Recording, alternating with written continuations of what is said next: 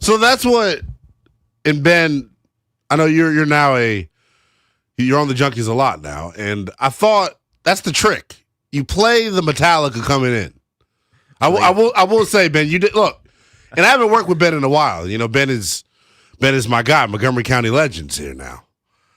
You got to trick them by playing the Metallica on the way in, so no one knows until they hear the dulcet tones of Dead and Day that this is not your regular 6 a.m. To 10 a.m. show. It's a Veterans Day edition. It is a Veterans Day, a holiday on a Tuesday. He's Linnell Willingham. I am Denton Day. It's good to see you. Haven't seen you in 36 hours. Yeah, last time I saw you, I was fuming. They gave me the day off yesterday, so I got to cool off. It's good management. I don't know how good management we have here in DC sports right now. Specifically with the local 53. Do you want to do the bit where we ask the question which team in the city is most likely to win a championship? Remember when we did that one over the summer? That was a fun time. Wow. How far away that's pretty unanimous that, it's definitely the Commanders. They're one game away from it last year. They got the quarterback. He masks all the problems. And now we're sitting here supposed to be celebrating that Dan Quinn is giving up taking over play calling duties as if he's going to make the Bad News Bears the Legion of Boom all of a sudden. I mean, come on. I can't wait till we get into it. I mean, we were served it up today on a silver platter is how I would put it. We were. But I know me and you were both crazy people. We did stay up and watch Monday Night Foosball. There's a lot to talk about. Wizards were on last night. I have a problem with Monday Night Football. How is it that we're in November, right? And when you think about the month of November, offenses are supposed to be open. They're supposed to be throwing the ball around the yard. They're supposed to be putting up points. We had not one, two primetime games that ended 10-7. Ugly. We had the Thursday night game with Denver and Las Vegas, and then last night, Philadelphia, who is the ugliest offense. They're effective and they win, but they are ugly. And they beat Green Bay 10-7. It's the girl on the cheerleading squad that has a lot of good connections. Well, I would say this though. She's talented. I would say that. She's great at math. She's good at something. I mean, the Eagles, look, it's not sexy, it's not flashy, but they just get it done. I think they're turning into like the Kansas City of the NFC. Like when we overreact to everything about Philadelphia, but they're quietly after last night up 7-2. Best record in the conference. With Kansas City, like Mahomes would do some wild stuff, right? Like he'd give you a moment where you're like, "Well, that was crazy." With Jalen Hurts, you're like, I can't wait for his post-game press conference. Well, for him to tell me about failure and how it actually is a motivator. What do you think? What was last night more about? Was it more about? Because I think Green Bay's a total fraud. If I'm being honest. We're the only team that they dominated. They haven't been the same since they played us, by the way. So if there's any Commander fan looking for a silver lining on the season. They were really good. Maybe we broke Green Bay. I thought they were a championship team when they played us. Not at all. I think Jordan Love is – we're about to enter that season, though. What is it, the Toyota-thon or whatever? Yeah, the Toyota-thon. Yeah, he turns into a crazy-ass quarterback. But right now, I just think I don't know. He's very average. He already got paid, too. I think they're kind of stuck with him. Josh Jacobs was fine, but I think you're right. He's average. Yeah, I don't know that I've ever watched a Jordan Love game, even in the month of Toyota-thon is December. Even in the month of December, where I'm like, that's a top 5 quarterback. Something like after Thanksgiving or something like that. He turns into a different guy. I get that. The turnovers he can't escape them. Whether it's interceptions, whether it's fumbles, that's kind of my issue with him. But to me, the bigger story with Philly, and this is, if you're like a fan of, 2020's football, the Eagles are not for you. No, they're not. They just line up and are really good on both sides of the line of scrimmage. Fred Johnson had to come in last night for Lane. No big drop off at all. Their offense. They're basically Iowa football, where they're not going to score a lot. It's not going to be pretty, but they're going to win a lot. They just punch people in the face. I'm a fan really of annoying. it. I'm a fan of it, and I think it's going to carry them all the way to the conference championship, depending on matchup. I think. When you watch them, do you feel like they're the best team in the NFC? Because I do not. And a part of that is because the NFC, it feels like, is incredibly strong this year. That West with Seattle and LA right now. I think one of those two teams, I actually think it's Los Angeles. Because Stafford right now is the MVP. I know a lot of people are making it about Drake May. A few people on our airwaves making it about Drake May. It's very much Matt Stafford. They are just dominating. He's thrown, I think it's like 13 touchdowns in the last 3 weeks. He something ridiculous. San Francisco. Yeah. And like San Francisco's defense is not what it once was in the early 2020s, but they punked San Francisco. Yeah. Emmanuel Forbes had a pick too, but whatever. This is about Matt Stafford. He's been awesome. Yeah. He's really good. As far as the NFC goes, I still think it's Philly until it's not. I just think when they gotta have it, when they're in big time situations, they just find a way to win. Last night, just finds a way to win. They find a way. They got Detroit next week. Yeah, and Detroit's been cosplaying a good football team all year. I actually think Detroit might be better than Philadelphia. I just think, although I don't think what we saw Sunday was a great litmus test. And that's what I think the problem is. You're coming in off of a cakewalk. Philly just was in a dogfight on the road. I think that's why they pulled their guys. They're like, we have bigger things on the horizon than making the Commander, than getting revenge on the Commanders. But yeah, that one's going to be really, really interesting. Sunday's going to be loaded, except for the Madrid game. I think every game on the slate's actually pretty good and relevant, except for our game. That actually makes me happy. You get the Madrid thing out of the way, and then you can just watch, the good teams. Yeah. But yeah, I think Philly's the best team in the conference. I think when you got to have it, I trust them the most. And I just think on both sides of the line of scrimmage, when they're all right and healthy, that's what it comes down to with them. Saquon washed. No, he's not had a good year this year in relation to what you expect from Saquon Barkley. But I would honestly say, even if for just a good running back, he doesn't even have 600 yards yet, and we're now 9 games into the season for Philadelphia. I think he had 600 yards at game 4 last year. Something ridiculous. He only has 4 touchdowns. I mean, this is the variance in year to year, especially when it comes to touchdowns. That's why you don't pay for touchdowns. He'll run all over us. Well, yeah, I'd run all over us. I mean, you. Yeah, me. Yeah. I don't know about run. You actually might get open in the middle of the field though. They won't even cover you. They don't cover anybody. Well, Denton, you haven't gotten the chance to. You got to come out to our neck of the woods once in a while. So this was that's across the river. Across the river. Are you talking about the 4-2 game again? Is that what you're about to do right now? I was just talking about how we're a hop, skip, and a jump away for Denton, but I don't think the people know, because when you crack that joke there, I think people think Ben is small but feisty. Got to play some hoops with him. I think that the people who are still tuned in today are going to learn a lot about Unfunny Ben. Yeah, and what the hell? What's going on? And Ben, this is why we need a camera on you, by the way. Yeah, we need. What do you mean unfunny Ben? I don't get that. Work on some material for you tomorrow so you can make the guys laugh. Look, I was on the Junkies, new to the show, obviously, so EB would just throw stuff my way, bully me a little bit. Throw actual things your way, like objects, chairs. I mean, basically. Memorabilia. A little bit. My feelings only got hurt a little bit sometimes, but it's okay. It's okay. The first 3 things he ever asked me were football-related questions, so I gave him a football-related answer. And he's like, "Hey, you don't seem like you're funny at all. Okay, so you're gonna be Unfunny Ben from now on." Because you just gave astute analysis. But now they laugh at almost everything I say, and I always say, "Why are you guys laughing?" 10-year crazy. I thought you said I wasn't funny. Yeah, here you are laughing. It's the scheme, Boops. You would have got there, Judge. It's the scheme. Do you think it's because you're a ginger? Are they bullying you because of that? That's tough. That is part of the reason. It's part of it. The gingers don't have souls. I get it. I understand it. Wow. We all seen the South Park episode. We got it. That's our goal for today, Linnell. We're gonna try and make sure that people know Ben has a soul, and that Ben is funny, because he actually is funny. He's a madman too, though. That's how I would describe you, Ben. You're and I mean this in a complimentary way. You're a madman. You do a lot. You're a worker, a grinder.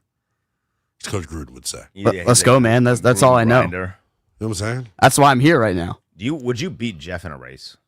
Well, I don't think people understand what's going on with Jeff right now. Well, if this was a couple months ago, Jeff is in Aaron Donald mode. Yeah, Jeff's in a mode right now. So I'm not gonna bark up that tree if I'm actually being honest. No, I probably wouldn't beat Jeff in a race right now. But I said something on G&D 2 weeks ago, and I want to see what you think about this. And I was a good sport about it. That's why they were able to bring me on. Grant Paulson, by the way, I mean, show's doing well. Yeah. I mean, do you hear him live? I mean, the show's doing well. Doing well. So I said something. I think I am probably the best pass rusher in all the CDC. I said, I don't think there's anyone in this building that could block me. Okay. And the person that he should have said, that should have been to the top of the list, is the guy that is a borderline Hall of Famer, tough guy. Brian Mitch. That should have been the answer of who could block me. You know who he said could block me in this building? I'm terrified. He said the combination of Toby Altizer or Ryan Clary. I said, put them both together. Put them both together. They couldn't block. Oh, that would not work. Hold on. Well. You don't think Doc Walker would put you on your ass right now? Wow. Well, I mean, come on, Doc. No, this is the thing about Doc. Doc is humble in his age, and he's checked out physically. You'd have to respectfully. You'd have to light a fire under Doc. Yeah, you would. If this was a trash talking contest, I wouldn't have any shot. To go against Linnell 1-on-1, that would light a fire under him. Probably. It would. It probably. I think he would actually give all the strength that he has left to put Linnell on his ass. He'd make it his personal mission. Well, yeah, Brian, and then brag about it. Number 1 on the list, like clear number 1 on the list. Yeah, Doc would have been clear number 2 on the list. With all due respect, well, there's not a lot of people here that can block you. Like, but Doc is think older. of the body types that you're working with here, and that's why I thought what Grant Paulson said was absolutely ridiculous, and we love the franchise. But I don't. First of all, I don't know that Ryan wants to block. That's a baseball guy. He doesn't want to block. You know, Toby was a college punter. Toby was a punter. Like, I mean, so it was just a way for the show to shade me, and I had to poke my chest out a little bit. I think we need to. I am in. Well, the way the Commanders. Well, I'm in direct contact with a guy that is, looking to make social media better. Okay. And I feel like you can't be making these sorts of claims without putting it to the test. I mean, isn't this what radio is about? If you're going to make a claim about that, like at the very least, when Jeff said he was fast, I guess a year ago, he got out there and ran a 40. Yeah. It looked terrible, but he got out there and ran a 40. He would crush it now because he actually runs. He and I were talking about it. I think the mystique of, Toby's got the Toki thing going on. If it was proven that Toki and Toby couldn't block. Yeah, I don't know that he wants to put it out on social media. Because remember, he talked trash to Valdez about golf a couple weeks ago. I loved that. And he didn't. He immediately backtracked it. Yeah.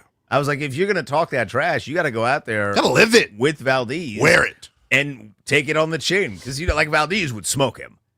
It wouldn't even be close. Valdez is a large man with hella torque. And that guy lives for golf. Yeah. I mean, he is the best. It's either him or BMitch. Golf in Ocean City. Golfer. Yeah, he does love it. I mean, no one loves secrets. He loves secrets. But I was really upset that they never did anything about it. So now I didn't know that it was said that he could block you. Well, the combination of them could not do it. Grant said if we did 10 reps, that they would win more than I won. They wouldn't win any reps. I think it was a total disrespect to me. This isn't about me. They wouldn't. I mean, unless they're sending like Clary in motion to Chip.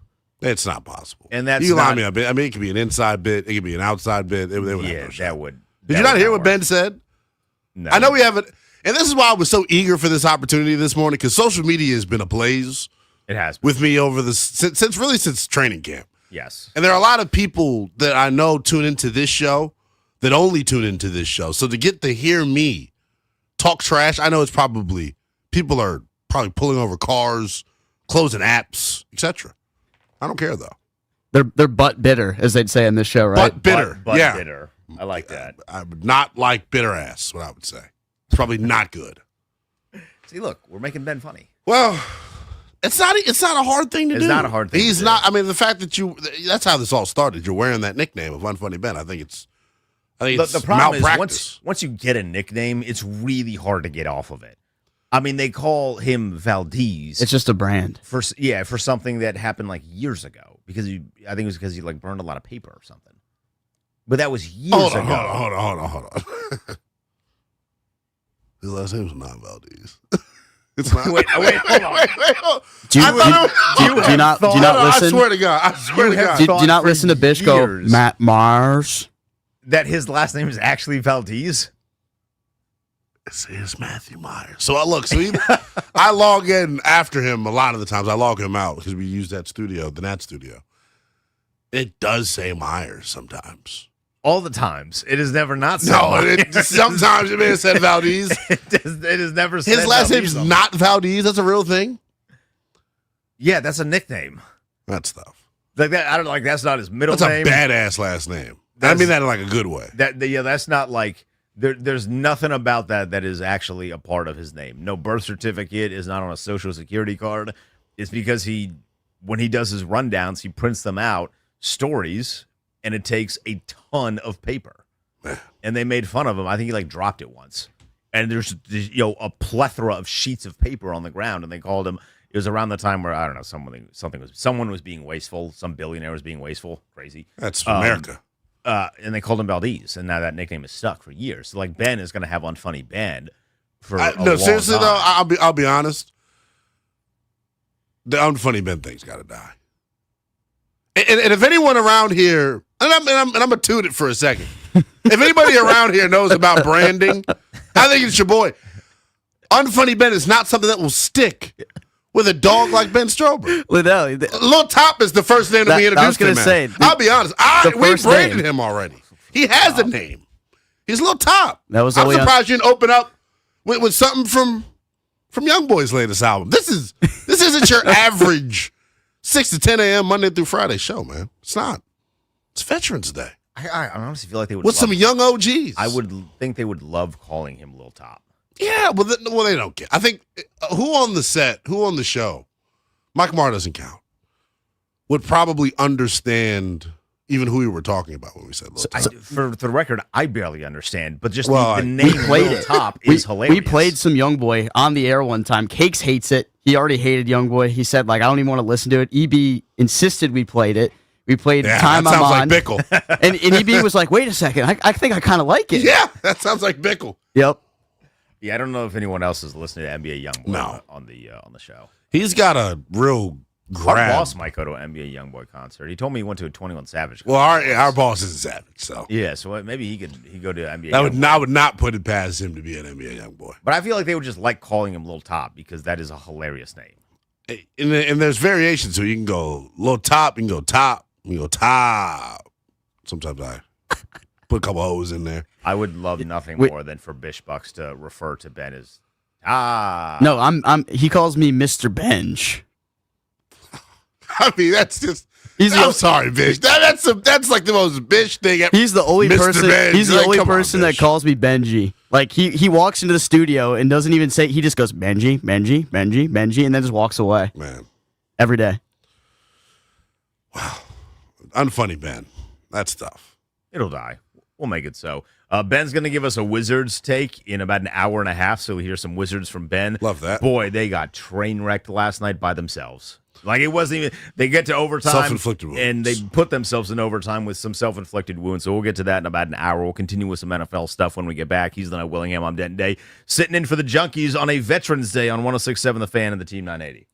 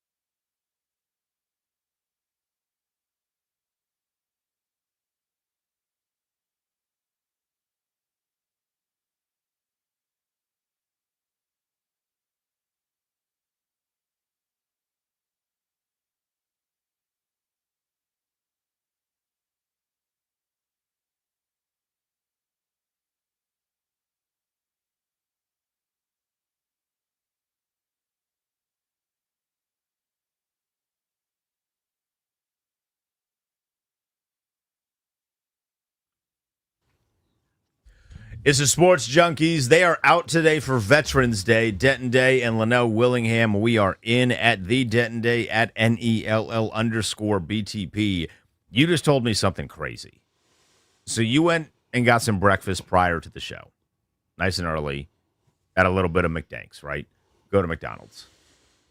And you told me you wanted to get the steak and egg McMuffin over a sausage and egg McMuffin. Well, McDonald's. I didn't go egg. I only go egg if it's going to be the steak, because the steak's got like the caramelized onions and it soaks up that fake ass egg that they give out. And hold on.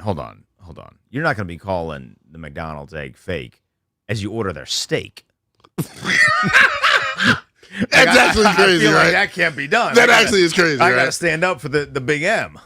The more we were coming back from break, full transparency, we were talking about this, and it was just like, I don't know how I can tell the story without making myself just seem like a total jackass. Which I know there's probably a lot of people out there that think that. And I don't think this story would be like fuel to the fire for that. I was just upset. Everyone knows if you got the McDonald's app, you got buy one sandwich, get one for $1 breakfast. And I wanted the steak, egg, cheese McMuffin. I get to the window, and the lady's like, doesn't work. What do you mean it doesn't work? I'm showing you the number, you punch the number in, it goes through. I do it all the time. All the time. Far too often, actually. And she's just telling me it doesn't work. And at about 5:08 a.m., I'm really not taking no for an answer. I had my mindset on this. Like, I want this. I woke up early. First of all, what those four do, Ben, what you do, is not funny. That's the only unfunny thing about you. Okay. Waking up as early as you Someone do. else in here does it too. Well, you do it too. I don't, this is like foreign territory for me. It is. I am like the night walker of Odyssey DC. I can't believe you're here.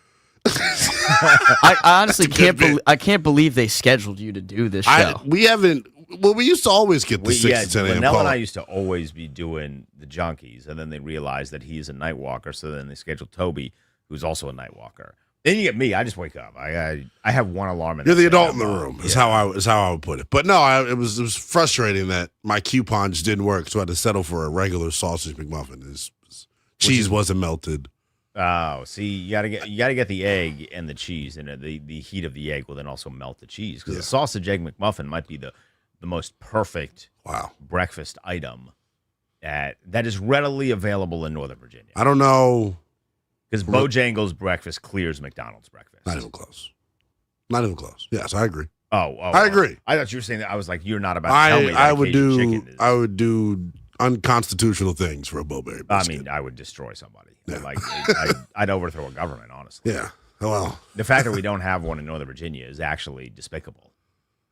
We never have this conversation. You're not going to get one like in DC, because it wouldn't have the same effect, I don't think.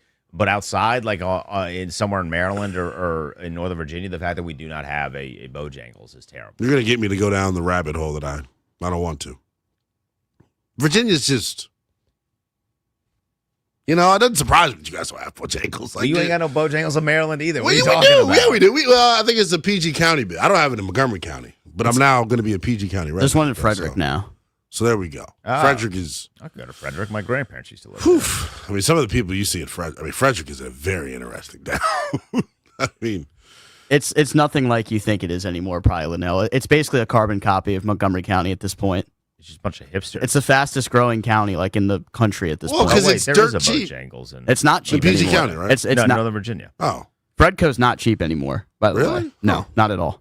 I know that was when was that the was last the time you bit. were in Frederick? That was the bit in high school. All the teachers would live in Frederick. Yeah. When's the last time I was there? You're saying? Well, no, you I'm sure have been there all the time, but my grandparents used to live there, and it was a very. There's nice just area. nothing good in Frederick except for Golden Corral and Waffle House. I think that's our closest Waffle House as well. You sleep on downtown Fred. Nice little spot. I'll be honest. Back in my college days, ripping and running the Greyhound, that was my stop, Frederick. So there's a nice ramen place in. I've had some Frederick. crazy Greyhound stories. For my 18th birthday, I got stuck on the Greyhound in the snow. We went to an Amish hotel. Oh, I bet you had nice biscuits though the next morning. Dude, the Amish can bake, bro. To think that the Amish have a hotel, it's just against their principles. Yeah, did the lights work? Everything worked. It was, I'll be honest, like, Damn, they're selling out for the dollar. Do they have a crank up radio? it was weird. Brad, Wi-Fi? It was actually like nice, but like they put us in a hotel because the roads were so bad that you couldn't get back home. And like you're in a hotel with the people that are on your bus. You sharing rooms? Well, some people started sharing rooms. I mean, well, that's what I'm saying. It was a very, very my birthday, my 18th birthday was spent with these randos. Like That is crazy. It's ridiculous. We were coming home for Thanksgiving break in college. That was something. That's a great way to start Thanksgiving. Yeah, and like one of the girls that were on the bus ended up keeping up with her, and it was a lot. She's viral. That's what I would say. All right, hold on. Little did I know I was in the presence of an online superstar. Oh, yeah, online superstar, cool. Viral could have meant two very different things in that context. For sure. And I was like, whoa, hold on. Yeah. Who is she? She ended up being, and you would never know, full transparency, she ended up being something like a silly OnlyFans model. Yeah. Okay. Cool. So Cool. It was just on my 18th birthday, Amish hotel. With an OnlyFans model. Locked on Lost is an OnlyFans accountress. Well, some of the money that people are making off OnlyFans is ridiculous, but that's here nor there. This is our problem when we get in. Well, we're embodying the boys too We're much. embodying the boys, but we're getting some help here. My guy Pat in Alexandria is jumping on saying that there's a Bojangles nearby. Pat, where's this near Bojangles? Because I am fiending for a Cajun biscuit. Hey guys, good morning. Good morning, Pat. How you doing? I just want to let you know that there is a Bojangles in Oxon Hill, and there's also one in Sterling. Yeah, as soon as I looked it up, Pat, I was like, I literally was at the one in Sterling. It's right across from like Costco, right near the Dallas Town Center. I'm a huge Bojangles fan too. So as soon as you guys said Bojangles, my antennas went up. Well, that's impressive. I will say this 1 point for Virginia. There we go. Pat got us a point for Virginia. Thank you, Pat. Probably the only point I will give out to Virginia the rest of my career. I'm not a Virginia fan. The people, you guys are great. A lot of our coworkers are from Virginia. You guys are good people. But other than that, I just hate Virginia. We feel the same way about Maryland. I know. That's why this relationship is able to work the way that it does. It's a give and take. It's a give and take. Well put. I might have to take the wife to Bojangles today because we're going out that direction. We're going out. I told you. Yeah. So later today, I found this thing on TikTok or on Instagram Reels, whatever. It's the same thing. It's just different billionaires owning it. Pretty much. And there's this coffee flight situation at a coffee place. Now, you're not a coffee person. My dumbass thought you meant that she had a flight and you were thought taking her to the flight. Dulles, and I was like, you're going to get a cup of coffee on the way. Flight's a buzzword for a wife/girlfriend. Anytime they hear about a flight, like they're like all coffee in. flight, wine flight, They're ready whatever, for it. dip flight, ready. Mimosa flight, yeah. Yep. Honestly, I'm basically a woman in that. You get me up for a good flight, I'm there. Yeah, I'll take a mimosa flight. That's good. incredible. Just With a bunch of different juices. Give me, grapefruit juice, some orange juice. Yeah. I'm there. Lemonade, I'll take it. But I might take her to Bojangles. That'd be romantic. Bojangles in Sterling, Virginia, right across from the Costco. You can't go wrong with a Bowberry biscuit. I'm just thinking like you guys are talking flights and whatnot, and you guys are two cuffed up gentlemen. I'm just a bachelor. I'm thinking that sounds like really exotic for something like that I would do with a lady. A flight of that just would not be on the bingo card. Are you looking? Am I looking? Yeah. I mean, I can tell you some places that you'll be able to find a nice woman. I know where to find nice women. That's the problem. I'm not looking to find a nice woman, and I'm just going to leave that conversation there. Oh, okay. I was going to recommend some Pilates studios. Well, I took my wife and I maybe took Terry's a Pilates. there. That's why he wasn't there on Sunday. He was doing Pilates again. He's going to Spain. Because they're going to make him sign all the autographs because Jaden and him aren't playing. No. Yeah, Jaden's got his arms busted up, so he's getting the all-inclusive Spain trip, which is social media has been hammering Terry McLaurin. Yes, by the way, what do you think about that? I think he should be at the games. Do we know that he's not at the games for sure though? And I'm surprised this has not been more of a talking point on this show in particular. We don't know for sure, But so my thought on this has been that the media is powerful, and we have enough connections at this station at 980 as well, where if Terry was there, someone would know. We'd be talking to people. There are enough people there that could see him, whether he's in the booth, whether he's on the sideline with a hood on strapped tight because we know he likes wearing hoods, whether he's just sitting there in the locker. Like, if he was there, I feel like someone would tell us that, no, he's actually there, and a lot of the vitriol that is coming his direction, because there's been a lot of it, but a lot of the vitriol is unwarranted. But no one has said anything about that. Well, we were talking about the current dynamic right now between team, media, etc. I don't know. I'm surprised that, one, if he's not there, because I'm going to continue to err on the side of, well, I don't know if he's actually there or not. But if he's not there, I have a major problem with It's that. a bad look. It's a horrible look. Jaden is there. You are a leader. And it's so, like, you could kind of get away with it, I feel like, in the beginning portions of the season when all of your other injuries were season enders. And, once you have a season ending injury, they hook you up with someone that's likely in your hometown or where you actually live. And that's why Dietrich Wise isn't here. He's rehabbing in Texas. Austin But Eckler, even he's come back around the building. he came back when they went to Dallas, right? Austin Eckler is not fully around because he lives elsewhere, so that they went back home where he could rehab there. Terry does live here, and that's like been the whole thing. Like he talked about wanting to be here because he has roots in the community, so he does live here. But then when you have Jaden show up to games with his arm wrapped up, and he's there, and then you're not, that really paints in a bad light. And we all remember what happened in the preseason when he wasn't showing up to anything, including a home game. And then you look on the other side game of said home game, and you see Trey Hendrickson there, who's in the exact same position that Terry was in at the time. It just all goes into the funk that is this year for them. If he's not there, and once again, we're spending some time on a hypothetical, Crimea River, I would just have a massive problem with it. I think right now, especially in the midst of this 4-game slump that you're in and you're being just totally non-competitive in 5 out of your 10 games, I just want all my leaders around.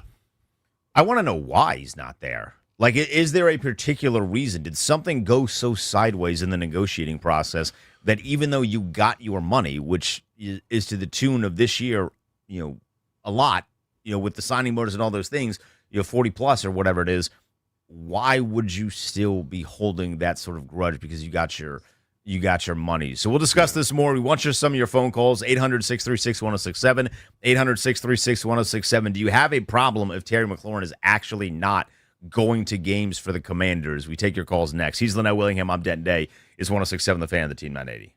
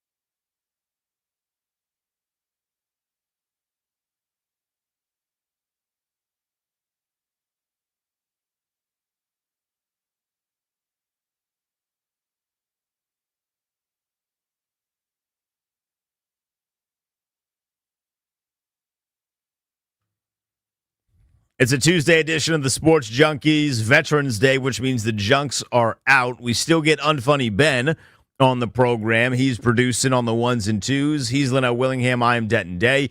We are sitting in for the junks. We are still scheduled to have Von Miller join the program at 9:20.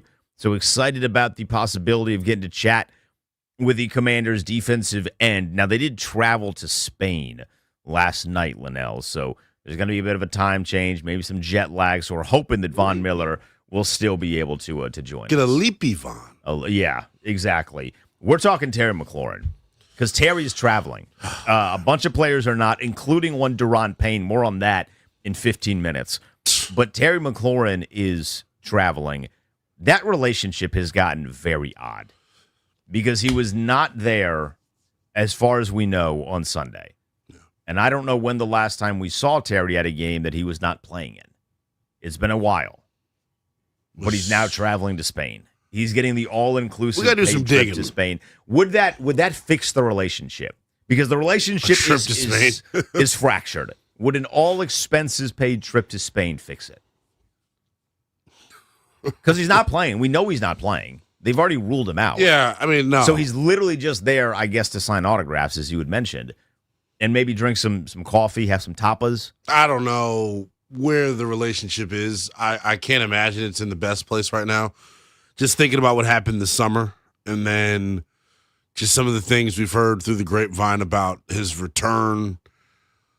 I don't know, man. It's interesting. When he came back and spoke before he played against Kansas City, just always super refreshing when you hear him speak. He also hasn't been speaking a ton, which is weird. I mean, he's hurt, so hurt guys normally don't speak. It just, I don't know. I said it during the break. I just think that whole situation set the tone for this year, and people could say that it didn't or did or didn't. I don't know.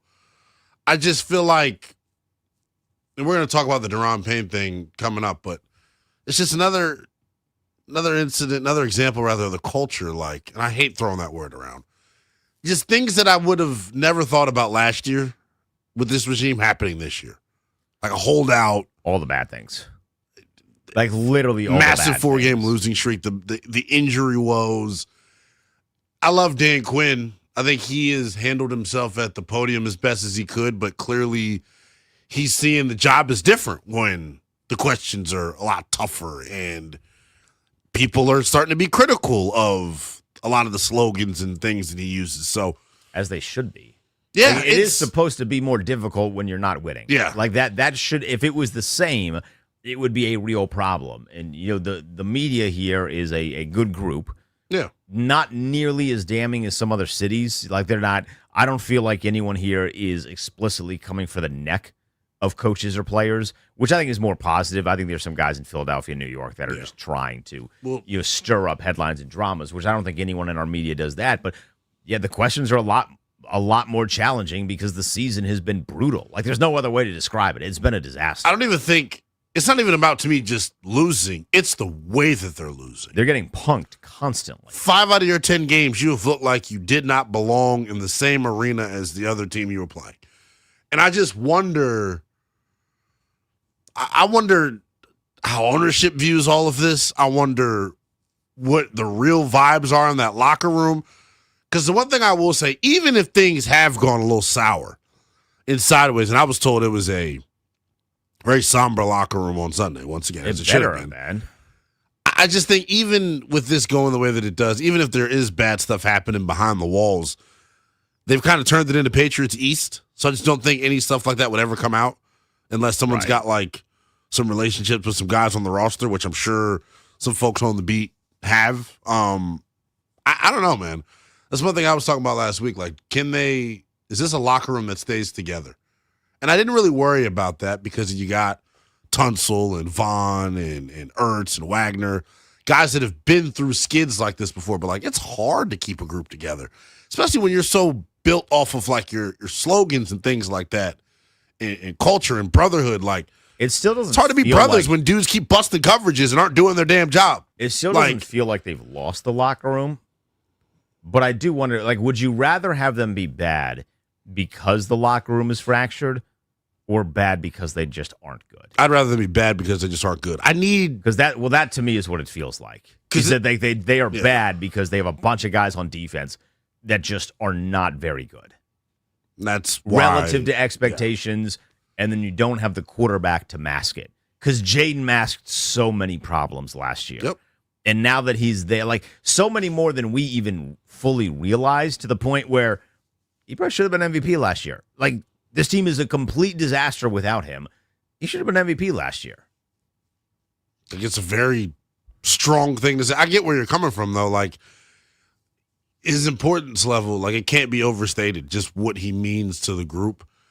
Not saying he would have fixed this defense. We were having this conversation. But like, how many times, I was thinking about this yesterday, how many times did we see, because Detroit basically Jaden'd us when they didn't punt at all, like literally not a single time. And how many times did we see that last year? And not only just the games where they didn't punt, but the games where Tress Way only had one or two.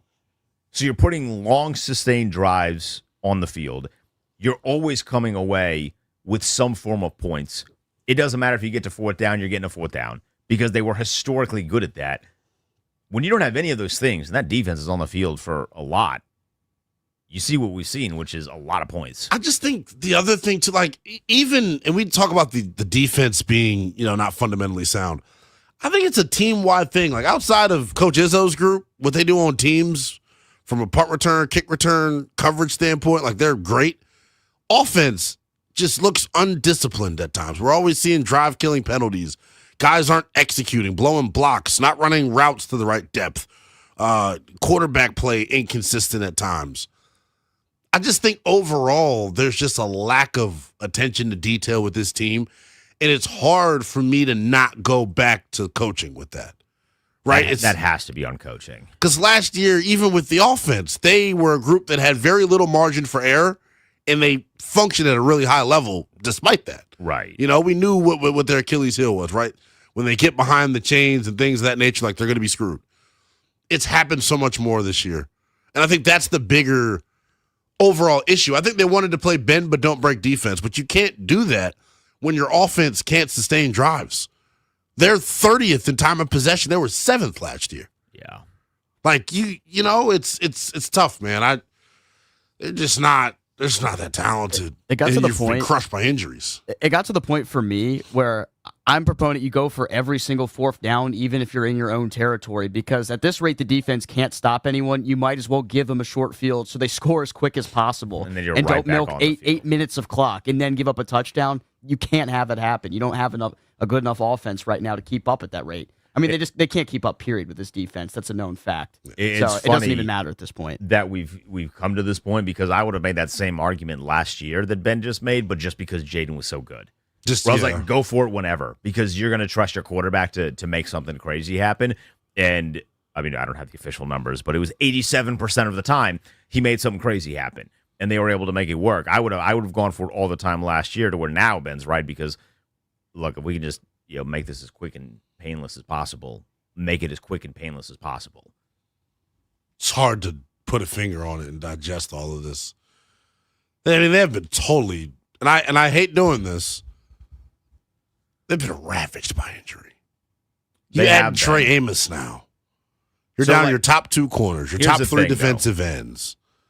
How much better would they be if those injuries didn't happen? Like, they'd be better getting pass rush, because Armstrong and Wise would be better getting pass rush. Yeah, I guess they wouldn't be worse. They wouldn't be worse, but like that. So that's the thing, because I'm big on TikTok now. I've been trying to push the TikTok thing, talking it, and there's a lot of people in my TikTok comments. You can follow me at Den Day. A lot of people in my TikTok comments saying the same thing. It's all about injuries. I'm like, well, how much better would they be if all those guys were healthy? The problem is, I think you're in the playoff conversation. I think you have you maybe you like beat Chicago. Defensively, should have beat anybody. You should beat anyway. The Chicago. Maybe you beat Atlanta. The worst loss of the maybe year. Maybe you beat Atlanta with Jaden. Well, with Jaden, yes. I'm talking defense.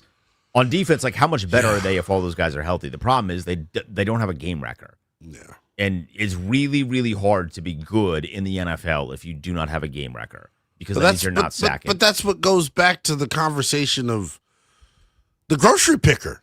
They handed DQ a pile of garbage. Yeah. They You did. know? I mean, it was not the best roster compilation of all time. Speaking of Dan Quinn, he just got a new role. What is it? We'll tell you when we get back. Plus, we'll take some of your calls on what's going on with the coaching at 800-636-1067. He's the Willingham. I'm Denton Day. It's the Junkies on 1067 and Team 980.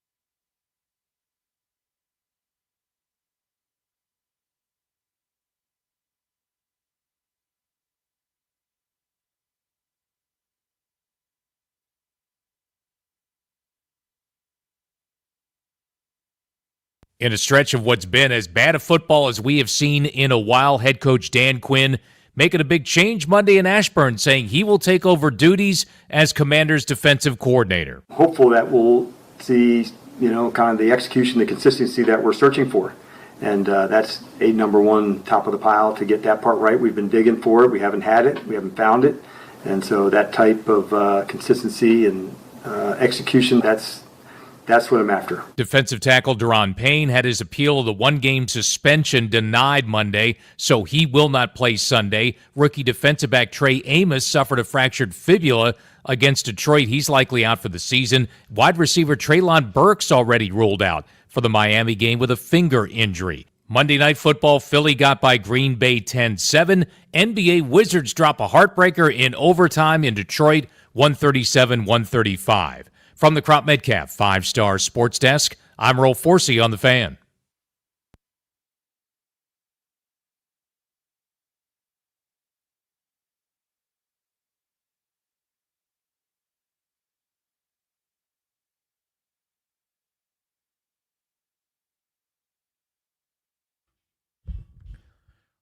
It's the Sports Junkies on a Veterans Day. The fellas are out. They're back tomorrow.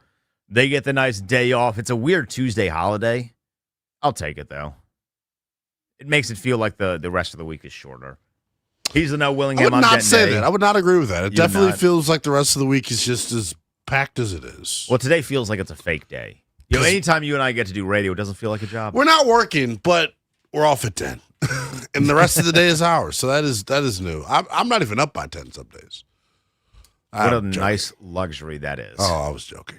Kind of. I could not do that. Big news yesterday. We kind of knew this was going to happen at some point. I question why it took so long. Dan Quinn announced that he is taking over as play caller. I believe, Ben, we have the audio of him making the announcement, but he said this yesterday at a press conference, and this comes after Washington lost its fourth game in a row of 21 or more points, which is the first time that's happened in the NFL since 2003. So here's Dan Quinn making the announcement that he's taken over play calling. When something's not working, we shift from the question of why isn't it working to what do we need to do to get it right. And right now that'll call for some change. And I'll take over the role as the defensive coordinator and all that entails. Known Joe as my right-hand man for years, and he took the news like the pro he is. As a defensive staff, including Joe, we're all consumed by getting it right, and that's exactly what we intend to do. So that was Dan Quinn yesterday making the change that he is going to be the defensive play caller. Your immediate reaction, because there was something he said in there that had me hot under the collar, but your immediate reaction. I feel like he was bullied into this decision. By who? Media, fans, us, except for me. I just don't know what this does, but put more pressure on Dan Quinn. Because the bottom line is, you can make an argument that maybe, Joe Witt being a first-time play caller, but this is now his second year as a first-time play caller. Yes. Maybe there's some shortcomings there, but what do you want him to do? This defense is hot garbage. They're decimated by injury up front. Yes. They do not have the athleticism and the tools in the secondary. They don't have the speed. I mean, I don't know what Joe Witt was supposed to do. You ask him to blitz. They don't blitz properly. I was about to rip my hair out on Sunday watching Jordan McGee. Instead of running through the running back in pass protection, we try to run around him. We don't blitz properly. We don't tackle. Our run fits on defense are god-awful. Guys do whatever the hell that they want. And I hate doing the whole, call guys out by name bit. Frankie Louvu does what he wants. He did this at times last year, too, where he just jumps in whatever gap he wants to jump in. We have no discipline as a defense. I don't know if that's a Joe Witt problem. Some people, around these parts like to say that it is. But damn, my whole thing is at what point he had to do something. I just didn't think it would be a coaching move before it's a personnel move. This is a huge, I would say, vote of confidence for the players. I would love to see what personnel changes come with Dan Quinn being the new defensive coordinator, because I don't think anything changes. I don't. They don't have talent. Adam Peters handed them a pile of garbage. That was going to be that was one of my big questions is, everyone has been clamoring for Dan Quinn to be the play caller because everybody is well aware of what he did in Dallas, but really everyone is well aware of what he did in Seattle. And the Legion of Boom was the best defense of a generation. Totally, totally fair. He ain't turning them to the Legion of Boom. Like I said, they also had really good players. They had Hall of Famers. Because when he left, defense. What do they continue to do? Be the Legion of Boom. Be really, really good. So, right? And one of those Hall of Famers just play here now, but it's been 10 years. 13 years at this point, actually. So I don't know what the anticipation is, but here's what he said that had me a little upset. It was very early in that. He said, we shift from the question of why isn't it working to now what do we need to do to get it right? Did it need to take you 10 weeks and a 4-game losing streak that is historically bad to realize that it wasn't working anymore? I feel like after the Atlanta game should have been the first real sign that things are not going well, because Atlanta the week prior scored 0 points. Like 0, zilch, zip, none. They didn't get in the end zone. They didn't get a safety. They didn't kick a field goal that went through the uprights. They didn't score at all. They didn't block an extra point and take it back. They didn't score at all. And then they hung 35 on your head. That would have been the point where I'm like, all right, something is clearly not being either coached well enough, the play calling is off, because at that point you were still decently healthy. You'd lost Dietrich Wise, I believe, at that point already. You lost a couple other guys, but you were still pretty healthy at that point, and you gave up 34 to a team that the week prior scored 0 points. That is where that question of why isn't it working needs to be really expedited.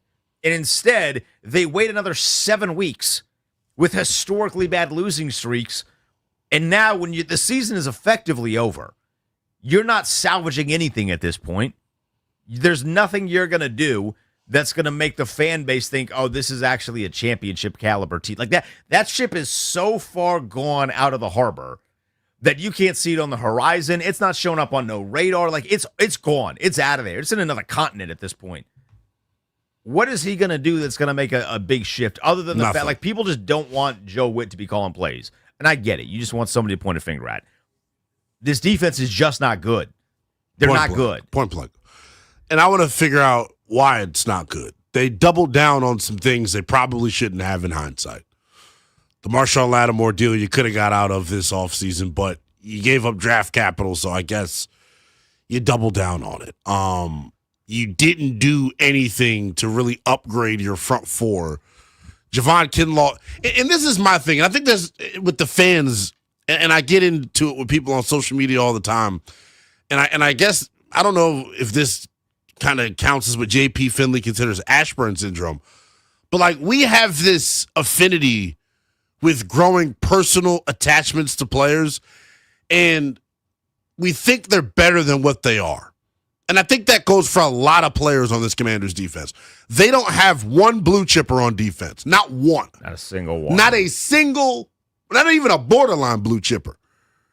They don't. And I know it was funny as hell. And I get it because I do, play-by-play stuff too. And when you're preparing for a team and you're talking about other teams throughout the course of the season, you don't know as much about Washington as maybe you should. Jonathan Vilma called Frankie Louvu the best player on Washington's defense. Where? He did. Where? Frankie Louvu was a very average linebacker. I think Jonathan Vilma was watching a lot of 2024 tape. Yeah, but he had a good year last year. He's been very average this year, right? Deron Payne, once upon a time, was considered one of the premier defensive tackles in this league. He is not that at this point. Javon Kinlaw, who has been good this year, has not been nearly consistent enough on a down-in, down-out basis. They don't have anybody in the secondary that is a difference maker. Nice. The second level is too slow. The third level is too slow. They don't get a pass rush. You said it a moment ago, and I think I'm glad that you're someone that's kind of walking this line as well. The ingredients that they need for their scheme to have a chance to work, they don't have, and we're going into year 3. You don't have any of the pieces you need. None of them.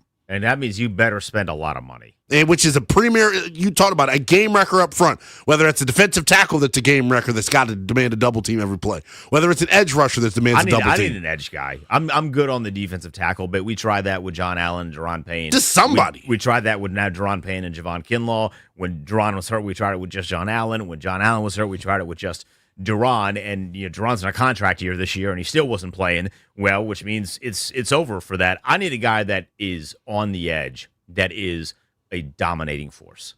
I look at really everyone else in the division, and they have one of those guys.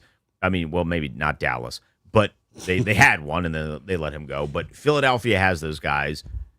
New York has those guys. You look at the good teams in the NFC. Detroit has one with Aiden Hutchinson. Los Angeles has one. Los Angeles has several. They have several with Fisk and the Florida State kid. Look. Seattle has one with DeMarcus Lawrence, who decided to play there over here. Yeah. All of these good teams, they have a pass rusher, and Washington does not. Jacob Martin's been good, but he's not a dominating pass rusher. He's a situational rusher on a good team. He's a guy that I'd like to see on the team next year. I would too, because he Eddie plays Goldman's the right way. a guy I want to see on the team next year, but like that's end of the list. Then I don't know what it is, and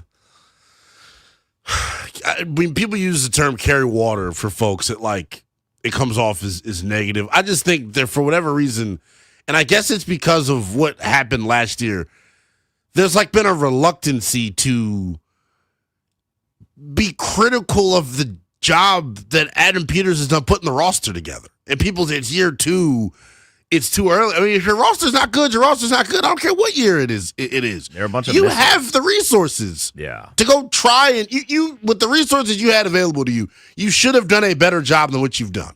Yes. Point blank. And I get guys have gotten hurt, but I go back to the comment I made before about we grow emotional attachments to guys. We think our players are just better than what they are because they're producing, quote unquote, here. Dorrance Armstrong was on pace for a 15, 16 sack season.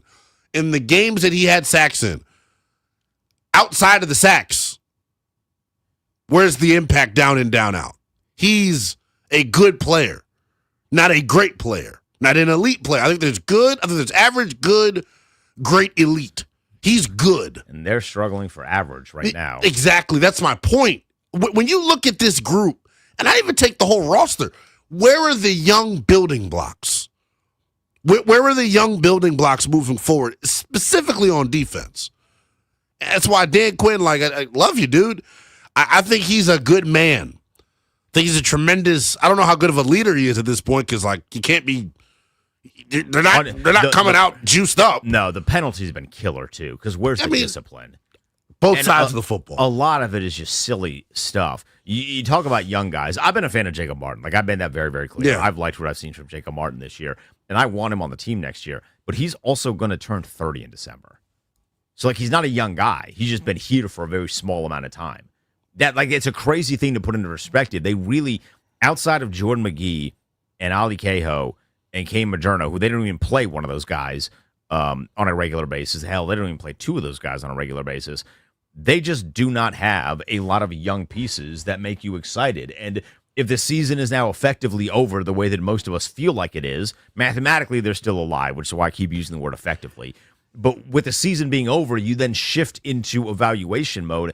There's not a lot of people that you want to evaluate because you've already kind of seen it. And that's what is the most frustrating element of this entire thing. They have to make some sort of change. And to me, Linnell, the big change is that Adam Peters cannot be doing the goofy ass mercenary contracts. But you can't just do the 1-year bits because you're asking guys to basically outperform what you realistically think they're capable of. And you got really lucky last year because Louisville had a multi-year deal and he played well. But I don't think they expected anything near what they got from Ertz and Wagner. And the fact that they went back to the well with that in 2025 and thought it would work at every other position. They did it at corner with Jonathan Jones, who actually has been okay when he's played, but he's been so damn hurt all the time. They did it with Dietrich Wise. They've done it with Eddie Goldman. They just did a bunch of 1-year mercenary deals, and now we're supposed to be stunned that did not work. But some of those guys, you have to have the floor of your roster. My problem is the floor of this roster is so bad, and we're 2 years into the thing. And I get it, right? You're asking, well, what is he supposed to do? He's had 2 off seasons to this point. When your draft picks are not contributors, when your draft picks aren't depth pieces even at least, it's going to be hard. They're a long ways away on the roster, man. I genuinely feel that way. They need a total overhaul defensively. I don't know how many starters you're bringing back off of this defense next year. You need to surround the quarterback with weapons. You have not done that at a good enough job or high enough rate. I think last year may have been. Your weapons also need to want to be here. Weapons need to want to be here, yes, certainly. But I mean, your draft picks got to become guys. And I know we fall into this conversation of, well, when is it an appropriate time to evaluate a draft pick? I get it, right? Where Jalen Lane made a big play this past weekend, but he hasn't been reliable at all to this point. But he's halfway through his rookie year. Touchdown in the early portion of the year that everyone was psyched about. Then he dropped a couple of returns, and then he dropped a couple passes, but he had that big one this past weekend. But the point is, he's halfway through his rookie year. Like, it's hard. I just go back to the first draft, and like that, not getting that right may have ultimately set back your rebuild in terms of where you are from a roster building standpoint. Because how many picks did Washington have? 9 in their first draft? They didn't get a lot of those guys. I mean, some of the misses that you had, I go back to the second round. Their second round, you could have built the middle of this defense, but you swung and missed maybe on all of these picks.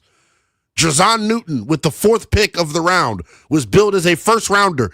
He looks like a rotational defensive lineman at best, right? Your very next pick is when they ended up making the trade, and you end up taking Mikey Samers still. Decent first year on the outside. I don't know how many 5'10" outside corners exist in the National Football League, so I don't know what that is about. I would leave him on the interior. Like, it's not something I'm interested in terms of kicking him back outside. Yeah, you got to let him grow. He gets beat up on the inside. I think the big reason is on the inside, like, there's a two-way go for these receivers. Like, you don't have the sideline as a boundary or as a help defender. I just don't think he has the athletic tools. But, like, then you take Ben Sinnott with pick number 53 overall. They got to look, man. Ben Sinnott got to play more. If the season's over, I like Zach Ertz a lot. If the season's over, you got to put Ben Sinnott in a position where he's playing more snaps. Well, because how do you expect him to get better at football if he's not playing football? Will he ever be that guy? I hate to do this, but like Braden Fisk is a terrorizer for the LA Rams. You passed on him for Jazon Newton. Cooper DeJean we know about, right? Kool-Aid McKinstry in New Orleans playing good football. Kamari Lassiter, Max Melton, Jackson Powers Johnson, Edrin Cooper. Imagine if you, instead of having Jazon Newton, you had a Edrin Cooper or a Cooper DeJean or a Braden Fisk. Like, you can't, when you swing and miss on these draft picks, it ultimately, there's a real consequence to that. And I think you're seeing it right now. I mean, ultimately now, because you look up and down this list, Luke has potential, so I'm not solely out on Luke. They're not even playing Brandon Coleman right now. Chris Paul is playing in the position where Brandon Coleman was supposed to be playing. You cut Dom Hampton. It felt like he had to get bullied by the media a little bit to play Jordan McGee, and then Jordan McGee plays, and it was fine, but he wasn't good by any stretch of the imagination. And then Javonte Jean-Baptiste is hurt. That's 5 draft classes in a row where there's been nothing but misses, with the exception of Jane Daniels, going back to the Ron years. So when you take into consideration that Ron put the worst 4-year drafting stint in NFL history together, and then that first year with Adam Peters is filled with a lot of, at best, swinging foul balls. Yeah. We don't have a lot of, maybe you could say like Mikey's a single, right? Luke might be a single. But I thought Johnny Newton was going to be a lot better than he was because he was awesome in college, and he has just not been. That's 5 years in a row of relatively poor draft classes. When it comes to building a defense, it's impossible to overcome that, man. Like, you have to hit in the draft picks. And then this past year, they just don't draft a bunch because they move a bunch of picks. And I get it. Debo's been good. Laramie Tunsil's been really good. I mean, he's playing at a really high level. So I'm not mad at them for going and getting Laramie Tunsil. But then the picks this year haven't exactly been awesome either. Amos has been good, but he's hurt all the time. I mean, he broke his fibula, so he's going to be out for a long period of time. But it felt like it had been 3 games where he had left with some form of injury as well. Are you as frustrated with the way that this roster is built as we are? 800-636-1067, 800-636-1067. It's the Sports Junkies on a Veterans Day with Linnell Willingham and Denton Day.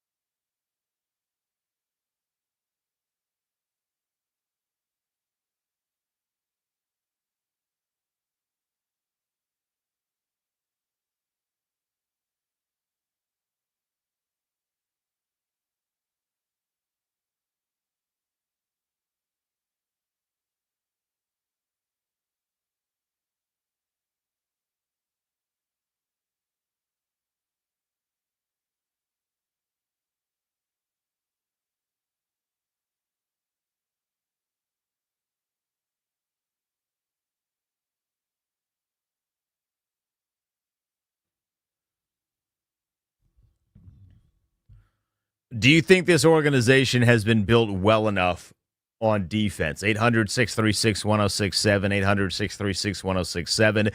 It's the Sports Junkies with Denton Day and Lynette Willingham sitting in for the Junks on a Veterans Day. The guys will be back tomorrow. You can tweet us as well at the Denton Day, at NELL_BTP. We got a couple calls on else. Let's hit the phones. We're going to start with Daryl in Woodbridge. Daryl, what's going on? What's up, man? Good morning. I just wanted to say, no, I don't think this roster has been handled well. And if we're being honest, I'm not saying anyone should be fired, but I think people should really look at things from like a top view. Adam Peters and everybody involved with San Francisco got saved because they drafted Brock Purdy. They screwed up the draft bad by drafting Trey Lance. They've already shown that they like to trade draft picks away. That's something that the people that I guess taught him, showed him this is how you build a team. No, they didn't. Like, you trade for Laremy Tunsil, then you use a first rounder when you know that you need an edge rusher and a wide receiver. Especially you need a wide receiver. You don't plan on signing Terry, which played out. They go draft Connerly. I even go back to last year when you draft Sennett and Newton, when they had quality wide receivers. Maybe a couple of them haven't necessarily worked out, but at least you could say that you gave it a shot. This team is built bad all around, and I actually called in. Like I said, I called in earlier this year, and people were like, nah. Oh, you have two wide receivers who are injury prone, and you go into the season with 5 wide receivers on the roster. And let's not talk about the defense in and of itself. I don't care what corners you have. If you don't get pressure, no corner can cover someone all day. So even if Marshawn Lattimore, who was just always right around the ball, like, bro, at least speed the quarterback up. We have zero pass rush. And it's all on Adam Peters. There's no way that you can try to say, oh yeah, this isn't on Ron. Bro, you've had 2 years. You have money. You had draft picks. This isn't Ron Rivera. This is Adam Peters. Yeah. Daryl, appreciate the call, man. Some good stuff in there. Josh Sweat has 8 sacks. Josh Sweat was available for free agency this That's what I'm saying. I don't know. Daryl made a good point. I'm not firing Adam Peters. I'm not saying no. I don't think anyone's saying fire him. I don't think well, there are some people, but most people are not. But what needs to be a heavily, talked about storyline is that there's a lot of pressure in year number 3. Because you really got to get it right. You can't just fire him every single year. You basically then become the Cleveland Browns, and we don't want to become that. Got to hit on these draft picks, man. It's why we were so enamored by him as a GM prospect. Wasn't because of his ability to trade. Wasn't because of his ability to sign free agents. They hit on the later round picks in particular in San Francisco. Like, some of their late round picks that they've had over the years, like, is pretty damn impressive, man. This Tatum Bethune kid at linebacker they drafted last year in the 7th round, and I guess AP helped build that board, so I'll give him credit for that as well. You look at Fred Warner and Dre Greenlaw and Brock Purdy, as we saw, and I mean, every year it feels Jalen Moore in the 5th round, like they're Lenore, Hufunga, like every year they hit on late round draft picks, and he hasn't hit on really one in 2 years. Yeah. Now is we'll Bill see. Considered a hit? I think your best late round pick to this point is probably Javonte Jean-Baptiste. You get silly for Javonte Jean-Baptiste. He's a good player. He only has 1 sack. He had 1 sack this year. He hasn't been able to stay healthy. He's never healthy. He's never healthy, but he's one of the prospects that you have. I mean, Bill has defensive so far end. been the best late round pick, but he's looked a lot more human as of late. He had a couple games though, and he got the fan base all fired up. Let's go to Toothpick. Toothpick, what's up, man? Hey, what's good? Thanks for taking my call. Listen, the first question you really have to ask is, have you identified your core players?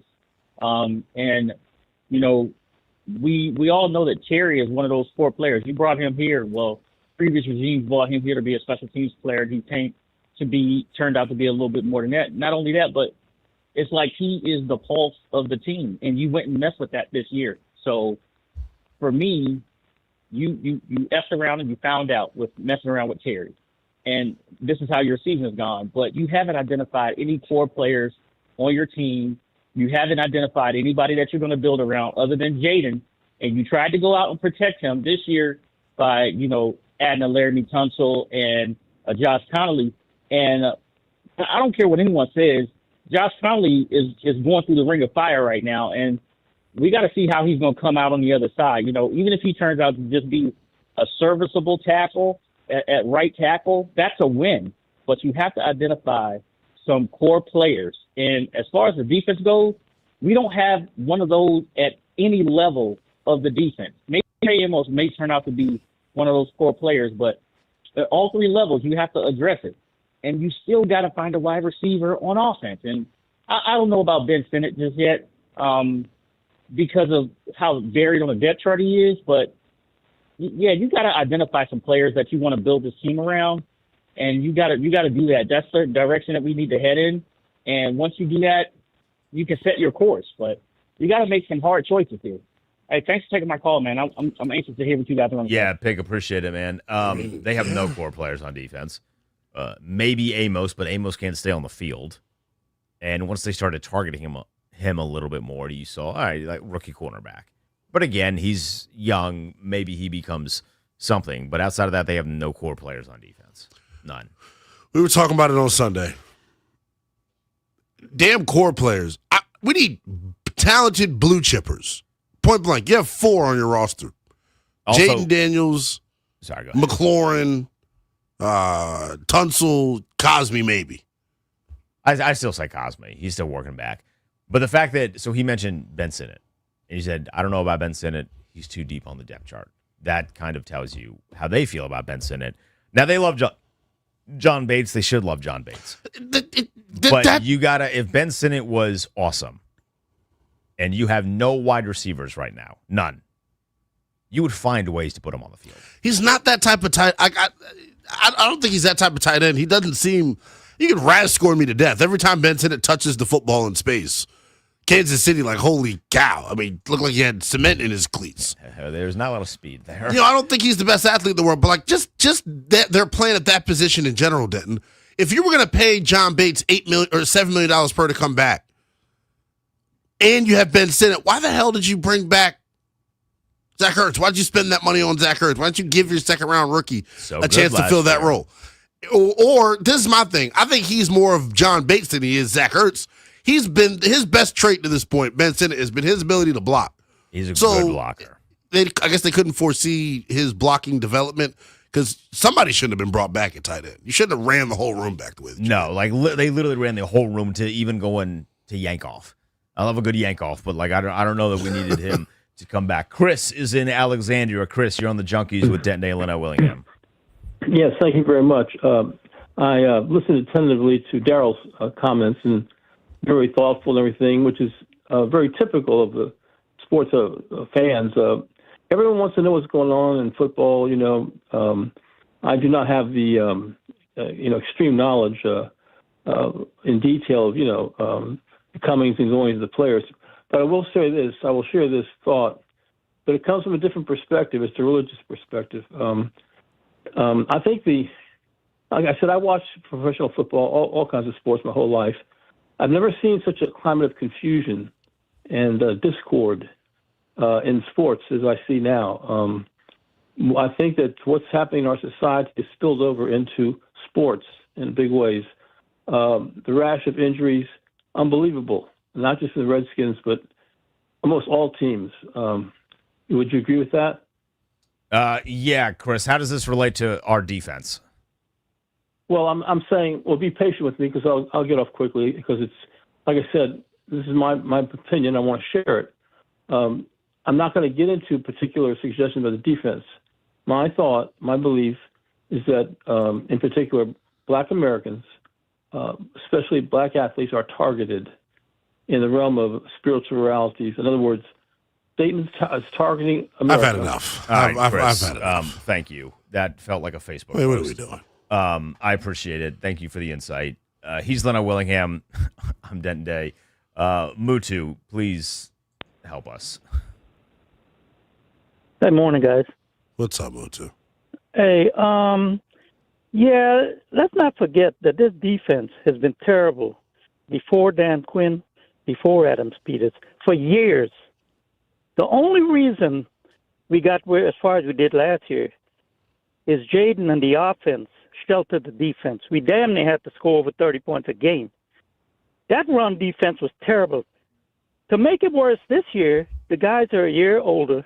And I'm going to tell you, and I hate to call out names, but I'm going to tell you how bad this defense, and I'm not even a coach. But when you got somebody like Quan Martin on your defense, which for me, at best, he belonged back on the practice squad, not even a backup player, the practice squad. And the other issue is a little. I mean, he's at least a backup. I mean, come on. Come on, man. Well, he's not a that's giving him a practice lot. squad player. Look, that's giving him a lot. I'll tell you that. But anyway, what concerned me too is the evaluation of talent, and this is where Adam Peters and Dan Quinn and the coaches, they're under the microscope now because a lot of the offensive draft picks, they're not stepping up. I mean, I like Luke McCaffrey. He carved the way as a punt returner, do one catch a game. But these guys are not making an impact. Yeah, that just on the popped me defense. too. Yeah, the defense, they're going to have to invest, man. You know, and this is why this conversation, Mutu. Here's the problem. I don't even see the effort. I'm not going to call out grown men's wide effort. Open. I'm not going to call out grown men's effort, but this is where we appreciate the call, Mutu. My frustration is I'm tired of like hearing it, and it's like I feel bad. I feel like I'm jumping the gun. You have to build your team through the draft, and you supplement it through free agency.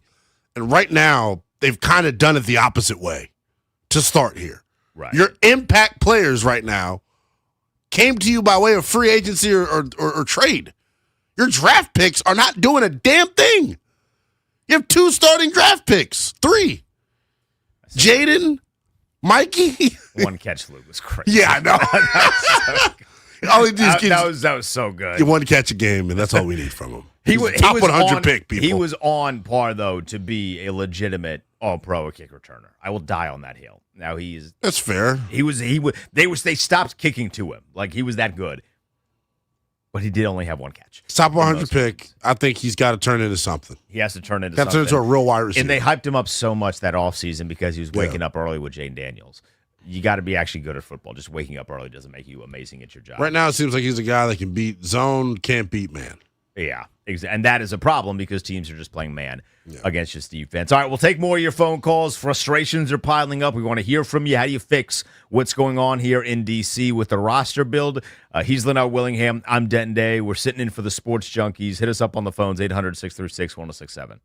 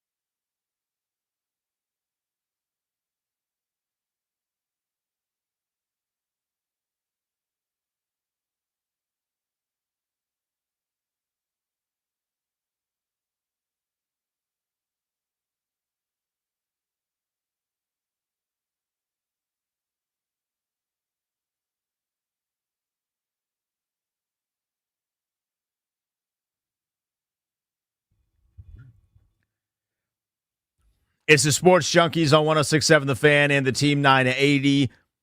Junks off on a Veterans Day. Denton Day and Linnell Willingham sitting in for the fellas. They are back tomorrow. Our conversation currently is surrounded around the way this roster is being built in Washington and how frustrated we are with the roster and the way that it is built. If you can't call us, you can tweet us at the Denton Day at NELL_BTP. We got a line open for you at 800-636-1067. Let's go to my old stomping grounds. Ashburn. Kurt is in Ashburn. Kurt, what's going on? What's up, Ashburn, Kurt? Good morning, Vince. This is, let me go do the whole thing since the date is Cannon, Seaman First Class, United States Navy Reserve. I appreciate your So service. anyway, thank you. Where's the bell? Give him a ding. All right. Thank you. I think it's way too early to talk about firing anybody and one bad year. You know, the Steelers and the Penguins. You always consider them in the playoffs. And I thought, well, what's different about them than other teams? Well, one thing, they don't change coaches or head coaches or general managers on a whim. They've had these same guys for a long time. Look how long Dick LeBeau was defensive coordinator. Yeah. And they stick with them, and they know they're good. So here's something kind of interesting, though, about the draft and defense. I was born and raised in Detroit. In fact, the first game I saw was the 1957 championship game between Detroit and Cleveland. And I only learned much later that back in the 50s, Detroit was the only team, until others started copying, who drafted players specifically for defense. Back then, they drafted people for offense and then made them fit somewhere in defense. So it's just kind of interesting change from today. A little bit. But anyway, For sure. I don't want to downrate the time. I appreciate your time. Yeah, for sure. And look, no one's trying to fire anybody. We got to stop living at both ends of the spectrum, like the extreme way, right? Like I'm firmly in the middle of like, hey, year one was great. You the beneficiary of playing quarterbacks like Will Levis and Jake Hayner and Cooper Rush and Andy Dalton and Deshaun Watson and so on and so forth. You played a real deal schedule this year. The roster is simply not good enough, point blank, on both sides of the football. You didn't have the depth that you needed at wide receiver. I didn't like your plan at wide receiver. Didn't like your plan on defense here for the first couple of years. You haven't poured enough resources into that side of the football. But the other part of this conversation is interesting to me, too, because we were just talking about, you know, what differences we're going to see with Dan Quinn here as the new defensive coordinator and play caller. Not a lot. Maybe more blitzes. We're going to see some personnel changes. That's my big frustration is how it took 10 weeks of just horrible play defensively for you didn't make any move personnel-wise. I mean, if they're going to make personnel changes, I'd be upset, too, because you could have made those when Joe Witt was still calling the plays. By the way, Kurt mentioned something. It wasn't to do with football, but because it was Veterans Day, if you served, let us know. We'll get you a bell. We'll get you a ding. Linnell got a bell in front of him. We'll give you a ding. Linnell with the bell. Ring that bell, Linnell. Yeah, ring that bell, Linnell. Let's go to Johan in Fairfax. Johan, what's going on? Johan, you there? Oh, that's not good. You're not. All right, 800-636-1067. You want to jump in? We'll go to Rob in D.C. Rob, what's going on? What's up, Rob? What's good, fellas? Man, first I want to say thank you to all the veterans. I do want to say that because this is a special day, and we appreciate our freedoms. Thank you guys for what y'all do for us. Second, hey, Linnell, then I'm going to let y'all know y'all are 1,000% right, but I got one better for you. Someone does need to be fired, and a lot of people not understanding where it's at. The last two games remind everyone of the Snyder era. Do you guys agree? No, I think the Snyder era is an extreme, but I see what you're trying to say. I got you. So you have people on the front office staff, your scouting and recruiting department, the people who evaluate talent, who have been here since the Snyder era. They have to go. The talent isn't good enough, so the talent evaluators aren't good enough. You talking about some of the scouts? You talking about the scouts? Yes. That's interesting because maybe we should look. I think we should look deeper into that in terms of did they flip over the scouting department? Look at Colony, right? And look at Simmons from Ohio State. There's no way possible you're telling me these two kids graded out the same. This not possible.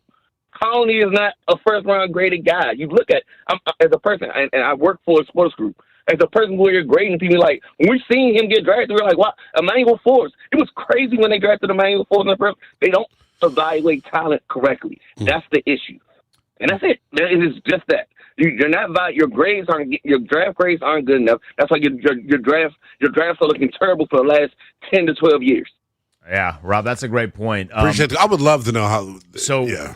It is worth noting that the first draft with Adam Peters was a combination of his personal board and using the scouts that were holdovers from the Rivera era. This year, after that draft, they then cleared house, brought their own scouts in, and this year was the first year where they used their own scouts. You're not going to come in as soon as you get the job and January or February, whenever he got hired, and immediately start clearing house because the draft is too soon. So they used kind of the combination of his own stuff and Rivera's stuff for that first draft, which was your Johnny Newtons, Ben Sinnott's, the RAS-score draft, as I like to call it, because they would not shut up about the RAS score. Well, I'm just looking here. Pete Pissarelli, entering his 9th season with the Washington Commanders. He is a college scout. That's very interesting. I wonder the turnover. Ronald Rose in his 8th season with Washington as a college scout after joining the team in 2018. Keep going down the list here. I didn't know they kept anybody. Paul Skansky entering his 8th season. Of the belief that they let everybody go, so I'm stunned that their scout from the West region has been the same guy for the last 8 years. Now, I don't know the track record of these guys, but I do think when you haven't drafted well over in a while, and a lot of your scouts have been here for 9 years. The scouts aren't making the picks. No, they're getting around. They're sending notes out. They're talking to coaches and getting some personality stuff in there. Yeah. So it's not all on the scouts, but it is. I was of the belief that they had brought in a completely new group of scouts in year number 2 for Adam Peters. So I'm stunned that there are guys that have been here. They're Midwest scouts. Since the Jay Gruden era. So I'm going back to Madden here for a second. In Madden, you have they've got really detailed with the franchise mode. You can go Northwest Scout, Midwest Scout, to each of the regions. Their Midwest region scout has been here for 11 years. That's like Jay Gruden era stuff. He's oversees that. That's Roger Terry. He's been here for 11 years. That's almost Shanahan. Paul Skansky oversees the West region. He's been here for 8 years. You gotta fire. Not saying you gotta fire those dudes, but I don't know, man. There is a big disconnect with me in the draft, and I'm glad that I was at Rob and DC that hit on that. It's a good call. Right. But the thing is, you can't fire them now. Not saying fire them now, but go through the draft process, and then after the draft process, if you want to make a change, you make a change. 800-636-1067, 800-636-1067. Our guy Disco is in Laurel. Disco, what up, man? Good morning, gentlemen. How are you today? What's going on, Disco? Hey, man, first of all, happy Veterans Day to our veterans. Happy 250th anniversary yesterday for any Marines out there. So I will say this. I think the accountability for the defensive coordinator comes with look at the regression of some of the young players. You've got people calling Mikey Sanders still trash and things like the kid can play. The number one thing that you look at is look at the play of your young people. They have regressed, and I think that's on the coach. The other thing with Adam Peters, I will say this. The bloom is off the rose, but nobody needs to be fired, okay? But this is going to be the most important offseason that he has coming up. And this is absolutely, other than Jaden Daniels, this will be his most important first-round pick in recent memory outside of Jaden Daniels. Yeah. He has to hit on that pick. It has to be an impact player. It has to be a player that can contribute now, no projects, we got to see. He has to play now. But one last point I want to make, about, people are talking about firing and all of this kind of stuff. We've been doing that for so many years. Cliff Kingsbury is going to be one of the most leading candidates for head coaching, and people are like, he should go. He doesn't do play calling. When the sky's falling, people want everybody fired. We've lived there for years. Let's let these guys fix what they did. He went all in, and it didn't work. The Tunsil trade, I was on record as saying it's good. I mean, I guess it worked out, but I always question whether we absolutely had to have him, and was Brandon Coleman a problem? Thank you. Disco, appreciate it as always. We got 20 seconds if you want to react. I just got to go back to and Tim Gribble. Tim Gribble has been the director of college scouting since January of 2020 when the problem started. I'm just saying, because Rob and DC, you got me on one with the draft stuff. The scouting information has been very. What are we doing, AP? You're 2 years in and you don't have your own director of college scouting? All right, we're talking Wizards next. A little top going to jump on with it. That's Ben Strober. He's the No Willingham. I'm Denton Days, the Sports Junkies on 106.7 The Fan.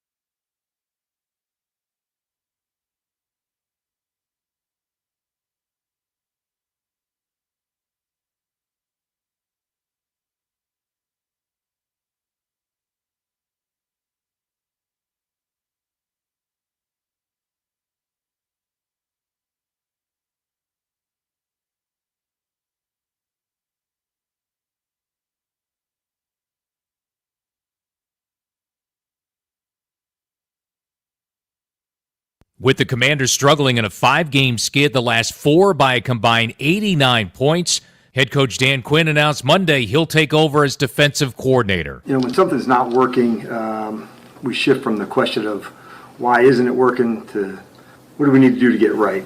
And right now that'll call for some change. And I'll take over the role as the defensive coordinator and all that entails. Even with the change, Joe Witt Jr. will remain on the coaching staff. Injuries: rookie DB Trey Amos suffered a fractured fibula Sunday. He's likely done for the year. Wide receiver Treylon Burks already ruled out for the game against Miami in Madrid Sunday with a finger injury. And Daron Payne had the appeal of his 1-game suspension denied, so he's out Sunday as well. Monday Night Football, Philly knocked off Green Bay 10-7. NBA, the Wizards lost in overtime at Detroit, 137-135. From the Crop Metcalf 5-Star Sports Desk, I'm Earl Forsey on The Fan.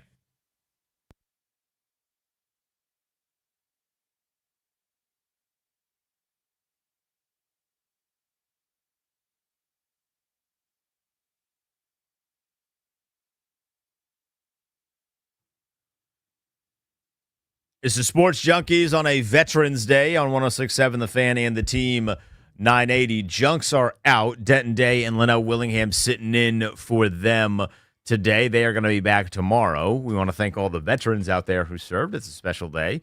We're going to take calls throughout the process of the show. If you did serve, let us know. Linnell got a bell in front of him. We'll celebrate you with a ding of a bell. It's not much, but it's literally all we have. Von Miller is scheduled to join us in an hour and 20 minutes. Ryan Fowler is going to join us in an hour, talk a little bit about some names in college that we might need to start paying attention to now that the season is over. Well, let's talk a little bit of Wizards. How about that? We got a little top back there. Little on Funny DC Ben, family. There's a bell for that, too. host of the Locked On Wizards podcast. You also hear him and see him on the Junkies Monday through Friday. Ben, tough one last night for the Wizards. Losing overtime to the Pistons. They give up what is one of the most inefficient triple-doubles I've ever seen to Cade Cunningham. He shot like 31% from the field. He scored 45 while shooting 44 shots. 45 shots, and then he got to the line 18 times as well. So you put that in perspective, he took like 52 shots. 52 shots on the floor, and then and totally shot over 60 times last night. It's just insane. But I was happy just to see the team at least have a resemblance of competitiveness yesterday, because on now this 9-game losing streak, which it's disheartening. It's tough at this point. It's what you expected, though. You expected plenty of losses. You expected development to come along with it. I didn't really expect them to go on a streak like this year. I was hoping you didn't see another double-digit losing streak, considering you went on 2 separate 16-game losing streaks last year. But here we are. You play Houston on Wednesday, so maybe the 10-game losing streak seems almost inevitable before you play Brooklyn. Maybe the other team that's trying to out-tank you at this point. So that'll be a fun one on Sunday from Capital One Arena. But yeah, how about vintage C.J. McCollum finally making that was his the story name last shown? night. Yeah, because the first 6 games of the season, C.J. McCollum was getting trashed by this fan base saying, I can't believe how bad this guy is. He seems like he's the tank commander. No, that wasn't the case. He scored 25-plus in the last 3 games, and he was very efficient last night until overtime where he went 1 of 6. He was calling his own number. He was gassed out there, so I wasn't too surprised to see how things fell apart in overtime. But I was glad that that young team got the experience to play down the stretch against a really good Detroit team that I think this Wizards team could actually learn a lot from. They molded that entire core. They built it through the draft. Cade Cunningham, Jalen Duren, so much young talent on that Detroit team, and they survived this part that the Wizards are in right now in this rebuild. That team went on a 28-game losing streak with that young core of players, and look where they are now, top of the Eastern Conference, 7 wins in a row for Detroit. Gotta find your Cade Cunningham. That's the difference. They have the star, but he's playing at Duke right now. Yeah, well, who knows? But the way Alex Sarr is playing right now, man, his sky feels like it's the limit for him. I mean, totally outplayed Jalen Duren last night. 15 boards against one of the best rebounders in basketball. Talk about Duren. His offensive game has been a lot better. The shot diet is more consistent on the interior. There's a level of confidence he's playing with right now, and I know everyone's enamored by Keyshawn George because he's the guy that got off to a hot start, but I think, Ben, when I came on Locked On Wiz to start the year, even coming out of the Summer League and how excited everybody was, Alex Sarr's got the most upside in terms of being that star for them because he's 7'2" and can just move He's had a couple really good fluid games movements. this Yeah, he has. He looks like the real deal. By the I'll way, be honest. Cade Cunningham's night last night, his 31 missed shots was the most in NBA history since the 76-77 merger. Linnell, you and I have said it together so many times that we think Alex Sarr is going to be one of the most integral parts of this Wizards rebuild, and he's lived up to the billing for what you expected in a guy in year number 2. He seems like he just kind of gets it now. You know what I'm saying? Yeah. Because you and I have texted with one another throughout the entirety of these Wizards games. Sometimes it feels like only you and I are even watching these things. But when you look at Alex Sarr operating out of the pick and roll, where he's been excellent this year, he's leading the NBA in screen assists, which I found out. Nuts. It's crazy. And the way he's operating at points per possession around 1.5 when in the pick and roll, that's excellent. That's something you can really build around, and especially considering how his shot diet, as you mentioned, has changed. Last year, only 17% of his shot attempts came from 0 to 3 feet, which is a 7-footer, doesn't make any sense. He's figured that part of his game out. The mentality is there. He takes it to the chest of the defense. He did it to Joel Embiid. He did it to Jalen Duren last night. He's got a new level of physicality to him we didn't see in year number 1. And maybe because last year they put Alex Sarr, you kind of throw him into the fire as number 2 overall pick and to say, hey, go out there and, experiment with some things, see what works, see what doesn't. He was taking way too many shots from the outside. He was fading away from the basket too often, not going up strong. He's not doing that this year, and that's why he's playing at such an efficient rate compared to how he did at year number 1. His box plus minus, just a couple days ago, I'd have to double check if it's still the case, was top 20 in the NBA. Like borderline playing at an all-star level. Now, he's not going to get that nod, obviously, because it's a popularity contest. The Wizards are bad. They've lost 9 games in a row. But Alex Sarr has given some real hope and ignited what this fan base could start to look forward to in the future. This guy is only 20 years old. He doesn't turn 21 until April. And how did they even get to overtime last night, Ben? I want you to break me down the play where Bub Carrington looked like prime vintage Otto Porter. I got you. Well, they're up by 5 with 14 seconds to go. And Keyshawn George actually gets to the line with 2 seconds left in the game. He has to knock down both to ice this thing. He only makes the first. So once Detroit gets that rebound, you go, oh boy, here we go. This Wizards team has seemingly found a way to lose in these situations. They blew a 15-point lead in 5 minutes to go in the game against Philadelphia. And last night, you could really feel it starting to slip away there late in the fourth. On the inbound play, so Cade is inbounding it. And you're like, okay, he's out of the play. He's not as much of a threat. They were trying to set like a double screen up top, or I don't even know what was happening at the top of the key. But Jalen Duren and somebody else collided. They both fell on the floor. So essentially, 3 guys are out of the play with 2 seconds to go. So you go, all right, there's only 2 guys that can possibly tie this game. And Jenkins in the corner. Somehow, Bub Carrington loses sight and loses like a lapse of focus momentarily.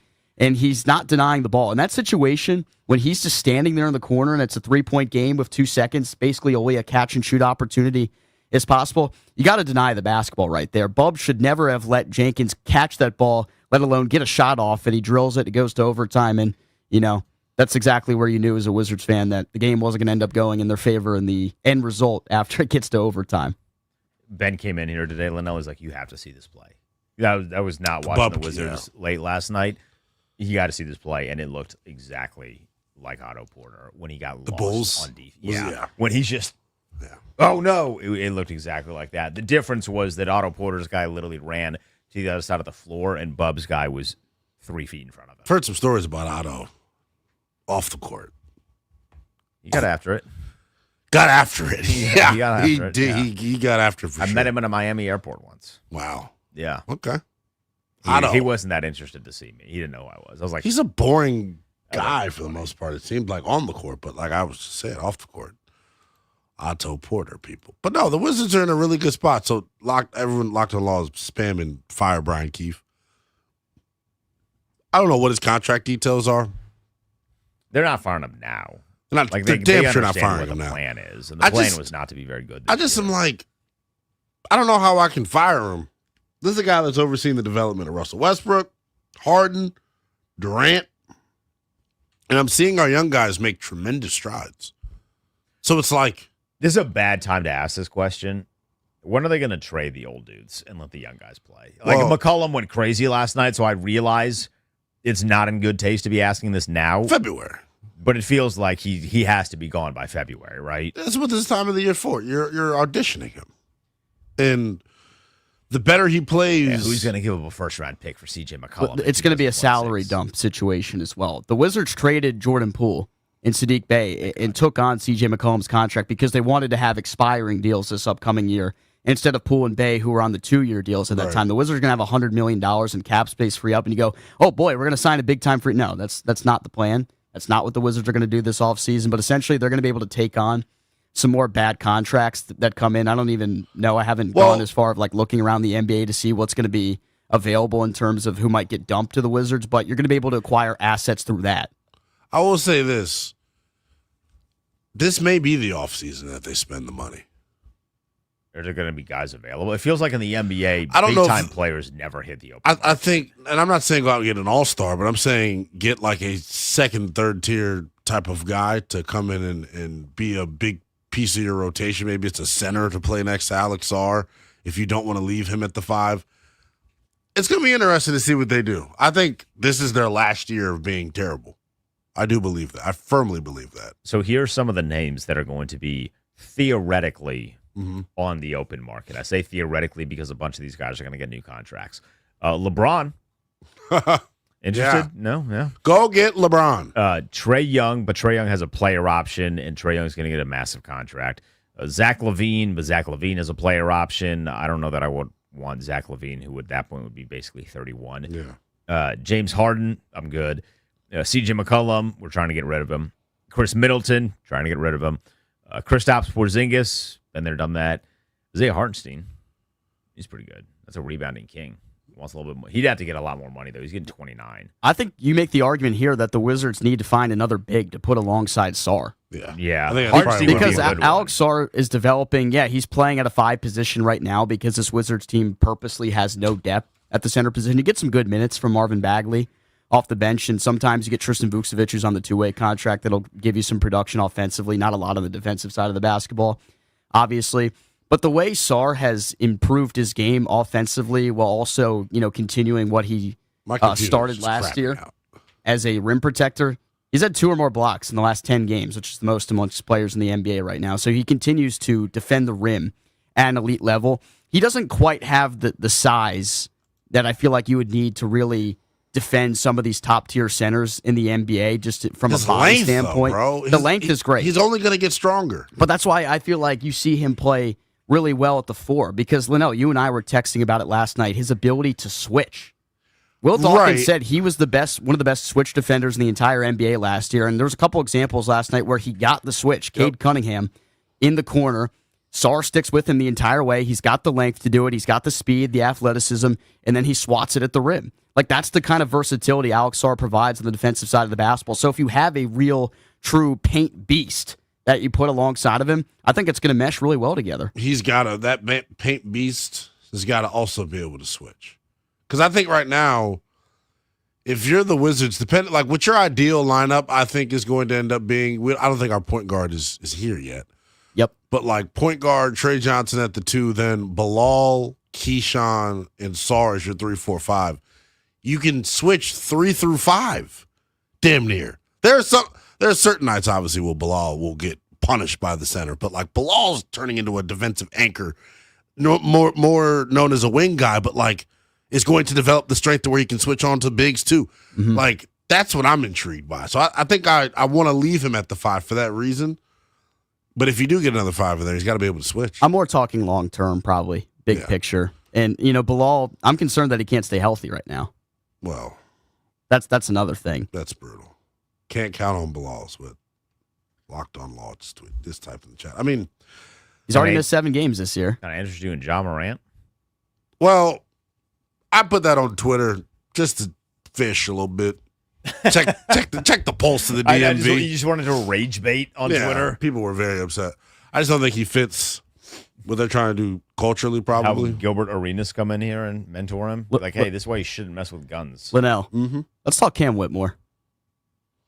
We got to. Because the first couple games, he's the most polarizing man. It did seem like the fit was there. His minutes decreased in 4 straight. He only played in 5 minutes at the season low point. But the past 2, where he's found himself in the rotation and he's actually bought in to what this team needs out of him, a guy that actually gets it done on the defensive side of the basketball, while providing that microwave scoring ability.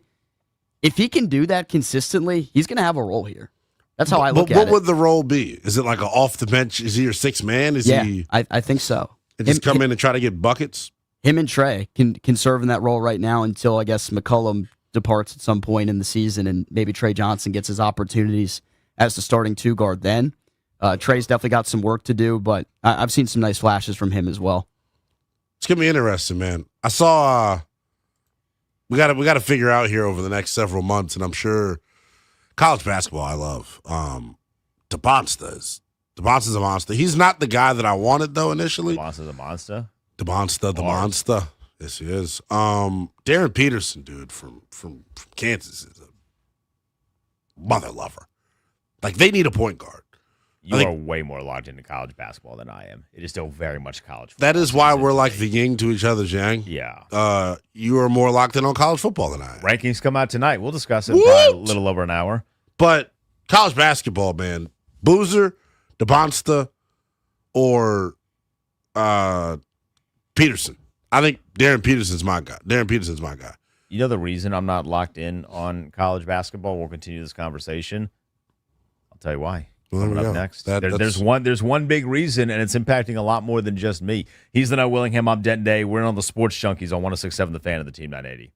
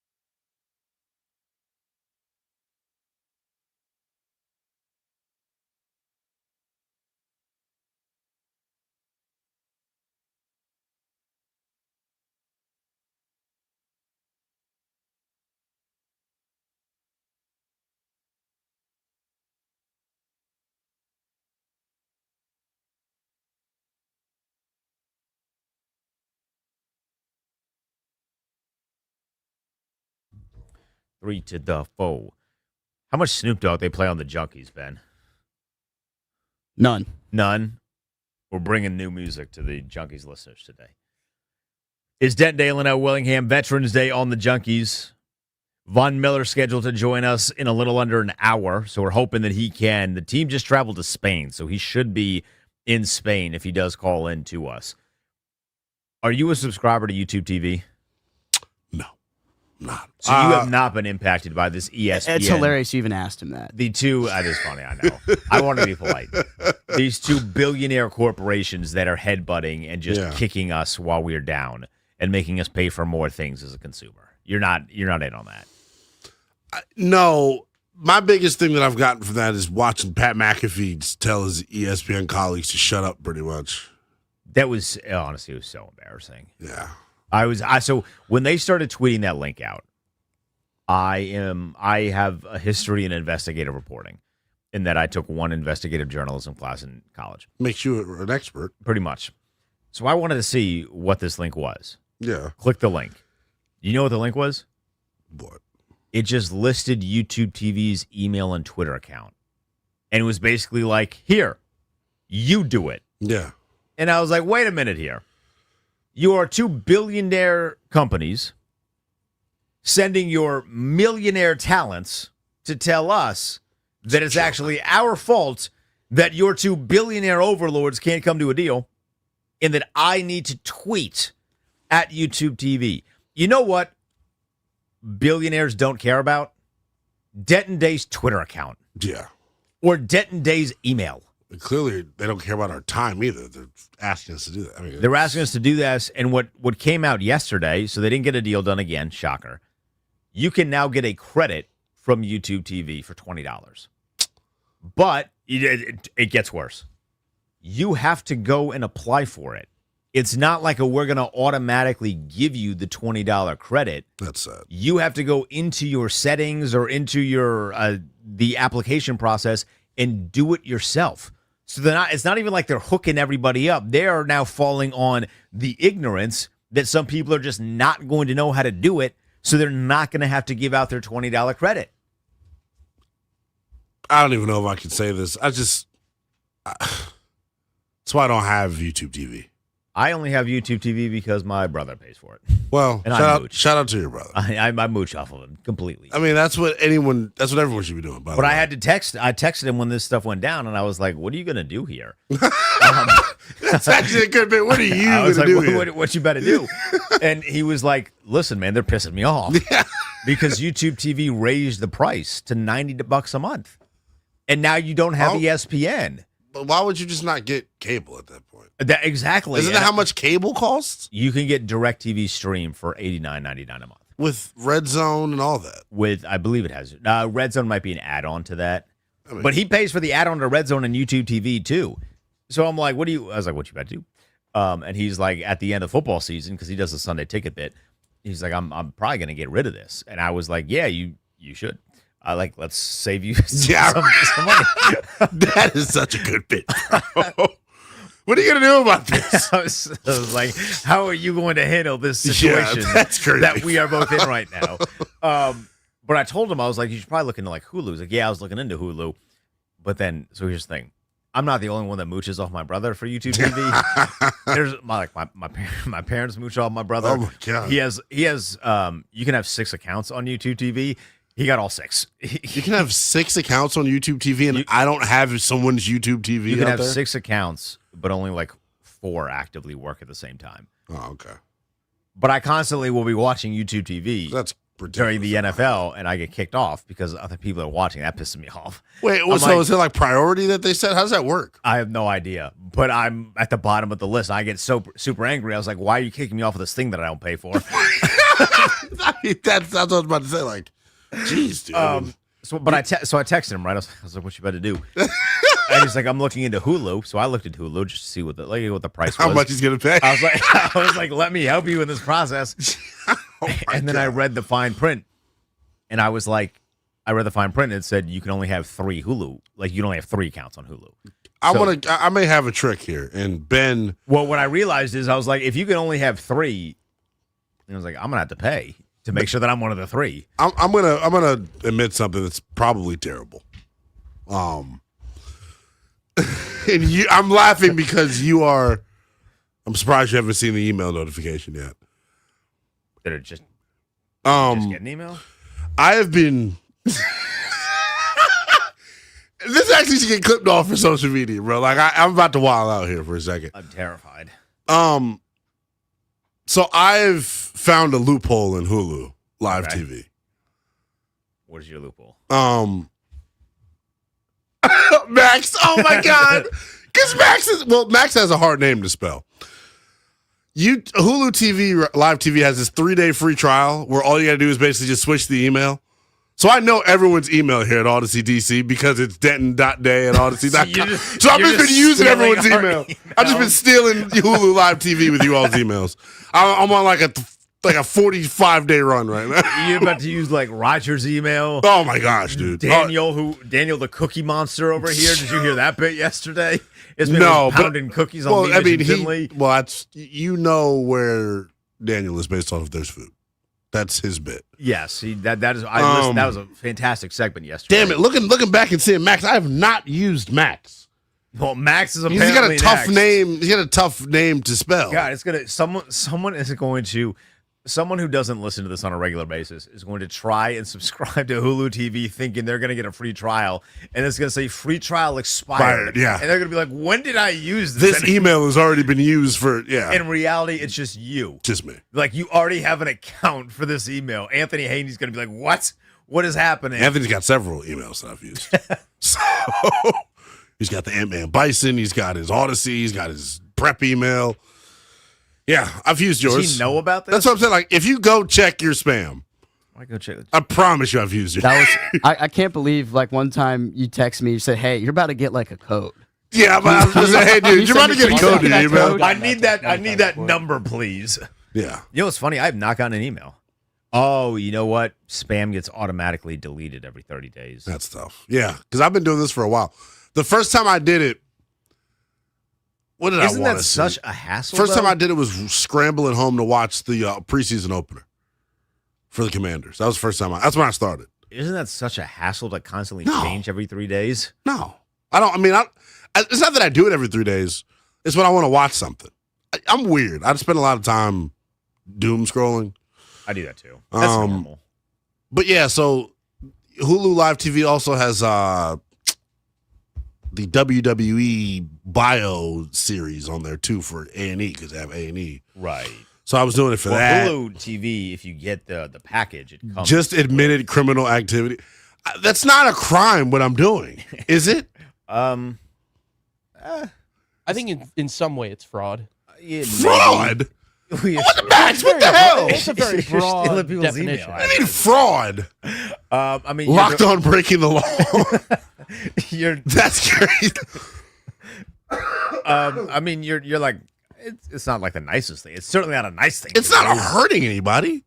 I mean you're stealing money from the great Hulu bosses. But so this is the other thing that I do because you got to put a card on file. So what I do is you with Apple Pay you can refresh your card numbers. To where it's like you have a new Apple card. You are towing the line. I mean, definitely towing the line a little bit. You are towing the line. I probably am towing the line. But it's just a loophole. And there's just, you think I'm paying $80-$90 a month for their live TV? Hulu Live 64. Well, that's good. Yeah, I think it's 64. Yeah, I don't got it. Just stop while you're ahead. I mean, this is to say that it's illegal is such a stretch.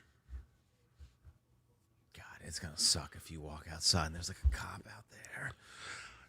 I mean, so I brought this up because I'm now gonna have to pay for it because you can only get 3 accounts on there, and I was like, if I'm gonna be paying for it, I'm not gonna get kicked. So I texted my brother. So YouTube TV is actually costing me money by doing this because now I have to pay to watch television, whereas before I was just mooching off of my brother who works in a much more stable job than I do.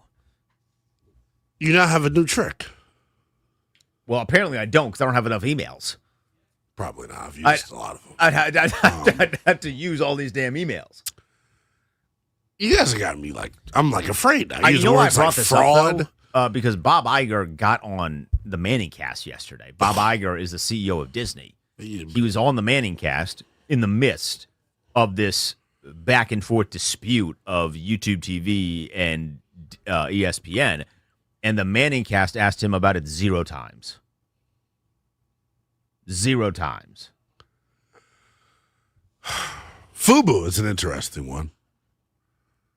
Isn't Fubu? How much does Fubu go? You know what I've been doing? Because I have to watch college games for my job. Is that right? Is it Fubo or Fubu? Fubu is the clothing brand. I know somebody just said misappropriation of email addresses is ridiculous. Get out of here. Misappropriation of email You're not alone. Everybody, exactly. Everyone does it. I mean, they'd charge you like it'd be a fine. Fubo, exactly. Thank you. It's Fubo. It's Fubo. Fubu is the clothing. Yeah, I'm about to say. I knew I wasn't tripping. You know, my parents Fubu. bought me a Fubu shirt once. You was fly as hell then. I didn't. Do know these that people? meant. Can we see if these people can tell us if there are people? There are people calling right now, Ben. I want to talk to people and let them tell me whether or not I'm committing a crime or not. Because I am genuinely concerned about this now. That people are saying this is potentially felonious behavior. I don't know if talking to people on the phone is going to make you feel better about it. Because I know It's I gonna think be the people in the entertaining chat. as hell. I think the people in the chat are just trying to get me because the chat doesn't like me based off of some interactions we've had post game. That's why being in this time slot's interesting. I feel like I'm the villain of Odyssey DC. I feel like I respectfully, I don't know if the time slot matters. It probably does. Yeah, you're right. That's actually humble of you. That was humble. That was a very humble thing of you to say. Sometimes, hey, everybody needs a heel. Yeah. And they got 4 guys on this show. Everyone has a heel on this show. So it's fine. Seriously though, like y'all know I'm a good person. Just because I'm Rose a free trial, it's not illegal. Thank you. Okay. No, yeah, you're not stealing. Because they cut that. I'll tell you what, they cut it off after 3 days. They don't miss a minute. It's 3 days to the minute. Yeah, literally. So Bro, you're not getting any extra seconds. I'd be paying $5 a day. You know, you buy a day pass to Sling TV, and I only need it for college football Saturdays, so I'm not paying for it. All it's out of that. They cut it off. You're supposed to get 24 hours. They give you 23. Damn. I'd be ordering it at noon, and they're like, it's done at 11 the next day. I'm like, this is crazy. Yeah. Damn, if I knew your email, I'd use it. I used to kind of do that for the Adobe Creative Suite. Yeah. If you as someone, you need Adobe for our line of work. If you pay for Adobe out of pocket, it's $54 a month. If you're a college kid, it's $19 a month. So guess who used my brother's college email, my cousin's college email, my best friend's sister's college email. You went to a real school. When did your college email not work anymore? For audition purposes or just for normal purposes? Probably. Well, I stopped using it after a year, but probably 2 years. I would imagine they cut it off. For years, I was still. 2. Yeah, Max's cut off after 2. I mean, if you're still emailing my Liberty University account, I apologize for not getting back to you. There was nothing in there for me at that point anyway. I'd used that email because that's when I first found out about sports gambling. In West Virginia, it was one of the first places to have it legal. Yeah.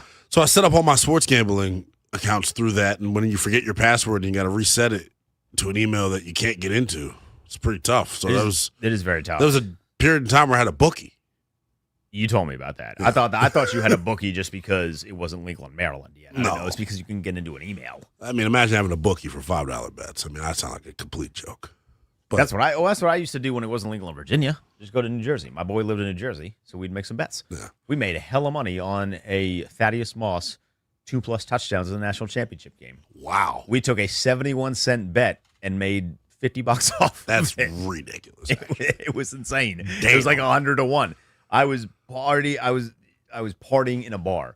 I'm about to say, Ben, are you and Blink doing your own podcast right now? What the hell's going on back there? He's probably giving really good information on this potential piracy discussion that we have going on here. Oh my God, people are talking. The crime is all the spam email folks are receiving because of you. I mean, if you're checking your spam email on your work email, I will say, Odyssey does a really good job of I don't see spam email. Yeah. I looked when I just looked now. I was stunned that I had 9 spam emails in there.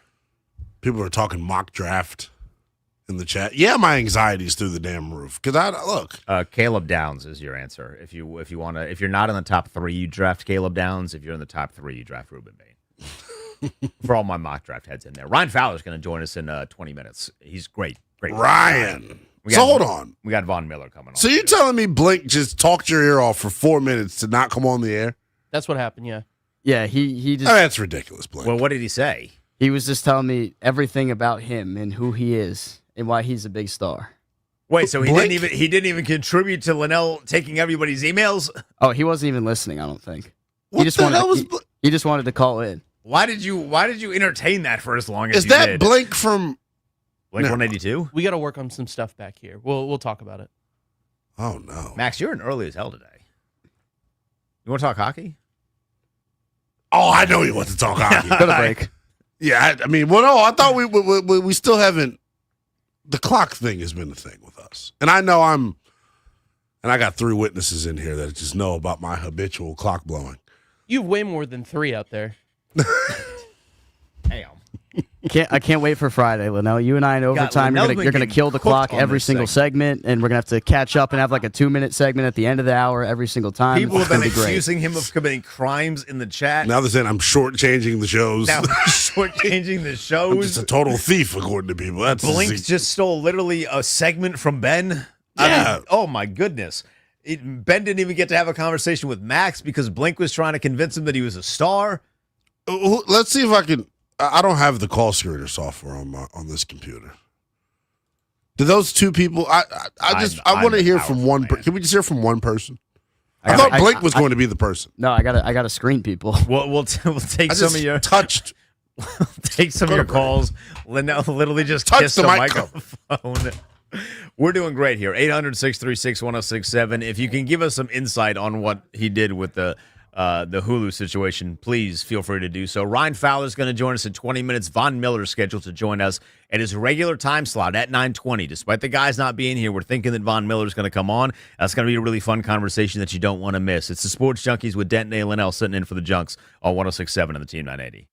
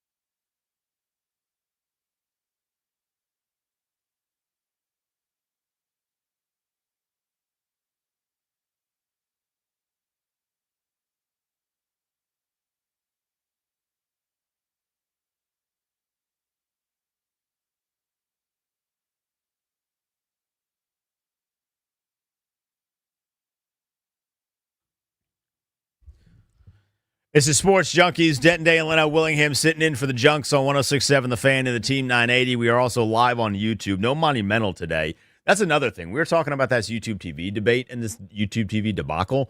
I can't watch the Wizards on YouTube TV because they also don't have a deal with Monumental. Are you serious? That contract ran out literally like right before the season started.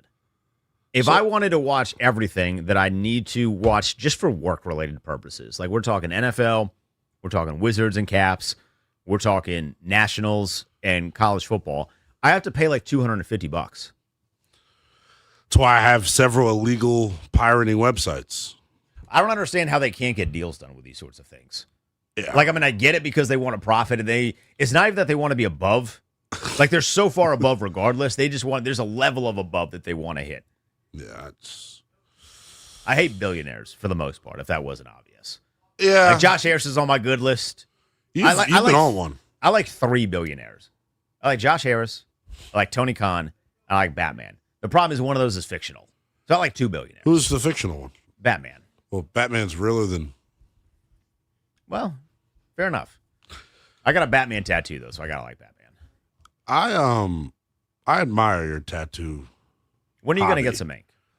Probably never. Never? Just not a tattoo. I feel like I would like keloid or something weird. I feel like you should. I think you look good with a tattoo. Yeah, I just no, there's I so just many. Don't like needles. I don't either. Just don't look at them. I feel it though, you know. Well, yeah, you're gonna feel a tattoo. It is going to hurt. It's not gonna be a good feeling. I can promise you that. I was really amped up, when the team was good last year, and there was the potential of like winning the Super Bowl. Yeah, I was gonna be like, I don't like to leverage the fact that I'm on radio very often. Mm-hmm. But I was going to try and leverage the fact that I was on radio to see if there was going to be a tattoo artist that wanted to, come give us some tattoos, like some championship tattoos. Wow. I was a tremendous bid. bid. I was full ready, like full go ready to leverage that. And then this year they're not going to win a Super Bowl. I'll get 3 and 14 tattooed on me. Yeah. Well, if they go 3 and 14, you probably should. Like you wouldn't even get a Super Bowl tattoo? No. I just am not a tattoo guy.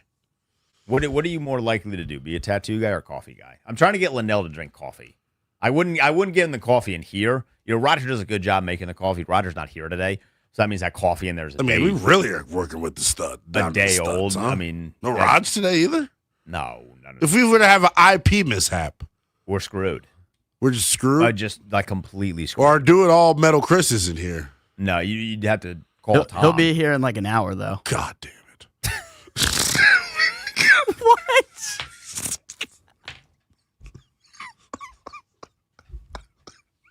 Why?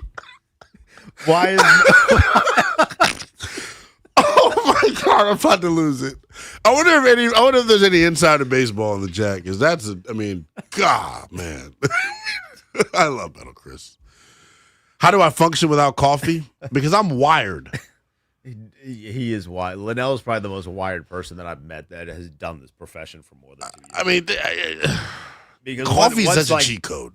First of all, I don't even like coffee for the caffeine. I like it for the taste. I'm like a sicko. Oh. Yeah. Like I like the taste. He of said, coffee. "Oh yeah." I mean, you can give me decaf and I'll be good. Like I want the taste of it. That's why I'm going to get coffee flights. It's not like all flights of black coffee. It's like an apple latte. It's like a white mocha latte. There's a pumpkin spice in there. There's a Kardashian with the coffee. There's a hazelnut crunch in this. Like I am living. How do you my have white girl crunch? dream. How do you have crunch? You put toppings on it. Okay. Yeah. Max, you're giving me a look like you're losing respect for me, but I know what I am. Well, listen, you started off. It started off a little fruity. The coffee did. Well, apple is a fruit, yeah. Apple is good. I'm allergic to apples. Pumpkin spice. All right, so you would not like that one. I'm not a pumpkin spice guy. Like I generally just don't like pumpkin all that much. But that's just they have the select flight. I don't know. There's a lot of mixing and matching that I'm allowed to do with this flight. It's at a place in Ashburn. So if anyone has had the flight, I would let me know. But it looks beautiful. Max, I didn't even realize what he was talking about when he mentioned coffee flights. He thought I was taking my wife to the airport, and I was just getting coffee at the airport. I swear to God, I thought that's what it was. He thought I was literally just flying her out somewhere, and I was just going to get coffee. Yeah. Allergic to apples cooked. I don't know if I'm really. I think That's a tough scene. Yeah. You have IBS?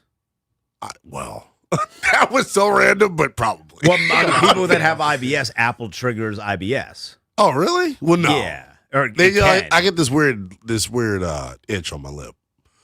Yeah, you're allergic to When I eat bananas too, sometimes if I haven't had it in a while, it's weird. Yeah, that is. I'm not a big fruit guy. I do vegetables. Really? You're a vegetable guy. Oh, I love vegetables. Like what are we talking about? Broccoli. Oh, love broccoli. I like broccoli. I used to have this. I can't believe it's not butter liquid. Probably took all the health benefits away from the broccoli, but man, it's good. Yeah. Oh, so good.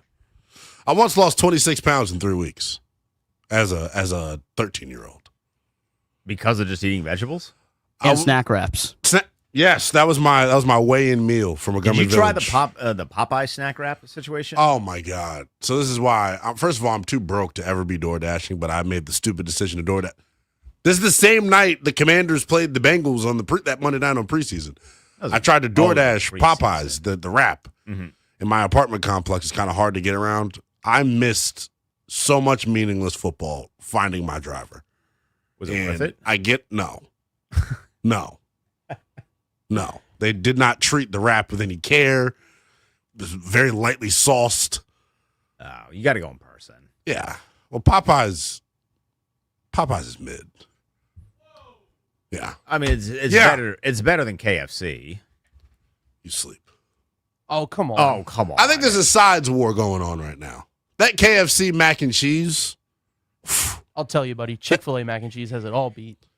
You want to talk about the most expensive snack in the world? Yeah, I mean, Chick-fil-A is a little pricey. Bojangles is at the top. I would say Popeyes is 2. My guy's door dashing $60. First of all, it wasn't $60, guys. But he won't. It was. I mean, that's crazy. The chat got jokes, man. My Rocky Pinnock says his service says monumental NFL, NCAA. Haven't used cable or YouTube in 6 years. Wow. What are you like using a Fire Stick? What is this guy talking about here? Like I know. About, so I do know about the Fire Stick plug. Yeah, the you can Fire jailbreak Stick. a Fire Stick to basically get whatever you want. We got to come up with new terms for stuff. It's a task, though. You jailbreak something that just sounds illegal. Is it? I'm pretty sure it is. It's very illegal. Yeah, you're jailbreaking. But people are literally You're young as hell. Did you guys not jailbreak phones or iPods back in the day? Oh yeah. What was that? Was that thing Cydia? Yeah, all right. I just want to make sure I'm not like way out of my depth here. I need to go get a cane for the final hour of the show because no one here knows what jailbreaking is. Yeah, you can jailbreak a Fire Stick. That's a big bucket for $60. I just don't know. I don't know like where to jailbreak something. That's my problem. Like I know the concept of jailbreaking. I knew people in middle school that jailbroke their phones and their iPods, but I was like, where do you go to do that? I think there are YouTube tutorials out there somewhere. I got to do it myself. People make businesses off it. This is what people are so lazy. People are literally, you can watch the video and jailbreak it yourself, but people will pay someone instead of watching the video. It's the laziest thing ever. Maybe I got to jailbreak a Fire Stick then and see if I can get and not have to pay $200 to watch all my things. The fact that Monumental is not even negotiating, I don't think, with YouTube TV anymore. They're like, we have this monthly thing, come pay for our service, and that's what ESPN's going to do. And by the way, if you're like, we'll just get cable, buddy, you're next. Like once they realize that they can still get people, they're going to start doing the same thing to the cable companies. They've already done this to DirecTV before. So they're all going to get popped. Once you realize that we can take your money with no middleman, they're just going to take your money with no middleman. That's like business 101. All right, back to football. Ryan Fowler going to talk to us a little bit about some names that you should get familiar with ahead of the NFL draft. He joins us next. Von Miller at 9:20.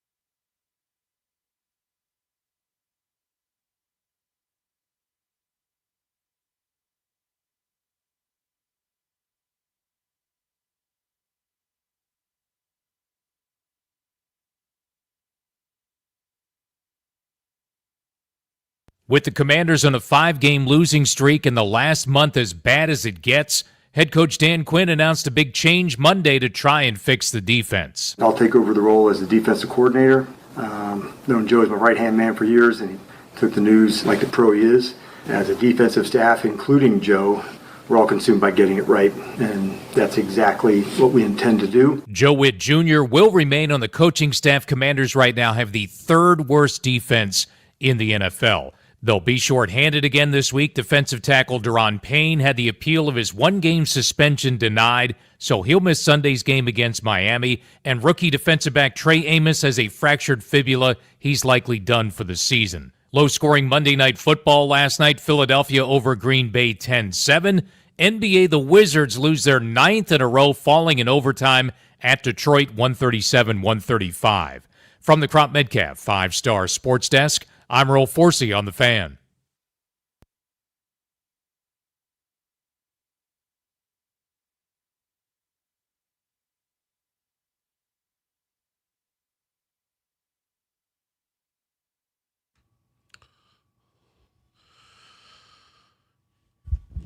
It's the Sports Junkies here on 106.7 The Fan. We're always live and free on the Odyssey app as well. And Willingham Denton Day sitting in for the Junks here on this Veteran Day. We're going to be joined live from Madrid by our guy Von Miller coming up in about 20 minutes as he joins the program each and every Tuesday here on 106.7 The Fan. Ryan Fowler, get ready to join us coming up here momentarily, talk some Washington Commanders. And you heard Earl give us the update during the update. Dan Quinn now taking over the play calling duties defensively. We've talked about it ad nauseum here throughout the show. I don't know what it does. Doesn't think it helps them rush the passer any better. I don't think it helps them cover any better. Feels like he's doing something just for the sake of doing it. I'm interested to see coming up on Sunday morning what type of changes we see to this Commanders defense. Still baffling to me the lack of personnel changes that we've seen based on how wildly unsuccessful the defense has been. Right now, though, let's go out to our guy Ryan Fowler, who joins us right now, one of the best in the biz, talking all things burgundy and gold. He's also a college football fanatic as well. Catch him breaking down the All-22 film on his X account at _ Ryan Fowler _. What's going on, Ryan? How are you, buddy? Good morning, Lynn. Always appreciate having me on, man. Yes, indeedy. I was texting you late Sunday night, which, by the way, as I told you, this has got to be a Sunday tradition for us, by the way, bro. We got to just have some post-game vent sessions with each other because I always enjoy your opinions and analysis.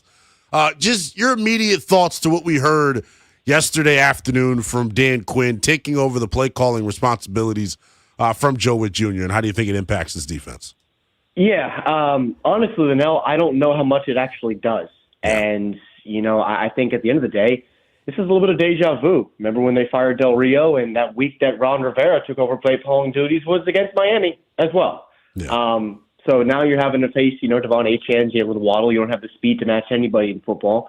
And you're going to face this offense that just put 30 on the Buffalo Bills. So really, Linnell, I don't think it changes much at all. Now, what exactly does Joe Witt do on game days? I don't know. I think obviously a change is coming there no matter what. I think that comes after Miami. That's kind of where I'm at with things. But I don't really think it changes anything because as a defense, where Dan Quinn and Joe Witt have sat down for weeks and weeks and weeks trying to game plan against different teams and different skill sets, nothing has changed. And you still can't just succeed and execute in the most minute of fundamental details in football and defense. So, Dan Quinn's not wearing a helmet. The guys that are, you are extremely deep in your depth chart right now. And I don't expect much of a difference here on Sunday morning there in Madrid. What was probably the most disheartening thing for me this past weekend was the success that Detroit was able to have in between the tackles on the ground. And I know Daron Payne got ejected, but their run defense to start the year was a lot better. And I know having Dietrich Wise available was a big part of that, but Kinlaw and Payne have been healthy all year. And it feels like the past couple of weeks we've seen the inside the tackle runs really hit and have some success. Those two, to me, Ryan, have flashed nowhere near consistent enough. And then the gap integrity at linebacker has been spotty at best. Your thoughts on the run defense here, Ryan? Yeah, I think there's a whole lot of freelancing going around right now from the front seven. Obviously, to stop the run, you got to be gap disciplined. on whether on your front side or on the backside. And you saw that specifically against Jahmyr Gibbs, his ability to hit the backside lanes where they were just, it looked like I-95 going up to Columbia at about midnight. There's just nobody around, Linnell, So I just think the biggest thing with the front seven is gap discipline. And as quick as this regime really was quick to get John Allen out of the building, I respected John Allen's ability to be, a gap-sound football player.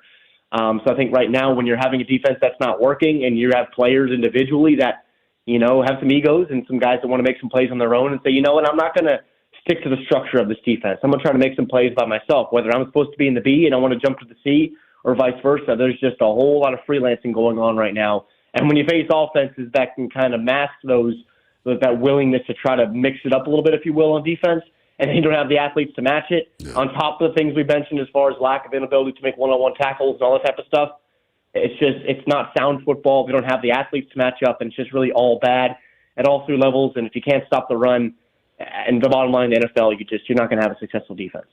Ryan, who on this roster do you think should be on the roster next year on the defensive side? Yeah, I think, guys, if there's one player, I think it's one player. It's unfortunate that there's, the injury, but Trey Amos, I think, has shown a lot of flashes this year, guys. He's been their best perimeter corner in my mind. I think I do want to see more Jordan McGee. I respect his decision. When they hit him that angle route to Jahmyr Gibbs, right, over the middle of the field, he swapped with Bobby Wagner, and you still get beat there, but he's understanding what he's seeing, and the game's slowing down for him. So I'll say two guys. I'll say Jordan McGee, and I'll say Trey Amos on the outside. What have you made out of Josh Connerly? I know there's a lot of people that have been critical of him. I think he's young, he's growing, he does some good things, he does some not so good things. What's your overall analysis of him in year number one? I think he's been just fine. Guys. And I think the front five as a whole has done a pretty darn good job. And especially even in the ground game where it hasn't been perfect, but they're sealing some bodies and they're creating some alleys for these running backs. But overall with Josh, looking at him on the right side, changing spots, obviously from left tackle to right tackle, it's not as easy as it looks. And I think his ability to just consistently sit in his lower half to where at times early on in the year, guys, he would try to jump set the Max Crosbys of the world or the Abdul Carters in week one. I think now he's beginning to trust his technique a little bit more. Force guys to that outside shoulder while covering the inside and just trusting your footwork, trusting your hands, mirroring your eyes and your feet, doing the things he did well at Oregon as an elite athlete at the position. I think he's going to be just fine. I'm not going to say, is that the guy that I would have taken on day one? I don't know. There are so many more holes in this roster right now. But overall, I think he's been just fine. And I think overall moving forward, as Jaden Daniels' arm side protected for hopefully they think the next 5 to 7 years, I think he can absolutely be that. Ryan, I talked to you about this, I believe, late last week. Or maybe it was earlier this week. Had to be late last week because this is only Tuesday. This was late last week. The 2024 draft class, if some of these guys don't pan out, what type of impact do you think that has on this rebuild? I think it's huge. Specifically, as you guys know, the prior regime with Rivera, the inability to evaluate yourself out of a paper bag it's been abysmal. And you have to hit on draft picks specifically. You have to hit on guys in the top 100. Yeah. And as you're sitting here right now in mid-November where you're 3-7 and you have 6 picks next year and everyone's saying, hey, next year you're going to be good again. Well, that means you're going to rely on all those guys to hit. That doesn't happen. That's not realistic in a draft. And then you just look back to 2024 where you're asking more of Ben Sinnott and Mikey Sandershill. Has he forgotten how to play ball, or what's Johnny Newton within the middle because he wasn't good again, there this week. So I just think overall with this class, there's some players. There's absolutely some talent there.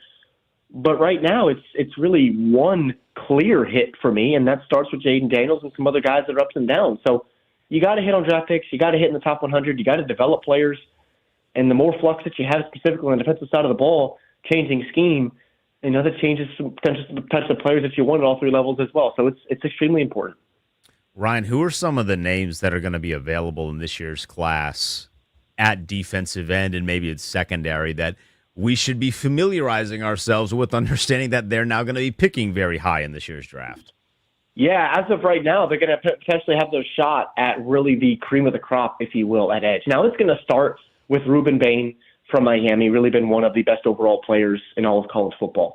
Is it for the Commanders? Is it going to be a situation where you draft one of the Ohio State headliners into Caleb Downs or an Arvell Reese to immediately fix this defense if you're in the top 10 to 12 picks? I really don't think so. Where I think they're going to have to hit is in that second to third round of players, specifically at edge, where two guys for me that I really like in this class, guys that can really get after it, and I think they're going to go in that 20 to 30 range. One is David Bailey from Texas Tech. The Stanford transfer has been absolutely fantastic for Texas Tech this year. And then Cassius Howell. He doesn't fit the archetype of what Washington wants right now in the Joe Witt, Dan Quinn type of scheme. But at 6'2", 245, 250, he's that modern type of rusher on the edge. And then when you look back in the back end, a guy that I've liked for a long time is Rod Moore from Michigan. He's could declare back in 2024, could declare 2025, had some injuries. But overall, the type of athletic profile that you're going to get out of kids out of Michigan. He can play low, he can play high, he can play the high post. You need more athletes at the back end of this defense. You need more athletes bottom line at all three levels. So really Rod Moore, specifically on day two, along with LSU's A.J. Halsey, who was an absolute enforcer type on the back end at 225 pounds. So those are just a couple names really at edge and at safety for this roster in April. So we got to familiarize ourselves with these prospects coming out. I want to dig into the team side of it here. We were having this conversation earlier. A caller sparked this. Is it abnormal, the amount of holdover we have seen in terms of Washington scouts here? From their Midwest scout to their all their area scouts were already here before AP got here. Tim Gribble has been the director of college scouting since 2020. They really have not hit on many picks during that time period. Do you expect to see some turnover there? I do, and I'll even say this. A couple friends of mine in their scouting department over the last few years. Some are still there. But I will say a majority of them, unfortunately, for their perspective, are elsewhere now. So they have tried to make some changes, but as you said, the leadership and kind of who's pressing the buttons there when they all gather for their annual meetings in Ashburn before they set their board, it hasn't been enough. It hasn't been enough because you consistently look across this league, specifically when you look at Sunday night when they played the Seattle Seahawks, the level of talent, the difference specifically in their front seven on defense. Yeah. They have young ball players and youth-infused, young, hungry football players everywhere. So 6 picks isn't great. They tried to sell at the deadline. Nobody wanted to take anything that they had. Yeah. That's unfortunate, and you're going to have to give yourself some more proverbial darts on the dartboard. Maybe you trade back on day one. But it does start with scouting because you can hit on your top 100 picks. That's fine. But also, you got to find guys in the 4th, 5th, 6th round to come in and contribute if you are this low bottom line in talent in all three phases of the game. And I think it's just really unfortunate, guys, because you're looking at a superstar under center that is consistently getting his tail beat up, having to do everything that he possibly has to do to try to keep this football team in games. And he's probably going to have to do that moving forward as well because this defense can't simply keep teams under 35 points every single game. I think it's getting embarrassing really at all levels, and now we're talking about scouting and all the way down, Linnell. Seriously, though, but for AP to be going into his 3rd year and the director of college scouting has been that guy since 2020, is that common practice in the NFL? I think one thing is common practice is the recycling of names and relationships. Yeah, and I'll say that. And I think right now, Scott Fitterer. Right, and you're looking at a little bit of a relationship right now with the Dan Quitt, Joe Witt stuff. I mean, is he keeping on to his guy as they go on a vacation trip to Spain? Is that his guy? Terry McLaurin can't show up to Northwest Stadium, but he can go to Spain. Right? You can nitpick and be petty all we want, but there's some legitimate questions here that need to be asked because you've lost 4 straight. You look like a 7U football team for a roster that has some talent, and you're not making any adjustments. So it really is a shame for a team. I think, again, I'm not going to sit here and say this is one of the most talented teams in football. They're not. But there is talent there, and from an execution and willing to strap up as a grown man where right now you're stealing a lot of money or stealing paychecks, you got to show up and play ball. Yeah. And there's not a lot of guys in the football team right now that want to show up and play ball. They just want to go to Spain and get a quick vacation. That's what it looks like right now to me. From the outside looking in, I'm seeing that same thing. Ryan, we appreciate it as always, my friend. I can't wait to do this again as we get closer to the draft. I'm actually bummed that we're doing the draft talk in November, but I love talking draft with you regardless, my friend. Appreciate it. Indeed. Absolutely. Thanks as always, fellas. That is Ryan Fowler. I actually would be very upset if I was Joe Witten. I got fired 6 days before, really a day before that you went to Spain. I don't think he's going to get. He's not going to get fired. I think he's going to be back next year, and just not as the defensive coordinator. I think he'll have a role change. Like that would be a very. I think Joe Witt's a good coach. I just don't think he's maybe a good defensive coordinator at this point. Right. I don't know. Again, I don't know that anybody would be a great defensive coordinator when you have all these injuries and guys that have struggled to make a lot of plays. One of the guys who has made some plays is Von Miller. He was a late signee this offseason. He's going to join us next. He's calling in hopefully from Spain. The team is out there now, so we're hoping that Von's going to be with us when we get back. He's the Noah Willingham. I'm Denton Day. It's the Junkies on 106.7 The Fan and the Team 980.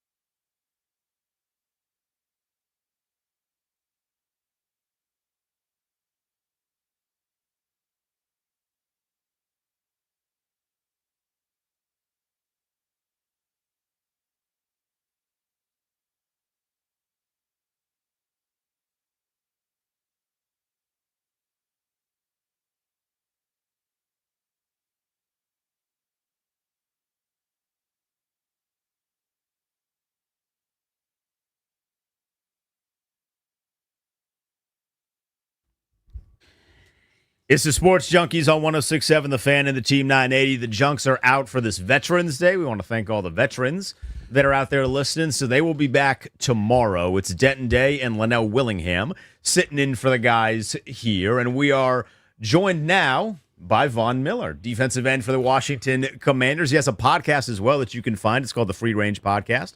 New episodes every Wednesday, wherever you get your podcast. It's available on his YouTube channel as well. Von, appreciate you making time for us, man. I know you're busy traveling. Are you guys out in Spain now? Are you down there? Yeah, we out here in Spain. We landed around 9:00 this morning. It is 3:20 right now. So yeah, we're just getting acclimated to Madrid. How was the flight? It was dope. I slept like a rock. Really? I was asleep before. I was asleep before we took off, and then all of a sudden they tapped me and asked me did I want breakfast, and we was 45 minutes away from landing, so it was good. Is this your first time being in Spain before? No, I've been to Spain before. I've been to Barcelona. I haven't been to Madrid though. Okay. First time participating in the international series in the league? So this is really my third opportunity. Wow, the first time I was supposed to play DQ in the Falcons, and it got canceled in 2020. Okay. And then I went again in 2023 with the Buffalo Bills to play the Jags. And this is my second time being overseas for international game playing the Miami Dolphins here in Madrid. So pretty cool. How much does the schedule get adjusted from like the daily week to week now that you're overseas for the entire week? I mean, everything about it is totally different. Yeah. We're pros, though. Yeah. So it's just like a Thursday night game or Monday night game. We're pros. I've been playing football my whole entire life. I'm always prepared for games like this. Thursday night, it's a little bit tougher because you don't have as much time to recover. Monday night, you get an extra day to recover. This is right on point. Sunday, we get out here. We left on a Monday, so we got plenty of time to recover and get ready and be prepared for Miami. Can you give us a little insight on some of the team bonding activities they've got scheduled for you all? I know that's a big part of this trip. Oh, yeah, that's a huge part of it. And just being able to hang out with the guys, go to dinners. I'm not sure what sightseeing or anything like that, but, just to be able to hang out with the guys. Like, we don't have anywhere else to go. So just to be able to hang out and just kind of work through some of the stuff that we had before, work through some of the issues that we've had this season. It's not a morale thing. It's not a 1-2 thing. Everybody wants to win. Everybody wants to go out there and play their best game and play their best ball and win. Maybe this is an opportunity for the players to just get together and kind of work out what everybody is thinking to get on the same page. Von Miller with us here on the Sports Junkies with Denton Day and Linnell Willingham sitting in for the Junks. So talk to us about Sunday. Obviously not the result that you guys wanted. You've had now a day to kind of look back and review some of the stuff that went wrong. What did you guys kind of look at and see? It was a tough day. Tough day. Probably on all three phases. We got beat. That was a really good Detroit team. I think for me personally, that was the first game that I started since 2022. So wow. Whenever we get, whenever I'm met with adversity like this on a team, I always like to look from an individual standpoint, what can I do better and what can I do to help this team? I always start there. I start, me. Did I play the type of game that I wanted to play? Like, how could I tweak this and tweak that? And I start inward. I don't look at like, dang, the secondary should be doing this, or linebacker should be doing that, or why the offense doing. I look inward, and I try to find a way to become better for myself individually, because individual success is team success. And then how can I contribute more? And I think if we all take that sort of approach from the top down, we're going to be all right. We're going to be fine. I totally agree with you, man. I think you guys have done a tremendous job from an effort standpoint. Y'all play hard through the whistle, play all 4 quarters. Just hasn't gone your guys' way this year. You've been in the league for a while, Von. Have you ever played on a team that's got ravaged by injuries like this, dude? No, I can't, in recent memory think, about it like that. It has been, just being honest, completely honest. It has have injuries all over the place. at one point we had all three of our receivers that couldn't play in the Dallas Cowboys game. Then our quarterback gets hurt, and then we lose Dorrance Armstrong to ACL. Then we lose Trey Amos to a broken leg. And lose Marshawn to the ACL. Every week, it's a tough injury, and of course you want to say next man up, but we've been hit hard with it. Yeah. But the strong part about our team is the team. And I've been saying for all week that it's, the coaches are doing a great job. Coaches are doing a great job with everything that we have to put the best product that we can out there. And I think if we're just able to get together as players and just kind of learn each other, continue to learn, because we've been with each other for a long time now, but just continue to learn how each other plays. It's never too late to find some type of success, and I'm hoping that this week will be that week for us.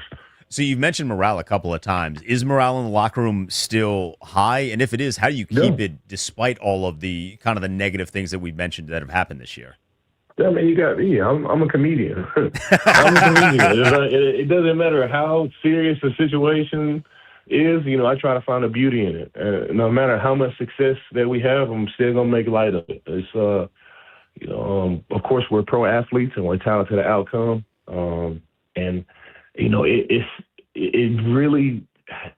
It's tough for me to say, man, football isn't everything because it's been so much of my life. But the reality of it is that it's not everything, and you got to be able to detach and you got to be able to live life. And of course, our happiness and our moods are tied to, the outcome of how we play. And you just can't really change that. But there are small moments where you have to just step back and realize, hey, we're playing a child's game. We still got an opportunity to fix it. It's not all doom and gloom. I can't operate in an environment like that where it's doom and gloom, even if that's, the case. I always trying to find a beauty in it, and I always trying to find a way out. I always trying to find a solution. It's easy for guys to, hey, we didn't do this or they do that, or man, this is what happened. Like I'm a solution finder. I like looking at situations from the perception of, well, if we could try this, we can fix this, or what about that? Or we can try it with this. Maybe we should meet as a team and try this. I'm a solution finder. I don't like to point out the problem. Actually, a non-football question here. I know you're sharing that room with Javon Kinlaw, a guy that's from this area. I know when you were first introduced, you were talking about the cuisine out here. Are you hip, Von, to wings, fries, and mumbo sauce? Has anybody got you some good old DC carryout since you've been here, man? And I've had a lot of good food. I've had the mumbo sauce a lot. Okay. I spend time in Buffalo. I know about chicken wings. I got a chicken farm, Greener Pastures Chicken. So I'm a chicken man through and through. So it's been a good situation as far as Von Miller and the cuisine in the DC area, the DMV area. Have you bonded at all with Mikey Sanderson? I know he has some animals on his property. You guys talk about farming? Yeah, I talk to Mikey all the time. He has some chickens. His chicken family is a little bit different than mine. I think he has about 6-7 birds. I got about 35,000 birds every week. So, his family's a little bit different, but we definitely talk chicken for sure.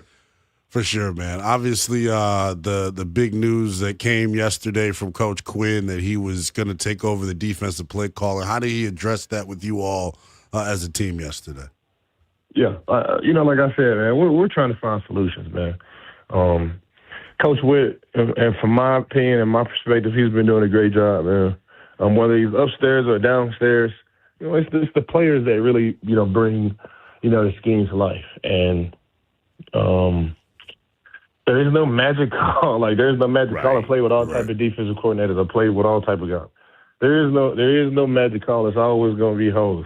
And while I can sit here and say it's not only coaches that are doing a great job, it's some type of disconnection in this environment. It always falls back on the coach, even though it's not the coach's fault. So, or we're trying our best to, really put our best foot forward and just really gel. And I think as we continue to learn each other as players, we'll be able to bring whatever called DQ calls to life. It's not on Joe Witt, it's not on DQ. It's just on us to be able to bring that to life. And in turn, it all just it's a cycle, and it all goes back to the coaches. Not on the coaches, not on the players, and it goes back to the coaches. It's just a cycle of it's just a cycle of madness whenever you're not winning. So hopefully we can just squeeze one out and get it going.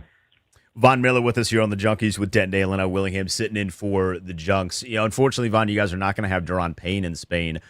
Did you see kind of the sequence? Because it felt like it was more than just one play that led to him having an early exit on Sunday.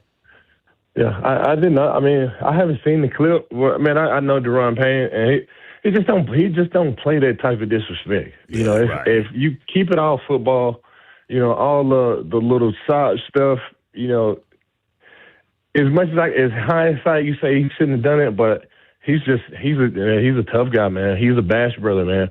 Like, you're not about to sit here and play in my face and disrespect me. And I know Amon-Ra talks now. Yeah, I know. He's a chatterbox. Yeah, and it's unfortunate that D-Payne, took the bait, but at the same time, he's not going to take no side disrespect. So I'm not sure what happened. I still don't know. I haven't talked to D-Payne about it, but just me doing D-Payne, like, it just wasn't him unprovoked, like trying to knock somebody out. Like it was probably some side disrespect that was going on, some cowardly little sneaky stuff, and D-Payne took the bait. And it's unfortunate that he did that, but D-Payne's a true tough guy, and he ain't gonna take the disrespect. And it's unfortunate that it happened at the time that it did. I want to ask you about another one of your teammates who has been a real revelation to me, just with his play style and just the relentless energy that you see, man. I've become a huge fan of Jacob Martin.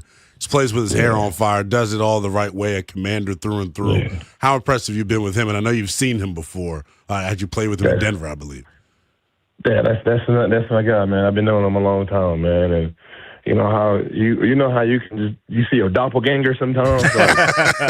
So, some of the stuff that he says, man, some of the way he dresses, and some of the stuff that he likes, man.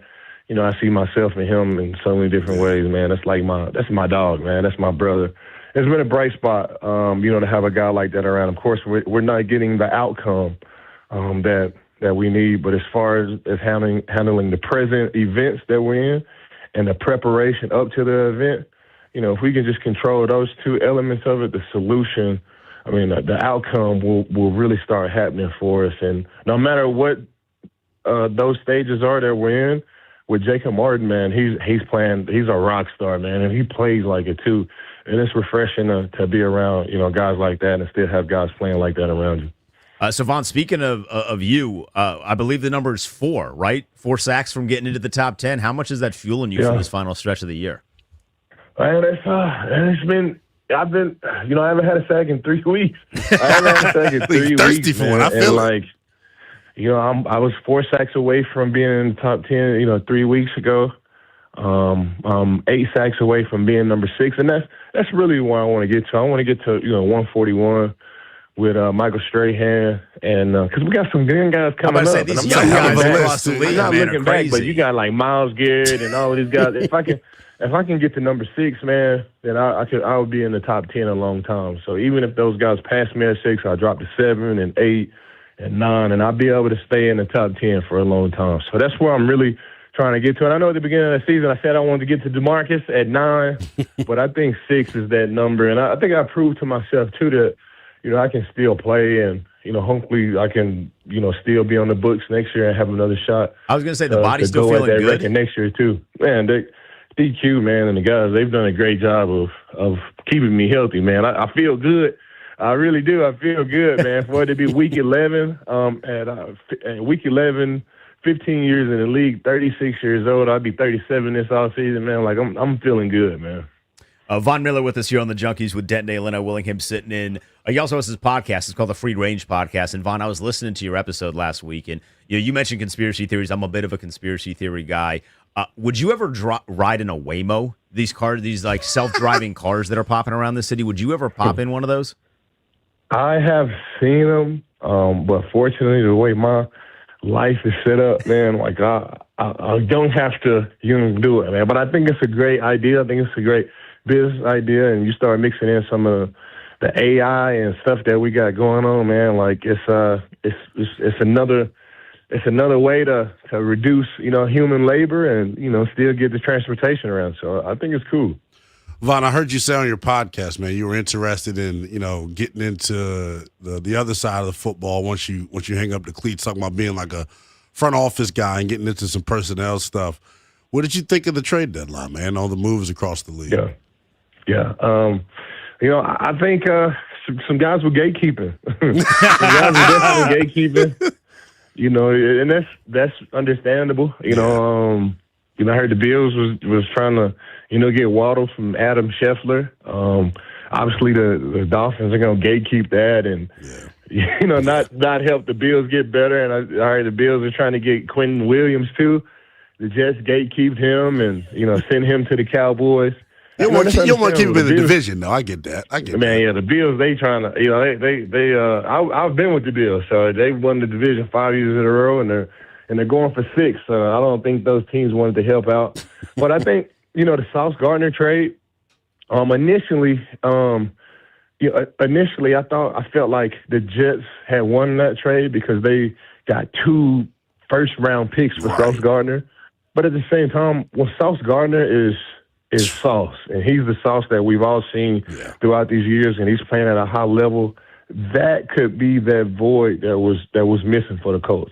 Now, is he playing like wide receiver or a pass rusher or a quarterback that gets traded that takes the team over the top? No, he's not that, but he is filling a void on a really, really good team, and who knows what the Colts will be able to do. Vaughn, we'll get you out of here with this one. So you mentioned, obviously, you played in Buffalo and Los Angeles. You played around good quarterbacks. You said that you came here to play with Jaden Daniels. There's been adversity. How have you seen him handle this, and what has it been like sharing a locker room with him as he's handling some of the adversity? Yeah, man, I've been impressed. I've been impressed with Jaden Daniels in the way he's been able to handle all of this. Because quarterbacks, especially the good ones, man, they are their biggest critic. And, for him to not be out there and not be balling, like it's eating him up. And it's not just Jaden, too. Terry's a hell of a competitor, man. And, for him not to be able to play and have the type of season that he was expecting this year, too, it's eating him up, too. And, he got his contract, and he wants to prove to everybody that he was underpaid. You know what I'm saying? So, and I've been around Terry, man, and I know how hungry he is, to get out there. But the message that I share with those guys, man, you can only control what you can control, and nothing in life happens by coincidence. And there's beauty in all of these moments. Let's not get stuck in, the adverse times or the bad part about it. It's beauty in these tough moments, these adverse moments. We just got to find it, man, and keep going. Got to be relentless, man, and keep going. And we got a team full of high character guys that'll be able to push, through all of these tough moments that we're in. Vaughn, really appreciate the time, man. Enjoy the time over in Spain. Best of luck on Sunday. Thanks, Vaughn. Hey, I appreciate you guys. Buenos dias. That is Von Miller, defensive end for the Commanders, joining us here on the Sports Junkies. He joins each and every week on a Tuesday. Guy's out today, but it's still really cool of him to jump on with us. So best of luck to him. You can also find his podcast, the Free Range Podcast. It is partnered with our bosses at Odyssey, so we love that for Von Miller. When we get back, we will wrap up the show, get you set for BMitch. Well, not BMitch, Finlay and Zabin coming up at 10 a.m. He's the No Willingham. I'm Denton Day. Don't go anywhere. It's 106.7 The Fan.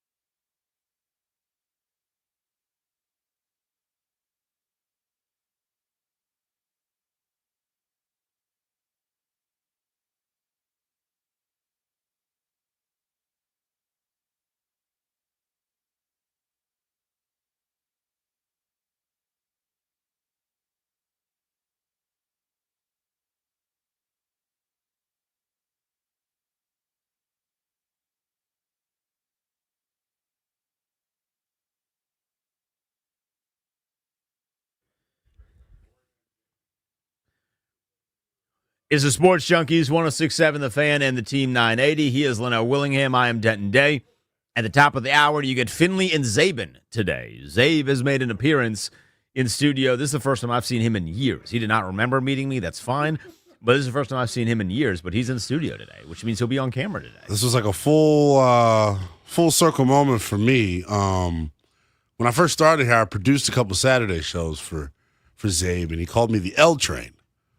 I've graduated from the L Train. We'll say that. You have graduated from that. Excited to hear those two together. Really fun conversation with Von Miller. I thought he was really good. Awesome. He gave some really good answers, really strong answers. Questions were okay, too. I mean, you know. To catch a lob, someone got to throw it. You know what I'm saying? But I did think that, and I see some people in our chat that are mentioning this too, and I did want to point this out. We did not ask Von Miller about Terry McLaurin. He willingly offered up information about Terry McLaurin. Now, there could be a part of that because do not ever listen to coaches, players, when they say they don't hear things, they hear things. 100%. So there could be some of that where Von Miller's aware of some of the narratives that are starting to form around Terry McLaurin and wanted to kind of squash some of those. But there's also an element of this where I don't think that Von Miller's a liar. Right. So I think him, propping up Terry was a really, really cool thing. And hopefully, I know Terry's in Spain, so they might have been, hanging out on the plane. I know Von Miller said he slept on the plane, but I did think that was a nice thing, a nice touch for Von there. Yeah, he was awesome. I was surprised to hear how much of an opinion he had on the trade deadline, saying some teams were gatekeeping. That was interesting. Could you imagine Jalen Waddle in Buffalo? Oh my God.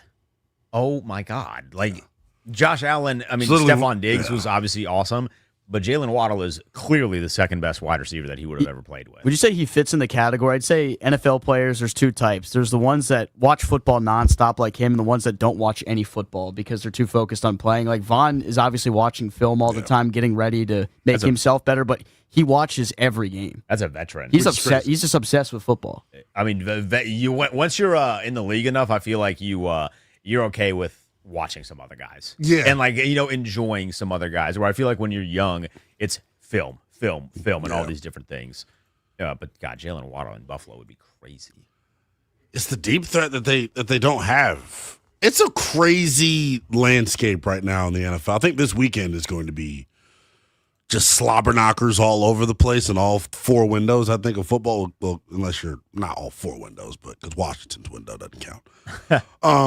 But they're just some really big-time matchups. I guess what I'm going to call this weekend, based on some of the matchups, like Separation Sunday. Are you real or not, is what I guess we'll find out coming up this week with certain teams. The matchup, and I'm blanking here. Is it? Do the Eagles play the Lions this week? They do. That's on Sunday Night Football. Got that. We got Rams and Seahawks. That's going to be a real deal, big time affair. Broncos and Chiefs. That's going to be huge. It's going to be a really big weekend of football. Only two teams on the bye this week. Only two teams on the bye, which is I'll take that. Final thoughts here before we hand it over to Finlay and Zabin. This weekend is going to be a very unique weekend, I would say, leading up to the Miami game, because Miami just beat the tar out of Buffalo. Yeah, they did. And in some of the content that I've been pumping out on our socials, a commenter said, well, Denton, they've played a bunch of really good offenses, which is not an excuse for getting beat by 21 on 4 consecutive weeks, 21 plus on 4 consecutive weeks. But he mentioned they play a bunch of really good offenses. Then you look back and you're like, all right, yep, Detroit's pretty good. Yep, Seattle, pretty good on offense. Dallas is pretty good on offense. Kansas City, obviously pretty good on offense. Miami is not. So if they make that streak 5, which I don't think that they will, if they get beat by 21 points again against Miami, there's a much more the sky is going to be falling. Why won't it happen? That's my question. Have you watched Tua play? You don't have to work very hard to make him turn the football over.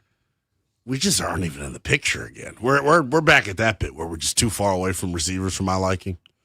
Yes, but thankfully they only really have one receiver right now. I am focused. I'm fully confident that Tua is not that good, and he will make mistakes. Yeah. I mean, he tried to give the game away for Miami last week, and then Buffalo just could not take advantage of turnovers. Josh Allen threw a turnover in the red zone that would have made that game a little bit closer, like right. Didn't on the Cook first have a drive. fumble? Didn't Cook fumble Yeah, in the they red put the zone ball. too? I mean, Buffalo put the ball on the ground and put the ball in the other hands a bunch, but Tua is just not. He's just not very good. If they lose by 21 plus to Miami in Spain, the sky is going to be falling. I know there's a lot of people that feel like it, but that Monday is going to be a Hall of Fame caliber Monday on this station. I just have no confidence in our defense's ability to stop anyone. They have too much team speed for us, I feel like. Do you have confidence in the offense to score? Because, I'm not saying they're going to beat Miami. They just need to not lose by 21 plus. Will the offense be able to score? I mean, they should, but if they did that to Buffalo. That felt like it was the flash in the pan division game. You know what I mean? Because their other matchup on Thursday night was pretty close too, wasn't it? The Baltimore game? I don't think so. No, we got both times against Buffalo. Both times, yeah. We got Bills and that's just knowing your divisional opponents. Yeah, we can chalk it up to that. I agree because they've lost a bunch of other games. I mean they've been in close in some of these other games, but I mean they're just if you lose by 21 plus to them. Something's wrong. Like that is eventually when you're gonna have to put a foot down and say someone's job is going to have to be targeted now. You know, I'm with you in that I would not have fired Joe Witt. You keep him to the end of the year. It's certainly just not firing a guy before he goes to Spain. Like give me my all inclusive, trip to Spain, please. Yeah. I don't think there's anything that Joe Witt could. I'm telling you, I think he's back next year, just not as the defensive coordinator. I think he's a good coach. I think he may not be a good play caller if that's what we're deciding. Well, they need better ingredients. It's like one of those baking shows where they hand you a bunch of weird things. Here's a pepper, make a dessert. You're like, what? Yeah. I don't know what I'm supposed to do with this. So I think they need to get better all around. Maybe Von Miller's a part of that, by the way. I don't know that he would come back next year, but he's chasing 6th overall, and I think he's 10 away from 6th overall. So you get a couple sacks this year. Maybe you get to 10, and then a couple more to get to 6. I could see him. He said on his podcast, individual success leads to team success.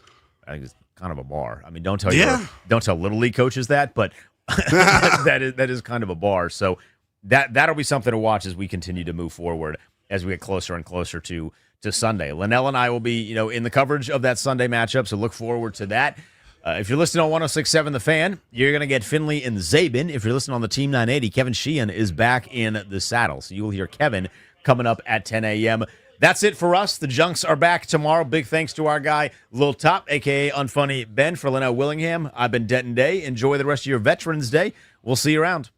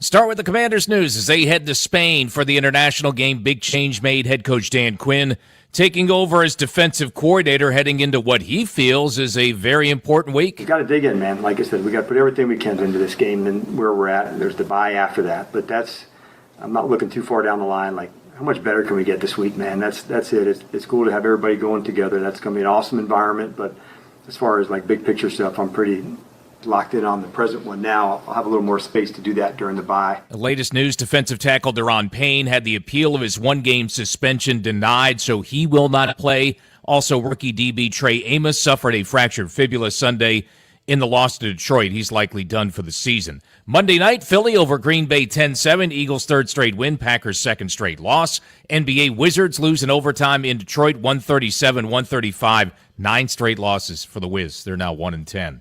From the Crop Metcalf 5-Star Sports Desk, I'm Earl Forsey on The Fan.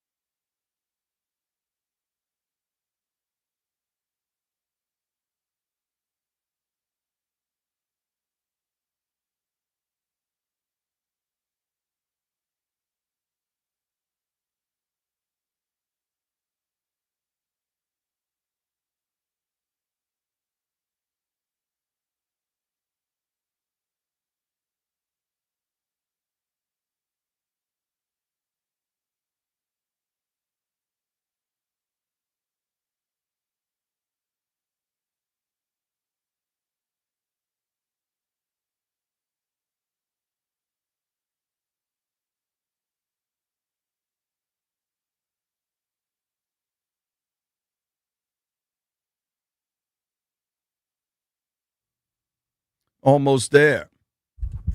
What up, everybody? It is 10 a.m. in the District of Columbia. Points north, south, east, and west. Brian Mitchell is en route to Spain, sunny Spain, Madrid, to be certain. You're listening to us on 106.7 The Fan. You're watching us on the 106.7 The Fan YouTube page, and you're watching us on Monumental Sports Network. Shout out to the folks watching on Monumental. Sitting in today with no B is legendary Mr. Steve Zabin. Zabe, what's up, dude? What is up, JP? Good to be sitting in Brian's seat right here. I can feel the free hookups that Brian Mitchell is the king of. Flowing through the armrests of this chair right here. Hopefully, nobody better. Maybe somebody will just bring us lunch because they're like, oh, BMitch's energy is there. Oh, yeah, that'd be great. By the way, did you draw the short straw on this holiday, Happy Veterans Day, that you're here? Are you going to use this day some other time? I'm using it next week. Okay, good. Yeah. That's good. Because for everyone who's off today, and it's great, the traffic was a breeze coming into town. Easy. I'm thinking, so you got the day off. What are you doing on a cold Tuesday in November? Right. It's too early to put the lights up. Totally. Can't get your Christmas shopping done yet. I mean, maybe you could. For me, so CK asked us a couple weeks back, hey, this Tuesday, what's going on? And B's flight leaves at like 11 a.m. Brian's probably at the airport, if I had to guess. My flight's not till 6:30 tonight. And my kids had school. My wife goes to work on Tuesdays. Like, in my mind, I was like, I'll just work. Like, I didn't realize when he asked me a few weeks ago that it was Veterans Day. And for a serious moment, thank you to all those that serve. Veterans Day is a solemn day, and I think it kind of gets twisted up in like a Labor Day, and everybody's like, this is a serious day for folks, for a lot of folks, and we appreciate the hell out of everything you do. But so for me, it was just like, all right, there's this random Tuesday. I'm traveling. Yeah, I'll work, dude. Like, I didn't even think about it. And it wasn't until you texted me that I put together like, oh, wow, Zabe's coming in. B's traveling. It's Veterans Day. Like, cool. And then it's so stupid. So I don't park in the building. I don't pay the, whatever it is, $275 a month to park in the building. Right. I've learned from Brian. I've learned from the best. I have a little hook around the corner, so I am willing to walk a block for free parking. But on days when I know I can just park on the street and it's totally legal and totally free, I get steamed up for that. So as I was driving downtown, as I'm driving downtown, there's no traffic, and I'm like, oh, and I get to park on the street? I'm fired up. But BMitch is very, I'm curious where you land, because you and I have known each other a long time. Oh, yeah. My flight's at 6:30. And hold on. First of all, you're leaving out of Dulles. And you're on what airline? United. Direct. United, okay. Have you tracked the flight during this chaos to see yesterday, whether it's been delayed on previous days? I haven't looked today. Okay. Because they don't have this flight every day. That's why I think there's going to be a ton of Skins fans on this flight. Right. Because there's not a ton of directs. I think Is it like a once-a-week flight? I think it's like Tuesday, Thursday, Give me your Friday. flight number. I'll look it up right now. You just give it to me. Don't worry about it. You keep talking. I'll look it up. Right, I'll be your chief information officer. You got to find the flight number. Yeah, you don't even know what it is. Flight Okay. number. This speaks to Brian and CK's concern about me. Is they're like, all right, if you get off at 2, these international flights, you got to be there early. Like, are you going to give yourself enough time? And I'm like, I think so. Like, what time do I need to be there? 5? And they're like, no, you got to be there a day ahead of time, Right. and especially with potential TSA chaos Right. as well. What time would I get there? What time would you get there? 6:30 international flight. Under normal conditions, 4. 4 is kind of what I'm 2.5 thinking. hours. So So you think I should get there at like 3? Give it an extra hour because of the chaos factor. Bro, I don't even know where flight number is. Okay. 6454 maybe? Sure. This is IAD to what's the Barcelona code? Madrid. MAD. Madrid. Okay, MAD. IAD flights to MAD. United. Oh, you could have taken TAP Air Portugal. Don't know why you didn't do that. I think Jeff's taking TAP Air Portugal. That's a 10-hour flight with a connection somewhere. Jeff flies over Friday night, stops in like 3 places, gets to the game, and then flies back Monday. It's going to be a hell of a whirlwind for Jeff. Right. B's headed there now. It's my understanding, and my understanding could be incorrect, that with all the disruptions in air travel going on right now, that it's largely not impacting international. It's largely domestic travel. I hear it's better, and also major market to market is not so bad, and certain airlines are better than others. What frustrates me is on the news, they say, today there's 2,000 flights canceled. And I'm like, wow, that sounds like a lot. But then as a percentage, they never tell you how many flights there are every day in this country. So to that point, because I suppose I'm somewhat invested in the news, I was at Channel 4 yesterday for a live hit to talk about what we'll eventually get to, if Dan Quinn calling the defense will make any difference. But so I hit in the A block, which is always good for sports to be in the A block, but I was probably at like 4:10. News starts at 4. They did government shutdown, and then they did like the airline story. So my man Adam Tuss was live at Reagan. Do you still say DCA? What do you say? National? I say Reagan. Okay, I kind of say national still, and people look at you sideways. That's how you know you're actually from here. Right. But so Adam Tuss was doing the story on all the canceled flights, and there's a lot of people getting delayed. And Adam Tuss is an Eagles fan, and he absolutely 100% on purpose put into his story a bunch of Lions fans that were delayed, and there was like sound from them like, we don't care, we won the game. Thank you for that, Tuss. I noticed that. But one thing he did that I thought was really smart and fair is he compared, I guess, Sunday's delays, which were or cancellations, which were Sundays over 2,000. were bad. And he compared it to Friday of the previous week, because apparently Saturday's a really down day for air travel, but Friday, Sunday are huge. So if I have my numbers right, there were over 2,000 flights delayed or canceled on Sunday. Yep. Friday was like 200. So it you're was a talking lot about lighter. The numbers, it says the average cancellation is 1% to 2% of flights domestically, and it was 6% due to the FAA mandated cuts, which spiked up to like 8% on one day. And the FAA said if they didn't reopen the government, that their cuts would start going up to 10% by November 14th. But thank God that apparently is not going to happen. It's going to take several days for it to simmer down. Well, dude, if you have that many cancellations, then you just throw a little bit of weather like we've had in the Midwest. That's all you need. Honestly, the wind today, it seems crazy enough. So whatever. Let's hope we get out tonight. No problems. Is it going to be a fun trip or just a heavy work trip? I mean, it's tough with the delay because you're working covering the game during their daylight time. Yeah. And then you've got to come service the media back here in the States 6 hours in arrears. So you're working at night as well. Yeah, what's going to be interesting with it. So I've worked an international game when the Skins went to London and tied the Bengals.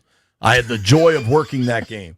That was the one. Dustin Hopkins missed a chippy. D-Hop misses, I think it was multiple kicks, wasn't it? I know he missed one. He missed what would have been the game winner. Yeah. And then went to talk to the sideline reporter after the game, and the then Skins PR director, Tony Wiley, went up and grabbed him and yanked him away. I think it was like a German reporter. I think it was like a European reporter. Right, but D-Hop, who's a nice guy, he was like, well, got to be accountable. I missed the kick. It's like, bro, we went to London for a tie. You just screwed up. We don't want to hear from you. Get off the field. I think I've told you. That was a funny game. I think I've told this story on air, but I doubt I've ever told you. So I'm working that game, and for international games, there's no press box or anything.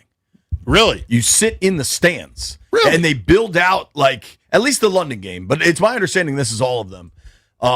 They build out, within the stands, a little desk. Have you ever sat auxiliary press at a Super Bowl? Yeah. Oh, yeah. Kind of similar to that. That's all I've sat at the handful of Super Bowls I've been to. So as the game's in overtime and the Bengals called a timeout before Hopkins went for that kick.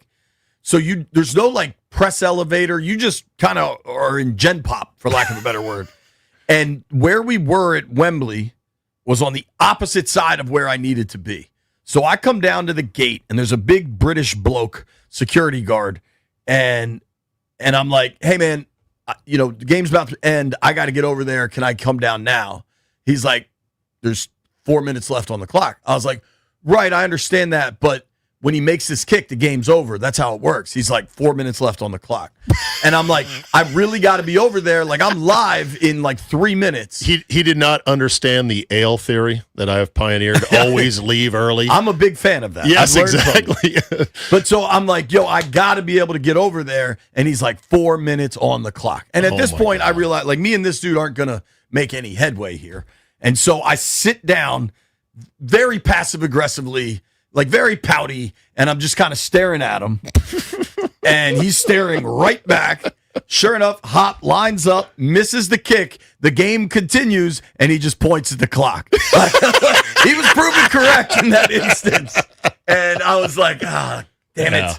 Yeah. So it's the first game in Spain for the NFL. It should be cool, man. And it's the league is on the road to having 17 of these every year. Yeah, a full slate, basically. And, they're opening up these new markets. Brazil last year they opened. They did it again this year.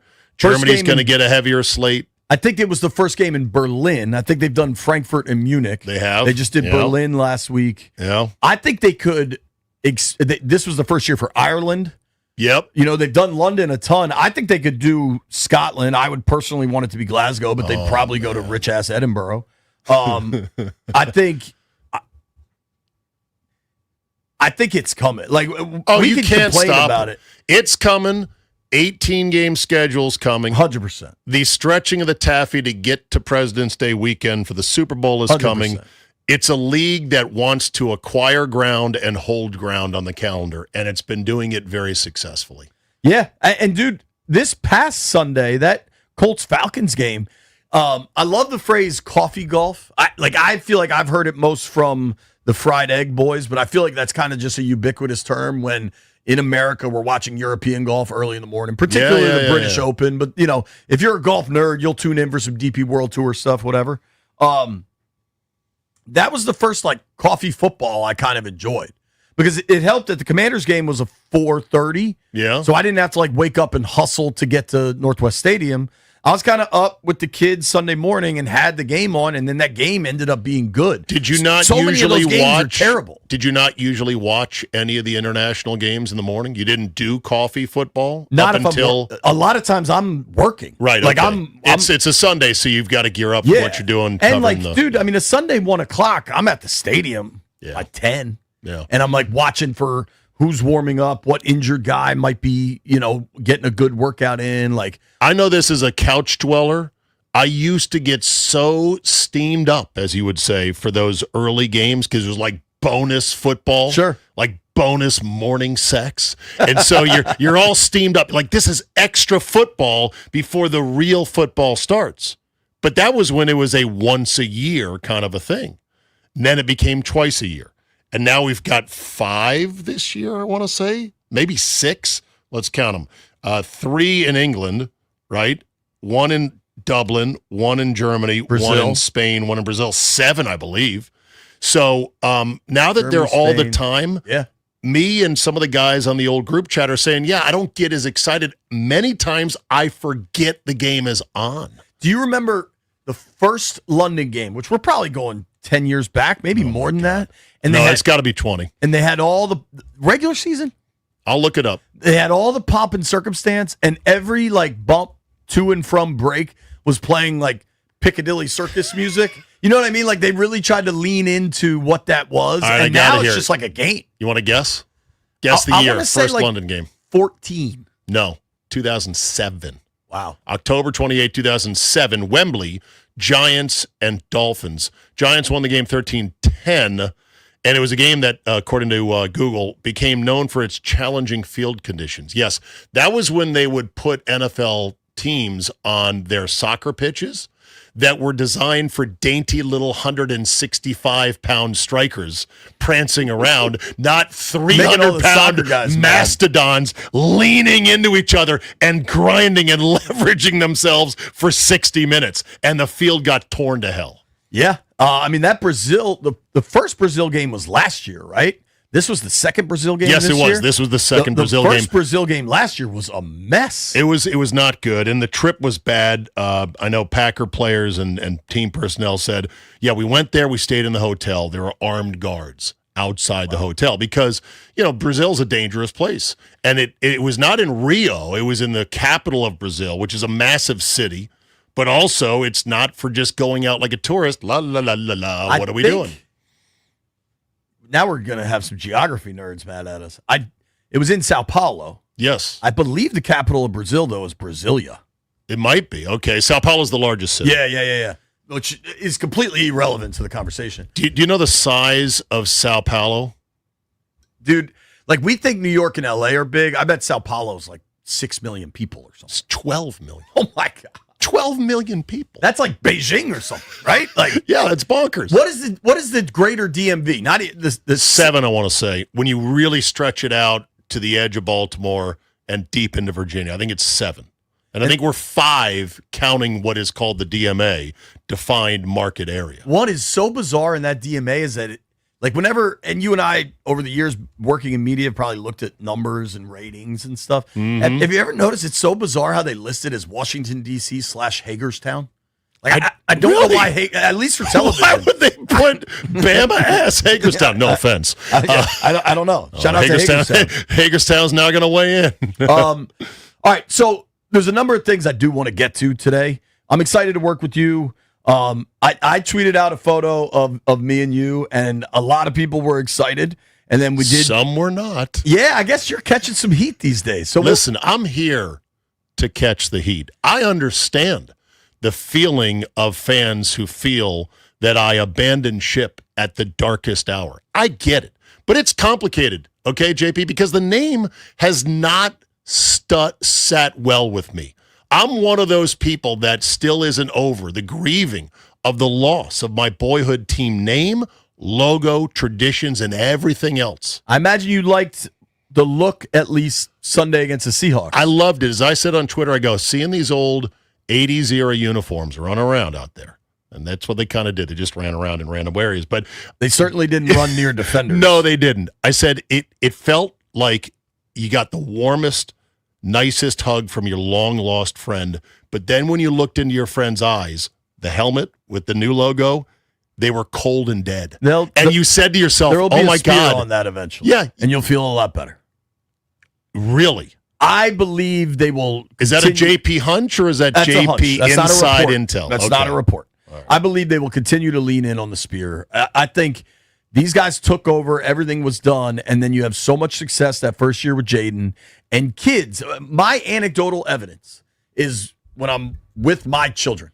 I have a 4th grader and a 1st grader. And for the bulk of my career in this, and when my kids started being old enough to have friends, see them on the playground, go to games, go to Halloween, there was no skin stuff around. You'd see Ovi, you'd see Nat stuff, Trey Turner, Bryce Harper. But like the Washington was so bad that kids just did not care. You'd see Mahomes. I mean, you'd see Lamar. Yeah. Last year changed all that. You got kids with Jaden stuff everywhere. Right. And I think the organization was smart enough to be like, all right, we can't go back to the name for the reason we changed it. And now we have a new group of young people buying in. If just think about from a straight up marketing perspective how much that messes it up to change it again. I think they're sticking with it, but this ownership group is smart enough to correctly weave as much history back in as possible. Yeah. I think the white unis we saw, the Super Bowl era, I think that will just be their home uniforms. Oh, I think that would be great. NFL protocol as far as when you can change all this stuff, but it's coming. I would say, I joked. Those are all hunches, not reports. Those are all hunches. I joked. I said they should just keep wearing the Super Bowl era uniforms, and then after the 10th or 11th time of wearing it, just come out of the locker room with the old Blackie Wetzel logo on the helmet, and just go, what is this? And just pretend like they didn't know somebody put that sticker on there. I have said this emphatically. And you and I are going to be on different sides of this fence post. I grew up here. I grew up loving that team. I had a starter jacket with the old logo on it. I used to draw the old logo. Remember in middle school, you had to cover your books and you do it with brown paper. You drew the old Two Guns White Feet logo on every book or white I calf. Had. That I loved it. That's a very challenging logo. Oh, it looked terrible. Oh, it did? I didn't do a good job of drawing it. Okay. But we're in 2025. The world has changed. I land at the logo's not coming back, the name's not coming back, but we can embrace so much of what was good. Get the old uniforms, get the stripes back on the helmet, get the gold face mask back on the helmet, which looks infinitely better than the whatever maroon burgundy nonsense they have. Yeah. I am choosing to be happy with putting everything back together and moving forward rather than continue to want what ain't coming back. That's where I land on the fence post. I'm not counting on Dad ever coming back. Dad went out for a pack of cigarettes. He's never coming back. I've resigned myself to that. He's in Atlantic City, bro. In an hourly hotel. And there are some people out there that believe Dad's coming back. They're like, no, we could get the logo nuts. back. They're just nuts. I'm like, you are setting yourself up for immense when disappointment. The owner who has told you his whole life was about the skins and the logo and he loved it, when he says emphatically on the record, repeatedly, we're not going back, just believe him. Yeah. Rather than your conspiracy theories, just believe the dude that paid $6 billion for it. Right. Because that dude's telling you the truth. Yeah. Well, look, despite the fact that there was this rift and I went to go do something else professionally, I was so happy for all of you guys. And you can talk to guys like Grant and Danny and everyone else because I would text them and I would talk to them and be like, this is an amazing ride. And I love Jaden Daniels. I love him for what he is, I think, off the field. And I do believe he's the anti-RG3 in terms of having a great head on his shoulders. I'm worried about his injuries, obviously, like everyone is. But I was so happy for not only the fan base, but the media and the team while they were making their run last year. Beyond happy. So there was nothing on my part that was like, forget them. We're going to dive into We'll dive into it later. You can tell Landfill's not here because me and Zabe have opened the show going 5 minutes long. Oh, boy. Heavy Metal Chris is going to have to crack that whip at some point. Here's what we're going to do. I want to talk about the big news from yesterday, Dan Quinn taking over as defensive coordinator, kind of what that means, what it doesn't mean. Was it a move that had to be made? But a move you need to make is switching to a Ruud system. Ruud makes the best HVAC products in the DMV. I can tell you, I got a Ruud system in my house. B got one at his house, and you can feel the difference instantly. You can get the app. You can adjust your temperature in your home in seconds. No more noisy interruptions, just peace of mind. Plus, you can qualify for federal tax credits up to $2,000 on heat pumps through 2032. Check out Ruud.com/federal incentives to learn more. Ruud is the most reliable heating and air conditioning products in the DMV. And remember, if it ain't Ruud, it ain't right.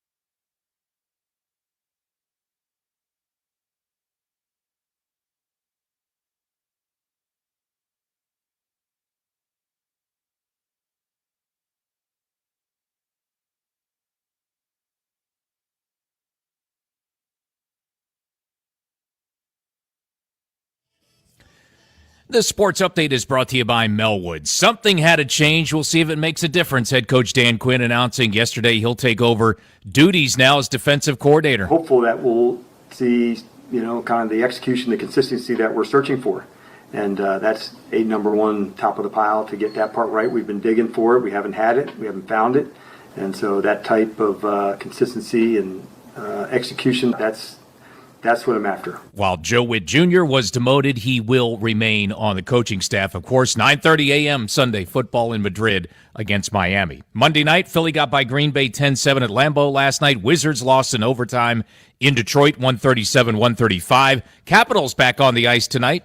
They will face Carolina 7 p.m. face-off here in the Fan. Supporting people with disabilities in your community by donating your unwanted vehicle to Melwood. Donating is fast, free, and easy. Visit melwood.org or call 1-877-MELWOOD for more information. From the Crop Metcalf 5-Star Sports Desk, I'm Earl Forsey on the Fan.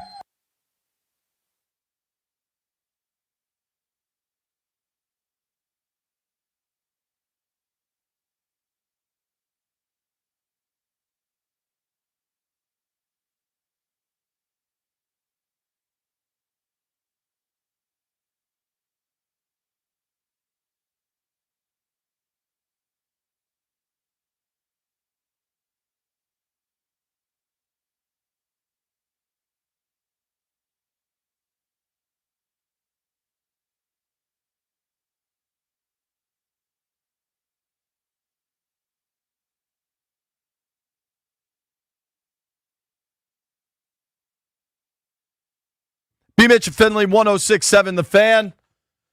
We got the legendary Mr. Steve Zabin sitting in. I'll be honest, the first two radio shows I really listened to,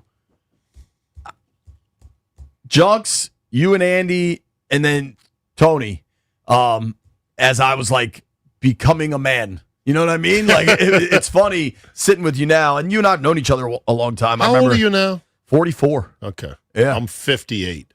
Okay. About to be 58. When's your birthday? Well, not about. June. All right. Well, yeah, still in a I would warranty. go at 57 then. Hell. Yeah, no, you got right. like 8 months. I'm feeling 58. But anyway, so that's like a 14-year difference.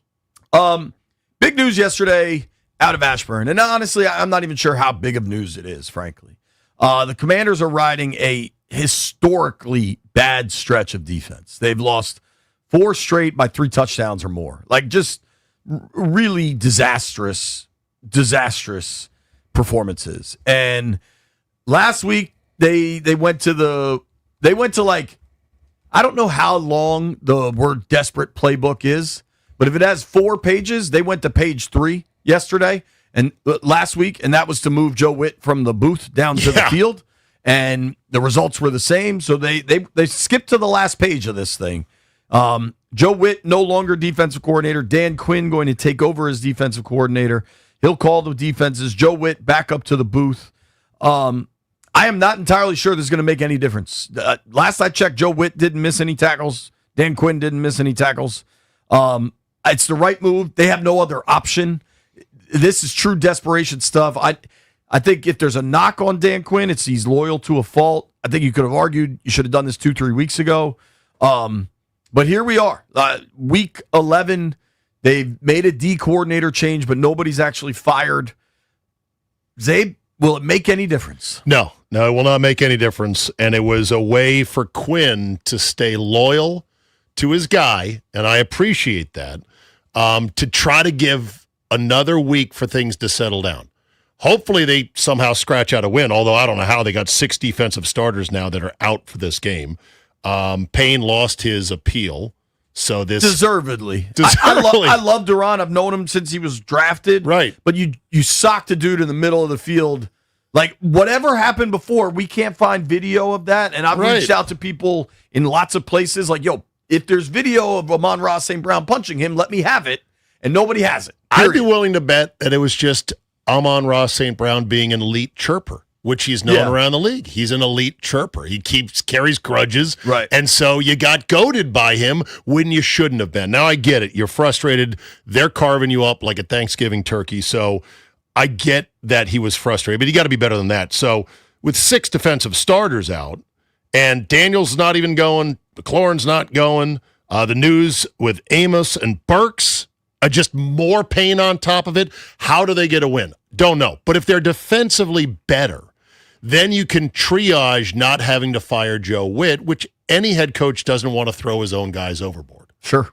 But you know how sports works, JP. When things get really, really bad, at some point, the fans, the media, they want a warm body hitting the water. And that's just the way sports is. Has 100%. nothing to do with who deserves it or not.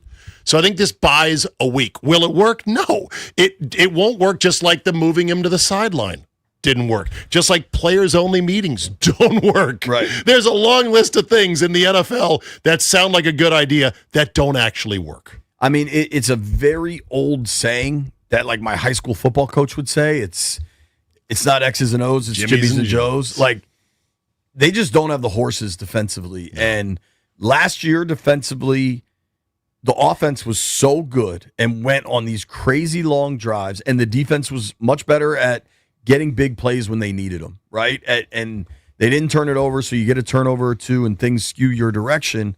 And this year, largely the defense is a year older. I fear that some of the players that really showed up for them in big moments last year regressed. And I don't know that it's their fault or development or just the situation around them, but Mikey, Quan, I think those are good players that are not playing as well this year as they did last year. Wagner, not playing as well this year as he did last year. Luvu.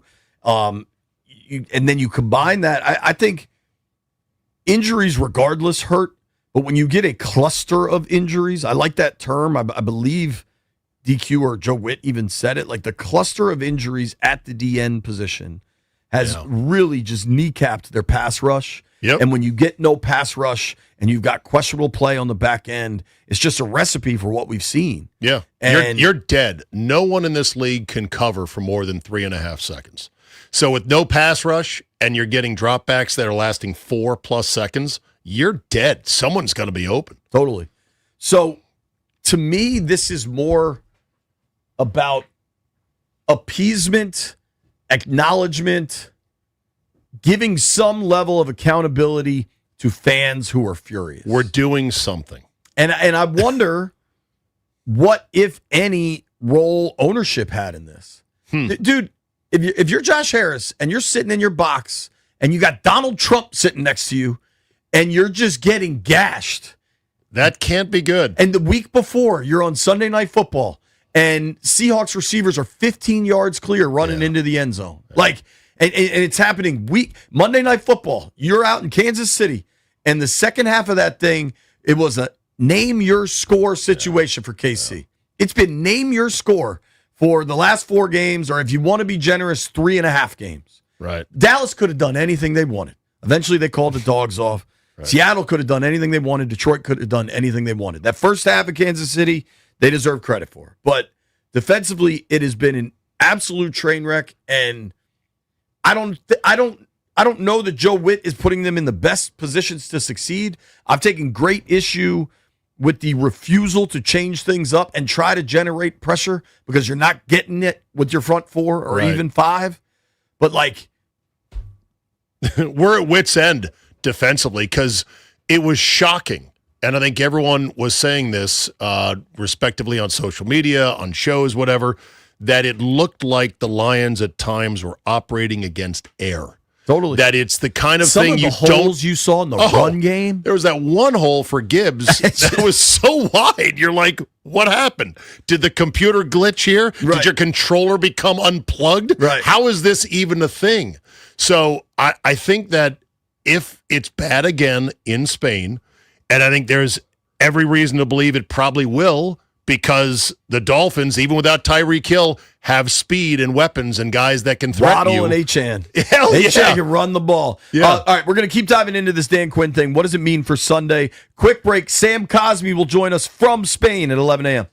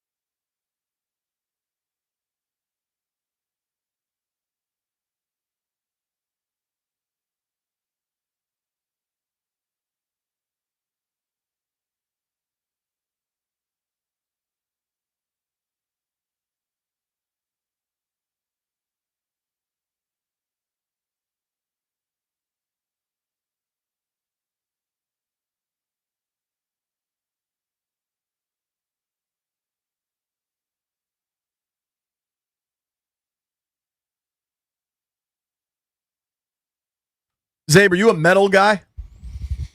No, I'm metal friendly. Like, I will sample stuff that Chris delivers to us I would today. prepare yourself for a lot of metal today. Because I don't know. I think we're 3 for 3 on. Well, I guess the opener we had Tribe, but it's been 2 for 2 on metal since. Do you know how many different subgenres of metal there are? No. There are so many. I didn't know this till I talked to, even before I talked to Chris, but I talked to another guy at the old station who's a big metal guy, and he was rattling off band names I'd never heard of. Johnny Cake Sawville likes some metal. My boy Chris Kerwin likes some metal. Death metal, industrial metal, goth metal, glam metal, Christian thrash, metal, grindcore, thrash metal, power metal, folk metal, metalcore, doom metal. I mean, that's a ton. That's all a no for me, dog. I like Metallica and like some GNR. I like GNR a lot. That's certainly not metal. Metallica can flirt with it. When we used to go to training camp in Richmond many, many years ago. Old Richmond. A guy I used to work with, Mikey D, passed away, but Mikey D was a straight metalhead and family friend. Very, very convoluted story, but this dude, Andy, was in a band. So we went to see his band, and it was legit metal. And I lasted like 4 minutes. I was like, yo, this is not for me. So true metal and slow jams, like R&B. Okay. Those are the 2 genres I'm out on. I can get down with just about anything else. According to AI, metal is defined by its use of loud volume, certainly, heavily distorted guitars, and aggressive sound supported by a powerful rhythm section. That's the definition of metal. I heard this phrase from a Wisconsinite, Sherry Burris, and it stuck with me. Oh, Sherry. Don't yuck somebody else's yum. So if you're into metal, good for you, dude. Like, do your thing. It's not for me. Yeah. I don't like onions. I don't like metal. I like steak, potatoes, missionary. I keep things simple. This is why I've said I would never let somebody look at my playlists in my phone. I don't want them seeing what I like musically. Why? Because it's personal. And I know I'm going to catch a lot of grief. Look at JP is now staring at my phone as I gently drag it. Like George back Thorogood on there. Like, are you embarrassed? Yeah, to some degree, because one of the playlists may or may not have Carly Rae Jepsen's "Call Me Maybe." You got daughters, right? Yeah, but dude, I listened to "Hot to Go" in the car to school this morning. I like a good pop banger. You know, that's pure pop. Doesn't matter if it's an artist that's here one day, gone the next, like Carly Rae Jepsen probably is. But I will go all the way then to. But I'm also a big Rush fan, so that's a weird thing. There's a lot of country in there, but it's a lot of bro country, and there's people that hate bro country. In my younger days, I was very much like an indie rock guy, and I was at 930 Club and Black Hat and all these little bands, and at that stage of my life, I wanted to be an indie rock gatekeeper. Oh, really? But I wasn't. What do you mean by gatekeeper? I was like level 6, and it went to level 1, right? So everybody that was a level above me thought I was a poser, and then everybody that was a level below me, I thought they were posers, right? Right. And I've always loved hip hop, but like, I'm just old now. I'm 44. Like when my Spotify Wrapped drops next month. Oh, that's right. We're coming up on Spotify Wrapped season. But like mine is all now playing music for my kids. So like I am not a pop music guy at all. But like I bet my Spotify will be because we're just cranking T Swift all the time. So you're going to blame it on your kids. That song Meet Me in the Middle. Maren Morris? Sure. She's great. No, not the country version. No, there's like a pop version. All right. When I get to control music, I generally put it on the Sirius 35 XMU. Like that's what I like. But I so rarely get to play what I like that I just kind of am along for the ride. And my wife really likes country and reggae, so it's a lot of country and reggae at our house. Just kind of chilled out. You know, the remnants of the Eagles are playing the Sphere now in Vegas. That's cool. Not an Eagles guy? Chris Russell's really into the Eagles, which has kind of impacted my ability to be into the Eagles. Which nobody wants to be on the same square as the Rooster. I went to the Sphere when the Super Bowl was in Vegas and went and saw U2, and it was awesome. I would go to anything at the Sphere just for the venue and how. So cool when they I'm could make going there everything. Thursday, should I go? I don't know what's at the Sphere Thursday, Friday. I would go. Okay. It's a really unique experience. It's really, really cool and well done. A bunch of people did meet me in the middle, but Maren Morris was one of them, along with Zed. That was a collab, I believe. The Jay Morris Group, Jesse Ware, and Diamond Rio. All songs named Meet Me in the Middle.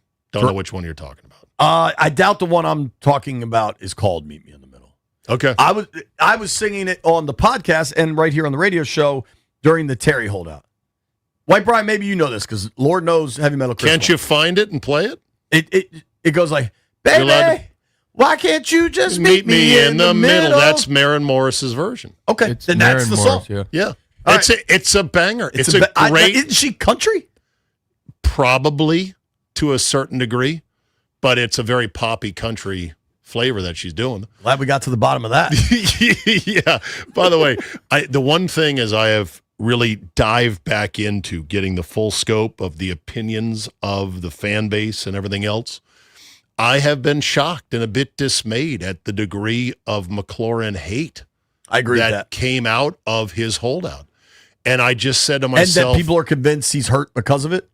Yeah. Like there's no direct correlation there. I'm like, you don't remember him busting a tunnel screen for 70 yards to shock the Lions last year? It was in that playoff game. I think it was like 8.5 months ago. You don't remember him catching that rainbow from Daniels in Cincinnati in the corner of the end zone? You don't appreciate the fact that he is the toe tap master? You don't understand how hard it is to get paid properly a second time in the NFL? You don't appreciate the fact that it wasn't his fault he was misdrafted in the third round just because Ohio State had a lot of wide receivers? If that makes me a Terry McLaurin stan, so be it. I was just a bit disappointed at the amount of hate there. That's all. I like that, Zabe. I like that a lot. I also if Terry is hurt and lost this year because of the contract holdout, why is Eckler hurt? Why is hurt? Like the because people get hurt in the NFL. The immediate assumption that it's because he missed time in August. That is one of the biggest fallacies ever. Everyone thinks and they there's know. Anecdotal evidence that you can point to, like, man, that guy held out and now he's hurt. But what about all the other dudes that didn't hold out and got hurt? People just get hurt. We got a break. Sam Cosby joins us next.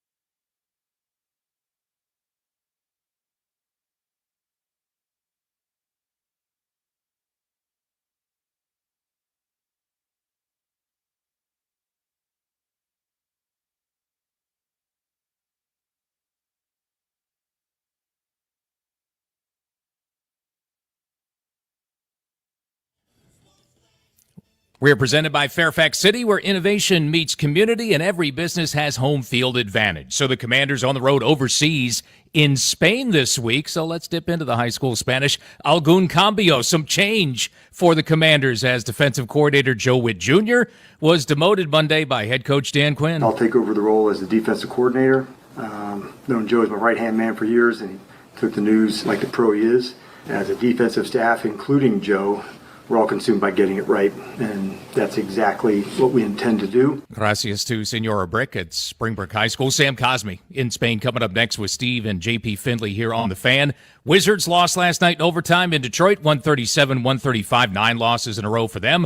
Capitals trying to snap a 2-game skid on the road tonight at Carolina, 7 p.m. on The Fan. Fairfax City is where business like Textor thrive with modern offices, great staff, and powerful connections. Through the Mason Enterprise Center. Discover more at gofairfaxcity.com/business. From the Crop Metcalf 5-Star Sports Desk, I'm Earl Forsey on The Fan.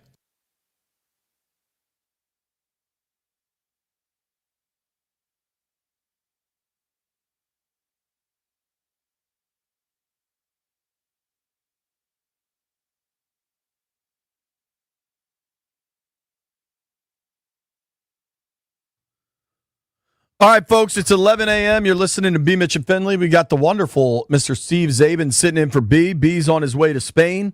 You're watching us on the YouTube page, 1067, or on Monumental Sports Network, and we are fired up for our weekly Paisanos Players Chat with our guy, Sam Cosme. Before we start talking with Sammy, though, veterans, our friends at Paisanos want to thank you for your service. Today, Veterans Day, all veterans receive a medium cheese pizza for just $3. Offer is carry out only with a valid military ID upon purchase in store. Paisanos is not just pizza, but something for everyone. Paisanospizza.com. All right, let's get on the phone with our friend Sam Cosme. Sammy, did you sleep on the plane? How is Spain? Yeah, I got a couple hours of sleep, but not much. I was able to take a little nap on once we got to the hotel. But yeah, I mean, I was able to walk around a little bit, explore, get dinner here shortly. But yeah, the time difference is something for sure. So it's 5 o'clock there, right? PM. Yep. All right. Yep. So that's +6. Yeah, it's +6. So let's start with the plane. You are a veteran with significant NFL accomplishments at this point. You second contract, like you've done it. How much space do you get on the plane? This year they're doing a really good job with the accommodations for the guys that are starting. Particularly, I have a nice seat where I can lay back and pretty much stretch out. So. Okay. They've been great when it comes to that, and was able to get a couple hours of sleep on a plane and feel good. So they've been doing a great job when it comes to that. Love that. Is this your first international trip? Yeah, it is. Okay. It is. Even on a personal level, like first international game. No, just international game. I've been to Europe when I was 7 to visit Romania and some family members, but I haven't been back in almost 20 years. How much of your family's still, are your grandparents still there? Like how much family's still back in Romania? I actually have quite a bit of family that I don't obviously really know. Yeah. Like my grandfather he had 14 other siblings. So we have a pretty big family still here in Europe, and especially in Romania. So, but yeah, no, my grandparents they're both on both sides, came to the States. And I have a big family in the States for sure. Gotcha. We're having our weekly Paisanos Players Chat with our guy Sam Cosme, right guard for the Washington Commanders. He's already in Madrid. I do have some football stuff to talk about, but I want to start. You said you're about to go for dinner. Is it a lineman dinner? Like, is everybody going, or is it just you and Bates? What's your crew, and what are you going for in Spain? Yeah, we're gonna do it local right now. Just I guess down the block. I don't know. We're just gonna hop in one of these places and see if what's rolling. I like it. Try to figure out the menu. And you use Google Translate to get going. I bet they speak more English than you think. That's no, they do. But all the menus I've been looking around that have really good reviews. They're on Spanish. So I'm trying to figure out that. And at least now with the Apple Translator or whatever, it does a really good job of you can take a picture and it'll put everything to English. So that's pretty cool. Do you have the new AirPod 3s Pros that supposedly do real-time translation? Supposedly. I do. I definitely want to try that out. Oh, you got to try it. You get a ripe opportunity to take those road testing. Probably won't work. Sure. But it sounds too good to be true. I know. I wish I would have done it. I should have done it with my mom. She was just here. Just roll out today with it. Yeah, let's see what happens. Yeah, just take it for a road test. The waiter might look at me, sideways. So that's my question. You've told us before when you and the lineman roll into five guys that the guy at the register knows to yell to the guy in the back, "Get ready, they're here." What kind of looks are you getting when it's you and other gigantic American football players walking the streets of Madrid? I don't know. I just got here. I walked by myself this morning. Okay. Or this morning to try to get some of the jet lag out, and I had a bunch of people just staring at me. So I'm sure we stand out pretty bad when it comes to if we're all in one big group. You're a large man, dude. Yeah. All right, let's switch to some football stuff. Obviously, it was another tough game against Detroit. Offensively, you guys moved the ball pretty well, but the defensive problems have been recurring here. Dan Quinn lets the world know yesterday of a change. Joe Witt, no longer defense coordinator. DQ is going to take those duties on himself. How did he let you guys know? And what was, obviously you're on the other side of the ball, but still you're all on the same team. What was kind of the reaction in the locker room? He told us right. He told us yesterday, right before the team meeting, that they were going to make that change.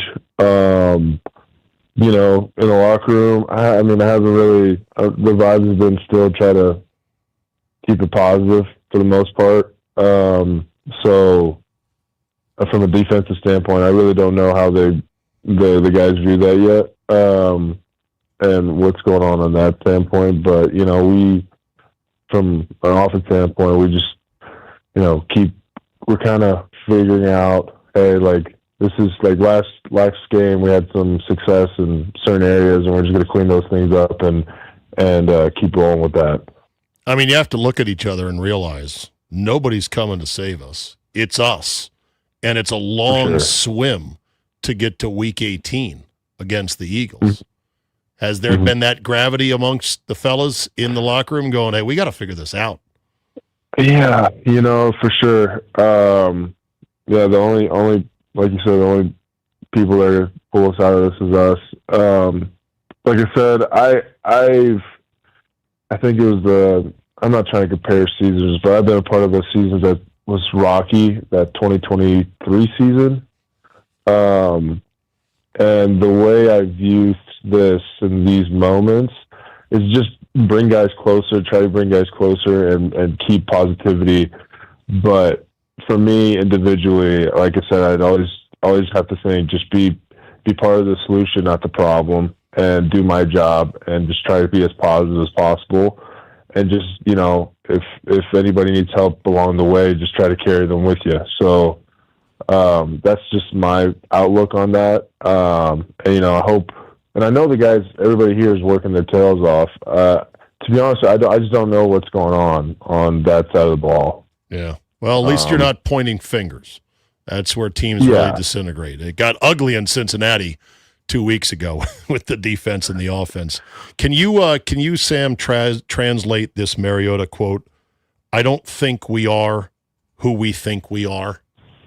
I stare at that quote and I just scratch my head. I'm like, what does he mean by that? I think from a standpoint of like,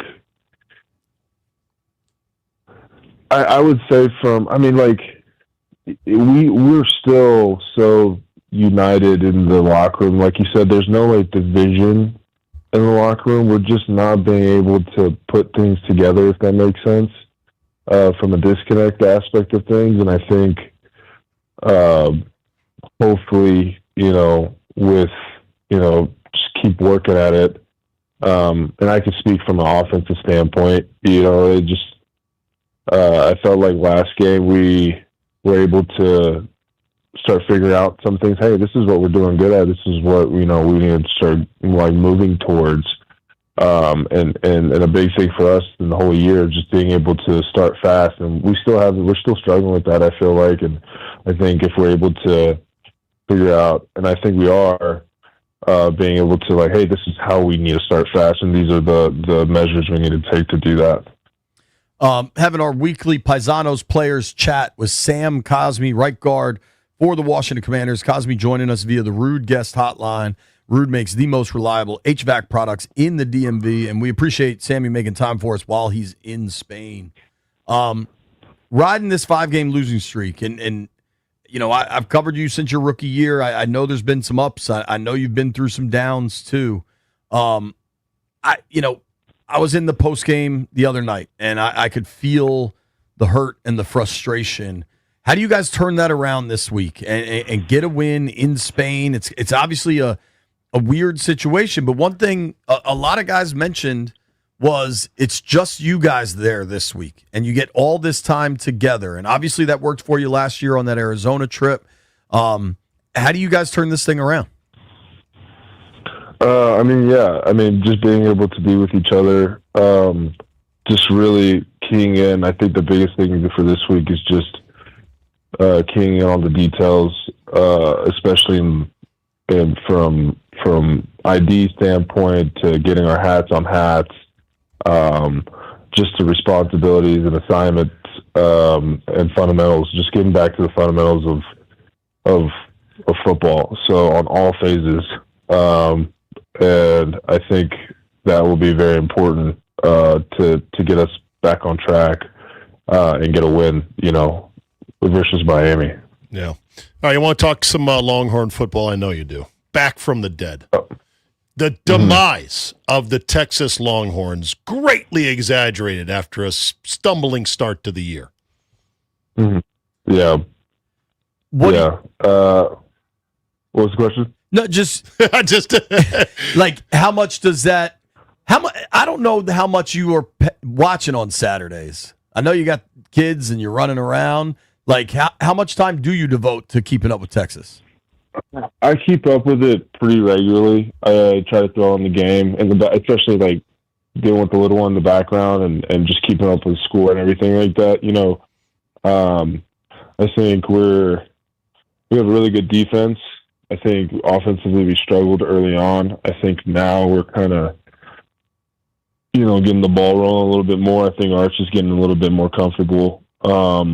It takes time to grow. It doesn't happen overnight. So, from my viewpoint, we lost a lot of guys last year too. So, just trying to build that chemistry and all that is important.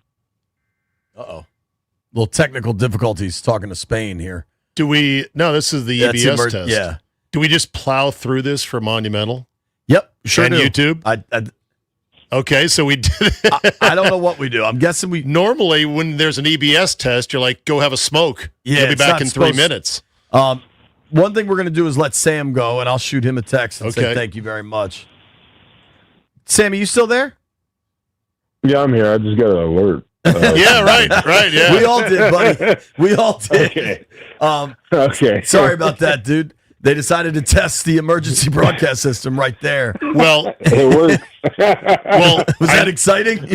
I don't know what your Saturday. Hey, Sam, I don't know what your Saturday obligations are with the team, but it's Georgia this week. So you guys are at Georgia, 7:30 Eastern. That's only 2:30 a.m. before I'll be watching for sure. JP will text you updates while you're sleeping. I'll be up at that time for sure. Yeah, no. Well, dude, we're having a podcast party Friday night at a bar called O'Brien's. If you want to come. Oh, really? Yeah. Over here? Yeah, in Madrid. Well, it's not far from your hotel. Check that out. An Irish bar in Spain. You got to find a home game. You got to find a home game, even in Europe. Who approved that? I know. Tischler set it up. Who knows? Go ahead. I was looking around the restaurants and I saw American cuisine, and Yelp rating was like 3 stars. Everything else around here is like 4 or 5. You know, I'm like, of course, American cuisine is 3 stars. They might not be into meatloaf over there. Or no hot dogs. Spanish cuisine is elite. I think it's barbecue, right? Like barbecue is what the rest of the world kind of like views us as is the American cuisine. The Texas guy might have to go check it out. See how the burn ends stack up. I got to. Maybe it has to go down. Give them a true critique. Personal question for you. So I worked the London game the last time the Washington organization played internationally. And my little girl, I think, was like 14 months old. And it was Halloween weekend, and I wasn't there for Halloween. And my wife was sending me pictures, and it was kind of gut-wrenching just to miss her first Halloween, right? I know your wife's at home, pregnant, and your little girl is running around. Like, maybe not today because you just got over there, but how tough is it to be away for 5-6 days? Yeah, I already miss them already, so I already know it's going to be pretty tough and get homesick. I remember even with the Arizona trip, I couldn't wait to get back home, just being away from them. So yeah, but thank God for FaceTime. Yep. That helps a lot. For sure, because she can see you and talk to you and all that. Oh, yeah. I just got off FaceTime before I called you guys. Nice. So that's great. I'm glad. The other thing, Zabe was asking you about Texas and the Longhorns being back. And honestly, if they can win, they're kind of back. If they can win Saturday night in Georgia, they're back. At least in the playoffs, right? I mean, they had 2 straight overtime wins, one at Kentucky, not impressive. And the Mississippi State one was a straight-up robbery. Mississippi State imploded, but they're still wins. But the win against Vanderbilt was a big one. And Arch has now thrown for 346 and 328 his last 2 games. So he's figuring it out. My question, though, how hard is it for you to watch Texas A&M right now? Undefeated, number 3 in the country. Got to burn. Me and Vaughn have been going back and forth. We actually have a little, we'll bet going if Texas wins, he'll wear one of my jerseys. If A&M wins, I'll wear one of his jerseys. That's Thanksgiving weekend, right? I think so, yeah. And A&M, I watched their game versus LSU, and I'm like, gosh, they look good. And it's like, of course, we got the great win versus Oklahoma, which is always fantastic. But now we got, throughout the year, we got to get 2 major wins, just as Oklahoma and A&M, in my eyes. But, yeah, I mean, we got to win out. We got to win out the rest of the year. We got some tough opponents coming up. So, they're picking up momentum, which is a huge thing. And hopefully they can carry that to the end. When you were there, were you guys still playing A&M? Or had they gone to the SEC and that was like the dark period for that rivalry? No, we never played A&M, which I hate. I really wish I would have had the opportunity to play them. I mean, I would love to have played in those games. I think it would have been so cool. So, but I'm happy we brought it back. Did they recruit you as well? Like who? Obviously, you chose Texas, but you're a big time recruit in the Lone Star State. Like who all was begging you to come to town? No, I wasn't a big recruit at all. I was like barely a 2-star. Wow. I didn't get a lot of offers. The only reason I got offers to Texas because I went to a U of H rivals camp, and I had a couple great pass pro plays, and Herman gave me an offer at at Houston, and then he went to Texas, and like 7 or 8 months later, I finally got an offer because they struck out. I actually asked Coach Herman, because I have the board of like all the recruits they had. I said, "Hey, Coach, where was I on this board?" He's like, "Oh, you were like the 7th or 8th guy on the board." And I was like, "You guys suck at recruiting. You missed out on 7 or 8 guys before you got to me." Well, and now you're in what, year 6 in the NFL? I think you've proven yourself, dude. Yeah, for sure. Thank you for the time, man. I'll see you tomorrow. I know you'll be excited to see us. I know you love when the media shows up, especially when we follow you across the country to Spain. Yeah, I'm gonna love it. I'm gonna love it. This will be awesome. Thank you, buddy. Enjoy your dinner tonight. All right, appreciate it. All right. See you guys. Sam Cosby joining us for his weekly Paisanos player chat. That was a lot of fun. Always fun to talk to Sam. Unfortunately, he's been in some bad locker rooms, knows how to keep his head. And for all the veterans out there, our friends at Paisanos want to thank you for your service. Today, veterans all receive a medium cheese pizza for just $3. Offers carry out only with a valid military ID upon purchase in store. Paisanos is not just pizza, but something for everyone. Paisanospizza.com. There was a Monday Night Football game last night. It was kind of a dud, but had a very interesting ending. Let's dive into that when we return.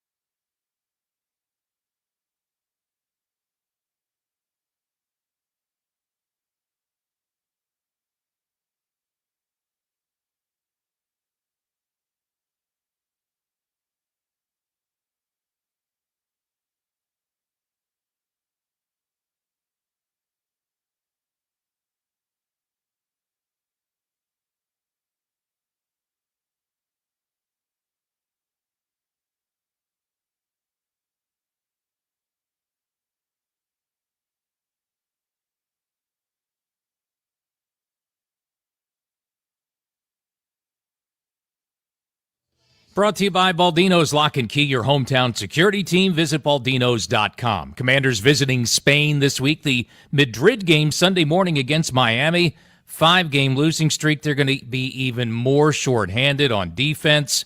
This weekend, defensive tackle Daron Payne, late yesterday, had the appeal of his 1-game suspension denied, so he's out Sunday. Rookie defensive back Trey Amos suffered a fractured fibula against Detroit. He may be out for the season. And wide receiver Treylon Burks is hurt, out after finger surgery this week. Commanders 3-7 as they head into Sunday morning's game, 9:30 a.m. Wizards lost in Detroit in overtime last night, 137-135. Caps on the road at Carolina tonight, 7 p.m. on the Fan. Terps in action hosting Alcorn State, 7 p.m. on the Team 980. Baldino's Lock and Key is your hometown security team for auto keys and fobs. They make car key problems look obsolete with 9 area locations throughout Virginia and Maryland. Stop by one near you today, or for more info, visit baldinos.com. From the Crop Metcalf 5-Star Sports Desk, I'm Earl Forsey on the Fan.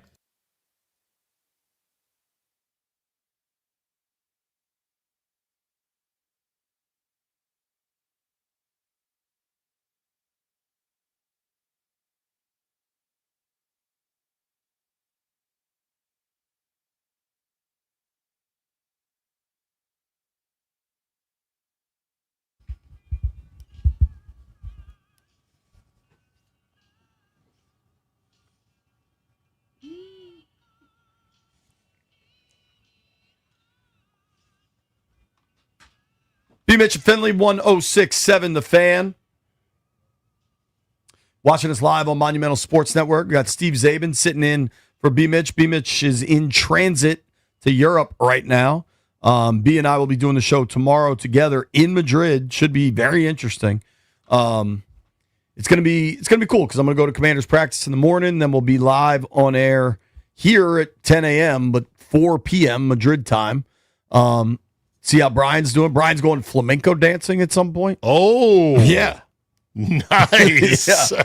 By the way, I don't want to blow up your Friday podcast party at O'Brien's. I think I have the wrong spot. Okay, but I want to throw some things out at you. Okay. I Googled best authentic Spanish pub in Madrid. Casa Ruleta, Casa Alberto, La Casa del Abuelo, La Venecia. There's a lot of places that are authentic Spanish hangouts. You cannot go to an Irish bar, JP, in Spain. So my thought is a number of things. Not my monkey, not my circus. This is a Tischler thing. That's thought number one. So we have the podcast over the years has developed a ton of international listeners, which is awesome. That is great. And I know a lot of these folks will be at this game in Spain. So we just want to get something on the books, right? Got it. And I think if 5 or 10 people show up, terrific, we'll hang out. I think it's possible a bunch of people show up because What's a bunch? 100? Yes. 200. Like we've had these parties before, which are packed. Right? I bet you get 150 people. Well, so the other part of this is there is an earlier, the team is having their rally. Oh, right. From, I don't know the exact time. Say it's from 3 to 6 or something. But I can't go to that because it's while I'm on the radio. So I think there will be a bunch of people out and about drinking. And I think a big chunk of that might just roll to our party. I also think I continuously am telling people the wrong name of the bar. I think it's O'Reilly's and not O'Brien's. I've asked Mitch to make a graphic repeatedly. I don't have a graphic yet. When I get the graphic, I'm going to post it on social and all the information will be there. So I think it'll be like a big chunk of people that listen to the radio show, listen to the podcast, whatever. And then other people will just be like, oh, this is where all the Commanders fans are going. I'm going to go there too. But I mean, I'm sure it's a lovely place. Here's a picture of it right there. It's my understanding it's in like a cool strip of bars and restaurants. So like my favorite thing in Europe is you can kind of just hang out in the street and drink too. So say this place gets packed. We can just hang out in the street. There's a more authentic like Spanish bar and club next door, I've been told. But again, it circles back to I'm not in charge of this. I'm just going to show up. Nah, it's a good idea. Get a ball in the fairway. Yeah, exactly. And don't overcomplicate. Exactly.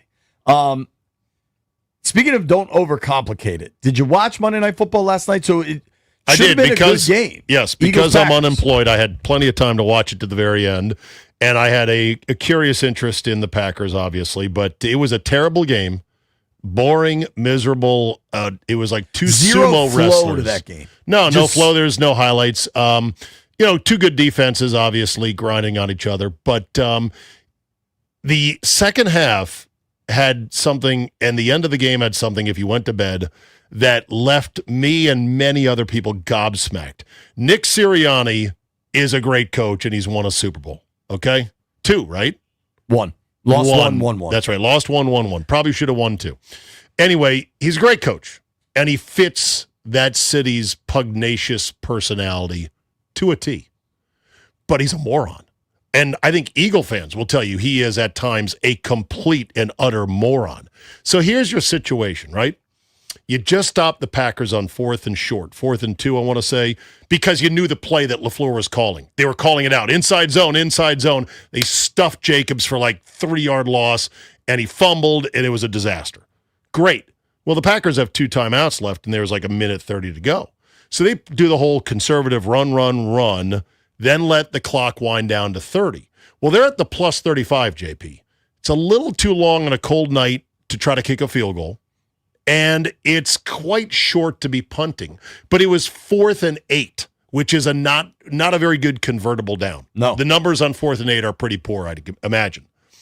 And they 4th and 8 is generally you're down a touchdown, so you got to go. Exactly. Not you're barely holding on to a lead. Yeah, you're up 3. Right. So they go out and they line up, and Buck and Aikman are like, wow, they're going to run a play here. And they do a little bit of the hut, hey. Sure. And then they're like, okay, they're not falling for it. They call timeout. They go to the sideline, and then Sirianni sends the offense back out. And Buck and Aikman are like, they're going for it. What are they doing here? And so they dial up a deep shot to the left pylon to A.J. Brown, who is completely covered, makes a very weak effort to go get the ball, and it's incomplete. And they're like gobsmacked going, okay, well, now the Packers have a chance because there's 32 seconds left, and they're at their own 35. And lo and behold, they complete a pass to about midfield or thereabouts. Now you're down to like 18 seconds. Their second down play didn't work. It ate up a few more seconds. They get one more shortish gain that gets them to 64 yards on a McManus attempt with, I want to say, 5 seconds left. And that's when LaFleur said, okay, let me make some suboptimal choices myself. He sent him out there to try to run one more play with 5 seconds and no timeouts. Yeah. And Jordan Love whips the ball directly out of bounds to get it to 2 seconds. And I'm like, okay, what good would that do you? They try to kick it. It ends up being short, and the game was over. But after the game, Sirianni was asked, well, why would you go for it on 4th and 8? And his answer was not compelling at all because he never mentioned punting as a strategy. Punting it even straight into the end zone for a touchback nets you 15 yards. Those 15 yards, JP, are 8 seconds. You need those 8 like at best, it's 8 seconds by the offense to go 15 yards. Dude, so they got it at 4th and 6 from the 35. I pulled up the playlist. It was 4th and 6, not 4th and 8. But still, your point stands. And if you can squib it, just kick it 10, 15 yards. Like a squib punt? Just barely tap it over, right? Like these punters are good enough to do that. You're burning time there, too. That's a live ball. That's more time. That's a good point. The odds of that dude returning it, house calling that, are pretty slim. Like, right.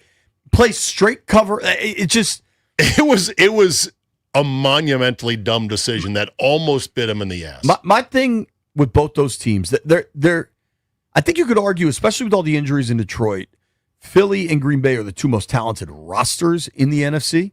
Philly's better. Philly's probably the best 1 through 53 in the NFL, honestly. I mean, they're just loaded, and they lost a lot last year, and they're still loaded.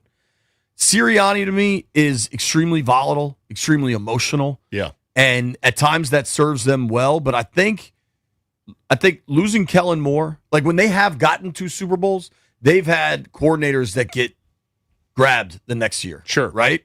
It happened with Steichen when they lost to the Chiefs. It happened with Moore when they beat the Chiefs. I won't be shocked at all if we get to January, February, March, whenever Philly season's done, and Howie again tells Sirianni, hey, your boy's not running the offense. I'm getting a real guy in. Because that's who it is right now. Like, Kellen Moore leaves. He's able to promote his boy that's been with him since the Indy days. And that offense is just underperforming. I mean, Kevin Patullo. Yeah, Kevin Patullo. And my guess is, everybody wants to draw a line to Mike McDaniel coming here next year if Cliff gets a job. But there will be other versions of high-end offensive minds available, and Philly will have somebody else running that offense next year. Yeah. Because Fangio at this stage of his life doesn't look like he looks like he's just happy to be a DC. He'll stay there for some time. Barring catastrophic injury, I would pen in Rams, Eagles, NFC Championship game. Rams, Bills was my Super Bowl pick. That's a good one right there. Bill's got to figure some things out, though, right now. I think they're leaning too much on the, hey, press the Josh do something button. Hey, Josh, do something button. Yeah. And they need to be a more complete team. I think the Chiefs are going to be there as well. It's hard to bet against them. I know. It's hard to. I mean, the Ravens, even though they're still under 500, are the favorite to win the AFC North. And like they were a significant favorite. Right, and they were They were coin 1-5. They were 1-5, and they were still a coin flip to win the division with the Steelers out to their 5-2 start. Yeah. And people kept looking at the division odds going, what am I looking at? Why is it this way? Well, the people in Vegas know as much as anyone else's know what the time is. Well, I also think Philly should enjoy the tush push this year because I think that was next the other year thing it's from gone. last night. So you saw the two plays that were missed again. Yeah. Ridiculous. Now, the Packers got away with one first, a pseudo tush push, because they don't really do it with Love. They used to do it with Tucker Kraft before he got hurt. Now they don't. But it was sort of a tush push. They were clearly offsides to start, false start. Didn't call it. I just said, isn't it great? They finally got one ignored when the Eagles always have them ignored. And then the Eagles do one. They're wildly jumping the gun offsides. And I just laughed thinking about how the NFL said 4 weeks ago, we're going to have our referees look at this more closely. And I'm thinking, the F they are. It's an impossible play to officiate. It is. And it's officiated poorly consistently. I do want to talk about the other side. And by the way, one game. last thing on that. Sure. I'm still so confused why 9 teams would join the Eagles to not ban it. Apparently, Jason Kelsey's speech was so damn good. Who knows? If you have a chance to legislate out a rival's best play, take it.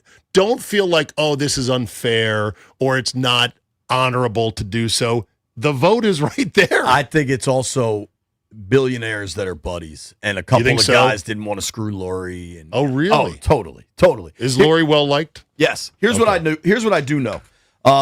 We gotta ask Zabe some questions. We're getting all sorts of interesting tweets. A lot of people are thrilled you're on with us. Some have questions for you. We might open the phone lines on that.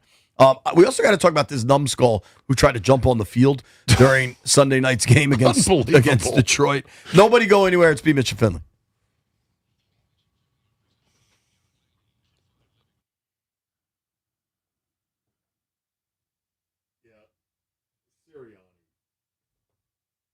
Hey, it's JP Finlay, and you've heard me talk about all the problems I had at my house after the water damage. Well, you know who hooked us up? Better Services. Better Services can do anything you need. If you need appliances like I did, Better Services can hook you up. Say you want to remodel a bathroom or a kitchen, Better Services can hook you up. BETTAR. This is a family-owned business that's been in Kensington for 80 years. You can go stop by their showroom, check out the appliances. They can get you next day or maybe even same-day delivery. At my house, they got us a new stove, new microwave, new fridge, got it all installed in one day, and my wife couldn't be happier. I've worked with Better for a number of things. Say you just have some small stuff you need done around the house, handyman services, call Better. Need new appliances or just some appliance repairs? Call Better. Thanksgiving's in a couple weeks. You're going to have 20 people at your house, and they're expecting hot stuffing. You better make sure that oven works. BetterServices.com, BETTAR. You better get better.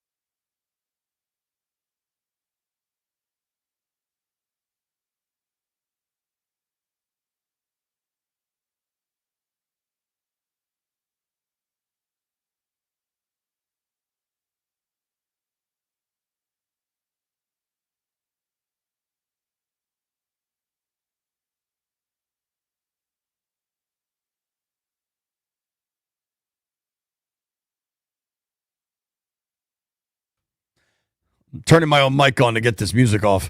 It's BMitch and Finlay, 106.7 The Fan. Come on, Chris, what do we got here? Who is this? It's White Zombie, man. Oh, it's White Zombie. Okay, good. And last break, he played Love Hurts, and Chris was gobsmacked that Fox or that ESPN did not use Love Hurts as Especially a last rejoin night, yeah. or a bounce out. I mean, come on. Yeah, that's fair. I did want to ask you about Green Bay, because obviously you are whatever level of investment with that team, but you know the team well. And for Green Bay 2 weeks ago to lose to the Panthers at home, I actually bet on the Panthers. I thought that game would be tight because I fear Matt LaFleur coach teams have a habit of kind of playing down to competition. Yep. Is the Jordan Love Matt LaFleur combination a Super Bowl winner at some point? Not right now. They're a good team. Not right now. I think there is, as I've said now the last 3 or 4 months, LaFleur's looking more and more like a coordinator all the time. Meaning, as a head coach, as a guy who on Sundays can tactically maneuver you ruthlessly into position to win, he is not the guy. I actually got into a little, I don't want to say tiff, but he and I had an exchange when he came on the show up there about his timeout usage in the second half. Because I'm a firm believer that these timeouts in the second half are 40-second time coupons that should never be used on just avoiding a 5-yard delay a game. Last night, Sirianni said, you know what, 3rd and 6, we don't have the play in time, we're not taking a timeout. It's a tight game, we need all 3 timeouts just in case. So it turned it to 3rd and 11. They didn't convert, but it was the right play. Cignetti did the same thing in their comeback against Penn State. Well, LaFleur, he'll just take timeouts in the second half like, oh, I don't like the look. Timeout. Oh, you know what? I want to challenge this play, even though I probably won't win. Timeout lost. So tactically, LaFleur is not good winning tight, big stakes games. That's now a known entity. He's really good, I think, overall designing offenses, calling plays most of the time, although last night was certainly not his best night at all. And I don't think he's Super Bowl winning caliber. He's got a great record since taking over. Sure. He also took over a team that had Aaron Rodgers and then correctly did. drafted Jordan Love. Yes, he sure did. Now, the Love thing is more complicated because the Love that emerged his first year as a starter around October 15th and went on a nuclear run and then had that nuclear game against the Cowboys. Sure. That guy, they're still looking for that guy, and I think he's in there, but something's not connecting between him and LaFleur. They also don't have a true number one dog wide receiver. And I believe that is Golden, necessary. right? And Golden just hasn't been that guy. No, and Golden was hurt last night. Golden is a mini stretch guy, which is a great guy to have. I'm talking about a Jamar Chase, a Justin Jefferson, a Puka Nacua, 6'2", go-to guy that you force-feed it, where you give them 14 targets. They have a big collection of either highly drafted or exciting receivers that it's just a big pile of guys. Right. And they can't make sense out of it. And so I believe that they would really do better if they just got one dude. You're saying, we're going to give him 14 targets, and we don't care because you can't stop it. I think a lot of teams thrive that way in the NFL. It's what's driven A.J. Brown crazy in Philly because he's not getting targets. It's funny because people will disagree with me on this, but we'll see how things end up, right? It's too early in the year to make proclamations. But let's say Washington lands with the 8th overall pick, the 10th overall pick, 11, 12, whatever you think. Are we already shopping? No. I don't. 2026 NFL mock draft. Go ahead. I don't look too much of the draft, but like when people have asked me, what do you think they need most? I think it's DN. I think they need a stud pass rusher. But if there's a stud receiver there that they love, I'm good with it. And I know this defense has been awful and they need a lot of defensive players. But like Terry is next year going to be 31. Debo may or may not be part of the team. Get Jaden a young stud, field stretcher, big guy, contested catches, all of it. By the way, you're saying if they're with the 8th pick, they got 3 wins and may not win again. That could put them at 1 or 2. Sure, I don't. You know that. I do. I think. I know you don't want to think that right now. Nobody does, but still. I think the Jets, the Titans, the Saints are all so bad that there's going to be a little bit of separation. I understand that they probably won't be favored. I mean, hell, they're underdogs to Miami this weekend. The NFL's crazy. They got 7 games left. It is. I don't expect them to go over. But I don't the expect Saints to and the end- Jets after last week got to 2 wins. So they've got 2. The Commanders have 3. I'm looking at the schedule, looking ahead, going, okay, what are the games they can win? They can win the Dolphins game. Broncos, less likely. At Vikings, at Giants, Eagles, Cowboys, Eagles to finish. I don't know. They'll probably win 1 or 2 more, the Commanders. And you're probably right. They're around the 8 range. According to this mock draft, Reuben Bain Jr., edge rusher, Miami, is your projected 8th overall guy. As far as the top offensive weapon prospect, as I'm just doing a quick scroll here, you're not going to find anybody until later in the first round. So you're probably not going to want to spend a pick that high on offense, and the defense needs so many guys. I'm just saying I'm not anti at that spot. You aren't. No. You would not be anti taking a wide receiver. No. Not if they identify the stud they want. And who knows, Really? so much will change between now and then. What I do know is, are you ready for this one? I asked you about Green Bay. You obviously know a ton there. For me, you're always been a DC guy, but I think for a lot of people, there's questions about what happened. Yeah. You want to answer them? I would love to. Let's do it next. You're listening to BMitch and Finlay. I'm going to order some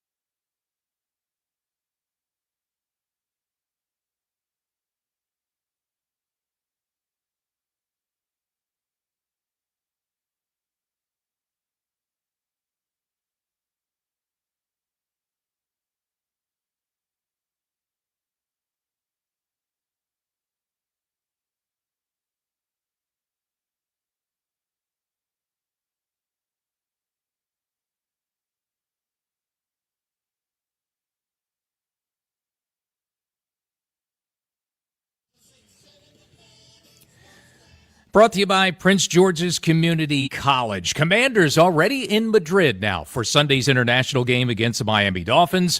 Tough times, of course, for Marcus Mariota and the Commanders, entering on a 5-game skid. For us, I think everyone's frustrated, upset, which I think those are emotions that you want to feel at this point. Like, nobody's in there giving up at all.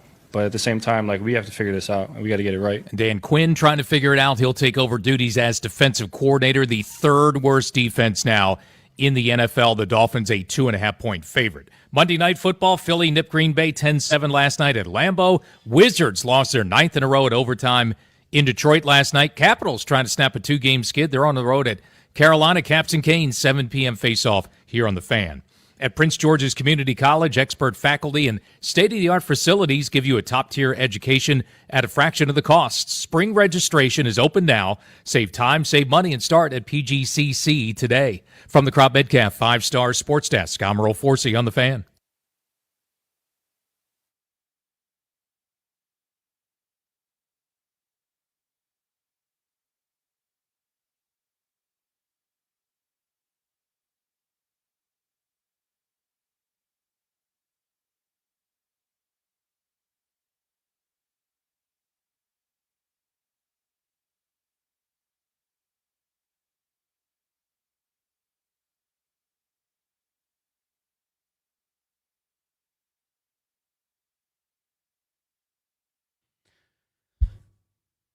Wait for the drums.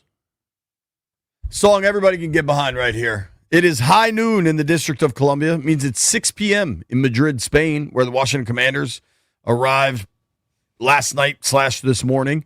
Sam Cosme's probably eating dinner somewhere, getting Spanish barbecue at an American restaurant. I'll be doing the same tomorrow. You're listening to BMitch and Finlay right here on 106.7 The Fan. You're watching us on Monumental Sports Network. You're watching us on the YouTube 106.7 The Fan page. And it's an interesting day. And I was excited about this last week-ish. So BMitch is traveling to Spain today, so he was going to be off. And we have a DC radio legend sitting in today in Steve Zabin. So, Zabe, this legend term you're using. Do you think it's not accurate? I don't know about that. So I'm happy that I had a great run in DC and back. I'm happy to be on periodically now, just doing whatever. But I mean, legends like George Michael is a legend. Okay. Ken Beatrice is a legend. The Junkies are legends. Sure. Well, okay.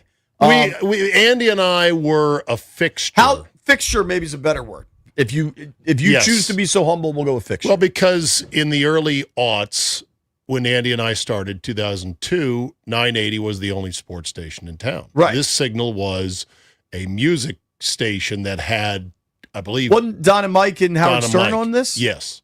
And then it was Guy Talk for a little while, and then it transitioned over. When did the Fan become full-time sports? It's sad. I should probably know this. I know. I don't know the exact year, but here's how it worked. So as this station was transitioning to sports, we got bought by Dan Snyder. Right. In a fit of anger because he didn't like what was being said about him on radio. And even though he didn't interfere with what we were saying once he bought 980, it was benign neglect because everything Snyder touched turned to you know what. Sure. It was interesting for me at that stage of my life just as a radio consumer, right? Yeah.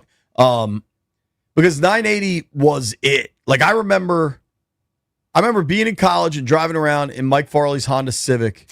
And you tell me if I had the lineup right. Was it you in the morning, then Rome? It was Mike and Mike. Mike and Mike, okay. Followed by, who was the middays at the time? I think it was Tony. Yeah. Middays at one point. And then Big John. And then Big John with Smoke and Al and Doc. And then me and Andy with our third rotating sports reporter guest that included Naki and Lavero. Buckhants would be on there. Sage Steele was in there. Oh, we had a period with Riggo as well. I got stories from the Riggo period. Sure. You know, and then so at So what were we listening to Rome on? 570? Might have been, yeah. Okay. Might have been. And then there was a period where before Snyder bought us, he tried to launch Triple X Radio, where he got hoodwinked by one of our former executives. Was it about porn? Like what made it Triple X? this was the dumbest radio idea ever. Bennett And there's Zier, some dumb radio ideas. Oh, and they're never ending. But so Bennett Zier, who had been like the GM of 980. I think he runs the Odyssey station in Richmond now. Yes. Bennett buddied up to Snyder and said, hey, I can build you a radio empire. Let's go buy a station. They came close to buying Big 100, which is a huge signal. The best. Yeah. It's the boomer. It's the best. And Snyder, even though he's a billionaire, balked at the price. And he got a little bit stuck on the price, and so they ended up passing. Huge mistake. Because had he bought that signal and run the operation there, it would have been fine. Bennett convinced him, I'll buy 3 lesser stations. And it was like 92.7 of the West. Oh, I remember that. 94.3 to the East. And I remember that. And 1260 It was like they bought a all station over out DC. towards Leesburg. Oh, yeah. And one in like Southern Maryland or something. Oh yeah, and I so remember that. they would always say, listen on these 3 stations. There was a flurry of numbers and FM and AM, and I just said, I remember that. No casual listener keep can up. remember Yeah. all of this, and they were 3 donkey stations. So if you He see paid- me right now on the stream or Yeah. on Monumental, yeah, you're looking at it. no. So what Oh. I'm looking at, Johnny Cake Sawville with the legendary Junkie program in the morning has this soundboard, and one of them, I believe, is where they go Radio Insider, and that is 100% what we're doing right now. Is like probably possibly No. too deep in the weeds. No, it's not, because But I your don't know how to work listeners. these machines. No, So don't worry It's- about it. No. It's not too inside, because people listen and they follow along and they're consumers of the product, and they're fascinated and sometimes unaware of what happened and why it happened. Well, So and what I've learned as somebody that came up as a writer and then a podcaster and then slowly started making like inroads on the radio side and then doing TV all along, like there's no audience like the radio, because there is nothing where it's as personal. Probably because of the chunks of time involved. Yes. But like people know what is going on day to day. If I have You a and- cold, if my daughter's sick, Right. like that's just the nature of this beast. And it's you very and unique. Brian are in people's cars every day. Right. For And 4 homes hours a and day. computers, you know what I mean? Like that is Right. expanded to where you are. Sure. So there is a familiarity and there is an authenticity to radio that when hosts connect with their audiences, you really feel like you know them. But anyway, so Snyder bought these 3 stations. They didn't do anything. He then bought 980. So it was like he's in now like for $18 million for 3 crummy signals, another $6 million, I think, for 980. And he's into for $24 million. Still nothing is happening. Just if we can, real quick, think about that. So we're talking 010, like 09. Around 10, 11, 12. Think about that investment, $24 million into radio, and how much that's all worth now. Well, $100,000. Fast, yeah. So fast forward to 2016, he dumps it all to Urban One for, I think, $2.5 million. Wow. So he took $24 million down to $2 million, but these are rounding errors. This is couch cushion money for He a sold the billionaire team for football $6 billion. guy. So that was a shock to all of us at 980. We're now living over here at our uncle's house. So at that point, you and Andy had been on starting in 02, you said? Mm-hmm. So that's like 15 years of a run of sports reporters. You guys were 4 to 7? Does that sound right? Yes. Okay. Then you get to Urban One, and a lot happened. And Andy didn't make it to Urban One. Okay. But the rest of us did. They were wonderful. They took us in, but that's an urban format. So we And were just straight radio. They had no talk. No, Donnie Simpson, they had talk, but they were music talk. Right. They had morning shows that were iconic. They know exactly what they're doing for their demographic. We were like this experiment, like, we're sure for the right price, we'll take it and we'll see what we can do. And they couldn't do anything. So fall of 2018, I want to say. No, fall of 2019, Urban One flips 980 to Odyssey or Entercom at the time. Us here. That's been that long? Yeah. 7 years? Yeah, it was 2019. I remember it vividly because Wow, 6 years. Yeah, I would have thought that was 2 years ago. Yeah, so we get flipped over here, and the guys that were still on 980 are like, well, they have JFK, and that's a better signal, established lineup. At that point, when it gets flipped, it's Kevin in the morning, you're in the afternoon.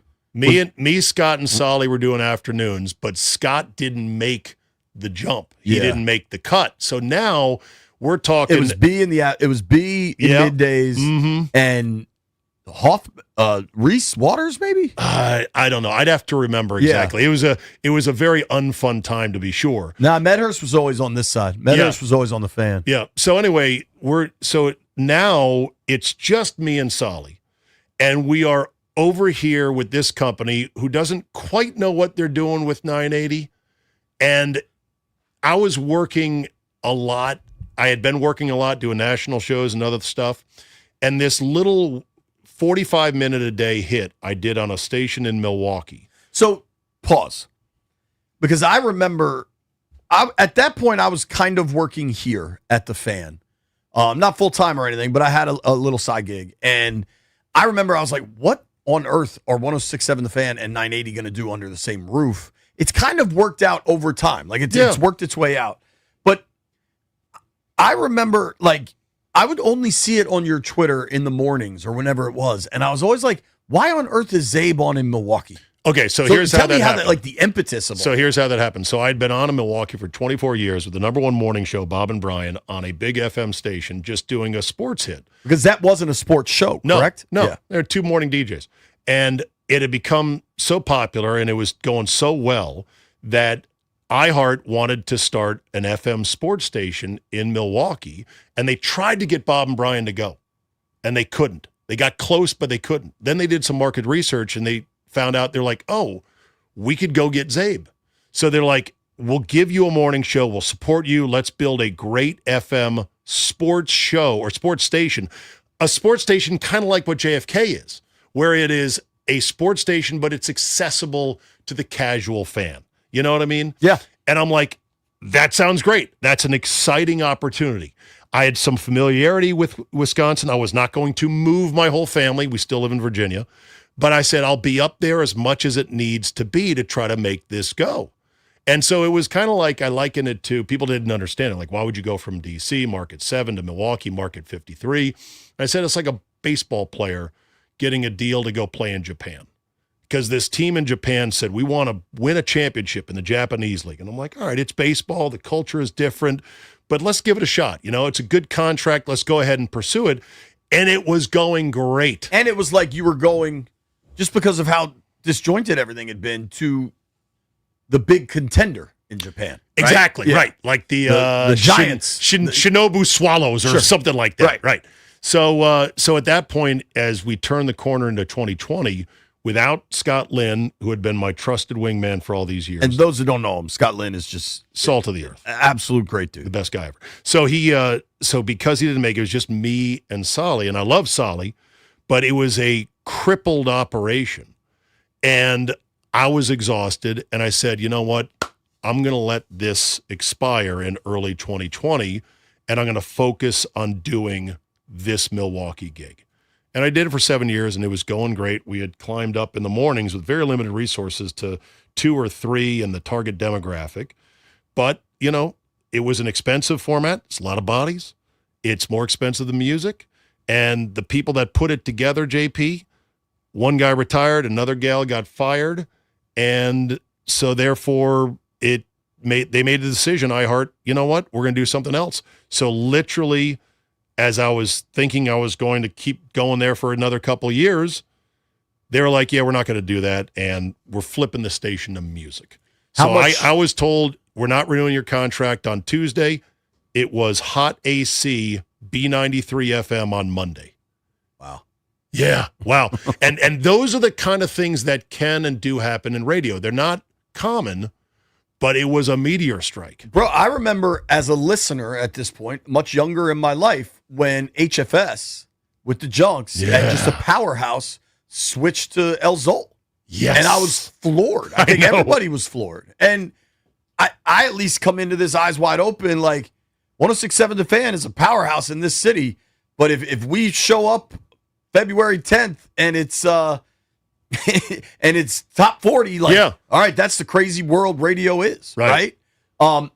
But it was interesting, though, doing it for that time, because I got a sense of the rhythm and the flavor of upper Midwest sports fandom, and especially Wisconsin fandom, with the Packers and the Bucks and the Brewers, and it's different. It's they love their sports up there. They're big sports fans, but they're very die easy. They don't want to rip their own teams. There's I would be accused of being the East Coast hardo because sometimes I would come on the air and I just start digging in on this or that or whatever. I imagine even I thought it was pretty gentle, but your criticism of Matt LaFleur 20 minutes ago or whatever wouldn't be that well received out there. No, there was definitely some people that are like, oh yeah, no, you can't do that. But no, it's too bad. I feel bad for the guys that were also there that thought they were, on the way to building something great and permanent. It's radio, things change, and it's too bad.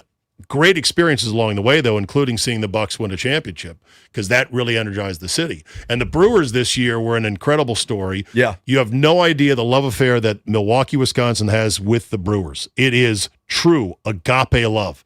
And there's also this nagging frustration knowing that the Dodgers have a super team that is bought and paid for and deferred money to the moon that almost can't be beat. Almost. Right. Blue Jays almost did it. And so there's a feeling of, yeah, we love our team. We're doing really well for what we've got, but we've got no shot to really win it all. I think that's why baseball's headed towards a work stoppage. Oh, I think 1,000%. Because it clearly didn't work for the Mets, but the way they spent, the way the Dodgers are spending and spending smartly, there's just too great of a chasm in baseball for anybody else to break through there. But so one discussion I had, because when the Milwaukee station flipped, it was public, right? People saw it and were tweeting about it. Yeah. You were tweeting about it. And I people were arguing with me, and I wasn't positive, right? You and I are cool, have been friends for some time, but it's not like we talk all the time, right? No. And one thing I've learned in weird moments, I was at a cable channel that got bought and spun around and a lot of things happen, you know what I mean? Is you give people time and space, and then eventually when you see them, you discuss and see how it's going. But people are like, oh man, Zabe's screwed. He moved out to Milwaukee. I was like, I don't think he did. I'm pretty sure he's lived in Virginia throughout this. No, I had an apartment there, but never uprooted the whole family. Sure. For that very reason. Sure.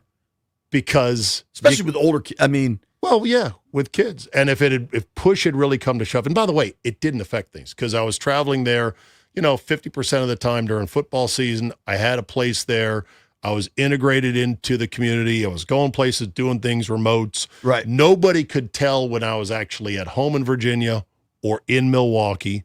So it didn't really matter. But, companies feel like, hey, we're paying a guy to do this job. We want him physically here. Yeah. I get it. But, so that was one thing I didn't do. So all along the way, even after I stopped doing radio here in 2020, I've lived here and I've listened to you guys and everybody on the station, and I've kept tabs on things, and I've been very happy with the Commanders' recent surge. I was thrilled when they finally ousted Snyder. That was a joyous celebratory day downtown. I know you guys had that rally at the shipping container yard next to the bullpen. right over here, the bullpen. Well, and what people wouldn't know is that would I have loved to have been a part of that? Sure. But periodically, but I wasn't. You would text me about stuff. You were clearly listening and engaged. Yeah. I imagine that was happening with other folks. We got a break here. I personally, and we're just going to do this on the air, I'm curious how you always kept your own podcast and made that a monetization vehicle. But more so, your relationship, where you think you are with Commanders fans, with Washington fans. And I'm going to let them call in and let them tell you where they think you are. Call in. Call me a dirty, rotten traitor if you want. I think more than not will not say that, but there's always the not. No, there's a lot of people that believe very strongly in you stick with the team from where you are from. Through thick and thin, name change, good times, bad times. And I do fall in that camp. Yeah. Dude, take it on the surface level, the Wizards. The Bullets was an awesome name. The Wizards is a terrible name. Stupid name. But they're my team no matter what, and the Wiz has grown on me, and I just kind of ride with it. Yeah. But I can understand all sides. Where I try to land in what is ultimately for a lot of people a stir the pot profession is you can appreciate somebody's viewpoint and disagree with it. What I do appreciate is I have to go to break. When we return, phones are open. 800-636-1067. 800-636-1067. The big question, can I make it to my car to get a Diet Coke and back in time? Go.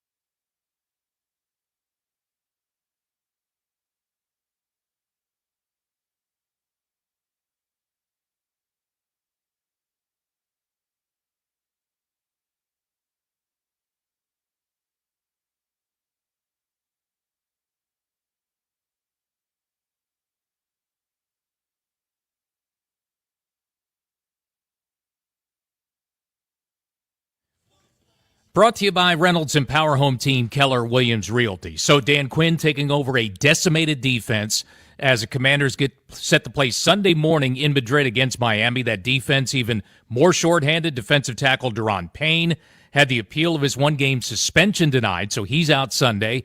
Rookie DB Trey Amos suffered a fractured fibula Sunday against Detroit. He's likely done for the year. And wide receiver Treylon Burks just got to the team, looked pretty decent Sunday. He is out for the game now after finger surgery. Monday night, Philly got by Green Bay 10-7 at Lambeau.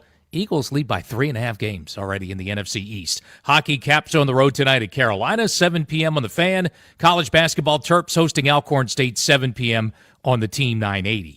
Want to hear the fastest way to know what your home would sell for? Reach out to the Empower Home team. Simply text your address to 800-763-3000. No phone call. Just text your address to 800-763-3000. From the Crop Metcalf 5-Star Sports Desk, I'm Earl Forsey on the Fan.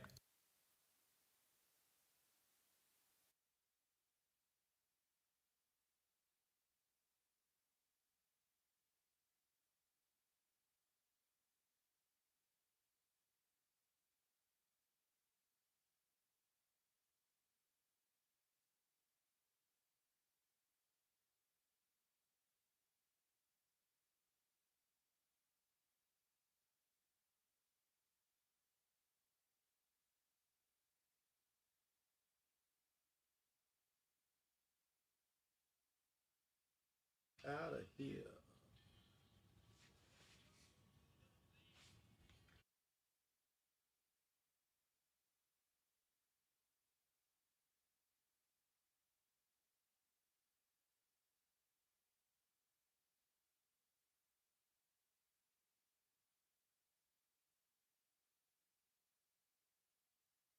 BMitch and Finlay 1067 The Fan. I can listen to Jimmy, but I don't know if I can hear him. You know that's a deep cut. You're watching us on Monumental Sports Network. You're watching us on the YouTube stream, listening to us on 1067 The Fan. And I'm going to be honest, left hand up. We're kind of just being a little self-indulgent here. Left frankly. hand up. By the way, is that still a thing? I just say it now because I think it's funny. I don't know that the song is still rocking, but I just, whenever I have to, whenever I have a proclamation or a confession, I always go left hand up first. Was it a thing at one point? I think it was. The song gained legit popularity and then I believe it got instantly divisive because there was a lot of people like, no, this ain't it. Well, I appreciate the guy who wrote it to get it going. Sure. It was fun. I think it's DJ OG, Woody O Goody. I may be combining people, but we've talked to those guys. Certainly appreciate it. So if I go to a game and I'm like, hey, guys, left hand up, I think I'd be like, yeah, no, bro, that's over. I don't think that. I think outside of me, I think Danny kind of makes fun of it the same way I do, but just saying left hand up with some regularity. But our self-indulgence is not on former Commanders rap songs. It's on like kind of the saga Inside of Zabe. Radio. Yeah, Radio Insider. And so I want to let people weigh in. It's funny. I've gotten a bunch of tweets on this. I'm guessing you have too. Mm-hmm. I got one from Rusty, said, I'm so glad this conversation is hitting the air. I've listened to Zabe since 2005. Him, Jack, Al, and Solly are the dudes who got me interested in talk radio. So many unknowns over the last 5 or 6 years, and to hear it laid out like this is great talk for radio nerds like me. So that's one piece of feedback. I got a text from someone we both know and says, he's dead to me. JK, he's my guy. That's our friend Neil Greenberg. I don't know if you know Greenberg. Neil Greenberg? He's joking, dude. No, Neil's great. And I only know Neil loosely just from being on the air. I don't think I've ever really met him per se. Good dude. I mean, that he's guy. In the metal, too. Okay, so there you go. All right, bring it on. We got callers, dude. Okay. Folks that want to talk to Steve Zabin. Let's start with our guy Jupe is on the line from West Virginia. What up, Jupe? Jupe. What's going on, fellas? Hey, Steve, it's a pleasure talking to you. Listen to you for a long time, man. I just want to tell you, you are a legend in this town. Definitely, I just got this one memory. I don't know why I remember it. It's when COVID first hit, and you was talking about how they would test you with sticking that Q-tip up your nose. You said, ain't nobody got time for that. I felt that on so many levels because I did not want them sticking that Q-tip, poking my frontal lobe. Oh, the old brain tickle. That was great. Good times. Right, definitely. Ain't nobody got time for that. I love that Sweet Georgia Brown viral video clip where she's like, "Ain't nobody got time for that. I got the asthma." For sure. For sure. Yeah, Well, that's all I got to say, man. You definitely are a legend. You're an OG of the radio. All right. That's all I got to say. Thank you, Juke. No problem. And since B isn't here, I'll say what you want to hear. It's the DMWV, Juke, representing West Virginia. For sure. Appreciate it. Zabin might almost be there. I'm 15 minutes from the border. There you go. All right. See you, Juke. Now we're going to go to Jim in Manassas. All right, Jim, you're up.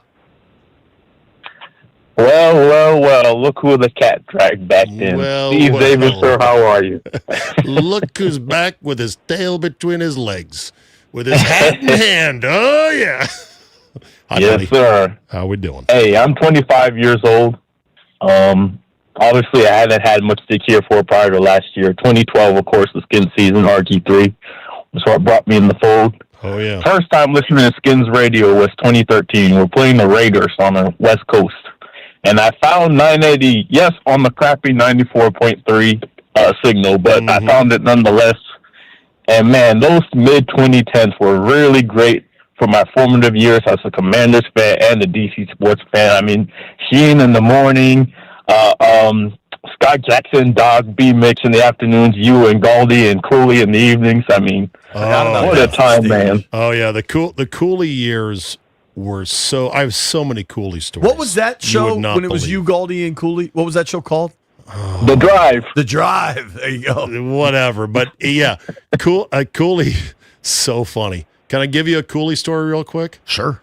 So Cooley had this house out in Leesburg, big baller house, brick, white, big. And his mom was living somewhere else in Virginia, and he wanted his mom to be close. So Cooley, being Cooley, just bought the house literally behind his through the woods. So he had to go out of subdivision around the corner. And it was a nice house, but it was probably half the price of his house. Well, Cooley was big into pottery. Right. And so he had his own kiln that you can have in your driveway. Wow. It's like he had the a size gallery in Leesburg, yeah, didn't he? Yeah, I remember that. So he had a kiln, which was the size of a small tool shed that was in the driveway that he would fire his pots in, but it required power. Well, for some reason, the power went out at his big baller house, but Mom had power through the woods. So Cooley being Cooley, he's like, so I went to Lowe's and I got about 700 or 800-foot extension cords. And I go, Cooley, you're not supposed to daisy chain that many together. It's not safe. And you're powering a major thing. So he says, okay, so I'm doing the pots, and I go check on them after connecting them all through the woods, and he touches the handle, nearly shocks him to death. Touches it again, and he's like, I don't know what's going on. So I started to walk through the woods, and I get to my old house, and I realized, the extension cord had slipped into the swimming pool. Oh, jeez. Oh, boy. And I said, Cooley, it is amazing you are not a charred spot on your driveway right now. But that's how it was. He was like the most easy-flowing guy ever. Still is to this day. Thank you for the call. Yeah, Jay. thanks for the call. He also had a pet raccoon, Bella, that he kept in his house for a good amount of time. Oh, yeah, until the health authorities found out about it. You're not allowed to keep pet raccoons. He must not have had kids at that point. No. Yeah, okay. No. It's funny. Have you ever been electrocuted? No. Have you? Yes. So my Badly? first, I don't know about badly. Did you pass out? No. So my first job out of college, and what's funny, you got me thinking about all this stuff, is I worked at an insurance company called H.W. Phillips, and the office was on Pennsylvania Avenue, kind of towards Georgetown, kind of catty corner from the Four Seasons, if you can envision what I'm talking about. And I lived in Northeast at that time, and I remember I'd be driving home at like 5 o'clock at night, listening to you and Andy back then, and just sitting in god-awful like K Street traffic. But I remember at H.W. Phillips, shout out to Mike Colley, the big thing was like, I was a sales guy. I was selling insurance, right? And the newest, youngest guy, it was a nice location, but it was an old office space that had like the big neon lights, kind of like the ones above your head. And the youngest new sales guy they called Bulb Boy. and you had to like whenever a bulb was out over like kind of the admins or some of the other people in the office, you had to go replace these long neon lights. My God. Which I can't imagine they do this anymore. But this is I think you mean fluorescent. Yeah, fluorescent. Yes, the old tubes, right. And I am on a ladder replacing this thing, and they have those two little prongs at the end. But you got to kind of spin them into place. Yes, you do. And I couldn't get this one to go in, and I'm like leaning on the edge of the ladder, and I try to just jam it in, and I just jam it in. It's like, zzz. I didn't fall off the ladder. That's or a anything, miracle.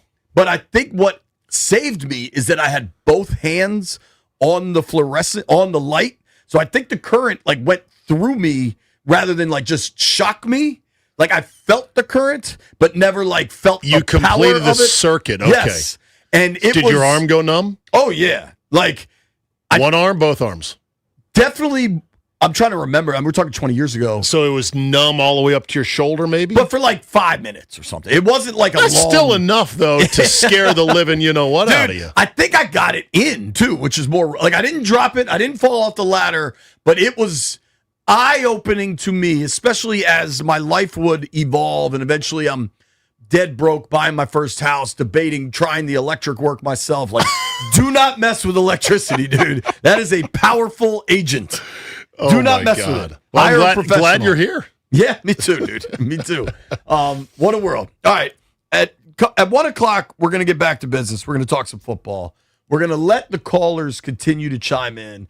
Zabe is back on the air. I know you've been back. I know you've done the golf show and stuff, but like daytime, 106, I don't know that you've done this since everything has happened, right? No, yeah. So I think. I was on Saturday. I've been on a couple Saturdays here. Right. Fan. Are they making you come in?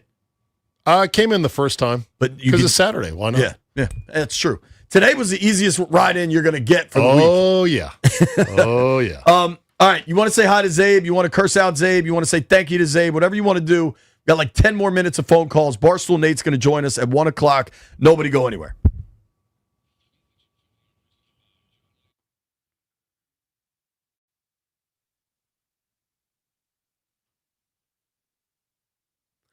Hey, it's JP Finlay here, and I got to tell you about the great folks over at Paul Henry's Window Installation. Working with Paul Henry has been a godsend for my family. They put all new windows, all new doors in my house, and what it has done is it's cold as hell out. It's windy as hell out. There is no draft in my house. When my oldest daughter was a little baby, I had to try to seal this window off with blankets, and I bought this like putty stuff because I was broke and couldn't afford new windows. Over time, I worked with Paul Henry, got a fair rate, got new windows, and now there's no more draft. We don't have to cover up any windows with blankets this time of year.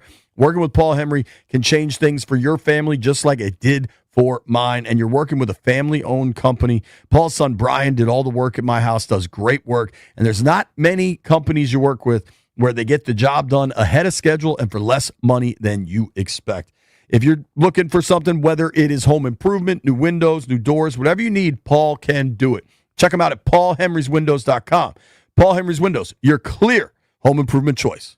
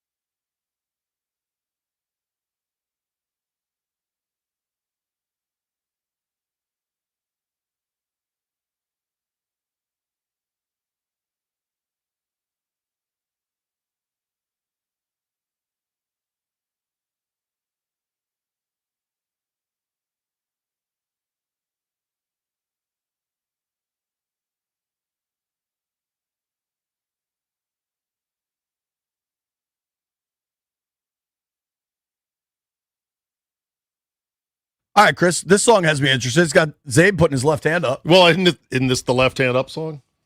I don't think so. Oh, it isn't? Okay. That's not that, right? No, it's something different. That's Never mind. DC Sound Attack by Clutch. All right. A bunch of people are on hold, want to say hi to Zabe. I want to let everybody say hi to Zabe. So we're going to do this. Barstool Nate joins us at 1 o'clock. You're listening to us on the Fan. You're watching on the Fan YouTube page, or you're watching on Monumental Sports Network. Wherever you get the content, we're just happy you're getting it.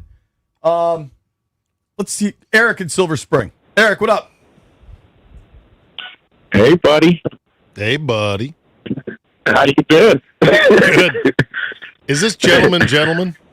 Of course, man. Gentlemen, man. Why didn't you know start? what? Why Hey, didn't you start it's with been gentleman? It's been so long that I forgot my little sniff. Oh, my I God. forgot. Eric It's has been been so gentleman, JP, every time he's called for all these years. I like it. He calls to reconnect and doesn't hit me with a gentleman. Eric, how I are you, my totally friend? forgot. I'm doing good, baby. How you been? Doing good, man. Eric is one of the best hardcore DC sports fans, all the teams, all the time. I love it, Eric. We're going to try to go fast because a bunch of people want to say hi to Zabe. You got one line for me? Yeah, hey, man. Funny because I'm on my way to work and somebody says, man, Zabe's on the radio. I'm like, what radio? He's like, man, turn it on. 980's on there now. I'm calling the 980 number, and it's busy. I'm calling the 980 number. It's also and then I Sheehan on forgot. 980. Yes, exactly. Yeah. So I'm like, man, look, hey, let everybody get their turn, man. Good to hear you, man. You know, your number's still the same? Still the same. Text me anytime. See you, Eric. Let's go to Matt in San Diego. What's up, Matt? Hey, how y'all doing? Good, dude. How are you? I've been a fan since Redskins fan since y'all played out here when I was a kid for the Super Bowl, and they've always been my sister team. And once the Chargers left, I became a Packer fan just by listening to Zabe. But I stumbled upon Zabe by accident, listening to the radio. Been a fan ever since Scott and Solly days. And I love the fact he's back on the air in D.C., even though I'm a rancher in San Diego. Don't have anything to do with it. Not from there. I've been there once. But, hey, I'm glad hey, back. Love y'all. You're the best. Thank you. And pick Redskins win on Sunday. All right, man. Take care, dude. A rancher in San Diego. What a gig. Sell the land. I was going to say, Just sell the land. how can they afford to run cattle in that place? I God's mean- most beautiful stretch of earth. Pete is in Mount Airy. Pete, what's up, dude? Chief, yeah. Hey, Al, how you guys doing today? Zabe, man, you're going to be back in the area for good. I just turned it on. I apologize, but you can give me an answer to that later. But the one thing that got me to call was, man, I can't believe you, JP, stand on a ladder, screw a damn fluorescent light bulb in, and you're glad they went 3 across both arms and didn't kick off the ladder. Hey, you're lucky. You should have been kicked off the ladder. It's the best thing that would have happened. I'm an electrician. Oh, you are an electrician. Okay. So you're saying I would have been better off if I got kicked off the ladder? Damn right. It takes the path of least resistance, which means that stuff goes across your heart by in one arm and out the other. Oh. So arm and not out the other without doing that. That's How the many worst times? thing. How many times have you been shocked? Oh, hundreds. Hundreds. Yes, exactly. It's like roofers say. There's only 2 kinds of roofers: those who have fallen and those who are gonna fall. It's like, they say that with motorcycle guys too, right? Lay it down and about to lay it down. I was a test technician for 31 years, so I know what I'm talking about. That's the worst thing you could have done. And I bet you were a metal wire, too. Appreciate you, man. I probably was, Thanks. dude. I don't know. I'm not the most careful, thoughtful type of person. I was like, I got to do this before I get out of here. So I'm going to do it. Did you as like fast as yell possible. at the bullies at the insurance company going, I almost died doing this. Enough of this bulb boy nonsense. Maybe. Or you're like, okay, that's part of the hazing. Yeah, but I didn't have to do it that. Somebody else got hired, and then I was like, well, you can do this, please. Steve Zabin sitting in with us. BMitch traveling to Madrid today. There's a bunch of people on here, but Zabe, are you familiar with Barstool Nate? I love Barstool Nate. I listen to him with you guys all the time. I've never had a chance to meet him. All right, so you're going to get to talk I to him. love PFT. I'm familiar with the whole Barstool ecosystem. Okay. And so, yeah. There was one question I wanted to ask you. Did you watch Wiz last night? No, but I saw how they lost. I mean, they're up 7 with a minute, up 5 with 14 seconds, go on to lose in overtime. A close friend of the program, close friend of mine, our boy Ahmet, has been bugging me to ask you this question, and it's a really good question. The Wiz have 1 win in 11 games. Ovechkin has 3 goals now in 15 games. End of the year, who's got more? Ovi or the Wiz? Goals versus wins? Yes. Oh, that's easy. Is it? Ovi's going to score what? 35 goals? Dude, he's got 3 and 15. Well, he's off to a slow start. If you extrapolate that out. I mean, the Wizards are going to win 12 games. I was going to say they're like on 15. pace. They're on pace, I think, now for 8-74, which would be a record. They were on pace for 9-73 last Saturday when I was in, because I actually ran the pace numbers. That's the record, 9-73. Sixers have the worst record of all time. And by the way, I'm all for it. 9-63. 9-73. 9-73, yeah. I said to start the year. I am finally happy with what the Wiz are doing. I'm not mad at them. No, I'm not mad either. Last night to me is the perfect loss. Keep it close, learn, grow, lose. Yeah, you can't win too much, which luckily they're not going to, because they could unprotect their pick. So, yeah, it's going to be, as I said. You got Ovi in that, no question. No question. I said this is a year for basketball junkies. If you love watching young players develop and you can get into that on Reddit threads and talking in group chats, you're going to love this year. If you're a casual that wants to see good basketball and winning, oh, no. Good luck. It's going to be terrible. Barstool Nate joins the program next. Thank you for calling. I'm sorry we didn't get to everybody.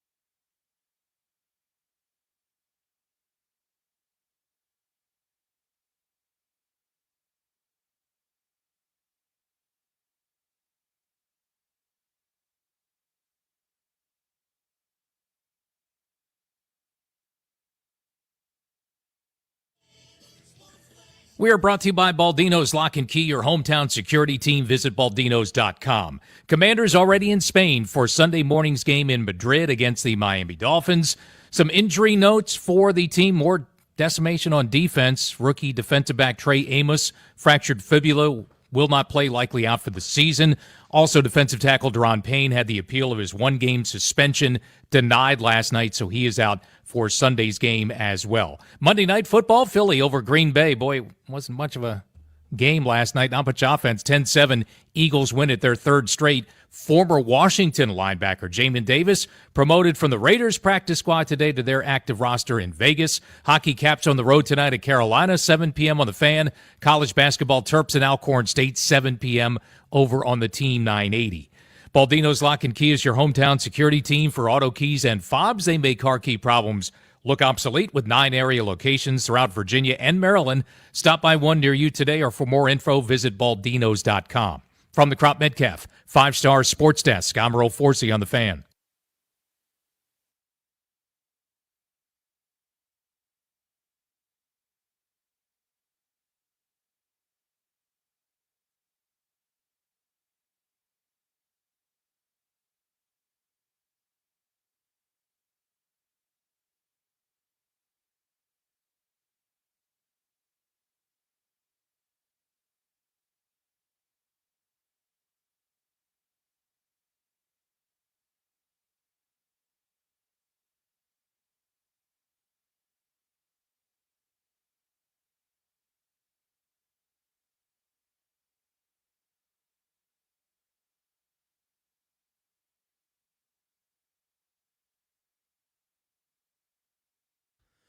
BMitch and Finlay, 106.7 The Fan. You're listening to us on the radio or the Odyssey app or the iHeart app.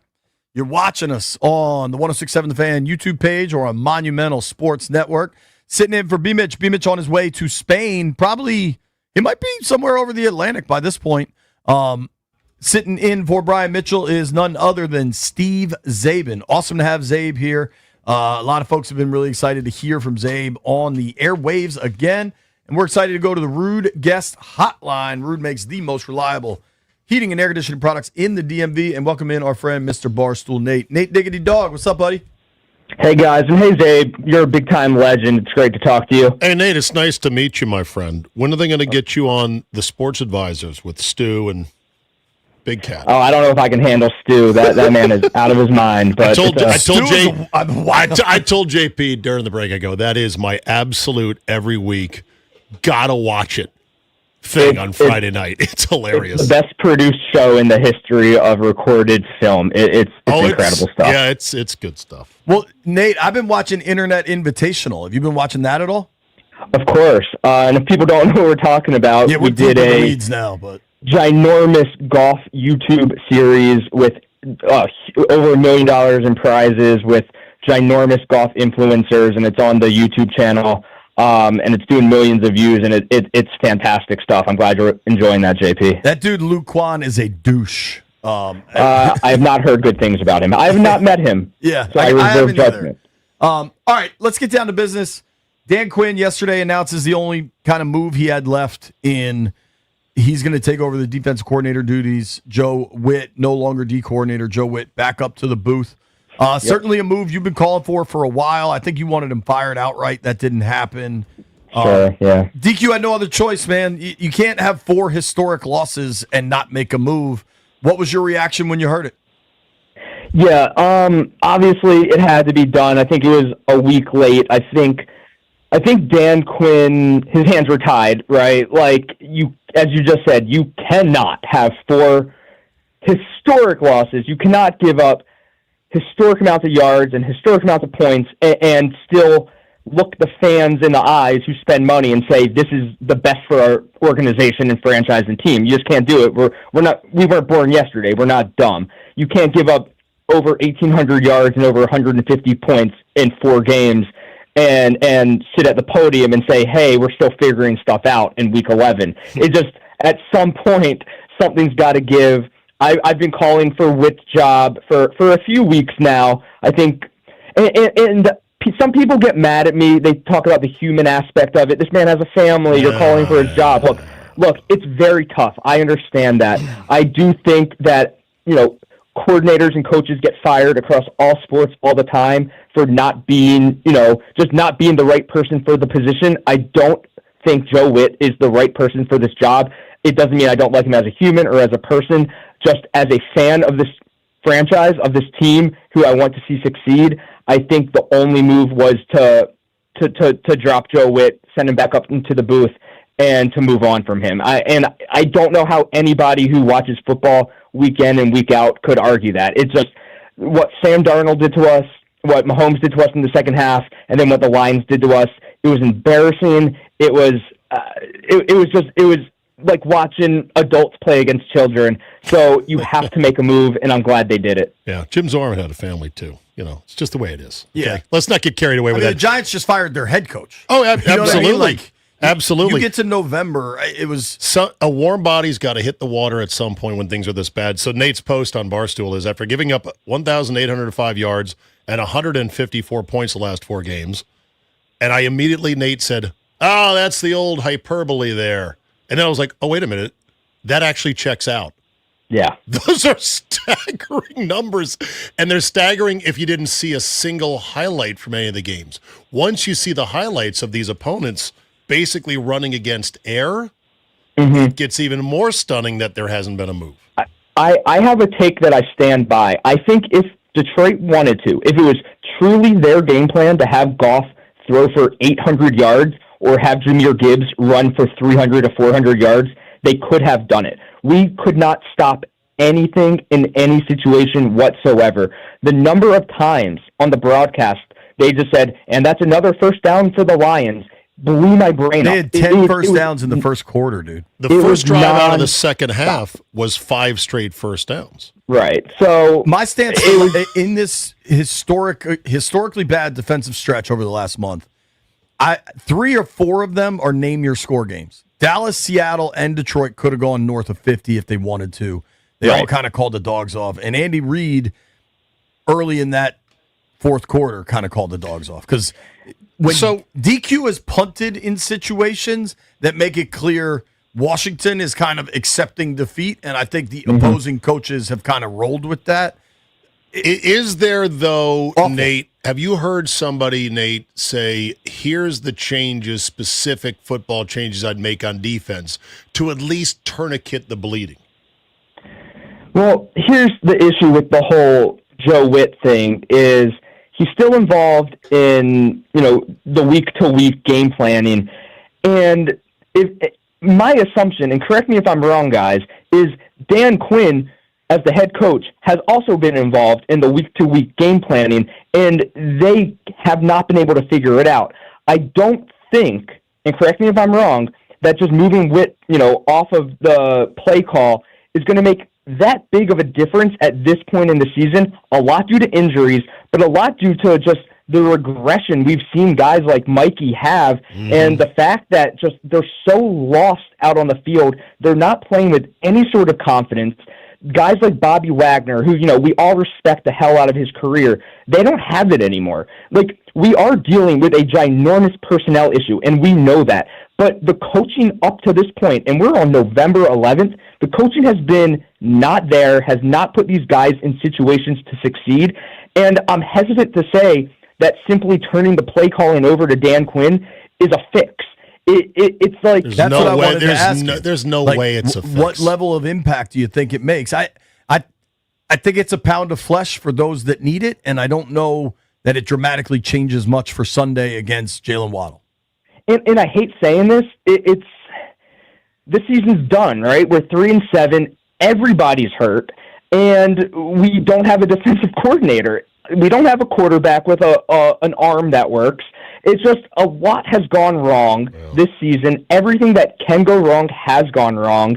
And people out there who are staying optimistic, I love you guys, but simply turning the keys to Dan Quinn, who, again, has been involved in the defensive, just game planning this whole season, it's not going to do it. I understand waiting until the offseason or maybe the bye week to get rid of Witt. Fine. I'm fine with that now at this point. It just, honestly, it just sucks as a fan. It's just you hate wasting a season. This is a wasted season. The only light at the end of the tunnel is a draft pick, and I guess that's what we're playing for. You said something interesting there. Do you think they're going to fire him next week? I don't. Whit?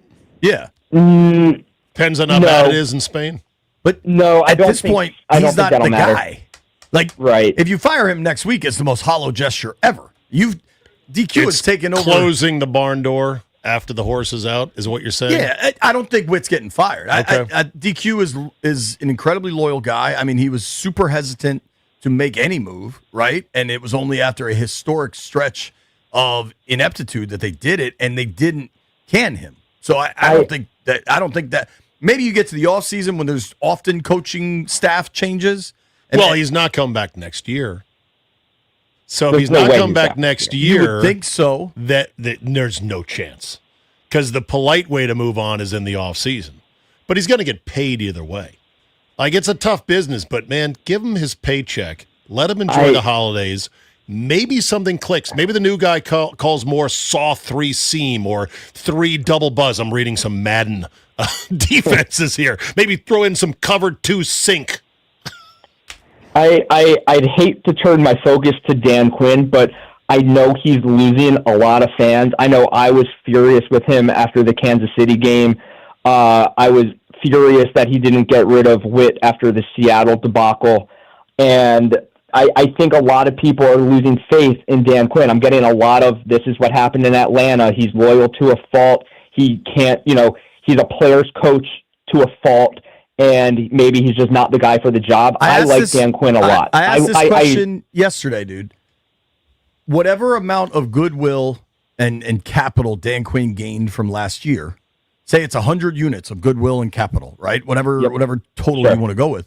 How much is he burning through right now? And oh boy, you know what I mean? Like from my eye test and from interacting with fans online, it's going quick. And I really do like Dan Quinn, and I think that he's one of, I don't think he's a bad person. Put a number on it, Nate. Put a number. If it was 100, it was 100 at the end of last year. What's his account down to now?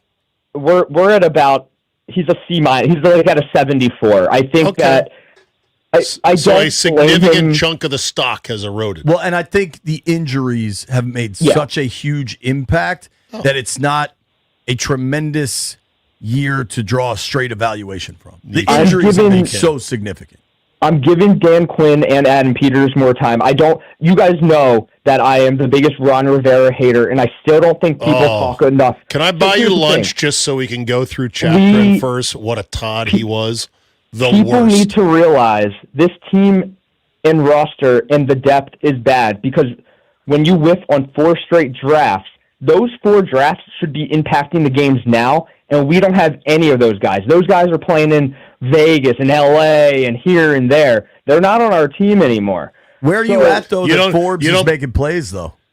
Oh, yeah, people going nuts over that. Dude, The Athletic wrote this long article last week, I think, about how McVay really embraced Manny Forbes, told him they wanted him there. And, I mean, he has 3 picks in the last 2 weeks. He had 2 last week. I'll say this. We aren't blind. We knew Forbes and St. Jude's were bad. Like, we weren't blind. The thing is, when you go to a good team with a good structure and they get a pass rush and the offense is putting up a ton of points, you become a better player. When you play with veterans who understand the game better, and, there's a lot of factors that can go into a player improving. With Forbes here in Washington covering elite wide receivers in man one-on-one, that's scheme. And that was terrible for his development. We watched it with our own eyes, him being trotted out there by Joe Witt to do the impossible, and it shattered him as a player, and now he's and by showing Ron that, and Jack prior to that. So going back to Rivera, you blame Rivera for the talent oasis that is left in his wake and not the, quote, Marty Party, one of the greatest nicknames. I think Grant came up with that one. You don't blame the Marty Party for that more than Ron? Ron was the boss, dude. Ron was the head of everything. He was the head of football. And Hurney, the GM, the coach. Hurney was the de facto. Mayhew had the title, but it was Ron and Hurney running that thing. Okay. So I'd like to give. I think Dan Quinn has earned to come back next season without every single player on the roster injured, and I think Adam Peters has earned to do another draft because, I mean, the difference makers in the NFL are those high draft picks, the first and second round draft picks. Adam Peters didn't draft Jamin Davis, a fourth round talent in the first round. He didn't do that. And so when you just don't have talent and you have to sign these vets and you just have to hope that these vets can do something of impact, and if they don't, you're kind of screwed, and we're seeing it. And it's not Adam Peters' fault. He had to take a swing at some guys to literally fill up the roster. He had to. So I'm giving him more time. I thought it was a solid plan after last year's surprise. Some people think it was not as solid a plan. I think it was a solid plan that just blew up in every way possible. We got very unfortunate with Lattimore, ended up being the worst corner in the league, but Tunsil is playing very good, and Debo is very good. Debo, for the value you got for a fifth-round pick, has far exceeded that. Far exceeded. Tunsil's been really good. I think the key there is you got to pay Tunsil. I think they get that done. I think you trade for him knowing you're going to have to pay him after a year.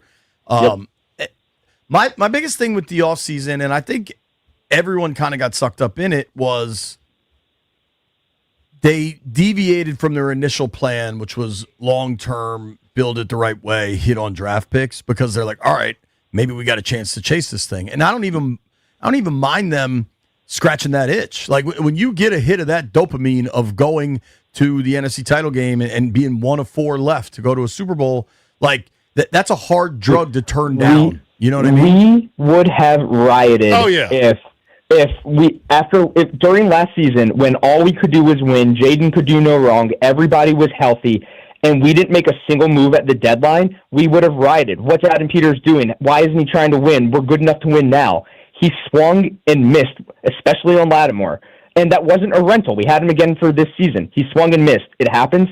But the NFL is impossible. Unless you're Tom Brady, it's really hard to win a Super Bowl. They looked last year with everything going right, and I think I said this last week, it was magic in a bottle. We had it. We were holding that bottle of magic, and we said, let's try to go win a Super Bowl. We beat the Lions on the road to go to the NFC Championship game. I do think Adam Peters had no intention of trading draft capital until Jaden couldn't stop winning games, and he's like, oh, we have to go for it. I'll never be able to forgive myself. The fans will never forgive me if we don't go for it. It didn't work. We stink this season, but guess what? We still have a very, very, very good quarterback. And in the NFL, if you have a very, very, very good quarterback, everything else can work itself into place. If Jaden's healthy, this team is good. So how hard of a reset could you sign on to this winter, Nate? We need to spend money. We have a lot of cap space. We just need to not a reset then. You want to flood the zone with free agents. You have to. If we can get lucky, that many picks. I know that's the thing. We have to trade down. If we get a top 5 pick, we have to trade down and just accumulate guys. So, dude, we just need one thing. Guys. Let's hope it doesn't end up with a top 5 pick. I know people will argue with me. You're better off just losing out the stretch. We are. Why don't you want a top 5? Because I think they're capable of playing better ball. I think Jaden's going to come back. I want Jaden to win games, hit his stride. No. But we can debate that when it comes. But what I will say to your top 5 pick conversation, I already said this to Zabe. If they get a top 5 pick, I will understand the want and the desire to trade back and accumulate more. I say to hell with it. If there's an absolute stud that you think changes things for you, take him. Because what this roster lacks more than anything are absolute studs. Player. So, you've got one at quarterback. If you can get one at wideout or D-end, take him. Take him and get a stud. You're willing to shop on offense as high as 5. I have a hard time thinking that's even doable, given how many guys. Baby. BPA. Give me the stud. If it's a stud safety, cool. If it's a stud D-end, cool. If it's a stud wideout, cool. Give me studs. Look around the league. The best teams have a quarterback and then studs on their roster. Washington has a quarterback. But they're not all the players, JP, are not the same. Some are more impactful than others. So you say best player available. We need that impact player. So you say the best player available. I think you got to hedge that towards the most pressing need. And the defense has so many holes. I can't imagine going with a wide receiver who maybe is a slow starter or, God forbid, gets hurt. What and if the you're wide sitting there and the receiver's defense Jamar stinks. Chase? What if the wide receiver's Justin Jefferson? I know, that's the trick. But I can go list you a bunch of other wide receivers who turn out to be nothing. But you can list that at every position. I know, but if you're still 31st, 32nd in defense next year and you took a wide out and he's a rubber chicken, you're not going to be happy. If they take Caleb Downs from Ohio State, Is that your guy? Dude, he's a safety, but he's an absolute stud. He can change game. Like, my greater point is I am not desperate for draft accumulation. If there's a stud there, they want. Take a stud. JP, if I may, Quick, I usually agree. Yeah, I usually agree with you. Best player available, take the impact player, the future Hall of Fame player. This roster has so many holes in it. If we can get 2 or 3 starters that are 20 years old and get draft capital for trading away 1 pick, we're starting Robbie Chosen and Chris Moore at wide receiver. We just need guys across the offense and defense. We have 47-year-old Von Miller limping to try to sack the quarterback. We need guys on this roster, and I will take 3 starters over 1 starter at this point. I'd love to see the percentage of rostered and start for Robbie Chosen in fantasy. Nate Dogg, we got to run, dude. Appreciate the time. This was a lovely call. I'll talk to you guys next week. All right, bud. Talk to you soon. See ya. That's Barstool Nate. Give him a follow at Barstool Nate, joining us via the Rude Guest Hotline. We got callers on there. Let's talk some football. Talk about the Commanders. Talk about what this week means, because it's a weird question mark. Nobody go anywhere. It's BMitch and Finlay.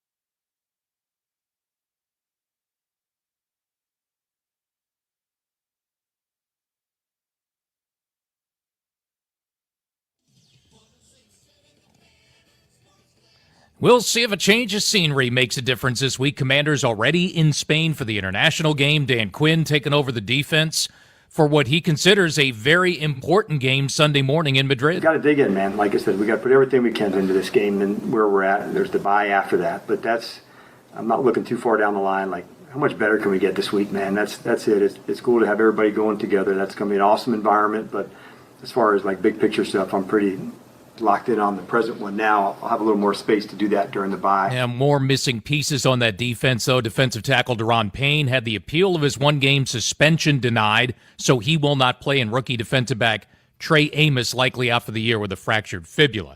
Hockey Caps are on the road tonight at Carolina. Caps have lost 2 in a row and 6 of 7 trying to get things turned around. 7 p.m. face-off for Caps and Canes tonight here on The Fan. College basketball, Terps hosting Alcorn State, 7 p.m. on the Team 980. From the Crop Metcalf 5-Star Sports Desk, I'm Earl Forsey on The Fan.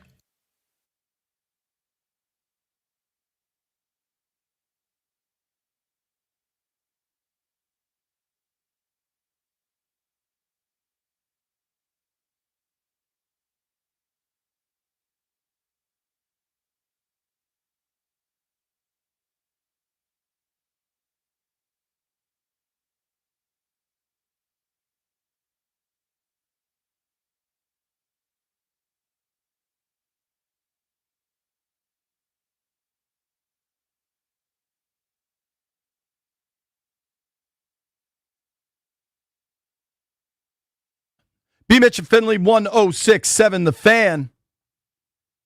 All right, folks.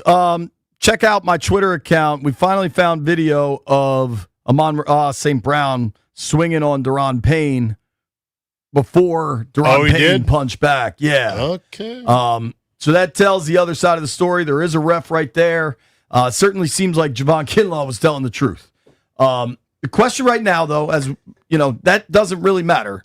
Payne's suspension was upheld. He's not going to Madrid, but at least, you know, there's some validity to what the Commanders were saying.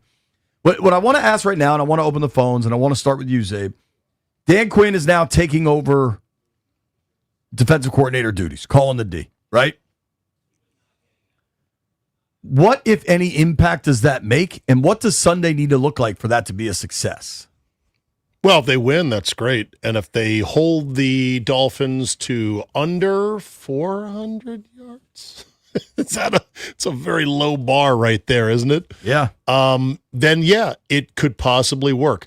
Look, you're at the stage of we're throwing the empty gun at the enemy because you got nothing else.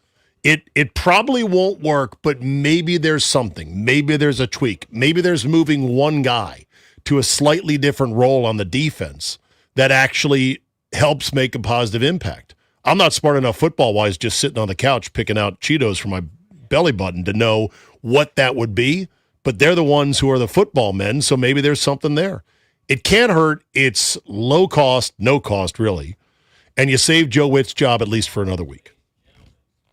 Let's ask the same question to these callers, shall we? Marcus is in Brandywine. Marcus, Dan Quinn's your D coordinator now. What difference is it going to make? I don't think it makes a huge difference. I mean, I coach football, but I'm not nearly as geniuses as they are. So if I see more pressure, I can recognize that. I mean, and if that, causes Tua to turn the ball over and then ultimately we win the game, then I say it's a success. But I mean, even if we hold them to a certain amount of points, but I don't see pressure, I would just chalk that up to just the defense having a good day as opposed to it really making a difference that Dan Quinn's taking over play calling. All right. I do think – thank you for the call, Marcus. Appreciate you, man. Yeah. I do wonder if the players just respond because it's not Witt and it is DQ, and maybe things had grown stagnant with Witt. I do wonder if there was some questions – I think some of the DBs might have wondered if the coverages were right, if they were getting enough pressure up front, and if some of that stuff kind of comes home. I think there's a real effect when a coach, a assistant coach or coordinator gets fired, especially if he's a liked coach, that the players, at least for a week, are probably going to step it up because there is that shock of, oh man, Witt got whacked. We got to step it up. We got to play better. It's that shock factor. It's sort of like, taking one hostage and saying, okay, everyone paying attention. It's brutal, but that's kind of, I think that's a human normal dynamic to at least feel like we've got to play better, at least for the short term. There could be more effort that could be given. I know this. It's hilarious that, Luvu wins his appeal, which nobody ever wins, and then he makes the most business decision on Penei Sewell ever and gets swept out to sea. So it's like, you're going to win the appeal, and then, that's brutal. You got to eat a 300-pounder coming at you downhill. Right. That's what they pay you to do. You have to eat that hit to at least keep the play from going to the house. Let's keep the phones going. Cairo is in Ashburn. Cairo, what difference is it going to make, dude? Hey, I think it's going to make a decent amount of difference. I think, just based on what I've seen of locker room videos, they seem to respond better to Dan Quinn. I never really see them celebrating with Joe Witt. Maybe one video I saw of it, but again, all of that. Well, the videos on the sideline, Witt's also got to come down from the booth, so it's a little. Yeah, no, I just meant the locker room celebrations and stuff like that from post games. Unless that's what you meant. Yeah, no, I hear you. I hear you. I do think they love DQ. So yeah. We'll see how this thing shakes out. Thanks for the call, bro. No problem, man. Stay safe. My fourth grader always says that to me. Stay safe, Daddy. Promise me you'll be safe. Oh, it's incredibly sweet, but sometimes she says it when I'm walking to the basement. I'm gonna be all right, babe. Thank you. It's like the Cologuard commercial. Yeah. I'll be back. I'm only going to the porch. Elijah's in DC. Eli, what difference are we looking at? What's up, man? Thanks for taking my call, JP. I'm looking at a difference to see if they can give me what they look like at the first half of the Chiefs game, because he's a player's coach, and if he can get his guys locked in, I think they will perform better. I have a question, even when you cut me loose, if you could, some type of answer of I've been trying to figure out what kind of coach Dan Quinn is so far. Is he a transition coach? Is he a foundational coach, or is he a coach that's going to put you over the top?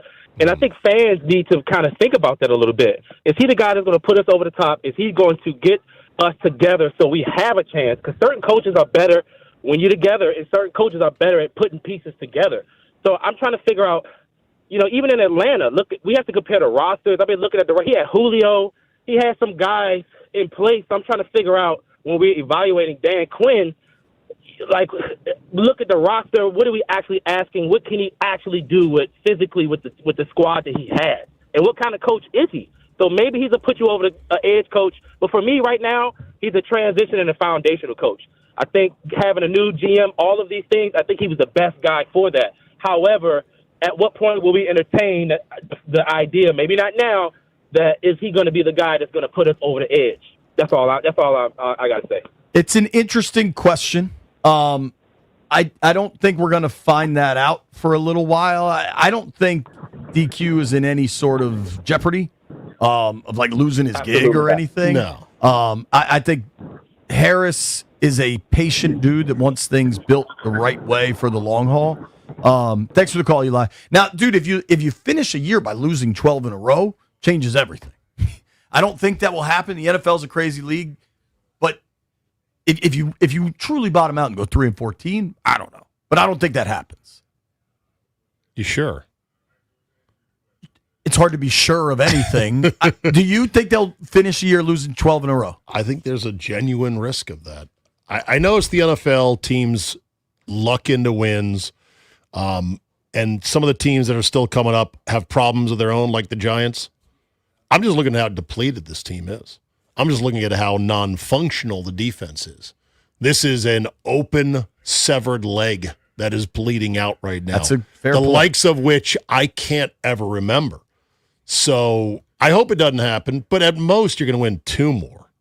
Like that to me. So let's go this way. I agree with you. I don't think they're going to run the table and make it interesting, right? I'm not expecting any of that. They could beat the Dolphins. They could beat the Giants. And probably maybe either or Broncos or Cowboys. They're probably going to lose at the Vikings, probably going to lose at the Giants, probably going to lose at the Eagles and to the Eagles at home. They got 2 against them. So couple three. I think you do need to show that you're not just going to lie down and die. Agreed. That needs to be shown from a culture standpoint, from an organization standpoint, meaning the players do respond up the food chain to Quinn, to Peters, and to the new ownership. We're not just going to go, season's over, we're not going to play. Right. There are livelihoods on the line here for a lot of guys that are going to be dependent on being functional as a team from now until week 18. I totally agree with that. And I think one thing you get in a veteran like DQ is he will coach them hard till the end. Like, this is not going to be – I don't think he loses the locker room. The injuries, though – It's not going to be Spurrier, in other words. No, he's not – Spurrier was a joke. DQ doesn't play golf. That one thing I always loved about Doc Walker. Doc says, I don't want to coach at golf. I don't want my coach to golf, right?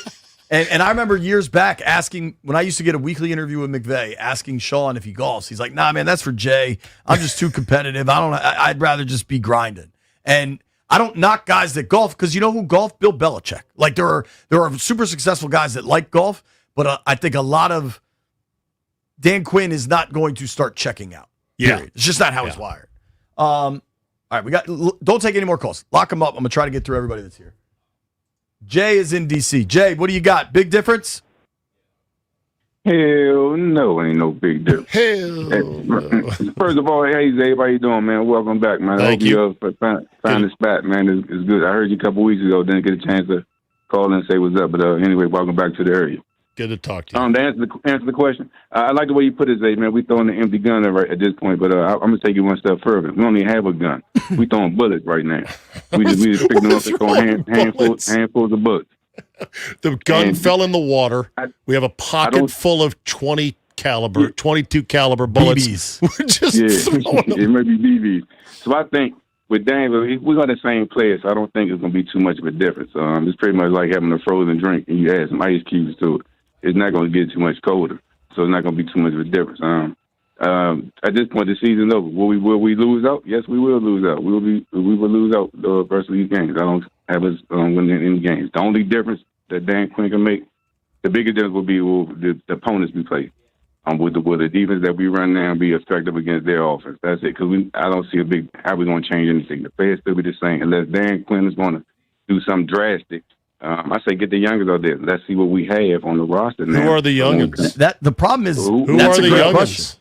Madrano hasn't played. Cahoe's in concussion protocol, I believe. Like, defensively, you talk about youngins, there's not a lot of them. We got to keep cruising here, Jay. Thanks for the call. All right, I got 4 callers. I'm going to get through them in our last block. Before we go, though, we got to talk about Door Pro America.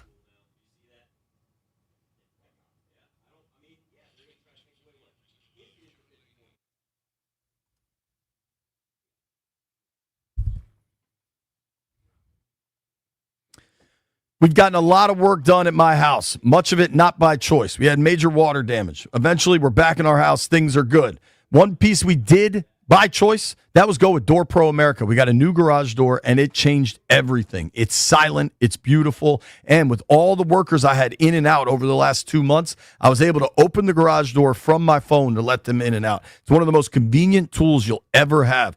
Door Pro America can help you with anything you need. Maybe you just need a repair, some maintenance, whatever it is, hit them up at doorproamerica.com. Seriously, these guys have been doing garage doors in the DMV for over 50 years. They know what they're doing. They can help you and your family. Hit them up, doorproamerica.com.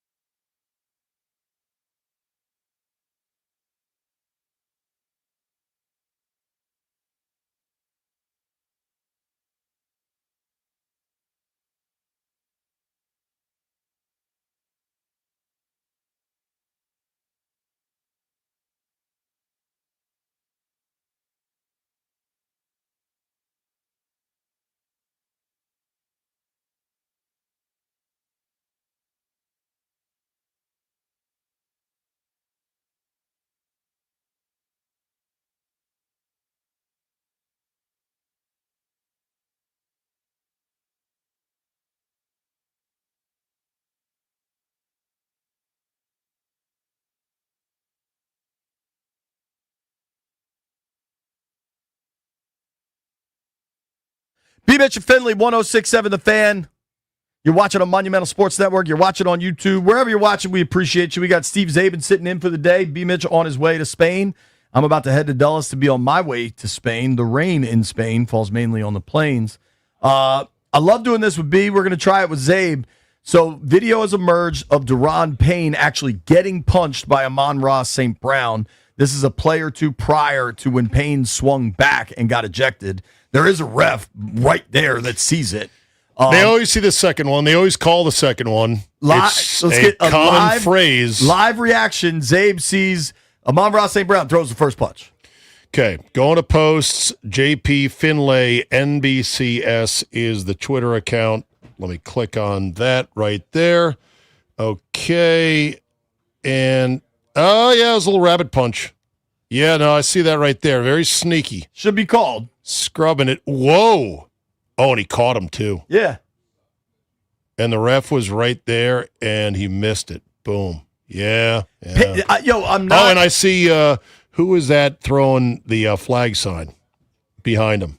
You looking at the videos too? Yeah. And there was a commander who saw it, and he's like, flag, flag, flag, flag. Kinlaw. Who Yeah. then got very upset later. Listen, you should not do this. Period. You know what? I believe ASR will get fined, or ASB will get fined. Yeah, he should. He should. But it'd be nice to have him ejected. Right. I could have kept the score or not have Payne 34 to 22. Not have Payne ejected, and then, maybe Payne's playing this weekend. Well, Payne playing yeah. this weekend could matter. Miami's not Detroit. Payne's a good player. And sadly, this is why flopping works. You have to flop. It's disgusting. I hate flopping culture. It's infected every sport we have now like a cancer. But if you don't flop, the refs don't see it. Right. So if Payne had flopped after that, hit to the face, they probably would have seen that something happened or just assumed something happened. And if more Commander players had made the, hey, what are you doing? You hit me right there. I don't get it as a football player because you're killing each other on every play in contacts that are so more violent, and collisions that are so much more jarring. I guess it's the insult of being slapped or punched in the face. You feel stupid. You feel like a bitch. Listen, to everybody on hold, we appreciate you. We're not going to be able to get there. We'll be back tomorrow. You can call. I don't know how it's going to work, taking calls from Spain. You're going right to find out. You're going right to Dulles. I don't want to put it on the people that pay for me to travel to have my car at Dulles for the week. My home is on the way, so I'm going to go home, park, call Uber, go right to Dulles. Good man. So that adds 5-10 minutes, but it'll save $200 probably. And you could have been reimbursed for this. Yeah, but that's egregious. Look at the sensitivity to the corporate bottom line by you. Well, Kerwin already has done that. So they would know if he does it and I don't. So, it's also a little protect your neck, as we would say. Also, it is kind of a pain in the ass to park and schlep your stuff or to try to drop it off at curbside. My man, Heavy Metal Chris, do you have the Heard It Here First sounder? Let's find out. Bang!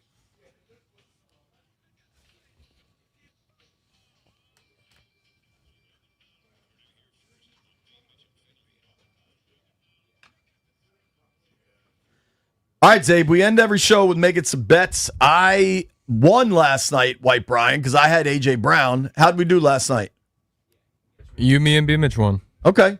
Well, and Jeff and Landfill take losses today because they're not here. We'll give B a pass. Automatic he's in losses. Transit. If you're not here, it's an automatic loss. That's tough rule. B's in tough league. B's in transit. Do you want to make a pick for B, Zabe? Sure. Right. What game we picking? Anything. Oh, the board is yours. Well, it's now we're into Tuesday, and Caps play tonight, and there's Maction. You got two different Maction, games. That's right. Kent State, Akron, or Ohio, Western Michigan. Ohio was good to me last week. I'll take the Zips. Give me Akron. You're laying 6.5. Fine. Zips can't lose. Okay. Clear Zips eyes, full heart. Zips can't lose. And that Akron-Kent State rivalry goes back decades. Decades. All of decades. I have no idea. I know Kent State was around when they made that song about the dudes that got killed, unfortunately. I think they call them Kent now. Not on scoresandodds.com. Okay. I thought at one point they changed the name to Kent and got rid of the state, but whatever. Metal Chris, you want to pick tonight? I'll be honest, I don't even know who's on tonight, like who's playing. Haters in the house. You know what's weird to me is during football season, I'm so about football, not action per se. Totally. I'm rising and falling to the tides of the NFL, and I don't have bandwidth for the NBA or certainly college basketball right now. I will pop in when needed, but it's not really on my radar. You got Kentucky versus Louisville tonight. That might be a plain in hoops. In hoops, I'm going to take the Wildcats with the points. White Brian, I got it at 6.5. Is that what you got it at? Yep. All right, we got to go. We're on TV, and they get mad about it if we don't break on time. Thank you to everybody that listened to. Yo, Zabe, it was great. Thank you for doing this. Thank you to Sam Cosby for joining us. Thank you to Barstool Nate for joining us. Thank you to everybody that called in. We'll be back tomorrow from Madrid. Hopefully, if you made it this far, I owe you a beer. Doc and Nick Ashew coming up next. Should be fun.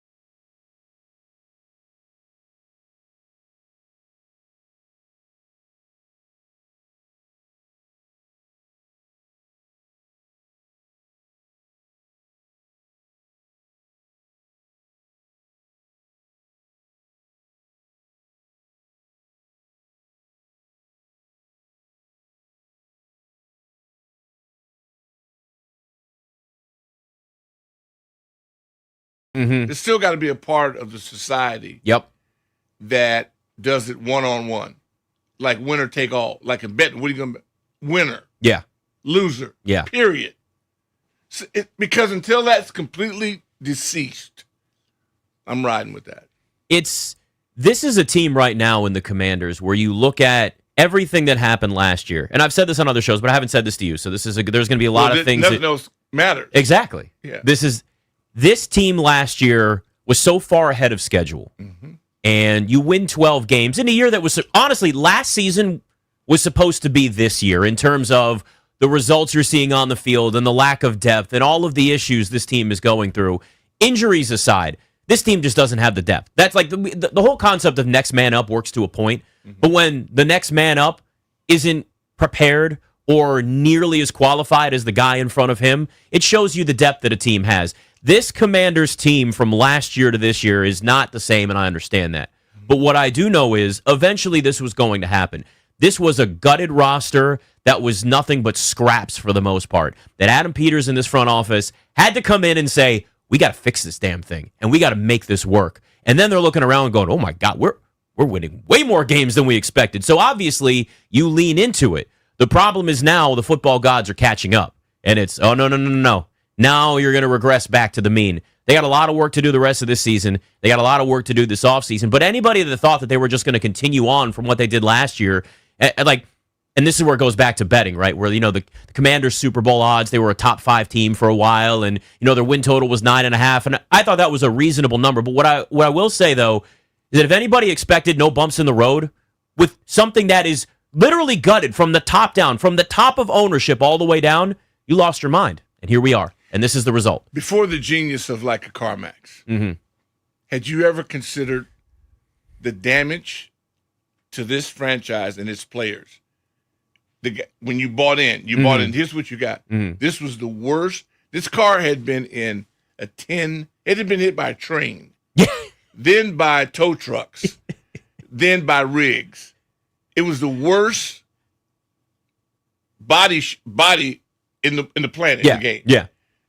Then that's what made last year so unique. They took that garbage that they were left and turned it into gold. Yeah. So had we been practical, and we're not, we would have thought, well, this is probably short, nice little boost, and what is the boost going to do? Then people make mistakes. People also don't sleep on you. That roster change, winning between a winning team and a losing team, it matters. You were playing 4 quarterbacks that might not even be in the league right now that you played last year. And that's a great point. But it's reality. Yeah. And then the big boys were watching you. You were playing at 1 o'clock. They were playing at night like you are now. I hate night games. That 1 o'clock schedule, you don't have that now. And people are going to come after you. But you told us that any place, anytime. So we said, we fell into that, realizing you win 6 games on the last play of the game. You got a 4-leaf clover. You've got a rabbit's tree. You got everything we could think of throughout history. And where are they? History's luck. Where are they shoved up, Doc? Yeah. I know what you're trying to say. Well, that's what happens. But it's true, though. And they're proving it right now. Yeah. And listen, there is some level of, you have to overcome injuries in the NFL to a point. But then there's a certain point where you look around, especially like this. Again, there's a certain point where I've looked at this team, and it happened Sunday against Detroit. Look, I went into that knowing what was going to happen. I was like, this is not going to be pretty. Oh, but you didn't pick them? No. First off, I don't bet on my teams. Okay. I'm way too emotionally invested in them. Right. I've always had that rule. When I've done betting shows, I just don't. And it's great. I won't. Yeah, you smart. I won't do it. Yeah. You smart. There are certain people I didn't that think do it. they'd win the game. I hoped they would win. And that's why I want to keep emotion out of it. Yeah. But I had no confidence because they were so beat down. It's no fun. No fun what?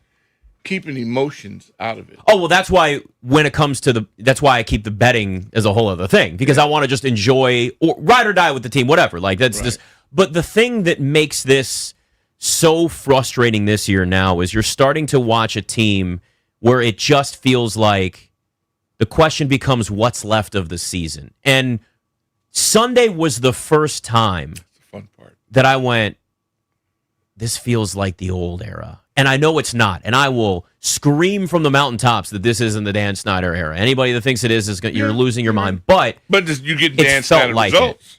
And that's the key, is that it feels like it. It's not the same era. It's not the same leadership. It's not the same thing. but it feels like it right now. Stadium emptying early, tons of injuries, Deron Payne getting thrown out, and you look around and you're like, I've been here before. And to their credit, they won the Division II. Before. They beat Steelers. That time they beat the Steelers with what? Everybody has that flash, and maybe that's just associated with pro ball. But what bothers me now is that once you get the coach to listen to the public, to me that's the kiss of death. And I was telling that big guy that works here, BTP, when you put your coordinator on the ground, you intimated that he wasn't at practice. It's my belief he's at every meeting, every practice, he runs it. So whether he's on the deck or up in the sky, what difference does it make? Is that going to change how they block, tackle, cover, their depth? No, you took poison pill. You let the public bluff you into something. And so what are you going to do now? You're going to fix it? As if you weren't there the whole time too. So or you want me to believe now that you weren't there? How dare they do what they've been doing? Well, let me go over and fix this. Really, dude? Seriously. You're in every meeting too. And you took the cheese. Taking people, all of us that are angry, and you let it affect you. You're in charge. I don't buy that at all. It's not hocus pocus. And then your big 330-pound tackle decides he's going to be 16 again. So you lose another chip. That's a lack of everything we've heard out of their camp of who we are. You've been telling us something, and your pupils are proving you wrong. Do you not have a good feel for your own team? Now, if you go in there like King Kong did for Detroit, Caveman, he took the board, went out there, and him looking at the plays is so funny to me. But you know what you're going to get. Starts off with physicality. This team's offense is yet not understood that the easiest path is forward, not sideways. And if you really don't believe that in your heart of heart, you will do exactly what they're doing. You're still trying to get one over on the opponent instead of kicking his butt because he's right in front of you. So you got these people that are big and strong and aggressive, but you haven't put them in the light to be their best, in my opinion. So my only question is that, what's going to change? And Miami set the stage for you because they won. So I'm glad you said that because I see two teams mentally going in opposite directions right now. And everything that you just laid out is what bothers me about this team right now that we didn't see before Detroit. Like, it felt like, and even leading up to that game against Detroit at practice, now I wasn't there, but I do a podcast with people. It's going to sound, I do a podcast, but like, there were plenty of reports. One person that's not doing a podcast? I know, it's everybody, isn't Okay, it? right, The world is so different. And you talk about like me when I first started doing this with you and come with the podcasts were not a thing. Now it's all podcast. You know, it's all, I mean, you're on every platform in existence. Side hustle you had out in L.A. at one of the stops. We were talking, now that was stretching. Yeah. That was being innovative. Yeah. You're just getting on a West Coast show, a West Coast format. Yeah. But that's the beauty about this. And it happened to us. Imagine being a rookie in a league. You walk in the locker room, and 8 guys are sitting on the bench smoking Pall Malls. What a different world. That happened. I saw that. Yeah. I was like, really? Wow. Every generation, you have to be able to adjust. The league changes, the world changes, and yeah, and it's listen, it's even harder now to be a losing team in the NFL because there's so much more media scrutiny and attention, and with social media and with all the podcasts like you mentioned, and all, even if you're in a small market, it doesn't have to be a big market, top 10 market like DC. I like that. It can be anywhere, and it magnifies the problems more and more, and when you then can take what Deron Payne did and have that highlight all over the place, which, by the way, there is now the video out there of Amon-Ra St. Brown swinging at him first. Guess what? Well, it's you not the knew first that guy. happened. It's always the second guy that gets caught. Well, why we know did the this. zebras get caught? Okay, I know they're 90. Their medium age is 90. but that's they do it on purpose. Hey, man. Old refs? They take care of their brotherhood. Oh. It's like the Hells Angels. It's like politics. And it's like any factor to where I have the ability to bring you on if I like you and not bring you on if I don't like you. Yep. That's the country operates that way. Yeah. And so you think this is different? Why do they all look alike for the most part? Age-wise, stature, because they're all one community. Their reactions is not what they once were. So wait a minute. The players are bigger, stronger, faster, but you're going to get people that are older, slower, and can't keep up and have bad vision. And that's the group that's going to make these determinations where millions of dollars go. No, you have to laugh. It's funny. Because it's funny. But it's also true. And it's true. So what would the age limit be then for refs? As soon as How would you determine this? No, age. A lot of Maybe not older age. people So that's are in the thing. great shape. So not age then. So No. what would be the determining factor saying you're done? Because we could do this with politicians too if you want. It's going to be a physical. It's going to be testing involved Okay. in that. You're going to have to go physically prove to me that you are up to standard to be with the world-class athletes, moving at faster than speed of sound, and you can keep up. You can see vision, athleticism, all those things, basics. And there's some guys out there, they don't even look the part. They look like the bus driver driving your kids to school.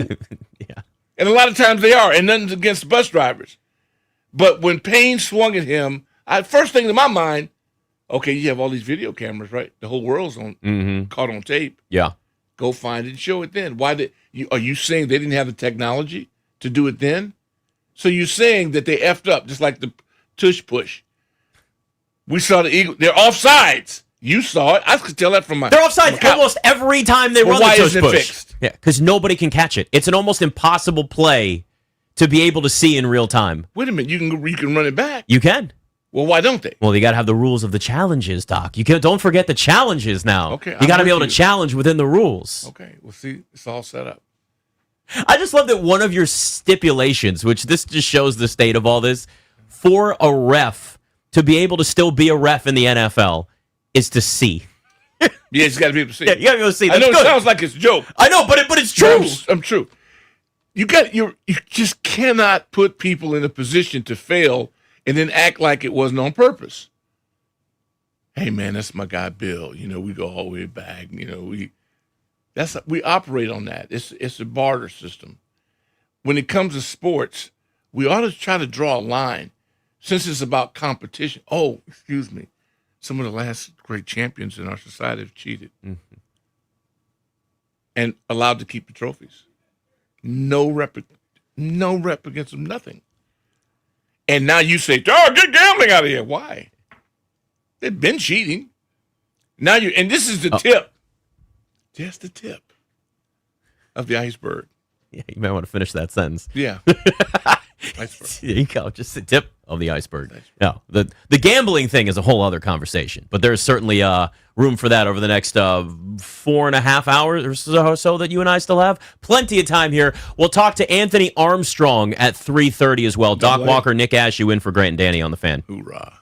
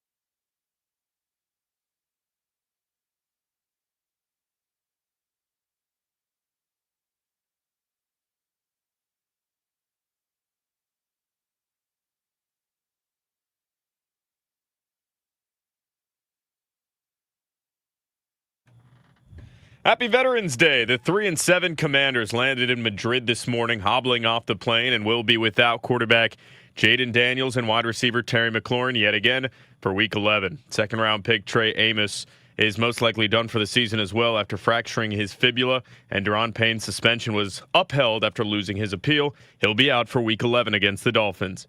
Elsewhere in Washington, the Capitals will be in North Carolina, taking on the Carolina Hurricanes tonight. Washington is 7-7, tied with the Columbus Blue Jackets for last place in the Metropolitan Division.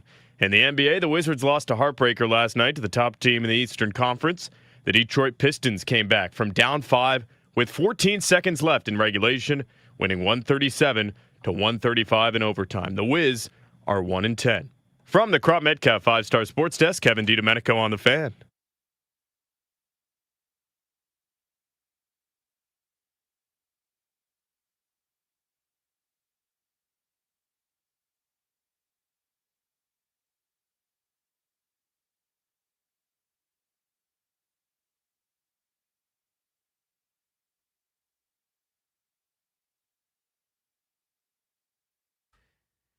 Nick Ashew, Doc Walker, in for Grant and Danny. You know, Doc, I'm looking as the Commanders are on their way to Madrid now. JP Finlay was in here earlier. He's getting ready for his flight out there too. Well, you know, he's kind of a big thing. Mm-hmm. It's true. You're on. You're good. You're making the face. Okay. You're good. Yeah, you're good. It was hollow. It happens. You know, it's okay. Well, you know, Playboy just came in there. Yeah. So yeah, Clary's here. Whenever you get Playboy in, distracting everybody. He kind of, you know, he's got that rock star look. He's got great hair. Yeah, what happens when you're 24, whatever you are? Yeah, I remember those days. 22. You're still 22. No, you're not. Okay, yeah, stop it. You're 22. Yeah, both of you guys are babies.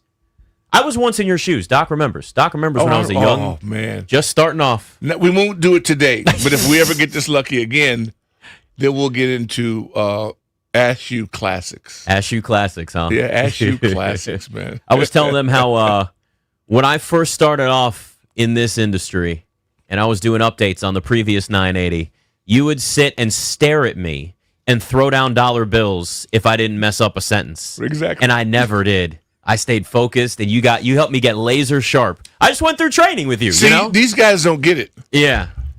They think you're picking on them. No. Or they get sensitive. It's coaching. It's coaching. It's training. If I see something in you, then I go, wow, how high can we get this guy? Because he's got that it factor. Now, how tough is he? How smart is he? How willing is he to do all the little things that it takes? Because the only thing that stops us from getting to where all of us want to be is us. Mm-hmm. It is just the inability to finish something, to be on time. You are always on time. Oh, yeah. We're already, we there's no way, I don't function well with people that don't pay attention to their watch or their phone or. Attention to detail. It just tells me that it doesn't matter enough to you. This team right now, it's easy to talk tough when you're winning. Mm-hmm. But maybe you're just more skillful than tough. That's okay. Now that you're losing, we need you to be more skillful because clearly you're not. Like maybe, I don't know, fewer missed tackles would be a good It'd be a starter. Basic fundamentals. It's a starter. Yeah. And listen, this is because it was easy last season when they were 12-5 and you're going to an NFC championship game and there's all this excitement, right? There's all this, like, because the Commanders were last year, they were the darlings of the NFL. They were the hot, trendy team.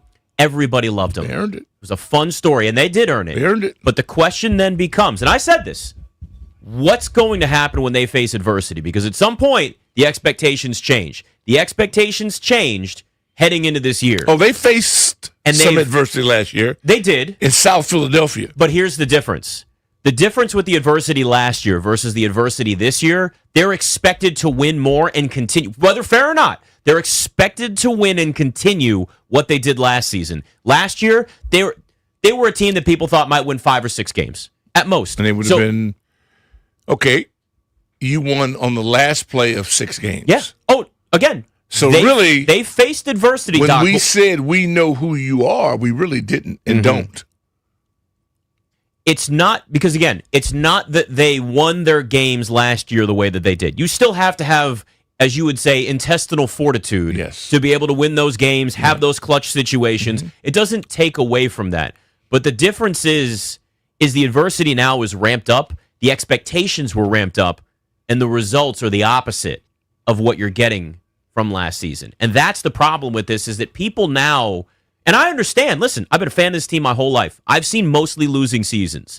2012 was a magical year for me. Last year was a magical year for me, okay? Yeah. I mean, 9-7 with Kirk Cousins at quarterback was amazing. Like that, I haven't seen much. Anybody from my generation has not seen much. So last year was absolutely incredible. But that's last season. And so many people looked at that and said, it's always going to be this way. The reality is, you're heading into a game this Sunday in Madrid against a Dolphins team that's been horrible until they beat the Bills last week. They're riding high. They're cocky in the locker room. They're saying all kinds of stuff. You're coming off another loss, getting blown out again on national TV. Deron Payne gets thrown out, meltdowns all across the board, and the Commanders are now underdogs to the Miami Dolphins in this game. This is adversity, and the adversity keeps getting more and more. So the question now becomes, what does the rest of this season look like? It starts with this game. If they go and they lose, look, these international games are tough. The schedule's different, time zone's different. I know they're flying privately, but like flying still sucks. I just wanted to also throw that in and go ahead. Yeah, like there's a lot of different things that make this more complicated. How many international games have we watched? Whether it's in London or it's in Spain or it's in this is the first one in Spain, but Germany, whatever, where you just watch the game and go, this is a bit sloppy. You think Thursday night is tough? These are even tougher. But my point is, with all the things that have gone on, they travel all the way over there, all the way across the pond, and they lose to the Dolphins. I'm worried about the way this meltdown continues for this team the rest of the way. I can't even allow myself to put that in my system. And good for you. I'm glad you're not, because it's all in my system. It's injected. I can't even entertain the thought, because the Dolphins are soft. Mm-hmm. If you lose to an ice cream cone organization, it's one thing if you lost to the Steelers. I would be distraught. It's the only way I could measure it up. I can't even, if you let the thought go in your mind, it starts to grow. So I just can't do it. I don't even consider that. What I want to know is, why are we going to win, and how are we going to win?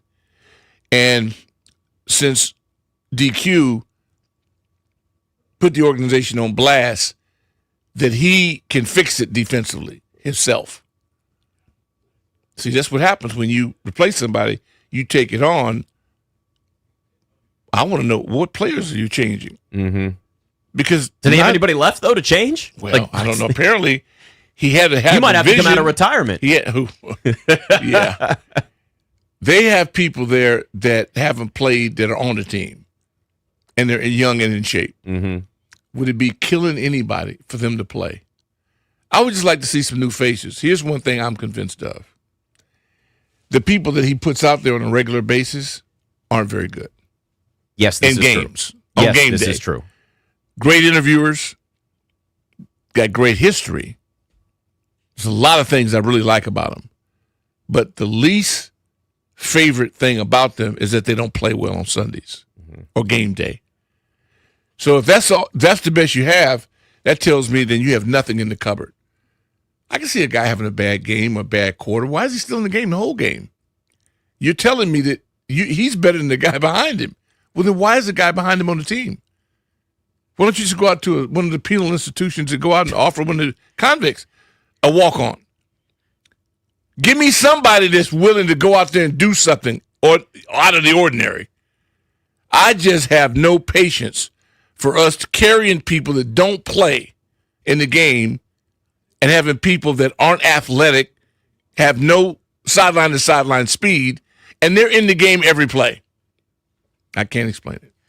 That tells you, again, the guys that you see out there on the field, and we could go down the list, and half of them now it feels like are out for the rest of the season. Mm-hmm. But that also shows you the depth that this team has dealt with. And I think that's, as this continues, and this is why I've been, and I don't care if people get mad when I say this and they just love to throw out the phrase next man up. Again, it works to a point, but there are times where certain cliches ring hollow. This is that time because they don't have the depth. They don't have the talent that's there. It's just not. And at this point, and this is the next thing that you get. Oh, well, make this change. Okay, to what? Like you just said, find somebody. Well, okay. Clearly, it's almost impossible at this point to find anybody else that can do simple things like make a tackle. Like, I don't know, actually stand tall in coverage and not get beat like a drum on a deep route. I like anything at this point. And that's why when you look at this, you realize, oh, last year was a paper tiger. Last year was the football gods, the betting gods, everything came together and said, here's a magical year, but the receipts are coming in. And I think that's now where you need to understand with this team is that they've regressed back to the mean, plus injuries. So it's a season now where, look, I hate to say this, but at 3-7, I'm back in the mindset of what's the draft pick going to look like? What are those picks going to be? Because if you're trying to rebuild, Doc, the oldest team in the NFL, best way is the draft. And that's how a real rebuild is. And I think the way that they're going to approach the rest of this season is evaluating who shows that they still want to go out there and play, even if they're 3-10. Whatever their record looks like as the season goes on. Because it still tells you, okay, these guys are culture guys. These guys have the mindset of, I don't care what our record is, I'm going out there because I love playing, because I want to build something, because I want to be a part of something that's better. The guys that throw their hands up, getting thrown out of games, or are bad locker room guy, or I'm a big believer in body language. You start seeing that bad body language as the rest of the season goes on the sidelines, those are the guys. Adam Peters is going to be sitting there up in his box, taking notes and saying, okay, I'm going to remember this in the offseason. I'm surprised they didn't do anything at the trade deadline. But you head now into this game in Madrid with all kinds of extra just disruptions to your routine, and they fall flat to that Dolphins team. I would not be surprised if you see a move, maybe a change of defensive coordinator, not play calling, not Dan Quinn taking over and saying, I'm going to call these plays, or I'm going to, no, like a real change. I'm not one to just throw out fire this guy, because it doesn't mean that it makes any of a difference whatsoever. But sometimes organizations finally look and say, something's got to change. They can't go after everything that's happened. They can't go out to Madrid and fall flat against the Dolphins. They can't. But they might. Well, they can. I mean, yes, they can. Physically, they can. But they physically but can. But mentally, Doc, they can't. Yeah. Okay? Because I'm going to lose my mind. Well, again, you and that BTP kid, this will all be determined because right now they're wounded. And if I'm on the Dolphins, this is roadkill. Mm-hmm. We got a shot now to keep them spiraling downward. Yes. When the coach lets go his ace, takes over for him. See, what happened to Caveman up in Detroit, he didn't like the way they weren't running the ball enough for him. Oh, Dan Campbell? Oh, that's my dude, Caveman. man. Caveman came over there. Oh, man, I got to say, Doc, I just love this team so much, man. You know? He put that guy up in the stands, his coordinator. Yeah. He wanted them to get back to what he wants. Mm-hmm. Big respect on that end. We kind of needed that, in my opinion, not so much on the defensive side. To me, that's more personnel. The offensive side was philosophy. Mm-hmm.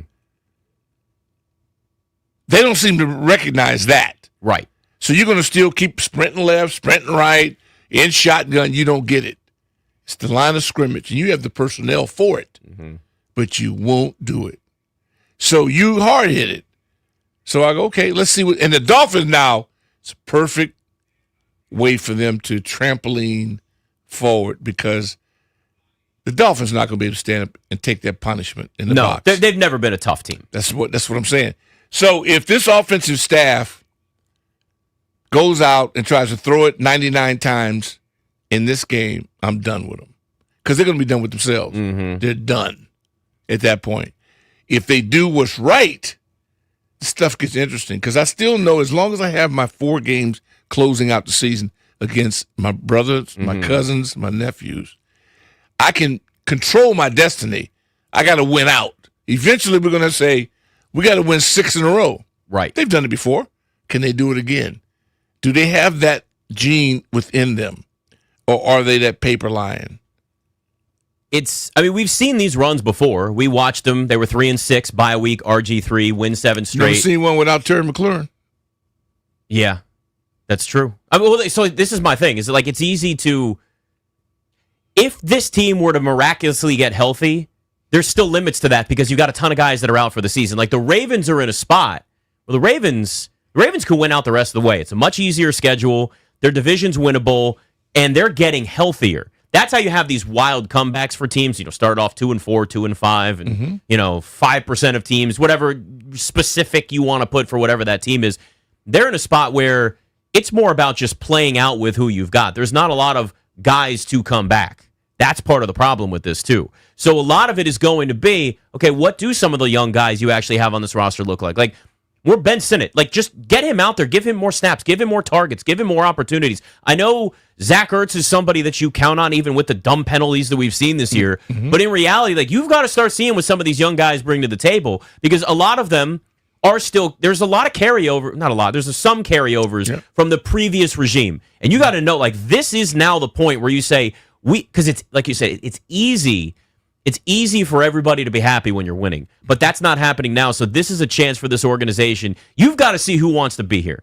Because if you're trying to change culture, if you want this to be a different culture than what it was before, this is the chance to really establish that. And maybe it's making an example of some guys. I don't know. Again, it's why I'm shocked they didn't do anything at the trade deadline. I'm shocked they just stood pat. I thought they would do something. Yeah, I'd have to be far more familiar with the rest of the field. Is it the personnel or technique? We see the tackling, some of the technique from a tackling standpoint is awful. Oh, my gosh. I mean, they're just bouncing off of guys. But yet, if you go out there and watch them practice, they're not lethargic in practice. They've got a high energy. Mm-hmm. They're chirping. I still want to know, where were the guys that started off against Kansas City? Where'd they go? They couldn't sustain that intensity for week to week? It was like the one time they didn't have a horrible first quarter, too. Against the champs. Yeah. So then how do you not be able to get that? That's what I mean by who's really controlling that joystick on this team. Because it's not who we think it is. They're not responding to the cheerleaders. So who are they responding to? Who gets them? I mean, is it you got to threaten them financially? I mean, what do you know what their button is? I don't. I don't think anybody does anymore. Whose fault is that? Yeah. Who's supposed to know? That's the coaching staff. Yeah. They're demoting each other, and I'm going, wait a minute, Slim. Maybe you need to reevaluate this. Because it always starts at the word, the T-O-P. At the top. Yeah. But not just on one side of the ball. Because that makes us think, oh, they're not holding up their end. Well, neither is the offense. The only end that's being held up with two hands, special teams.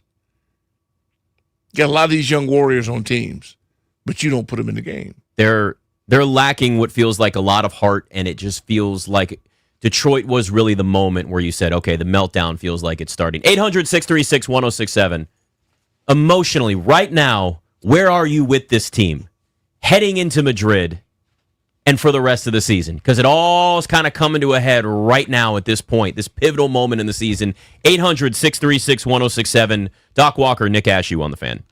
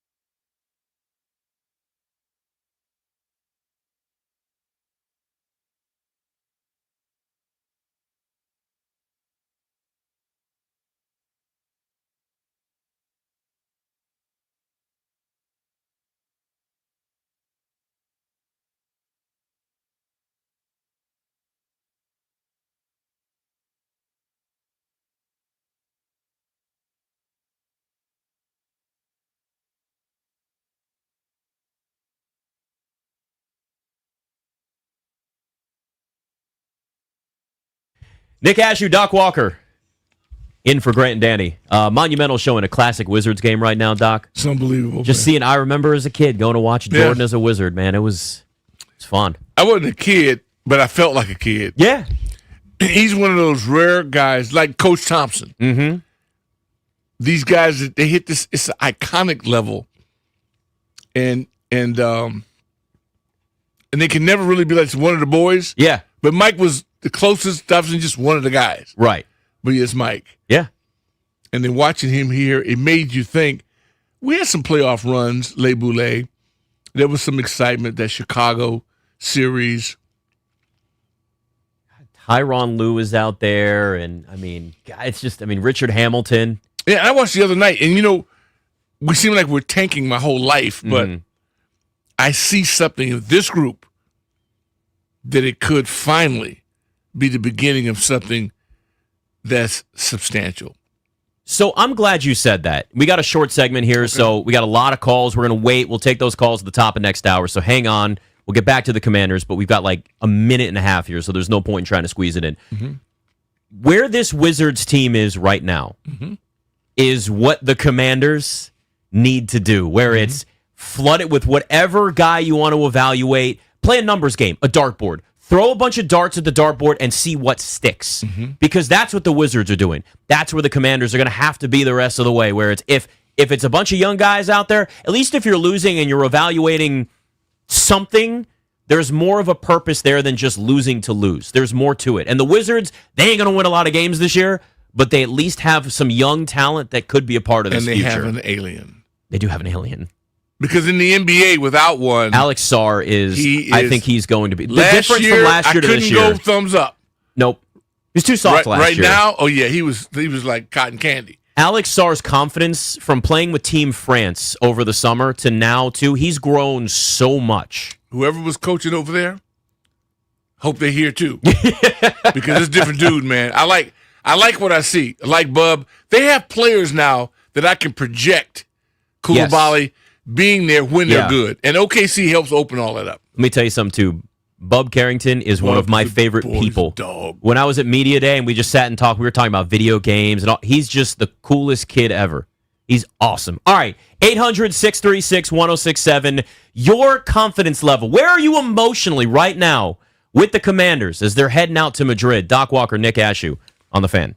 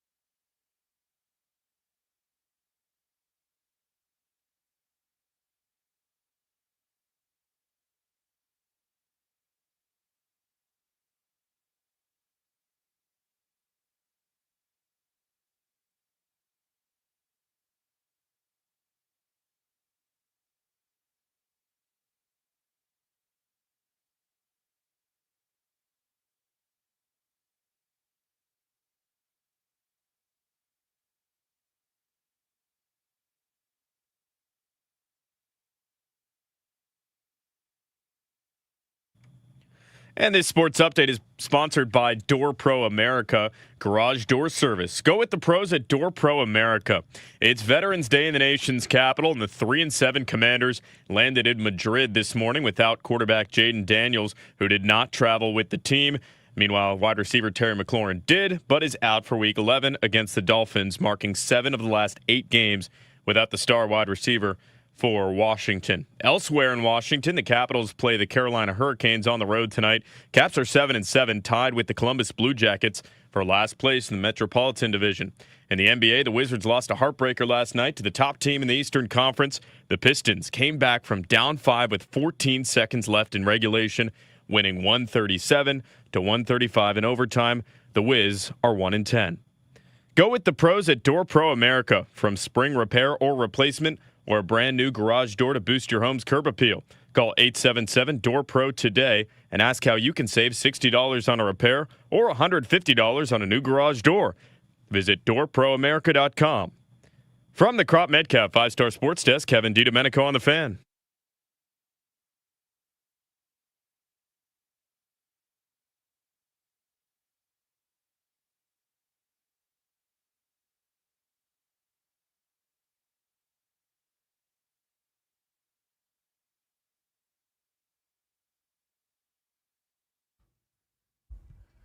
Yeah, but we're probably not going to talk Nats right now, I think, if we're being honest here. Nick Ashew, Doc Walker in for Grant and Danny. But we could. We could. Yeah, we could. The Nats Let's not act like we couldn't. No, it's not a matter of whether we could or couldn't. It's now, just whether we're talking winning baseball Yeah. or not, now that's a whole different chapter. I miss those days. Hey, Ryan Clary knows a lot about the Nats. Ryan Clary does know a lot about the Nats. Ryan's got to focus right now. A lot of things. He's in there fixing his hair. He's, wants to make sure he looks good. Had to come in here. Thought he was working remote. I know. You've had a day, sir, but you're fine. Yeah. Well, he's a standard setter. Yeah. Yes. Yeah. You're doing a great job. All right, both of you. Wonderful job. Yeah, the Hokie's always on point, though. He's having a hell of a week. Well, is he Buckeye or Hokie? It's been Hokie. both. Are you sure? Because you called him Buckeye earlier. I called him Buckeye because Carpenter was on the phone with me, and we had a little thing we started back in the day. But after further review, okay, all right, he's a Hokie. After further, He's just mad because Ohio State plays UCLA this week, and I'm going to be there. Oh, that's right. There's a little rivalry going on here. I forgot. Why would I that. be mad about something I've already done? See, here's the one thing you got to learn, Wes. You can't rile Doc up with that kind of stuff. I tried it for years, doesn't work. He's just gonna look at you and go, "No, I'm good." Not by somebody we beat the hell out of. What you gonna rile me up about? Yeah, see, he doesn't know his history.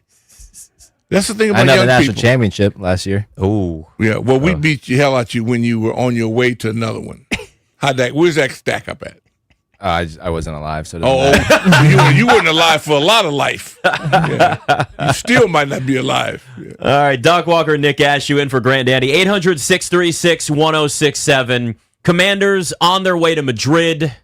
They're 2.5-point dogs, in case you're wondering, to the Dolphins, who just beat the Bills, by the way. Where are you emotionally with this team right now? Because you're laughing, Doc, but because it's funny. It is funny, but it also sucks. Yeah. Like this, I am like during the game last week, because this is what social media is. There were so many highlights of the divisional round against the Lions, and all I thought of was, oh man, I missed that last year.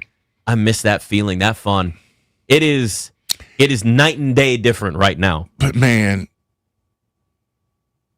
from what we went through with that clown show, that we had here, they could never be on my bad side. Oh, listen. I still feel better about the future now than I ever did in the Dan Snyder era. Okay. So make sure we were on the same point. 100%. It may feel like it, but I promise it's not the same era. It's still better than anything they did. But you also now have to show it's really more this offseason that you're going to improve from this. Yeah, we're going to do it. Now we're even. Then you'll lose the fan base. Yeah, yes. Then people will start to worry. 800-636-1067. Let's go to Kurt in Ashburn. What's up, Kurt? Hey, folks. How you doing? Good, Kurt. Listen, yep. Shoot, I forgot what we were saying. You got 5 the seconds, first one, Kurt. Don't feel bad. This. Trust yourself. All right. You got this. All right. How are you emotionally with the team? Right now, how do you feel about the team? 1, 2, 3, go. You got this. You have on people. Ask you. They're my lads. They're my lads. Come hell or high water. Period. You know what? I forgot what I was going to say. I'm not wasting any more time. I like that. There you Smart go. guy. All right. Well, that's Smart good enough. man. We're good. There you go. Well, you know what? He tried. How about maybe Bruce in Rockville is going to have a little bit more here. Bruce, He's under a what's lot up? of pressure. Well, Bruce in Rockville is sky high for them to continue their losing streak and have a shot at a high draft choice. I want them in the top 5, traded to one of these quarterback-hungry teams, get 2 first-rounders, stud edge rusher, stud wide receiver. Keep it going, boys. You can do it. Okay. Bruce, listen. That's what I'll give them 2. Bruce is right in the sense, Doc, that like we are very used to being in that position with this team. But again, this is different in the sense that it's a rebuild. This is different in the sense that like this team is the oldest team in the NFL. Probably still now, depending on who they brought in. They've been the oldest team in the NFL. Mm-hmm. The only way to truly get younger, it starts with the draft. Everything after that is free agency, but the youngest guys in the draft. Now, granted, youth does not mean better, but youth does, identifying quality young talent does help you build towards the future. You got to be able to identify it just because you have those draft picks. Well, remember, it wasn't too long ago. We used to brag with our chest stuck out that we had 4 number 1s on the D-line. Mm-hmm. But nobody would require a double team. Right. Required to where you had to put 2 on them. Right. That young kid that was out in L.A., everybody thought he was a little bit undersized. Mm-hmm. He never played a game he wasn't doubled. Yep. This is a math equation. I hate math. Do we have to do math? You sure? Who do we have on our defense that the offense attaches 2 human beings to? Nobody. Not that we're the only team like that. Yeah. There's only about 6 of these creatures in the league. I want one of them on our side.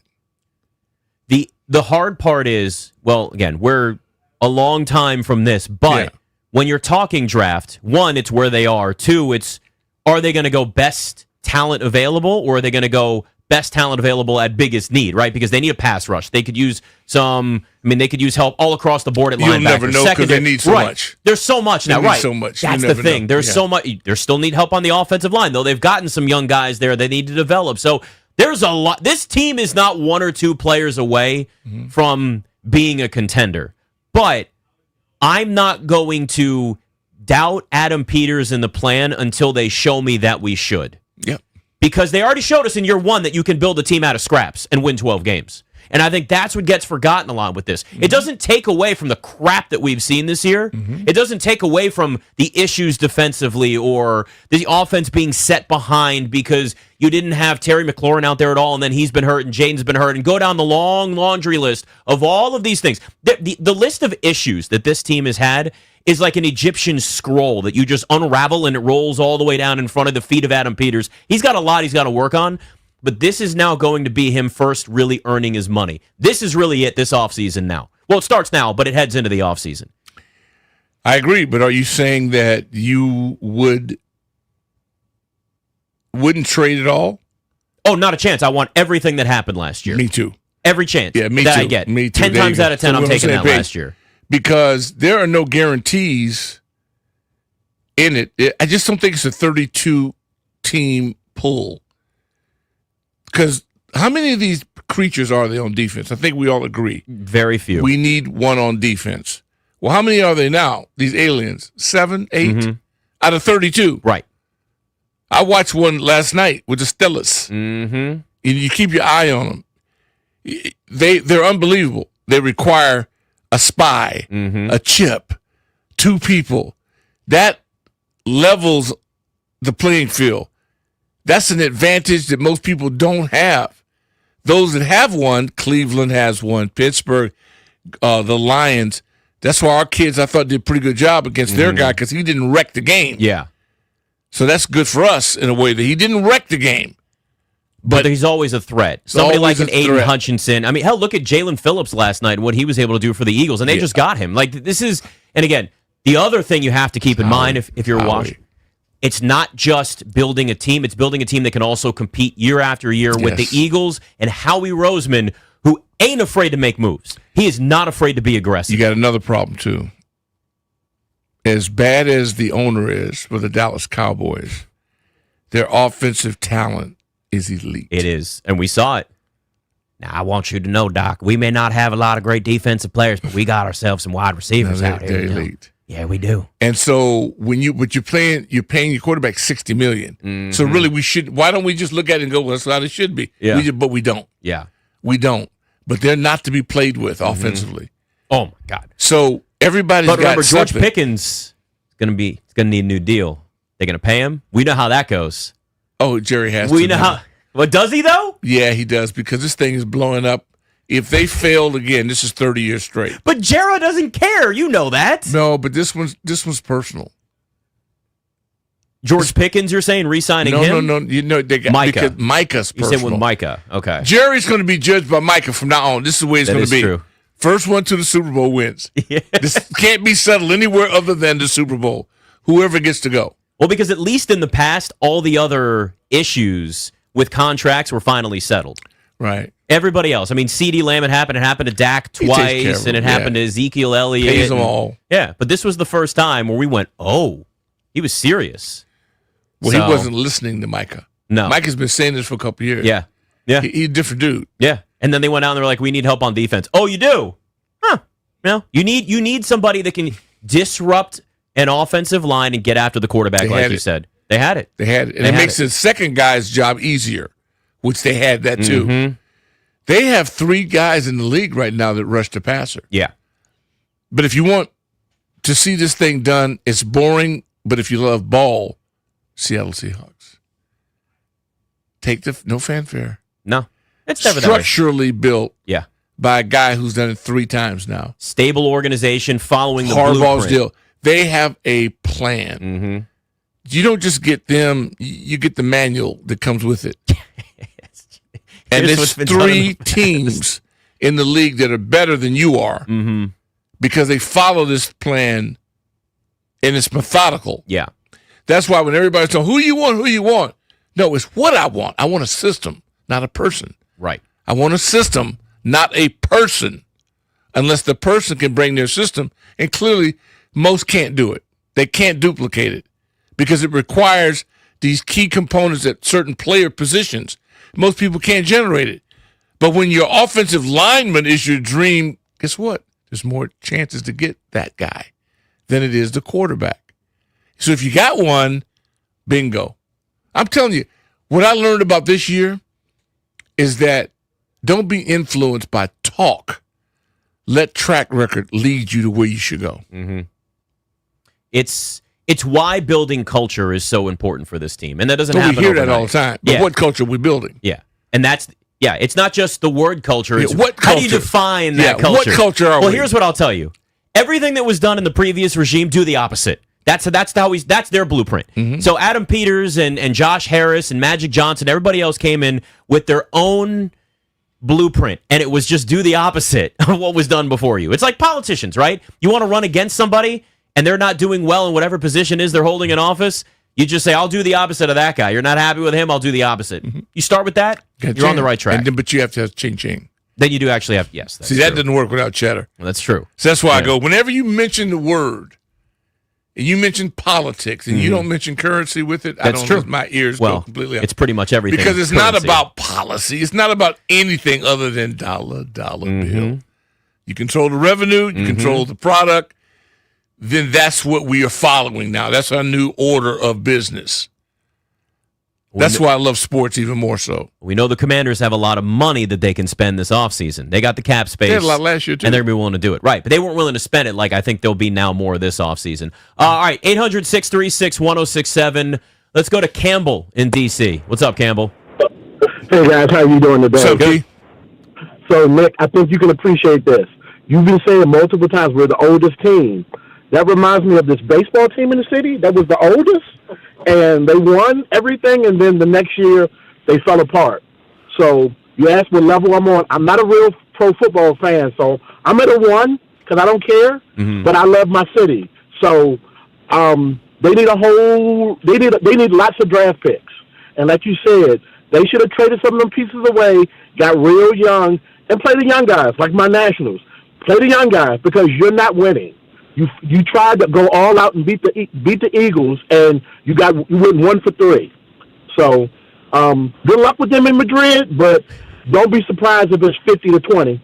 Oh God, 50-20, Campbell. God, Campbell. That's a lot of scoring for an overseas game, though. 50. You know, it's interesting though when he brings up the Nats and sort of how it's tough too because the next season was the 62-game pandemic season, and they basically just at that point they didn't nailed get the it victory in. lap. But they did, and you know that always eats at me still to this day. Is you never really got to watch the Nationals truly have that title Victory defense, lap. and then after that, they basically sold off the whole team, and they haven't really. They've never gotten back to that point now. But we're looking at the fruit of that labor, and we're still determining who's going to be what.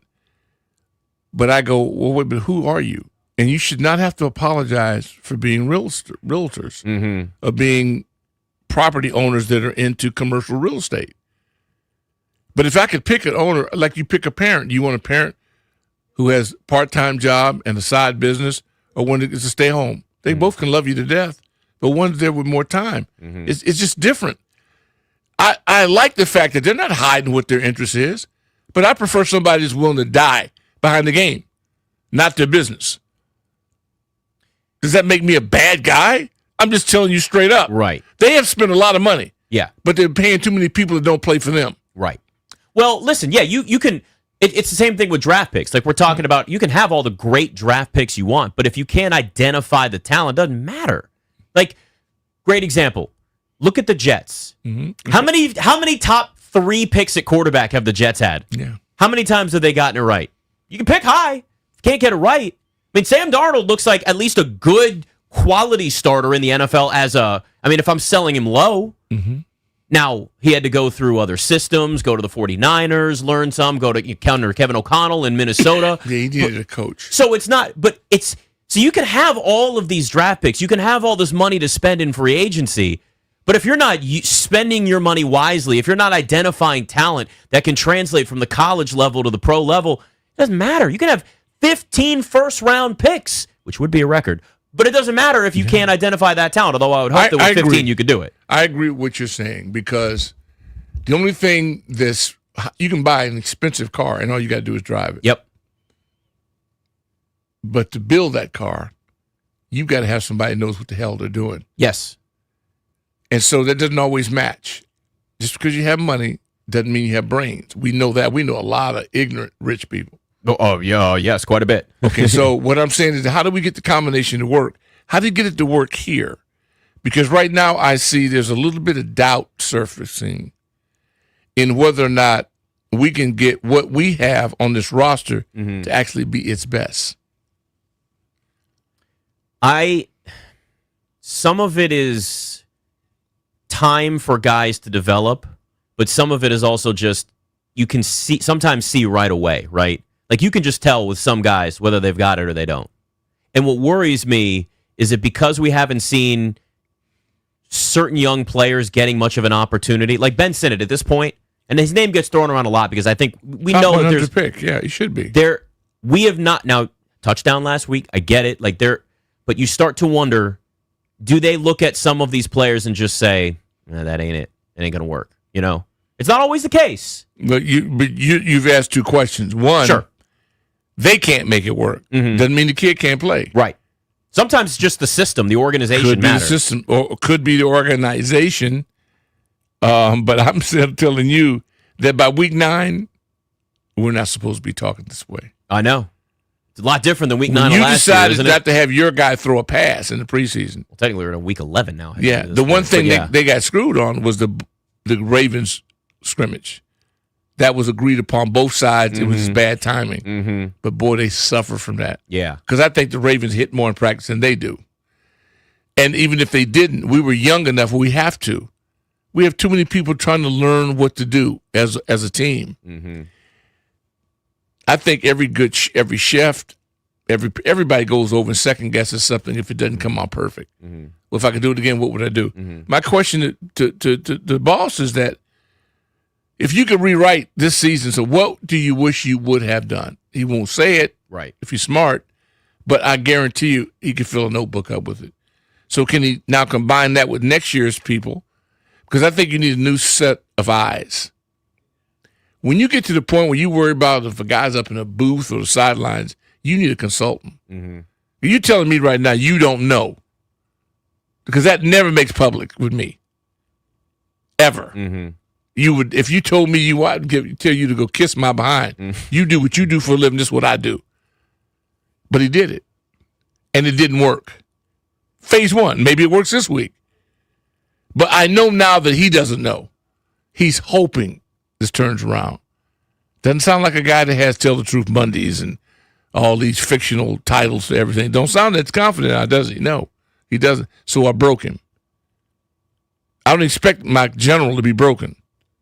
I expect him to do the breaking. So this big prove week, show me week, I can't wait for the game. Because remember too, after this is the bye week, and there's nothing worse than going into a bye week. Don't even say it. With a negative mindset. Don't even say it. If you don't say it, you won't think it. All right, fine. But I if won't you say it, then you think I it. gotta be realistic, Doc. All right, I gotta temper my It's going expectations. to be some rough shows. I know it's gonna be on a bye week. It's gonna be. There's gonna be a lot of questions. I hate bye weeks in radio. Yeah. Well, they can be good if a team wins, but bye week last year was a lot more fun. Everything was a lot more fun. It was. It's true. All right, Doc Walker, Nick Ashew, we're in for Grant and Danny. Anthony Armstrong, former Redskins receiver. Yes, the original 1-3 jumps on with us next on The Fan.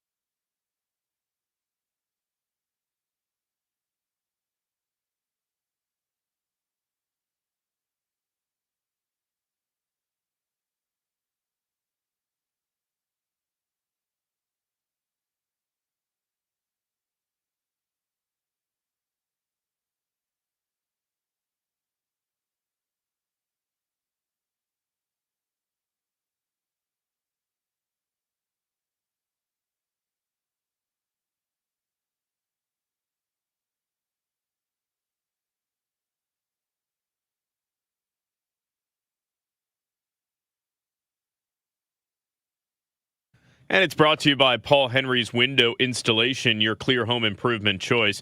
It's Veterans Day in Washington, D.C., and the 3-7 Commanders landed in Madrid this morning without quarterback Jaden Daniels, who didn't travel with the team. Meanwhile, wide receiver Terry McLaurin did, but is out for Week 11 against the Dolphins, and that marks 7 of the last 8 games without the star wideout for the Commanders. The Capitals play the Carolina Hurricanes on the road tonight. Caps are 7-7, tied with the Columbus Blue Jackets for last place in the Metropolitan Division. In the NBA, the Wizards lost a heartbreaker last night to the top team in the Eastern Conference, the Detroit Pistons, 137-135 in overtime. The Wiz are 1-10. Maryland plays tonight at 7 p.m. at home against Alcorn State, and that can be heard on the Team 980. This November only, score $100 off each window with a 5-window minimum and $500 off every door at Paul Henry's Window Installation. Schedule your no-pressure free estimate today at paulhenryswindows.com, your clear home improvement choice. From the Crop Metcalf 5-Star Sports Desk, Kevin DiDomenico on the Fan.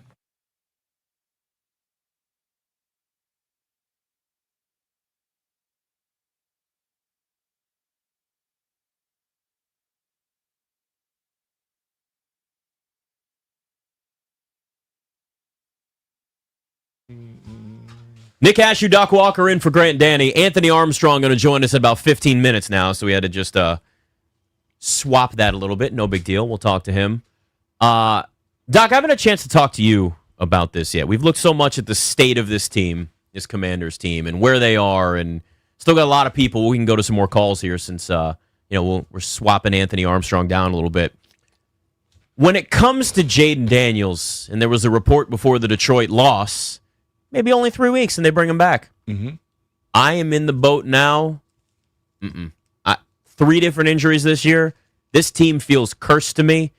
At 3-7, and depending on what happens in this Dolphins game, I know it's a tough sell to the guys in the locker room if he's fully healthy, but I am very concerned about the possibility of him coming back, even if they're cautious like they've been, even if they're making sure he's 110% healthy.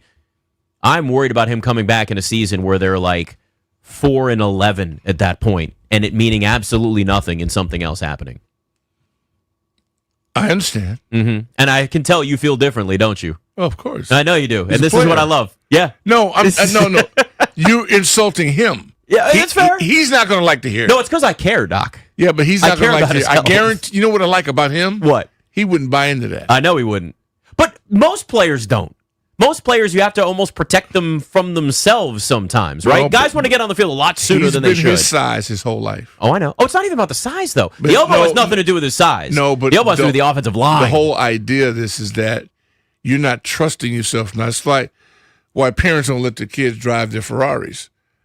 They love them both, but I don't trust it. It's a trust issue. Once we get into the idea that now I have to look at you thinking about if you're going to get hurt, I trade you. Because it's done. Right. I can't manage that way. I'd rather get a jackpot if somebody bites on you. I can't do that. I got to go with this is my guy. I know what he has done. He's made hits. He's made throws. He's done all this. And I'm riding or dying with him either way. And he won't let it happen. That's why I love the dude. I trust him. You always have to remind young people, go down, dude.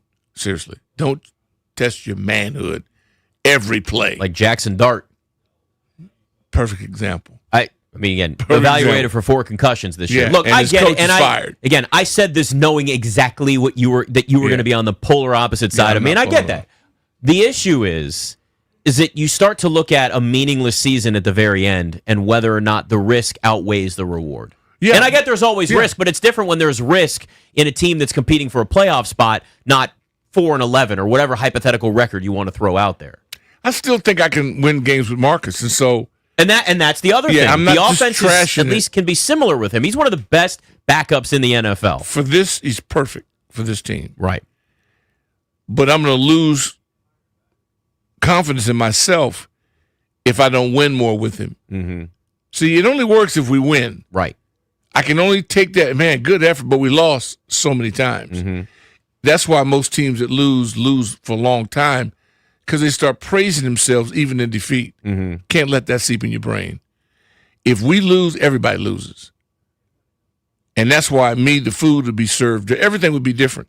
Problem is over there, they don't know how to connect because we didn't have anything. So we got food served when we won.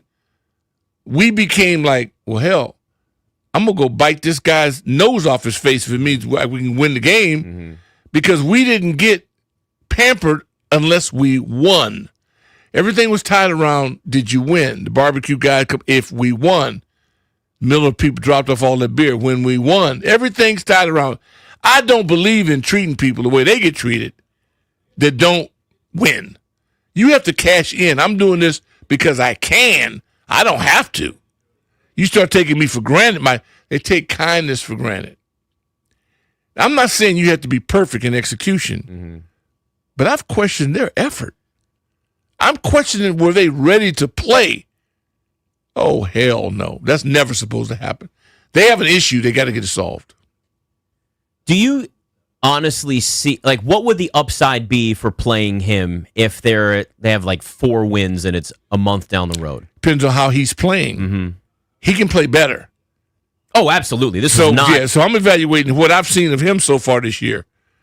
I'm not impressed because I've seen him do better. And I think he can do more. Now, I understand the circumstance. He ain't had his dog with him the whole time. So he has so much equity with me that I have other issues I got to fix before I fix him. And I like Marcus playing. Right. And that's why I feel a little better, at least in the sense that Marcus Mariota is still one of the better backups in the NFL. He's the Walmart version of Jaden Daniels. Not quite there, but he can give you enough of that offense to keep it simple. You won't have to go to school naked. No. Yeah, he gets you covered up. Going to school naked's a bad choice. Well, I got usually that's a dream people have, Doc. I have to agree with you. Is there a story you didn't tell? No. Felt like that was from experience here. No. It was hypothetical. All right. Well, Anthony Armstrong will join us in probably like 7 or 8 minutes here now. We still got a little bit of time. Wide receivers, man. What is it with them? They can never be on time. Tight ends are always disciplined. First it's the wide receivers. Building, last to leave. It's the wide receivers that are the problem. 800-636-1067. Let's go to Franco in D.C. He's been hanging on for a while. What's up, Franco?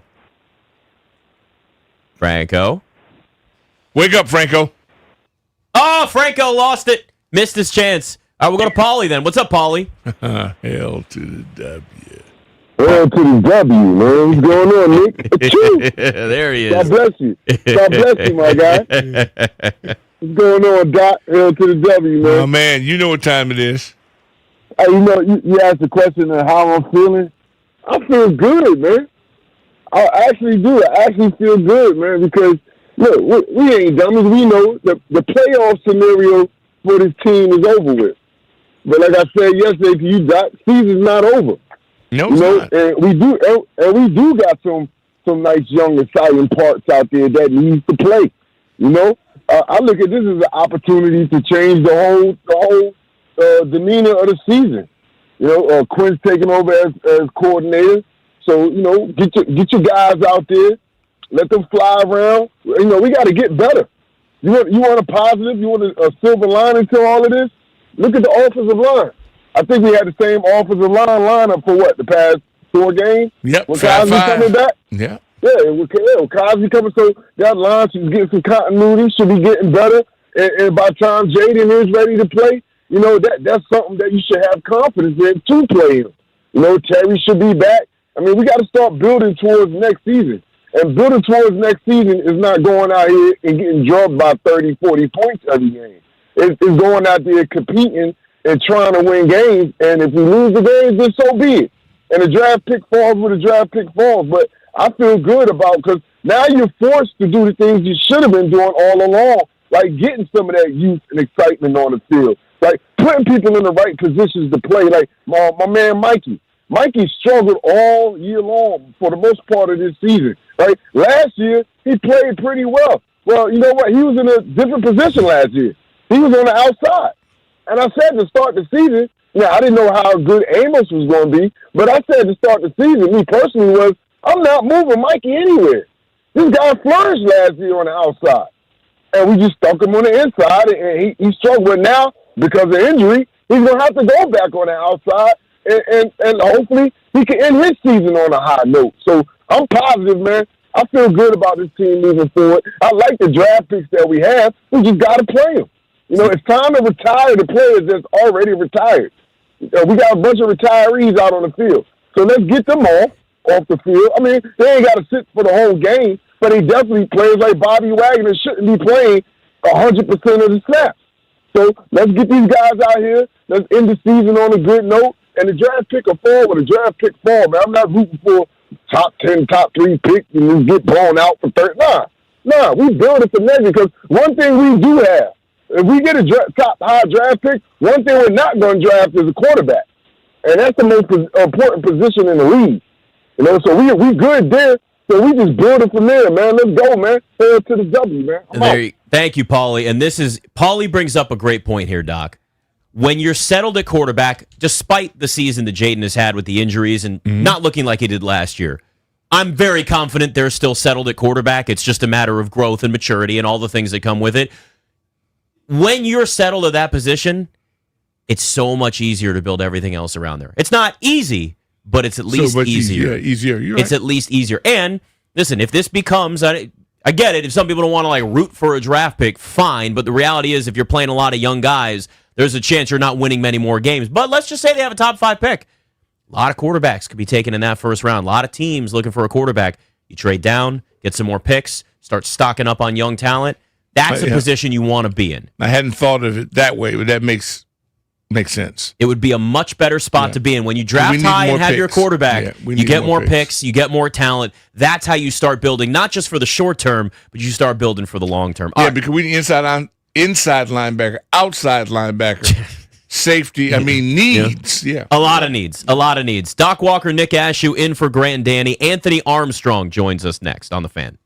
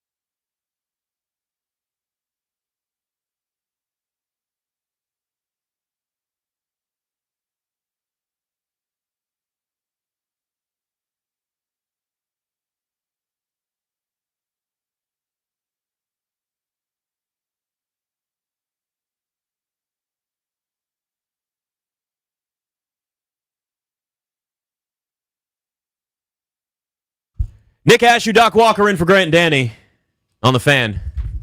Just made a discovery during the break. Wes looks like somebody in the news. Like spitting image. Yeah. Have you put that on social media, by the way? Scary. It was scary. People at Virginia Tech did. Okay. Last semester. Side-by-side picture of you and someone that's, in jail right now. And, I mean, it is... Spitting image. You guys are twins. So, I know. Do you have United Healthcare? I'm just dropping clues here who you look like, that in case people don't know. Good God. I mean, it is unbelievable, Doc. Scary. I just, I'm glad that... Clary came in here and I was just like, does he look like someone that knew? And I went, oh my God, thank you for asking this question. Because this is, that you guys you could tell me you're twins and I'd believe it. That's all I'll say. All right. I probably won't do that. You probably not. Yeah, maybe not to associate yourself with a murderer, but at the same time, you didn't do anything. You just look like the guy, and a lot of women have a crush on this guy. So, you're actually not in a bad spot. So I'll just leave it at that. That's it. All right. Doc Walker, Nick Ashew in for Grant and Danny. Commanders in Madrid, on their way there. Anthony Armstrong, former Redskins wide receiver, and my co-host on the Commanders Squad podcast jumps on with us. And listen, Anthony, we can get to the Commanders. We can get to everything that's gone on. But let's not forget that you're a Mavs fan. Nico Harrison getting fired today. Was that a shock to you? Could you believe that? Man, sometimes changes have to be made, and it may be something that was long overdue for some Mavs fans, but hey, they made the right decision because, golly, it's been a rough couple of years. You know that because of the response or because the hole that was so deep? Well, because of the hole, man. When you trade your young superstar like a Luka Doncic, man, that's tough. And down here in Texas, man, they love hard on their teams. And he broke something up, and imagine if they were to go off and just randomly trade Jaden Daniels. Like, that would be what type of a gut punch it is, Doc. That's what it felt like. And, fan base was not being friendly. And frankly, the start of the season hasn't been so hot for the Mavs. So, maybe a little change of scenery and new people in the building can kind of get some dubs for the Mavericks. Yeah, 3-8 start for the Mavs isn't good, but neither is a 3-7 start for the Commanders. You said something to me Sunday that I thought was really kind of telling when we did our show, and you were like, "Is this what it felt like watching some of these teams lose that I played on back in the day?" Which, first, as I established, you were never the enemy. Don't you worry. But watching this Commanders team now, Anthony, at 3-7, the big thing that stood out to me has really been just this feeling of meltdown. It didn't feel that way before until Detroit, and that's what concerns me with the change in the routine and the travel and the disruption going to Madrid, and a Dolphins team on top of that, too, that just beat the Bills and was real cocky in the locker room if you saw those videos after the game. Yeah, I saw the video. I felt good for them, honestly. They needed that release, the Dolphins did, because their season is... Whereas they haven't had the injury that obviously Tyreek Hill got hurt, but they haven't had as many injuries as Washington. Coming in, you got to think both of these teams felt they were going to have some pretty good seasons, and it hadn't been going that way. But shoot, Miami was able to get up for a division opponent, right? They really needed to get that win for themselves and for Mike McDaniel. So shout out to them for that. But Washington, frankly, Nick, I think that travel could be good. Sometimes you need to get away. You know what I mean? You need to get into a new time zone, frankly, new language. Folks don't know what they're saying over there, right? So they can go over there and really just focus on football and hopefully come back with a W. I think Miami's a team that's susceptible. They've shown that, Tua could get the defense, give them some interception, give them some turnovers. So being able to get a new scenery, new place to play football for a bit, it could be something to help this team just kind of get back on track. And I think the way the season's been going, Doc, this is going to help them grow together even more. You know what I mean? There's been so much adversity that they've dealt with. Now they get to go and be next to each other and lift each other up and kind of grow for the rest of the season. If you, all right, you want to go, Doc? Or you're thinking about something here. Why are you laughing? No. Keep going. Okay. Doc, see, this is, Anthony. Doc just randomly starts laughing, and I want to know what's going on in his head. And he's like, no, I'm just going to wait. I'm not going to say anything. Here's what I will say this, though. And listen, Doc and I very much disagree on this. You already know where I go, but we're going to have it for this show here. I am insanely concerned about Jaden Daniels coming back to a season that's completely lost. But I understand from the player's perspective, selling the feeling of giving up on a season if he's healthy and can't get out there and play. But at the same time, there's the worry of the injury, and is it meaningless? Does the risk outweigh the reward? All of those things are what's on my head. I don't have to make the decision. What would you do if you were in that position, Anthony? Jaden can stay over there on the sideline with a headset on. That's how I feel. Yes. I just the flukiness of the season lets me know that he don't need to get on the field. I saw a video, a fan rushed the field. He tried to get to the side. Dude pulled a hamstring. I think he's out for 3 or 4 weeks. Don't put the kid back on the field. It just doesn't make sense. I know that there's a point where you want to see, well, if everybody's healthy, let's just end on a good note. I don't even want to risk it at this point. To me, right now, it's all about evaluation. You can still, go out there and try to win ball games. I mean, that's the point of playing. But just the fact of risking injury, I wouldn't want to do it. I know O-line's been playing pretty well so far, but it doesn't make sense to me to put him back out there when the season is pointless at this juncture. I'm not going to disagree from your standpoint, but my leader, it's like seeing Patton come out without a firearm.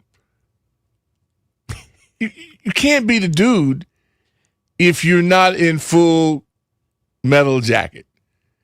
And thank God, he doesn't think the way we're talking. He'd be insulted by this. Oh, of course. I get that. It ain't for him. I know you didn't do it for him. Yeah. He doesn't need it. Now, what would make me swing your side is if my offensive line was depleted. Then I would protect him. We're big physical freaks. We just need to adjust the plays that are called, in my opinion. I'm not happy with our approach, but I'll keep our people. Because I think if we turn this into a boxing match, be different. I'm Cus Kamado right now. I'm just trying to get you to work the body. That's all I'm trying to get him to do. Win from the inside out, because we got big physical people, and we got them sprinting out. I just want to put us in attack mode. And I'm not convinced yet that this offensive brain trust is capable of scouting itself. Because that's what it looks like now. Like they're not scouting themselves.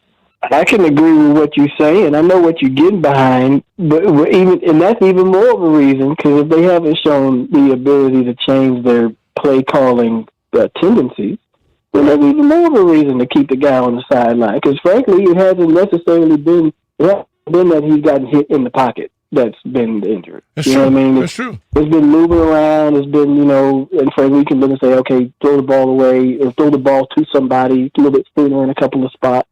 Then you don't get hit. But, I think it's more learning. You got to see somebody run the offense and then just watch Marcus do it. Watch him stay in the pocket a little bit longer. Watch him operate it and learn by doing. Learn by watching in this sense. We're going to get plenty of reps in there all season. Right now, it just don't make too much sense, man, to go put that nice Ferrari back on the road one more time. I'm glad you feel the same way as me, but that's also, as we've talked about, scars from previous eras in this organization, and I will fully admit that those absolutely exist. Talking to Anthony Armstrong in the Fan. Both of y'all sound like parents. And that's fine. Listen, we care, man. We care about our Ferrari, okay? We want it to be pristine and shiny and healthy and get a regular oil change. I don't know if you need to do that with another Ferrari because I don't have one, but I'm just guessing that that's the case. All right, let's look at the game this weekend, Anthony, and again, talking to Anthony Armstrong here on the Fan. Nick Ashew, Doc Walker in for Grant and Danny.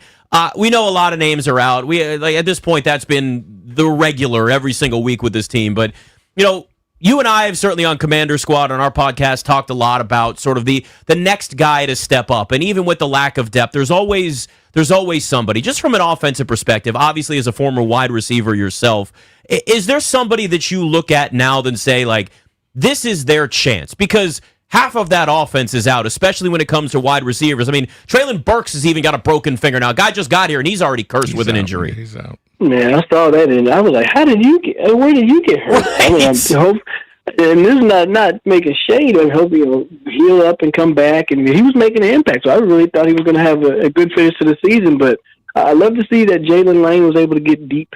And I love the fact that Marcus Mariota was throwing the ball deep, so I would love to see him continue his success and do it over there in Spain.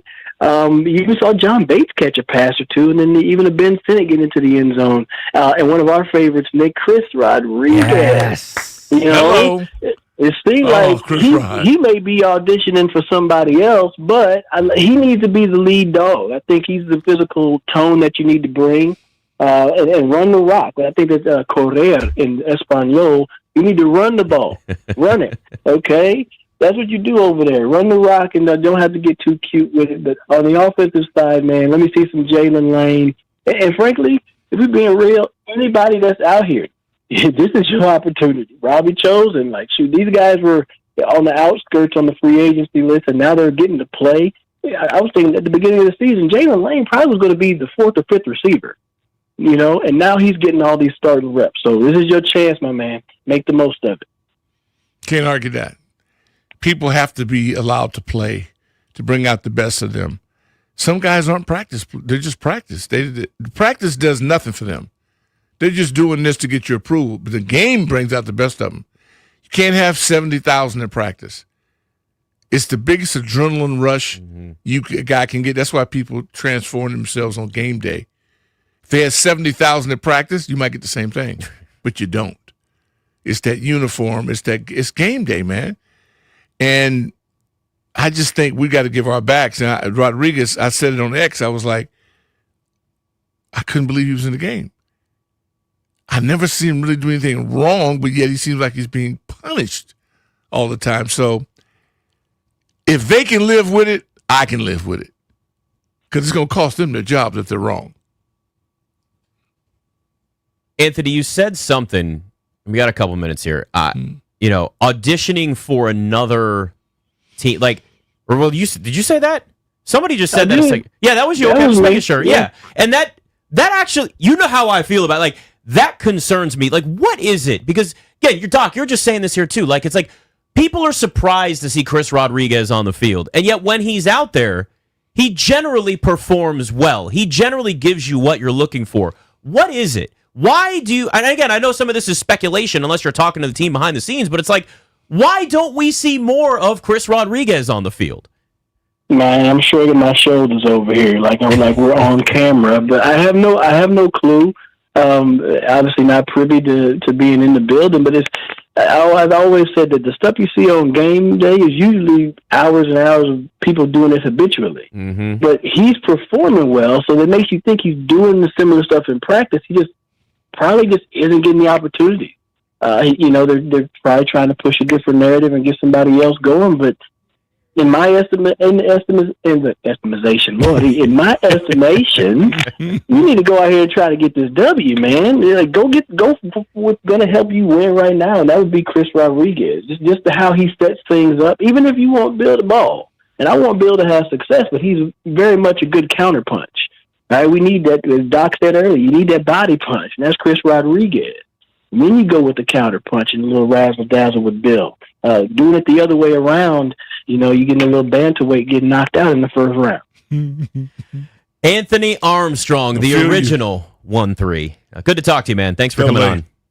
Yes, sir. Y'all be good. All right. Best of the family. New episode of Commander Squad also coming out tomorrow, just in case you're wondering here. I'm glad you said that too, Doc, about Chris Rodriguez, because it's like everybody here is sitting here just I'd love to see more of him. He is the guy that I've just been pounding the table for, and we just don't see it. And it blows my mind. It really does. Yeah, Bill's doing to get better, but Bill's still trying not to fumble. Yeah. So now he's running with something on his mind. When he was free flow, you can't even make it up. He's slithery, but right now he's smart. He's not trying to turn it over. But he's also thinking too much. And it's taking away his instinctiveness. 100%. He's not the same guy.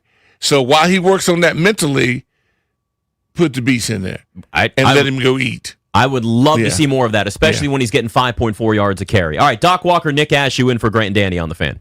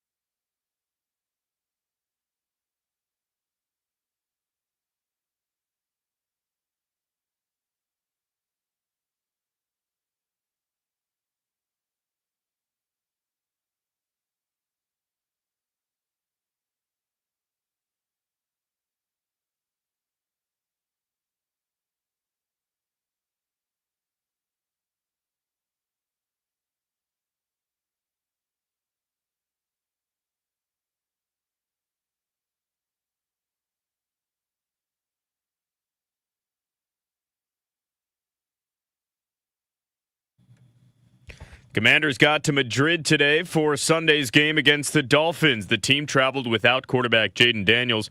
Meanwhile, wide receiver Terry McLaurin did make the trip, but is out for Week 11, marking 7 of the last 8 games without the star wideout for the Commanders. Other notables out for Washington. Daron Payne suspended for the game against Miami. Trey Amos has a fractured fibula and is possibly out for the year.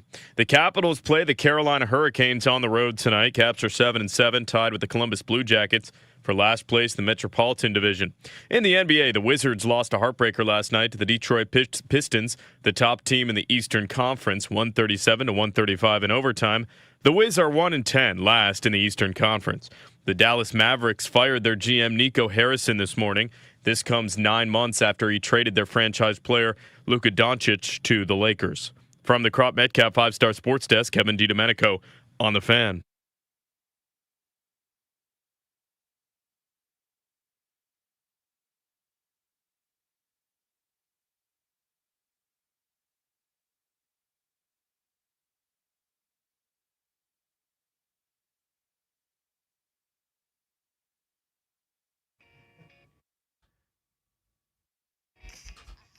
Wes, what are you doing? Never again. I wanted to get your reaction. Never. You know what my reaction's going to be. Doc Walker, Nick Ashew in for Grant and Danny. You Miley Cyrus fan? She's a pro. Yeah, no, I'm appreciate it. I haven't purchased any of her music. I but can't she's a imagine pro. that. Though I would love to hear you just come up to the studio one day and I just hear some Miley Cyrus just bumping out of your car. I can go with it because music is moods. Mm-hmm. The kind of mood I'm in tonight works.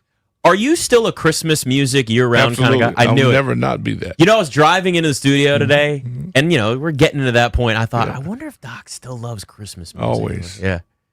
You're the only person I know that will listen to Christmas music year-round. I don't, but here's the thing. I'm not surprised. I kind of get it.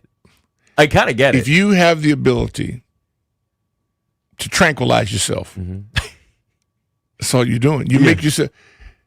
Heavy metal, Chris, does it every day. In that I'm doing it in certain times of the year that may not be December, but if you have a way to send them endorphins to the right place, make you feel good about something, that's what's better than that. And it's just the classics, and it takes you back to the mood, because most kids, what is their happiest time of the year? It's not report card time. No, it's not report card time. Well, maybe. If you get straight A's, it might be. Okay, who do you know in our group that got straight A's? Other than Sheehan. Okay. Well, Yeah, other than Kevin. So she's saying Chris Russell did not get straight A's. I don't think the Rooster got straight A's. I don't think the Rooster had perfect attendance either. I want you to know my teachers were the stupid ones. Him and that kid BTP. No. But no, man, it's nothing about that. Chestnuts open, It's just, and instantly I can go to that form of Christmas because we were all manipulated by a gift. There was something you felt like you had to have. We're really rotten to our parents because we rated them. They did all this all year, and we would rate them based on that day and that gift. We were just rotten people. Well, when you're a kid, you're not thinking about that kind of stuff. I know, but it has an impact. Yeah. It's one of the 3 things I think you remember a lifetime. And that's one of them. And it's true. I used to try and see where my parents hid Christmas presents as a kid. I'd see if you I could did too? Oh, I was a snooper, man. Man, that was so much fun. Wasn't it? It's like a scavenger hunt. I think that's why I like heist movies or like treasure hunt movies. Oh, yeah. Because I would do that as a kid. I did it. And I'll tell you what, the brain is it's such a dangerous thing for those that have one. I would have bet my life that I actually saw claws, the deer, the whole thing. Yeah, in the sky going. I had convinced myself that was real, and I actually captured it. My mom would go to sleep. She'd go, you got to go to bed, and I'd wait for her. I wanted to see, she could, come up and she'd have this sweet potato pie, whatever she could put out there from him. And I was like, she had me, because you trust your mom. You trust. Of course. You trust. Yeah. And then, if you do this, he's going to do that for you. I'm like, yeah, okay. I'm trying to stay up. Then you would doze. Mm-hmm. I'd walk around. I was trying to catch him there. Mm-hmm. And I'd knock out, and just every single time. It's always the case. 2 cups. She taught. So I go, why would you do that to me? Me thinking about it worked. It worked, man. And I was like so impressionable at that point because you trust her so much. And I never caught it, but I swear I saw that thing in the sky. And you can talk yourself into anything. And that's why the imagination is so incredible. And why those of us that love sports, we get to hide behind that. We jump into that. Of course. And we get to live a life through somebody else's effort. Our enjoyment or pain, either way.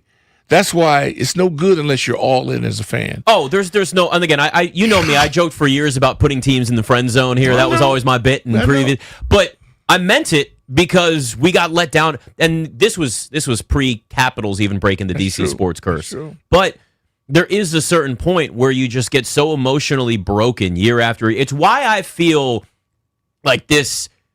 I feel bad for fan bases that have suffered because I know what it's like to suffer as a fan of certain teams. Now, the Nats and Caps have won, so I was able to cover 2 parades and be there, and it was so cool to be a part of that. Caps. And then, the Caps was special because the Caps was the one that ended everything. And then you get the Nats right after that, and then you're just going like, oh, and then the Mystics win, and then you're going, and then it's like one after the other, and you're thinking, okay, and then everything kind of just tails off. But last year, with the Commanders going to an NFC championship game and winning 12 games, you're just thinking like, oh, this is going to be every year. You hope it. And I think that's what's also hit a lot of people. And listen, I'm a fan of this team just because I talk about sports for a living. I'm a fan of this team, win or lose. Yeah. But it's what I think has hit a lot of people so much harder is that we're like, oh, man, we are out of that Dan Snyder era. Oh, my God, it feels like it again. It's not, but it feels that way. And I think that's what makes so much of this. I mean, that's where the emotional connection comes in with all of this is like, we've got our quarterback. It's finally our time. Oh, my God, everybody's hurt this year. I mean, everybody's hurt this year. And it just feels like you're getting slapped in the face with everything that's going on. But it's why I keep saying it may feel like that era, but it's not that era. But the key is that this organization now moving forward has to say, okay, we got this. We're going to turn it around. This is part of the plan, and we're going to show you. If you don't show us that you can make this team a true contender, because it's not about winning 1 year, 2 years, win now. We've done the win now thing in this city. We've seen this team do that, where it's let's go out and spend money on insert a million free agent names right here. It's about building a team that year after year is going to be at the top of the division. Because if you look at the NFC, got a lot of talented teams. You look at the NFC East, you got Howie Roseman and the Eagles, who are not afraid to add more talent. It feels like almost every week. Way before the trade deadline, it's like, oh, there's the Eagles making another trade. Buy low, sell high. Like, they're doing that all the time. So you're not just competing with, like, your own rebuild. You're competing with keeping pace with the Eagles as the contender. Even if they're off, it's not like their offense looked good last night. I mean, you've got Devonta Smith coming out saying that basically ripping the offense. Jalen Hurts has been catching strays left and right from people, but they still find ways to win, and they're so deep with young talent that you know the Eagles are going to be there for a long period of time. You've got to build a team that can also compete year after year after year with that Eagles team if you're the Commanders. Being good every year is what you want, no doubt about it. If you weren't disappointed upon failure, you wouldn't be real. How'd you like to be Dallas? Yeah. Almost 0 for 30. They're paying the guy $60 million. Just look at what you have to do. They're willing to commit to that. And even though they fail year after year after year, they're the most valued franchise. So we say we're chasing it to win, right? But in the end, popularity exceeds excellence in this generation. Oh, you're not wrong. I mean, think for how many years this Washington franchise, with all the names, with all the things, going back to obviously even peak spending in the Dan Snyder era as the Redskins. They were, for a while, a top 10 most valuable franchise in the NFL. You started to see the problems and the more of the, oh no, once they dropped. Once it got to the point, and I remember it was on this station, it was on 980, I would say all the time, stop going. The only way this organization is going to know that you're pissed off, stop going to games. And I'm not going to say that I'm the only one that made that happen, Doc, but I will say we did see more and more Eagles fans at games late in the season. Things like that show where your organization was selling to third-party ticket people. Yeah. I mean, again, there's so much more to they it than that. sabotage themselves. Yeah. But that's how ignorant they were. Oh, well, again, there was we could go down the list of all the things that went wrong there. But, when you're in this position now of showing that it's going to be different, understanding what happened before and making sure that you don't do the same thing again, that's a massive responsibility. But it's also something you have to understand that, fans are skeptical right now. This fan base is skeptical still. And I don't blame anybody that is. But I do still believe that until it's proven otherwise, that this is a much better situation than where it was before, because quite frankly, that was rock bottom. That was basically rock bottom for what an organization could be. And it hurt, and it doesn't feel good. And it starts to multiply in ways that it's just bad for morale. It's bad for everything. But when you get a team rolling, I think we all know it. And the collegiate side is even worse. Mm-hmm. I mean, how hard it is to stay on top. Do you remember the Arch Manning Pub at the beginning of the season? Oh, how could you not? They were the number one ranked team. They were the preseason number one. It's like, and he's a Heisman hopeful. He hadn't played. I mean, that's how anxious we are to brag about things. Yes. Now he's showing his character now. Horns, they're coming. I mean, they're making a move. But so many people are good now. My favorite story is Indiana, because they're showing you what's possible. And they defy that, you got to be a blue blood to win. No, Kurt you don't. Cignetti has done an unbelievable job there. Because you have to have been a part of something like that to relate to it and understand it. That's why I think Dick Vermeil's one of the greatest ever at what he did, because when you take programs that don't want to spend the top money, but yet they want to win, and you win with them despite themselves, then it becomes in vogue. Ohio State, Michigan, they're going to always be at a level.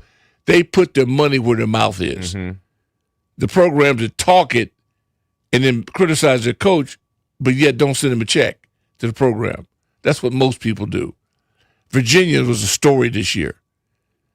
I love it when one of ours gets to the point where they exceed, go beyond. We got a rich area, and it produces teams like that that can beat and slay a giant. Yeah. That's what you want to see.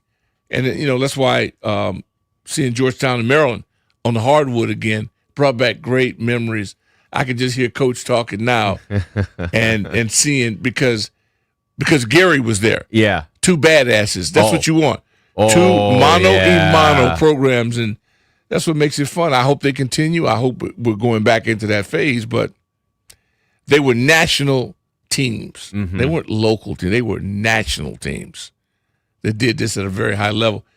And we got the benefit from the byproduct, the buzz. That's what Ovechkin, talk about an investment. Right. That's rare. To get somebody that good, he's been that good this long. And we don't give longevity enough credit in sports. It's hard. And I understand this is about to be this is going to put a spotlight on a topic that we don't need to. It's going to take a whole segment. LeBron James does not get enough credit for that longevity in his career and the level that he's played at. I know Father Time's starting to catch up now. I mean, now we're dealing with sciatica. We know he's getting old now if we're dealing with sciatica injury. But that Tom Brady. Sounds good. What sounds good? What better way to save him? What's the least important time of the year? Oh, absolutely. Yeah, there's beginning. He could play 50 games in the regular season, no back-to-backs, be ready for the playoffs. Yeah. And the team now has filled in that void. He had nothing to do with they're doing it. Yeah. It's time. It's just certain time, but no, he's a freak. The longevity thing, Coach would always say, Father Time is undefeated. I still think of that quote there are things that Coach Thompson would say when I worked with him back, and I'm just this little 20-something. You're like, oh, Coach, this is, and it's just like that stuff still sticks with me today. And we'll be saying it for 50 years. Yeah. I'd rather calm a fool than raise a corpse. I love that quote. He was so far ahead, but that's why he was able to lead men, the leader of men, young men. He wasn't playing with grown-ass men. He was playing with young men. Right. I'd love to see him on a pro level with grown-ass. That would have been worth the price of admission. Or as he would talk about often, coaching girls, women. because what Pat was doing down in Tennessee, he talked about that a lot. The fact that we still talk about him and still can remember what an influence he was hanging with us.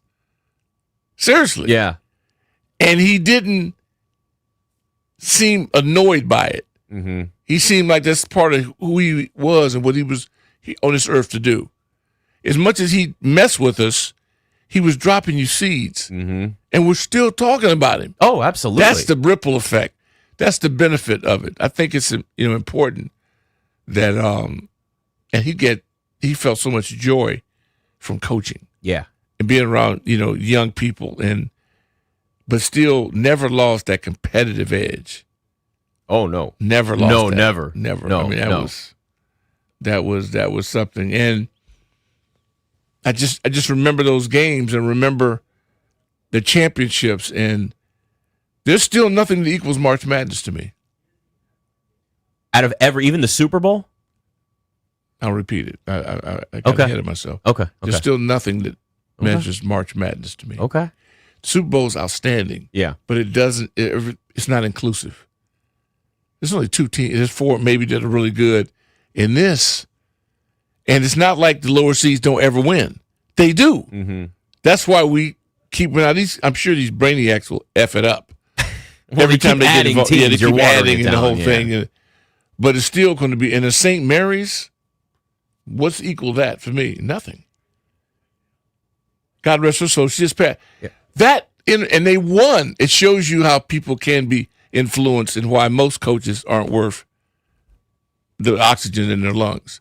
Because when you can't find people that are like Signetti, when you find people like that, how can that exist now with all the money that's thrown at these blue blood programs? All the kids over there now making Grand Theft Auto, and they won't hit a dead man. And here's a guy at JMU, and he goes and takes his people, keeps his people with him. That's the guy I want on a Netflix special. All due respect to Tyson and Deion and all them, and I'll watch it, and I'm sure I will. Put Signetti on tape.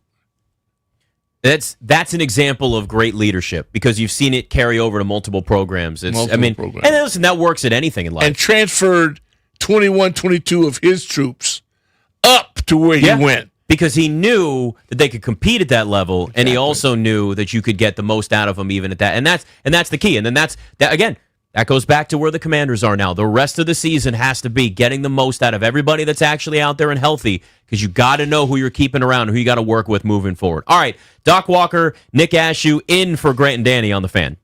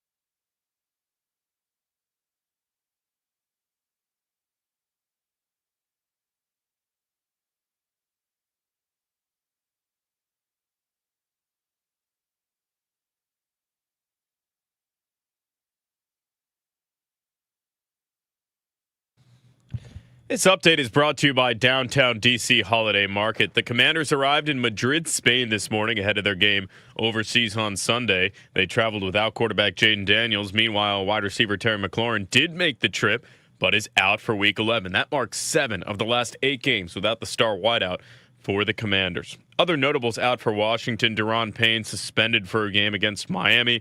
Trey Amos has a fractured fibula, possibly out for the year. The Capitals play the Carolina Hurricanes on the road tonight. That can be heard at 7 p.m. with John Walton on the Fan. Meanwhile, Maryland men's basketball hosts Alcorn State tonight at 7 p.m. on the Team 980. The Terps are 1-1 coming off a loss to Georgetown. It's back, DC. The Downtown Holiday Market runs November 21st through December 23rd, noon to 8 daily. Shop local, grab treats, feel the holiday magic between 7th and 9th Streets Northwest.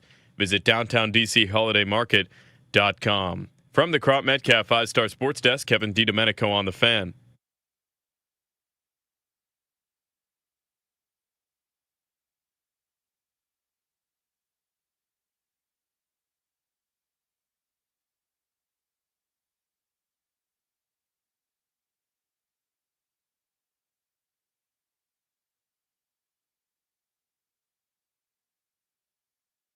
Nick Ashew, Doc Walker, in for Grant and Danny.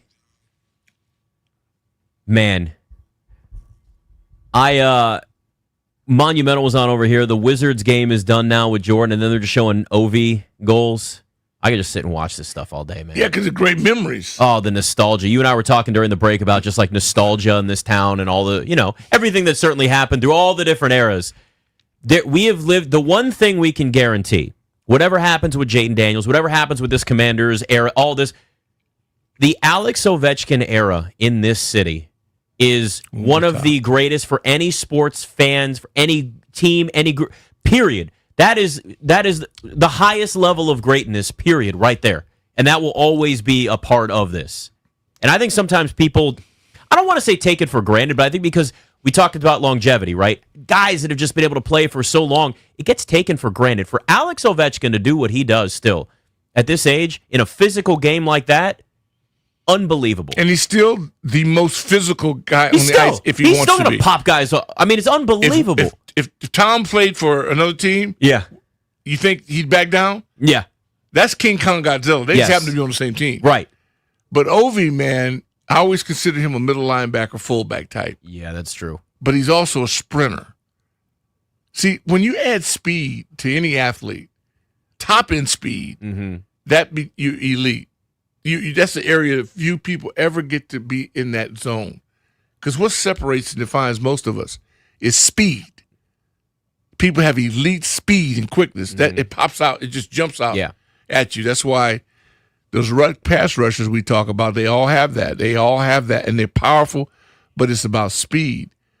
And then we got a young receiver now, the tech, who's flashing a little bit. What's he have? Speed. He accelerates well. We just got to get him to catch the ball.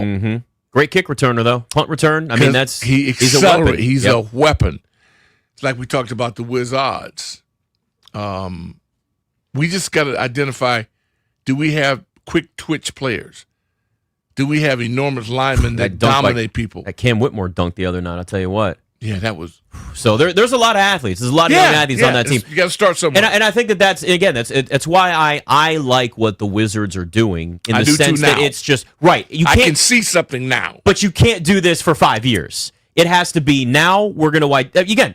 You got 12 guys that are 24 or younger on that team. Not everyone's going to stick, but if you got 2 or 3 that you say, okay, we can build around them and add some more, loaded draft coming up, then you're starting to build momentum. Then you're starting to build something that can actually be a competitive team. Evaluation can only go so long, but if you do it right, it doesn't have to last that long. It doesn't. And guys will start to show that as they get more of that opportunity. OKC is a model. 100%. And it is done they have layers of youth, experience, and athleticism. And you got to have aliens. They also have the best general manager in the NBA in Sam Presti. He's proven to be that. He's proven without to be question to me. I would argue one of the best in sports, like up there with Howie Roseman, as just insanely good at what they do and identifying that talent. Unbelievable. Yeah, and it's a lot easier when you have great players. Yeah, well, yeah, but you have to find them. Remember, you're not getting free agents going to OKC. And one was hurt. You got to be able to win shorthanded. Right. That's why I've been saying this for 30 years. The Miami Dolphins are the only team in the NFL. What's left? Undefeated season for an NFL team. Mm-hmm. But the one that did it with the backup quarterback playing over half the games. Yeah. So what does that mean? Well, he's the Hall of Fame coach to keep the glue together, Shula. What were they predominantly? A run first team. Mm-hmm. Zonka. Yeah. Okay. And the defense was underrated, but flying all over the place, making things happen. And their kicker was what? Dependable. Yeah. So I don't care who you are. That's the guide right there. If you want to be a good football team, you want to be great, you have to possess those elements, and you got no chance. So when somebody goes hurt, that's why people say, he's hurt. It doesn't even affect me anymore. Because if the only team in the history of this great sport did it with a backup quarterback in it, everybody else man the you-know-what up and move forward. It's evaluating a lot of depth starting Sunday for the Commanders in Madrid. I don't think there's any question that that's what it's going to have to be.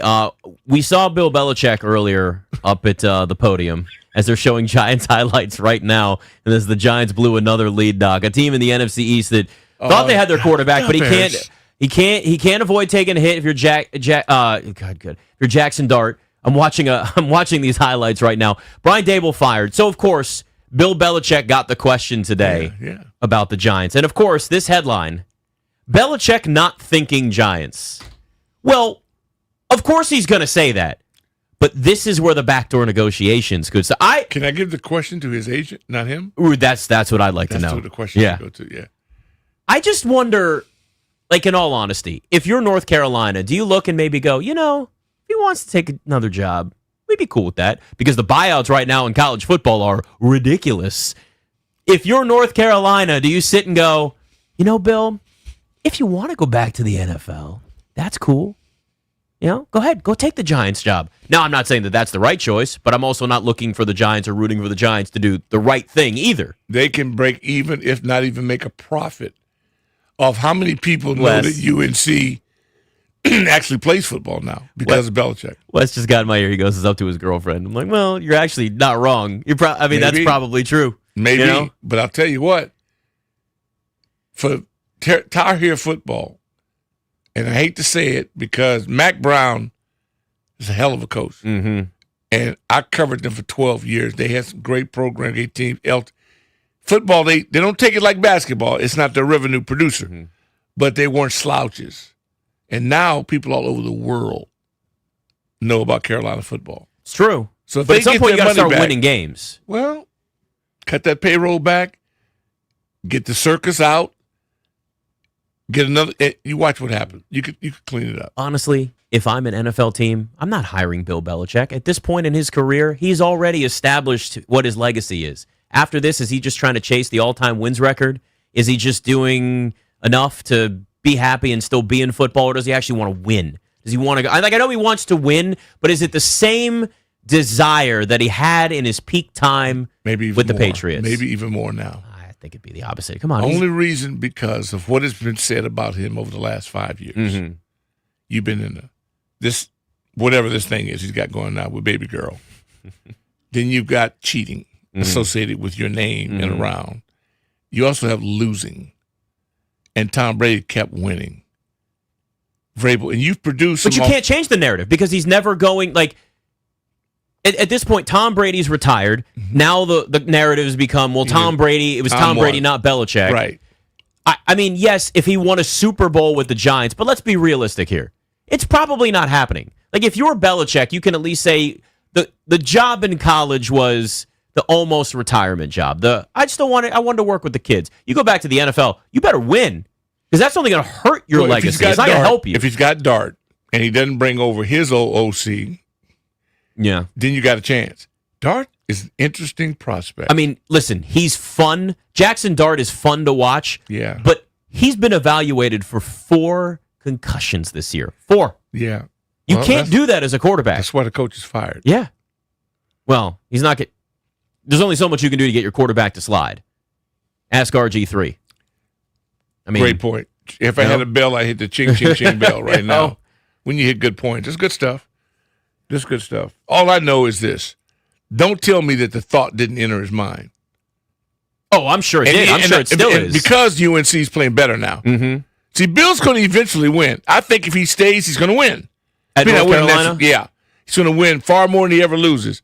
He's too smart to fail at this.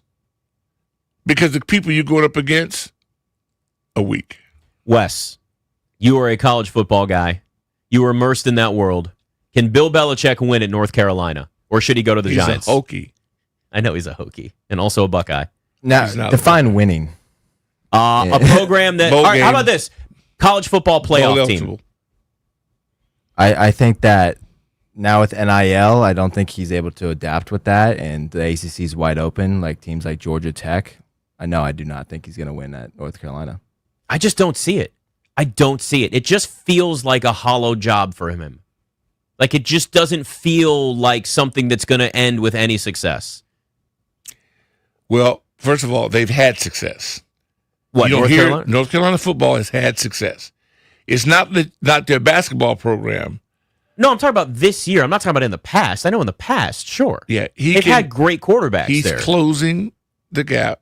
He's learning the game and the system. And they have too much influence not to be able to get some players in there. And eventually... Does a 19, 18-year-old kid see Bill Belichick in his living room and think, I have to go play for him? Most 19-year-old kids are being influenced a little bit by their parents. Mm-hmm. Pops is going to tell him, look, Slim, this is... Because we want to... Maybe you can be a pro. Bill's influence may not be the greatest in college, but when he evaluates talking to his pro, it's a good way for you to, if you want to play a long time. Yeah. I still can't, you'll never be able to convince me he doesn't know football. You just can't. Yeah. He's so far ahead of the curve. If he can get some people to follow out what he wants them to do, I think he's capable of doing what Cignetti has done at Indiana. I don't see it. I don't see it in North Carolina. Okay. Because he's not a slacker. Yeah. What does it take? You got to live wherever you work. That's him. Yeah. He never has to go but home. But is he as she's focused on this now, or is he distracted with the relationship and then reality TV shows and documentaries that didn't happen that were going to happen? I can't say that when he's been such a cyborg that maybe got distracted a little bit. Mm-hmm. But believe me, he can bounce. If I bet on him to bounce back, I wouldn't bet on him to fail. So you could see him making UNC a college football playoff team. Well, there are a lot of playoff teams that don't make it that are worthy and don't get in because it's conference. Right. A team that's Georgia Tech just had a magical year.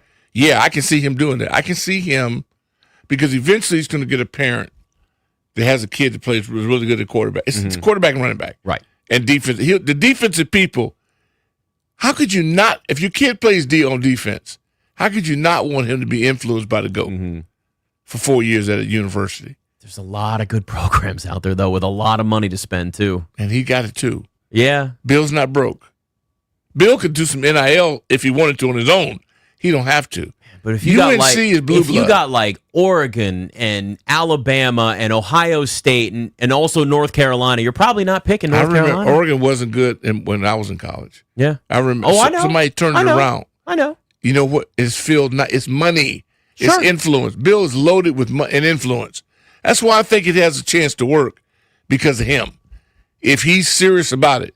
Now, if baby girl has controlled his brain, then all bets are off. Well, might be the case. Well, okay, then I'm wrong. Then all bets are off. Then that changes everything. The most powerful force on the planet. He may not be able to defy it. All right, he's Doc Walker. I'm Nick Ashew. We are in for Grant and Danny on the Fan.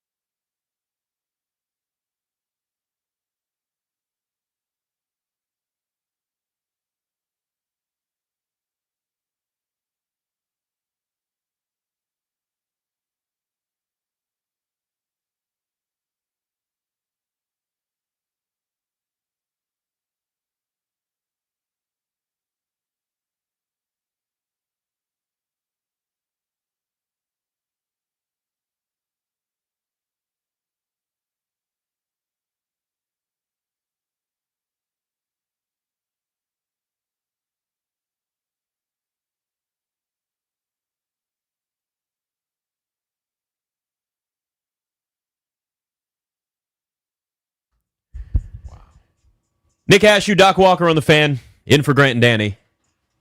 Travis Hunter's out for the year. One of my favorite young players in the NFL. You know, he plays. I love it when people say, you know, you want to play like he would play for free. Don't do that, Slim. Don't do that. You need to be covered. But he just was so joyful. Mm-hmm. The game, he worked to be great at it, going both ways. And he just seemed like a likable dude who just wanted to play ball. His size never bothered me. I'm hearing more people concerned about JD5's size now. Yeah. But that was the conversation, him even getting drafted. That was part of it.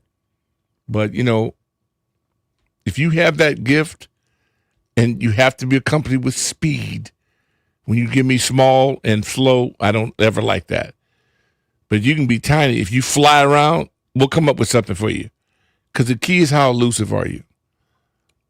It's just important that we get 5 to get 2 or 3 in these games under his belt. We got to get a streak going. I don't care if we end up with a 2 game. We got to get a streak going because that's when we're at our best. They play off that momentum. We keep the defense on his heels because we're going up tempo and we're not predictable. I miss that. We got to get that mojo back. There was a point against the Chiefs where you watch the Commanders and you said, okay, like they understand that this urgency is what's going to keep them in this game. And that first quarter was actually the first quarter that was just essentially not a joke. I mean, it's been embarrassing. Every first quarter across the board for the Commanders. So they're always playing from behind, which is already difficult enough. But doing that against the Cowboys and the Chiefs and, you know, the Lions and teams that have all these weapons offensively and can do all these different things, I feel like the Chiefs game almost was like almost this last gasp that they just couldn't finish, right? Multiple fourth downs they couldn't convert.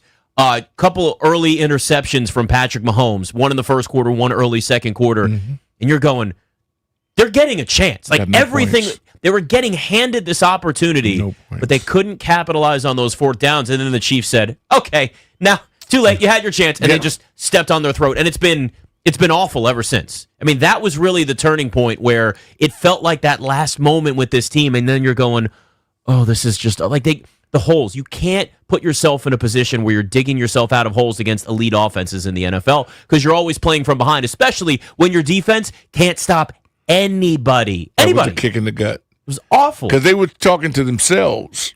And if you're up and I'm on that team and we're sticking it to Kansas City, we feel like, okay, mojo, back, we got it. They expected to win that. And when they didn't and couldn't change the course of time, reality starts to sit in. Then that doubt comes in. And then if people are smart, they jump on you because we're wounded. We're wounded mentally, physically, and for this team, more importantly, spiritually. Because they really believe in talking themselves into this brotherhood thing. Well, now you've been exposed now. People are looking at you as major corporations' motto was this and that. And now you're not living up to what you said you were about. That's why it's perfect that it's the Dolphins. Yeah. And it's perfect that it's on another side of the world. Away from everything. Away from everything. Yeah. Now, the question is, who gets home field advantage feel? The Dolphins or the Commanders? Well, they haven't played games in Madrid, so it's not. I don't know what the fan base is like there, but the Dolphins have played more international games. So my question then becomes, are the Dolphins more of an international draw right now? I think it's a smart question. Yeah. Because we don't know. I don't know the answer to it. But I'm saying, let's just say that it leans Dolphins. And we turn it over early. Now that trip, that distance, maybe the food that didn't settle well with you, all kind of things that come up. Because I felt that way when we were in London or Osaka. We don't speak of Osaka. Well, I do. It was a hell of a trip, hell of an experience. Well, yeah. Or in college, going to Japan Bowl, you always think in the back of your mind, what you're eating, is this going to help me or hurt me? Really? Yeah, I did. Always. Really? Yeah, because you're in a place you're not accustomed to being. I mean, that's smart. And suppose you get set up or somebody puts, all you need is disrupt you for 24, 40 hours, 46 hours. I was always conscious of that. You know, I don't drink nothing out of a bottle or can unless I break the seal. Yep. You know, so I don't have no water. You can't bring me nothing that doesn't have a seal on it. Because I think that way. I'm thinking, you know, well, because all they do is throw you off your game, 24-hour flu, virus, blah, blah, blah, blah, blah, and you're not your same yourself. Because that's how I think. If I was hosting something in another country and you come in, yeah, I mean, you got to be thinking. Somebody's got to be that should think like that. It also could just be like it's not food you're used to eating, and then you eat it, and then your stomach's all torn up, and you're running the locker room every 10 minutes with the runs. That could happen. Could happen. Would I be trying to do something like that purposely? I can't say it or not, but it would cross my you mind. Can neither confirm nor deny. Yeah, that X-Lax trick. It would cross my mind. Yeah, if they think they're eating pudding, and they go out there and all of a sudden they got Why do you have to go to pudding after we're talking about diarrhea here? No, because the guy's got to eat it first. So I figured, you know, on the training table, Jell-O, put something out there, yeah. And then big guys may go after it. But it's funny, man. It really is thinking out of state. It's like the Thursday night game. Not every idea is a good idea. Right. Oh, so they're it's funny. doing this for money. It's funny you say that. I mean, listen, it's great to have more football to a point, but I think we can agree that we have had far more sloppy games on Thursday night on short weeks than any other game of the week. I don't think Thursday's good for your health. I don't think so. You can't talk about player health and then have these short weeks and yes, you can. If you pay them. Okay. Because the players took the cash. That's true. Had these veteran committees and stuff said, we're not having it. Because it doesn't affect the coaches, trainer. It only affects the players who have to recover in that amount of time and have that full contact. The team that travels is at a distinct disadvantage. I don't care what anybody says. You're at a distinct disadvantage. Oh, yeah. Unless Absolutely. you leave your game and fly to that city. Never go back home. Extend it. The Niners do that regularly. Yep. Certain teams will do it. The Commanders did it. They went out to Arizona for 4 days or whatever. Yeah. Encompass 3 or 4 nights of hotels, but get your guys' body clock back in sync.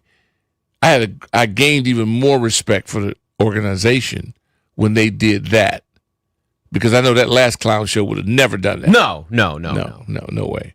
Those are the little details that you have to pay attention to, and those are the things that can throw a team off or not with these international games, going overseas and dealing with that.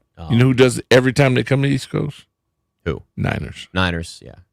Yeah, they've got that. Well, these West Coast to East Coast, man, that hits guys hard. So you're smart if you play in that Pacific time zone to prepare ahead of time and get adjusted to everything. You feel going to Seattle. That's no joke. That's why I really was proud of the Seahawks coming, because that trip, it's the longest stretch. Yeah.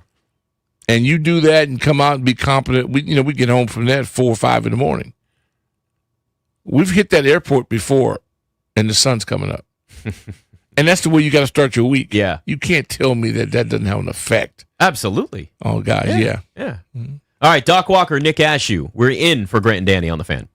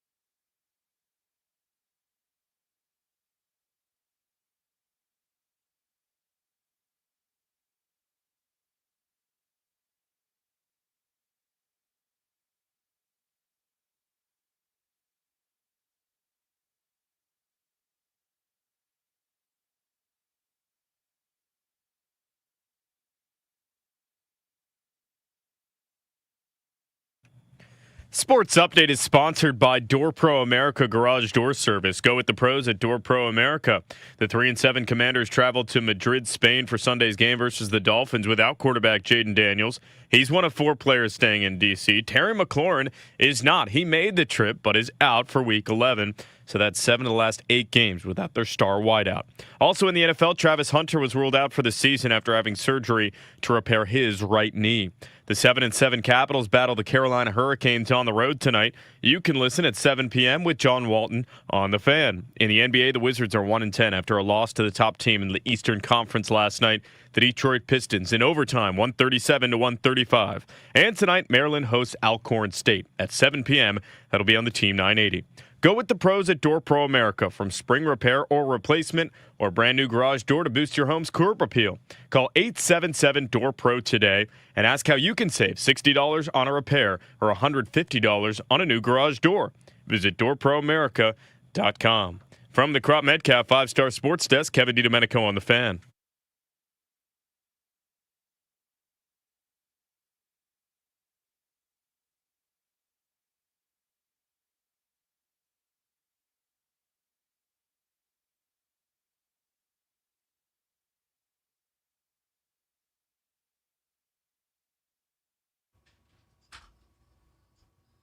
Nick Ashew, Doc Walker, in for Grant and Danny on The Fan.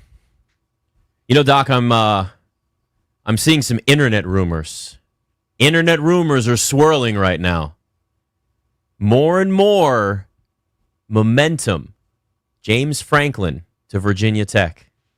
There's a lot more of it out there now. Now it's just internet rumors, Doc. So you know this is dangerous. We tread lightly with this. But I'm seeing more and more of this. A lot of more and more speculation, if you will, that James Franklin could head to Virginia Tech. I covered Tech with Beamer and got the pleasure and honor of doing lots of the games. It's a madhouse when football's king. Yes, it is. And I have had goosebumps every time I listen to Junkies. That Sandman deal, when you're there live, it is one of the greatest traditions in college football is Enter Sandman. It's unbelievable. And so every morning with the Junkies, they were smart to tab that and make that their intro in our region because most of the people that I followed, in the Beamer Ball. So I was working there when the stadium was being the rottenest time to ever be anywhere is when they're in construction. Mm-hmm. We had to work through that construction the whole 9 yards, but and covering Vic at Tech, following the road games, it's real. They're serious about it. So I could, from Happy Valley to Sandman would be, and I like Franklin a lot. He was coaching my kids at Maryland. He was with Friesian. And really, Locks was on that same staff. They were loaded. Yeah. But there's a lot of football talent between here and Virginia Tech. I'm happy UVA won. Them beating Florida State, deja vu. Last time that happened with Westwood One, I was doing the game. Mm-hmm. And they beat Bowden there. And I was there for that game that night. And to hear that in that school and to see that happen again, I really enjoyed this offseason watching college football. And they're playing good. I think we can be good at all of these schools can be good. That's the way it was back in the day. Coaching is everything. Now you got the NIL thing, which is in some ways it poisons it. But I'm just jealous that we had to eat off-brand, drink off-brand beer and eat pizza when these guys are ordering, filet mignon and going out the white tablecloth things. That's all. It's personal. No, but I get it, though. I mean, I understand why you'd feel that way about it. Well, it's just there is no more fun almost in your lifetime than the collegiate experience where the camaraderie, being with people, and because everybody was pretty much on the same economic level. Right. Everybody was broke. Right. I don't know what that's like now. Well, I don't know you how got guys you getting can millions. manage You it. got guys getting nothing. So I can tell you, it's a lot but different. That's not team. Right. See, it's not team. It should have been. I mean, it's easy to say woulda, shoulda, coulda, but the brains behind the NCAA, which I'm saying that tongue in cheek, would it have killed somebody to figure out how to do this per unit, like the offensive line. These monies come in, and they're sanctioned off value systems based on these position groups. And so every position has X amount of has a budget, has a line in that. They've talked about a salary cap. They've talked about some of this stuff. It's just a question of whether you can actually make it happen. And again, like when this was allowed to happen, NIL broke. It was wild, wild west. Yeah, but they gave us a bag for going to a bowl game. Yeah, bag of merchandise, maybe swag bag, swag bag.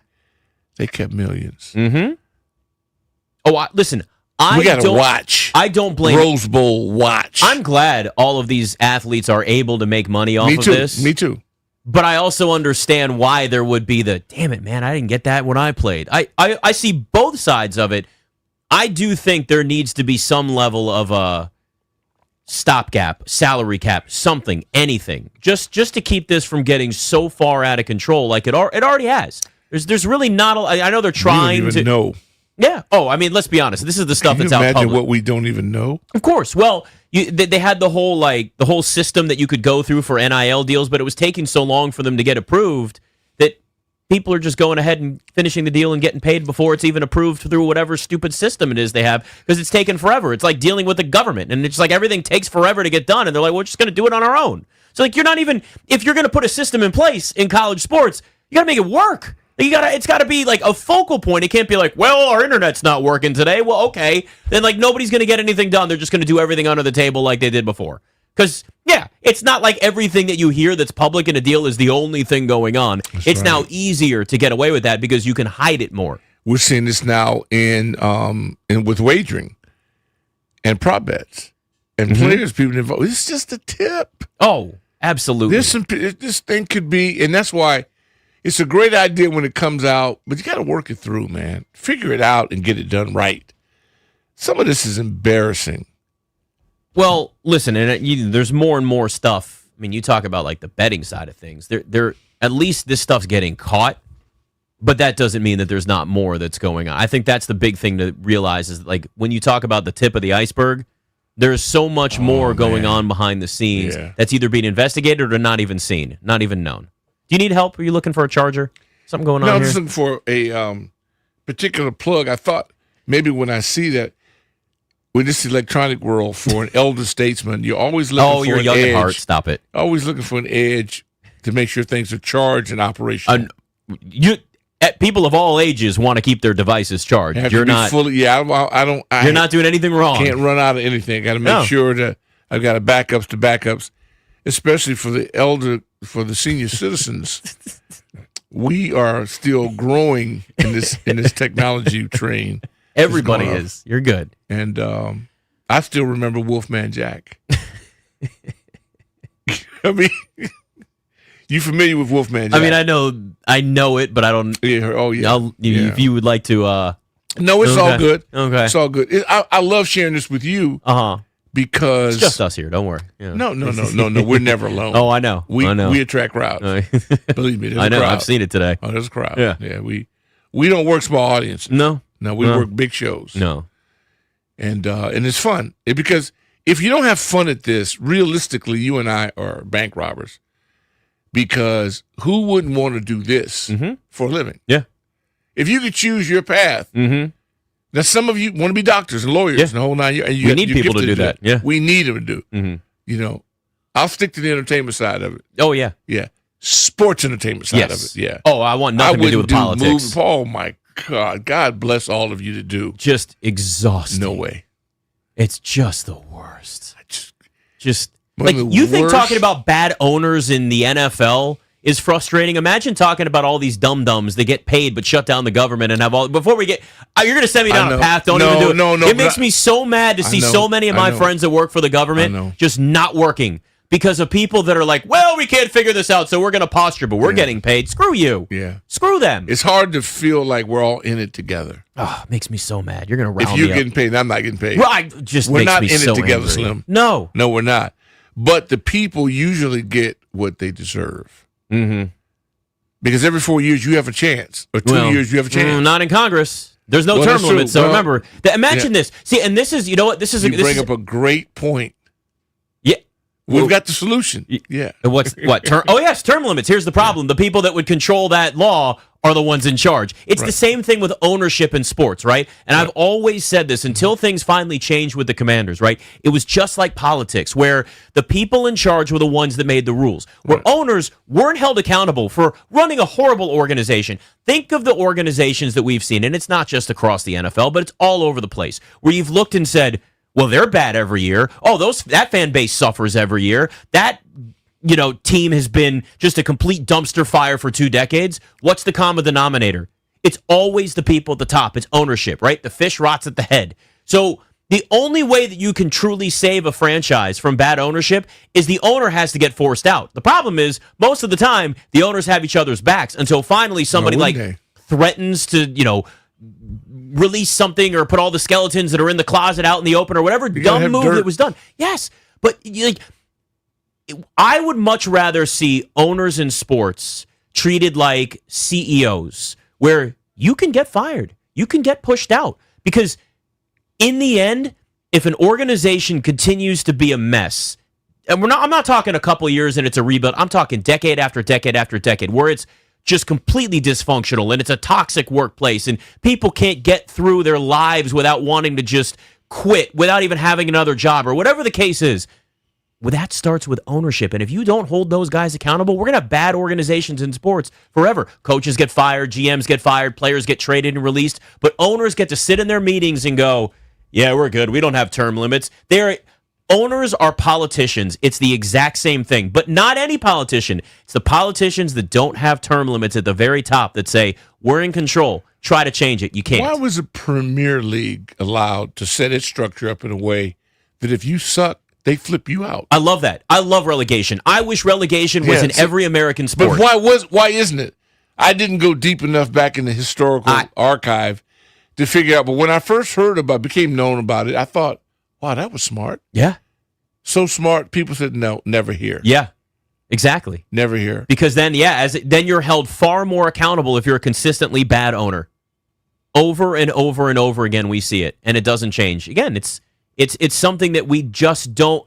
It drives me insane because I've lived through it, and that's why I have this empathy for all these fan bases that deal with the suck every year. Because there's one thing right now, and again, this is why I get so caught up in the whole, this is not the Dan Snyder era. We need to remember that. Right. The suck is not going to last forever. Not with the people that are in charge here. I promise you that. Why is Cleveland on an island by itself, the Browns fan base? Oh, the Haslam fan. But the fan base. Oh, the fan base? I think it's the best on the planet. They're unbelievable. They deserve so much better. It's unbelievable. Browns fans are near the top for me of they deserve so much more. Unbelievable. Yeah. What they take, they don't quit, they don't give up. They continue to support it. And it's like, is this a comic level that's built into this? It's unbelievably bad for them all the time. And we talk about going through quarterbacks in DC. Vrabel interview. Yeah. Vrabel's an Ohio guy. Yeah. It's just, again, you go back and what's the common denominator? It's ownership at the very top. Listen, at least if you're the Bills or the Lions, they've got contenders now. But they've still suffered in their own way, but they've at least got contenders now. Yeah. The Browns, and really even the Bengals at least had Joe Burrow, but now Joe Burrow's always hurt, but that's a cheap organization. They at least got that. If you go once every 10 years, you're exceptional. Think about how hard it is. Some people don't go. And that's why I go as we evaluate this program here. Because we hoped and prayed that we had survived the winter storm. Mm-hmm. But we really haven't. No, it's not done yet. No, we haven't survived. We're getting into spring, but it's still cold. And so could this go backwards? Have you even envisioned not winning another game this year?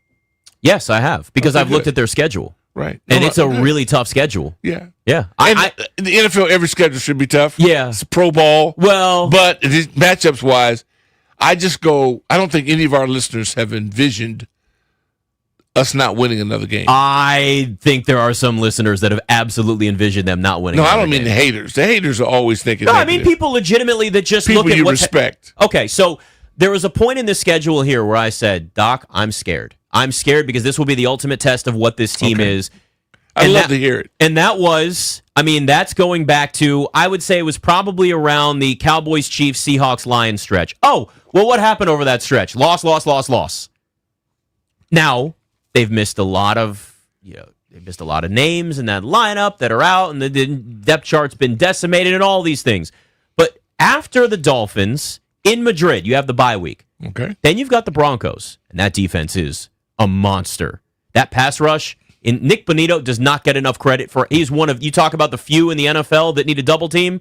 He's one of them. Okay. Then you're at the Vikings. Now, J.J. McCarthy, I get that this is up and down. Another stout defense, though. Brian Flores has one of the best defenses in the NFL there, too. Broncos, and that's 2 weeks. And then you wrap up the season at the Giants, hosting the Eagles, hosting the Cowboys, at the Eagles. Those all are the division games. Yeah. Those, to me, those are the most likely games. And that's more because it's division games and they go weird than anything else. And you might get lucky, and one of those may not have to even play in the game because it won't change their fate. Right.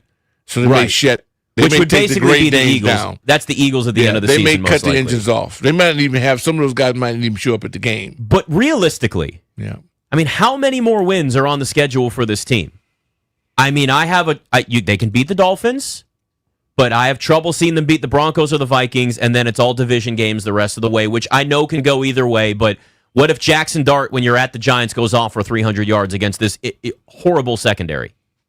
It's a very realistic possibility. As bad as the Giants have been, interim head coach, what if they start, under Kafka now, what if they just start rallying off a bunch of wins? It happens when teams fire their coach. Well, it is possible the Commanders win one more game. No running back of stature that can beat them.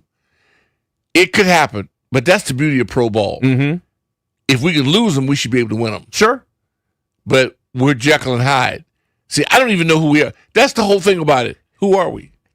It's hard to tell when you have half of your lineup on the sidelines in crutches.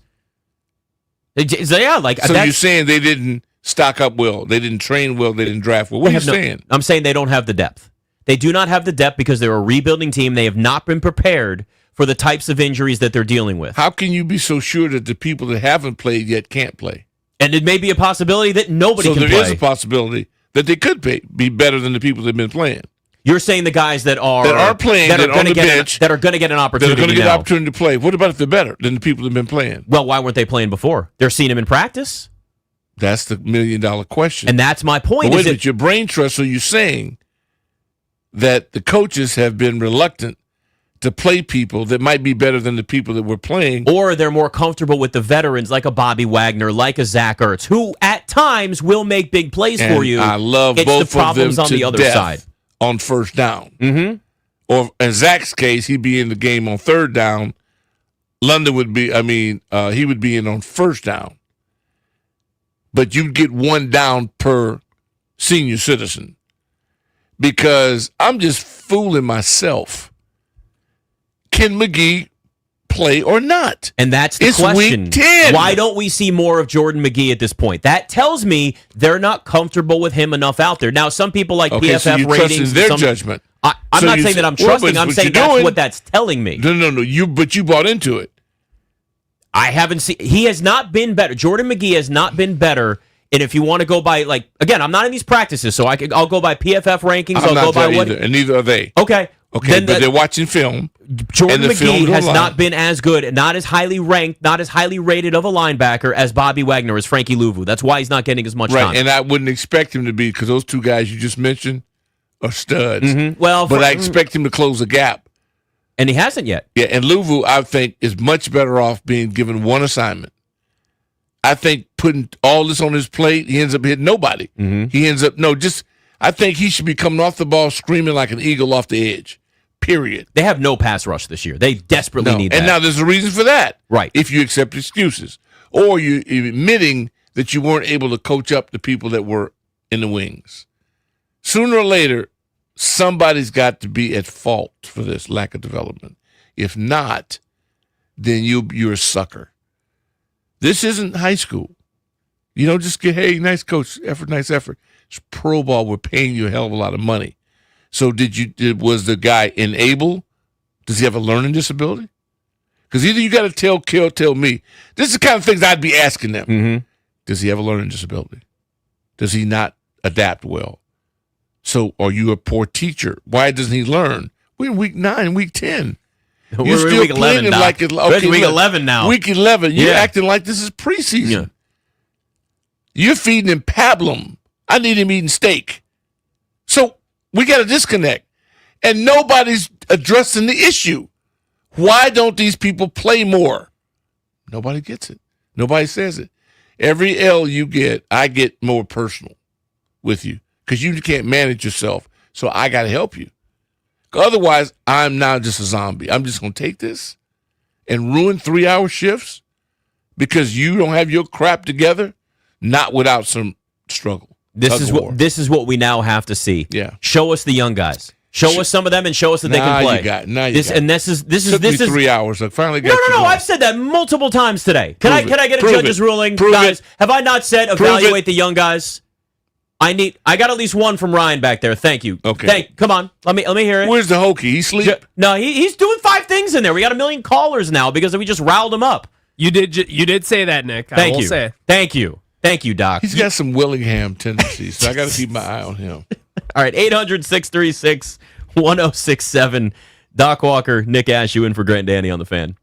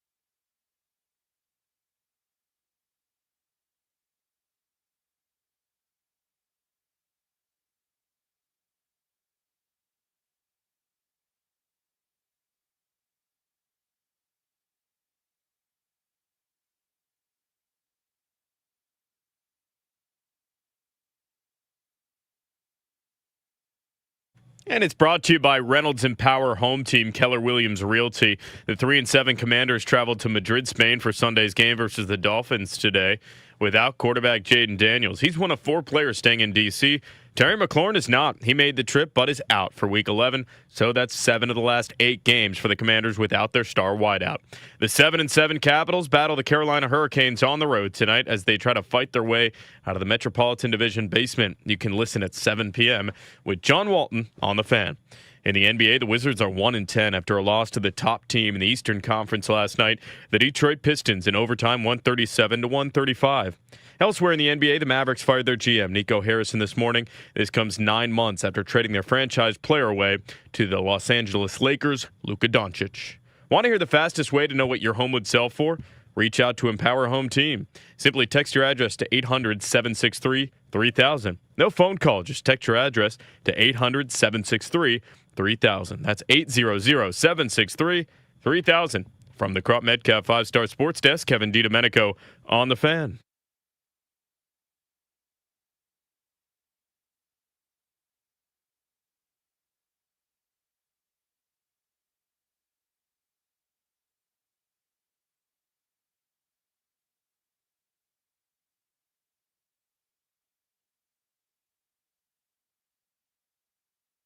I don't just get to be off. Nick Ashew, Doc Walker, in for Grant and Danny. The more and more, I've seen a lot today as you and I have done this show. Yeah. And I've seen a lot of it over I would say the course of the last month when things have really started to go, with the Commanders.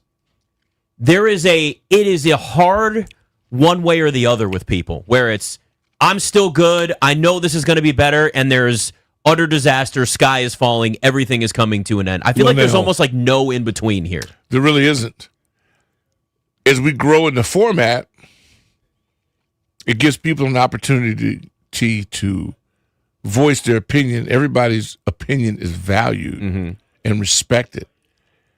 But if you're talking about something you don't do for a living, it's a casual following for you. You can't take what you read, somebody produces, and come to a conclusion, not understanding the people that are playing the positions. We like Luvu. I think he could be more effective. Yes. So I think he's under-delivering. And I love him to death. Yeah. But he's under-delivering. This is not that complicated. The teams that are really good have people that beat you at the line of scrimmage, come out of your stance.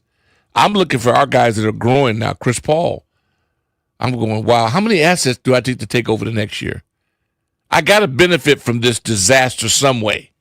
The only way is developing and identifying players that I get to keep and to grow with. Because you can only replace so many. So that's why this closing out the season has a lot of value in it. But I expect to win some of these games. And if we don't win that, I'd be highly disappointed. It's one thing if you're a franchise and you're losing, but it's because you have a lot of young players and you're building. It's where the Wizards are. The Wizards are a young team. And I enjoy watching them now. Because there's no pressure, and it's all about the growth and identifying who's going to be a part of the long-term future. Right. If you're the Commanders right now, that's your blueprint. You have all these injuries. You're 3-7. You've got to start seeing if Jordan McGee can get more snaps because they tried and we're not seeing it consistently enough. Ben Sinnott, I want to see him out there more. Why are we not seeing more of Chris Rodriguez? I want all of this. Listen, I will say this, and I know people are going to hate it, but I don't care because I wouldn't trade what happened last season. But the 12 wins in the NFC Championship game screwed this organization up because what it did was it put them essentially on 2 roads at the same time. The rebuild road and the win now road. And GPS is switching them back and forth, and it's rerouting them, and they never really knew which direction to go. Because if you look at this... I love the theory, and you should put a patent on that right now. I will put a patent on it right now. You know who is going to take that. Well, in my defense, it's been put all over social media with past shows that I've said this, so it is there, and this is my theory, and this is my analogy, and that is where they are. But I'm telling you, Clary's not paying attention, but he needs to understand that this is trademarked. So, Clary, you make sure you know who doesn't rebrand that. Oh, I got you. Don't worry. It's because, if you think about it like this, if the Commanders won 6 games last year, that's part of a rebuild. That's where they expected to be. This offseason is approached differently because there's no mindset of, let's pay Terry McLaurin $32 million a year. You think Adam Peters and this front office are going to go through all of that drama, even if it was nowhere near the drama this organization's had before, but you think they're going to go through all of that for a team that won 6 games, as much as everybody in this city and in that organization loves Terry McLaurin? They're trading him. They're trading him and they're getting draft picks like every other team that's had a wide receiver going on 30 wanting a new deal. We've seen it every single time. But the difference is Terry is beloved, been nothing but a professional, deserved all of that money from and they're what he legitimate did. Leader. And a legitimate That's leader. That's what wasn't amplified enough. And you're 100% right. But they did that because it was a team that won 12 games that you said, maybe we won't win 12. The schedule is going to be tougher. But we're still competing at least to make the playoffs. 6 games last year, they ain't doing that. They're trading Terry, they're getting younger, they're adding draft picks, and it's a true rebuild of young and evaluation and all of those things that you see from teams. And it's not this 2-row jump back and forth in different lanes thing that they're doing. It's valid. And they've got to decide now the rest of the way. What the hell are you doing the rest of the season? What is it going to be? Is it full evaluation mode? I know it's hard to sell to veterans like Bobby Wagner and Zach Ertz and whatever. But the difference is that like this team is 3-7, and if you don't know what you have next year, and you don't know what you need to fill this offseason, which is a lot of roles, I think we can be honest with ourselves. If they don't know what that's going to be once you hit the offseason, then this rebuild is going to take a lot longer than, okay, let's lean into this. We know our identity. We know what we're doing the rest of the way, and we move forward. That's what they're going to have to do. Know your identity. Understand what the Wizards used to be? Play for the 8th seed. Then the play-in tournament came in. It's play for the play-in tournament. It was always NBA purgatory. They don't do that anymore. I know rebuilds suck, but when you're young and you're in a fun, exciting team and it's all about let's see who's going to be part of the future, that means you have a plan, you have a direction, and you're on the right road. The Commanders have to figure out what that road is the rest of the way, or they're going to be sitting here year after year, spinning their tires in the mud, not getting anywhere, and NFL purgatory sucks as much as NBA purgatory. I give it thumbs up. I don't want to be stagnant, and that's what I'm starting to feel like. I don't ever want to be stagnant. I want to go, because the prize in this league, if you suck, is that you get new blood. Mm-hmm. You drafted top 5, top 6. So and there's no lottery either. You suck, you know where you're drafting. You know where you're at, and I need a generational player. I need a rush individual. I need a lunatic that won't be blocked. And maybe there is somebody out there, but it's interesting. Now, all this going into a game, so I never favor it going into a game, because my whole focus has got to be on this game. Mm-hmm. How do we win this week? How do we win this game? Is it possible? Oh, it's absolutely we can win possible. The game. But they've got to be tough. They've got to be physical because the Dolphins are soft. But the Dolphins are riding, but they're riding high right now. Yeah, that win. But will we try to match wits with their quickness and Tua releasing the gun? With the speed of sound. Oh, see, I think it becomes we overthink this thing. Mm-hmm. Let's gut them. Remember, Buffalo went down and took them for granted. How'd that work out? Yeah. You think we're better than Buffalo? Think we have better personnel than Buffalo? Why should we be expected to beat them if Buffalo couldn't beat them? Right. These are all valid. Mm-hmm. All valid questions. I just can't wait to see the approach that our staff takes on this one, because there's just no more slogans left. We actually have to go and attack people and then protect ours and, storm the Bastille. We have got to go at this thing like lunatics. I wonder if they're too philosophical now and not enough thuggish in them to just go out and try to abuse people, because I'm just not. I have no idea. I have no idea. I kind of feel like they have no idea either, though. And that's part of the problem. Like we said before, right? It's why we have a lot of these whys and don't have an answer. Why don't we see more of these younger guys? Why are the guys that have been farther down the depth chart not getting those opportunities? The only logical answer is they're just not good enough. Is Newton still hurt? As far as I know, yes. Okay, well, that explains it. So I can handle that. I can handle it if somebody gives me an explanation, because he was a badass in college. Mm-hmm. I knew the injury, but you never know. It's like a foot injury for a D lineman. It's like an elephant having a hoof injury. It's tough. But I want to know, have we seen his best? Listen, it just kind of feel. Here's one thing that I'm going to at least want to see in this game against the Dolphins. With Dan Quinn now basically running the defense, do they look different? Because we know how great Dan Quinn is as a defensive coordinator. And remember, when he got hired, that was one of the questions. Is he going to call the defense? Is he going to be a part of that? Or is he going to be more of a CEO head coach and more of a delegator? He's been a delegator to this point. Now he's taken back over the defense. Do they look any different? And we won't know until we watch the game. But that's one of the more important things to watch in this game is there a difference once Dan Quinn has taken over? Because that tells you coaching. If Dan Quinn doesn't make any difference whatsoever, we understand he is a great defensive coordinator. If that still doesn't work, then that's a personnel thing more than anything else. And I think it leans more personnel first and foremost. But I think we can be honest, there is a combination of just a lot of needs there with this team. Yeah, he will answer some questions because he wasn't able to impose his will on his staff, defensive staff, to get that desired outcome he hoped for. So did he not mention it? Was he passive in his delivery? Obviously not demanding. He did not get the results. So that's why it's interesting to me. Caveman in Detroit, we saw what happened 1 week. So and they went back to their style, and they just pounded the ball. And no, it was very clear. He wasn't marketing anything. I just love these guys, Doc. I got to tell you, man, it's just such a great team. I love them all. He's the best. He did 2 years ago in training camp where he says, I know you don't want to do this. It's tough. When he had him going through training camp. I have to do this. Yeah. Otherwise, you won't be ready. He's right. Yeah. He's right. And you know what Dan Campbell is also showing us? It's not just the coordinators, right? He lost both his coordinators. Yeah. They're still winning.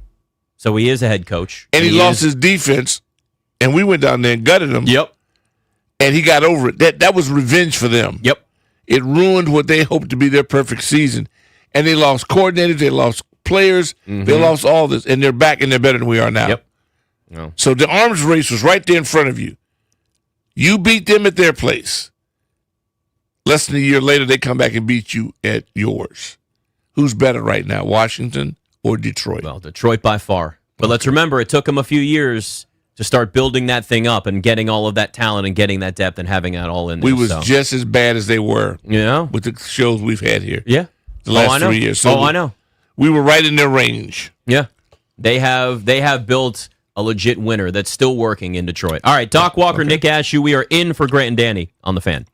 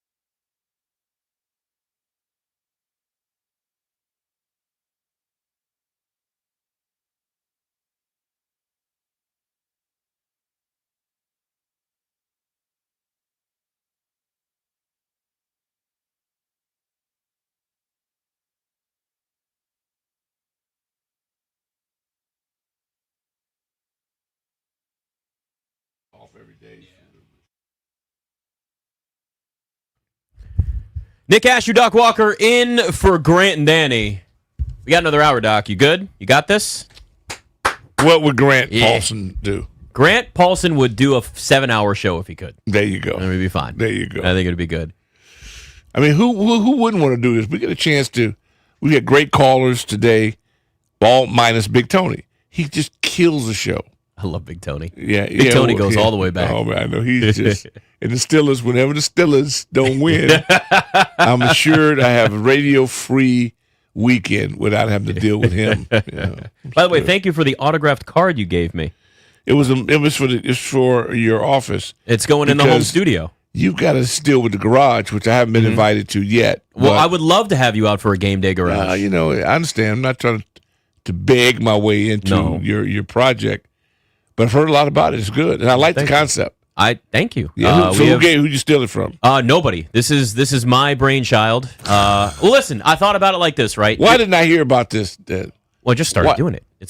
I would have heard about it years ago when you were talking, when we were planning your life. Oh, yeah, when you were the career coach. I was your mentor. Yeah, yes. well, you're still always the mentor. Well, yeah, but I mean, when I had my hands on. Yeah, well, listen, we have 2 more episodes. Thursday Night Football. We stream live during Thursday Night Football on YouTube and Instagram and TikTok. And so you're doing a Manning cast. Yeah, except it's different because it's not pro football players. It's actually just fans of the teams.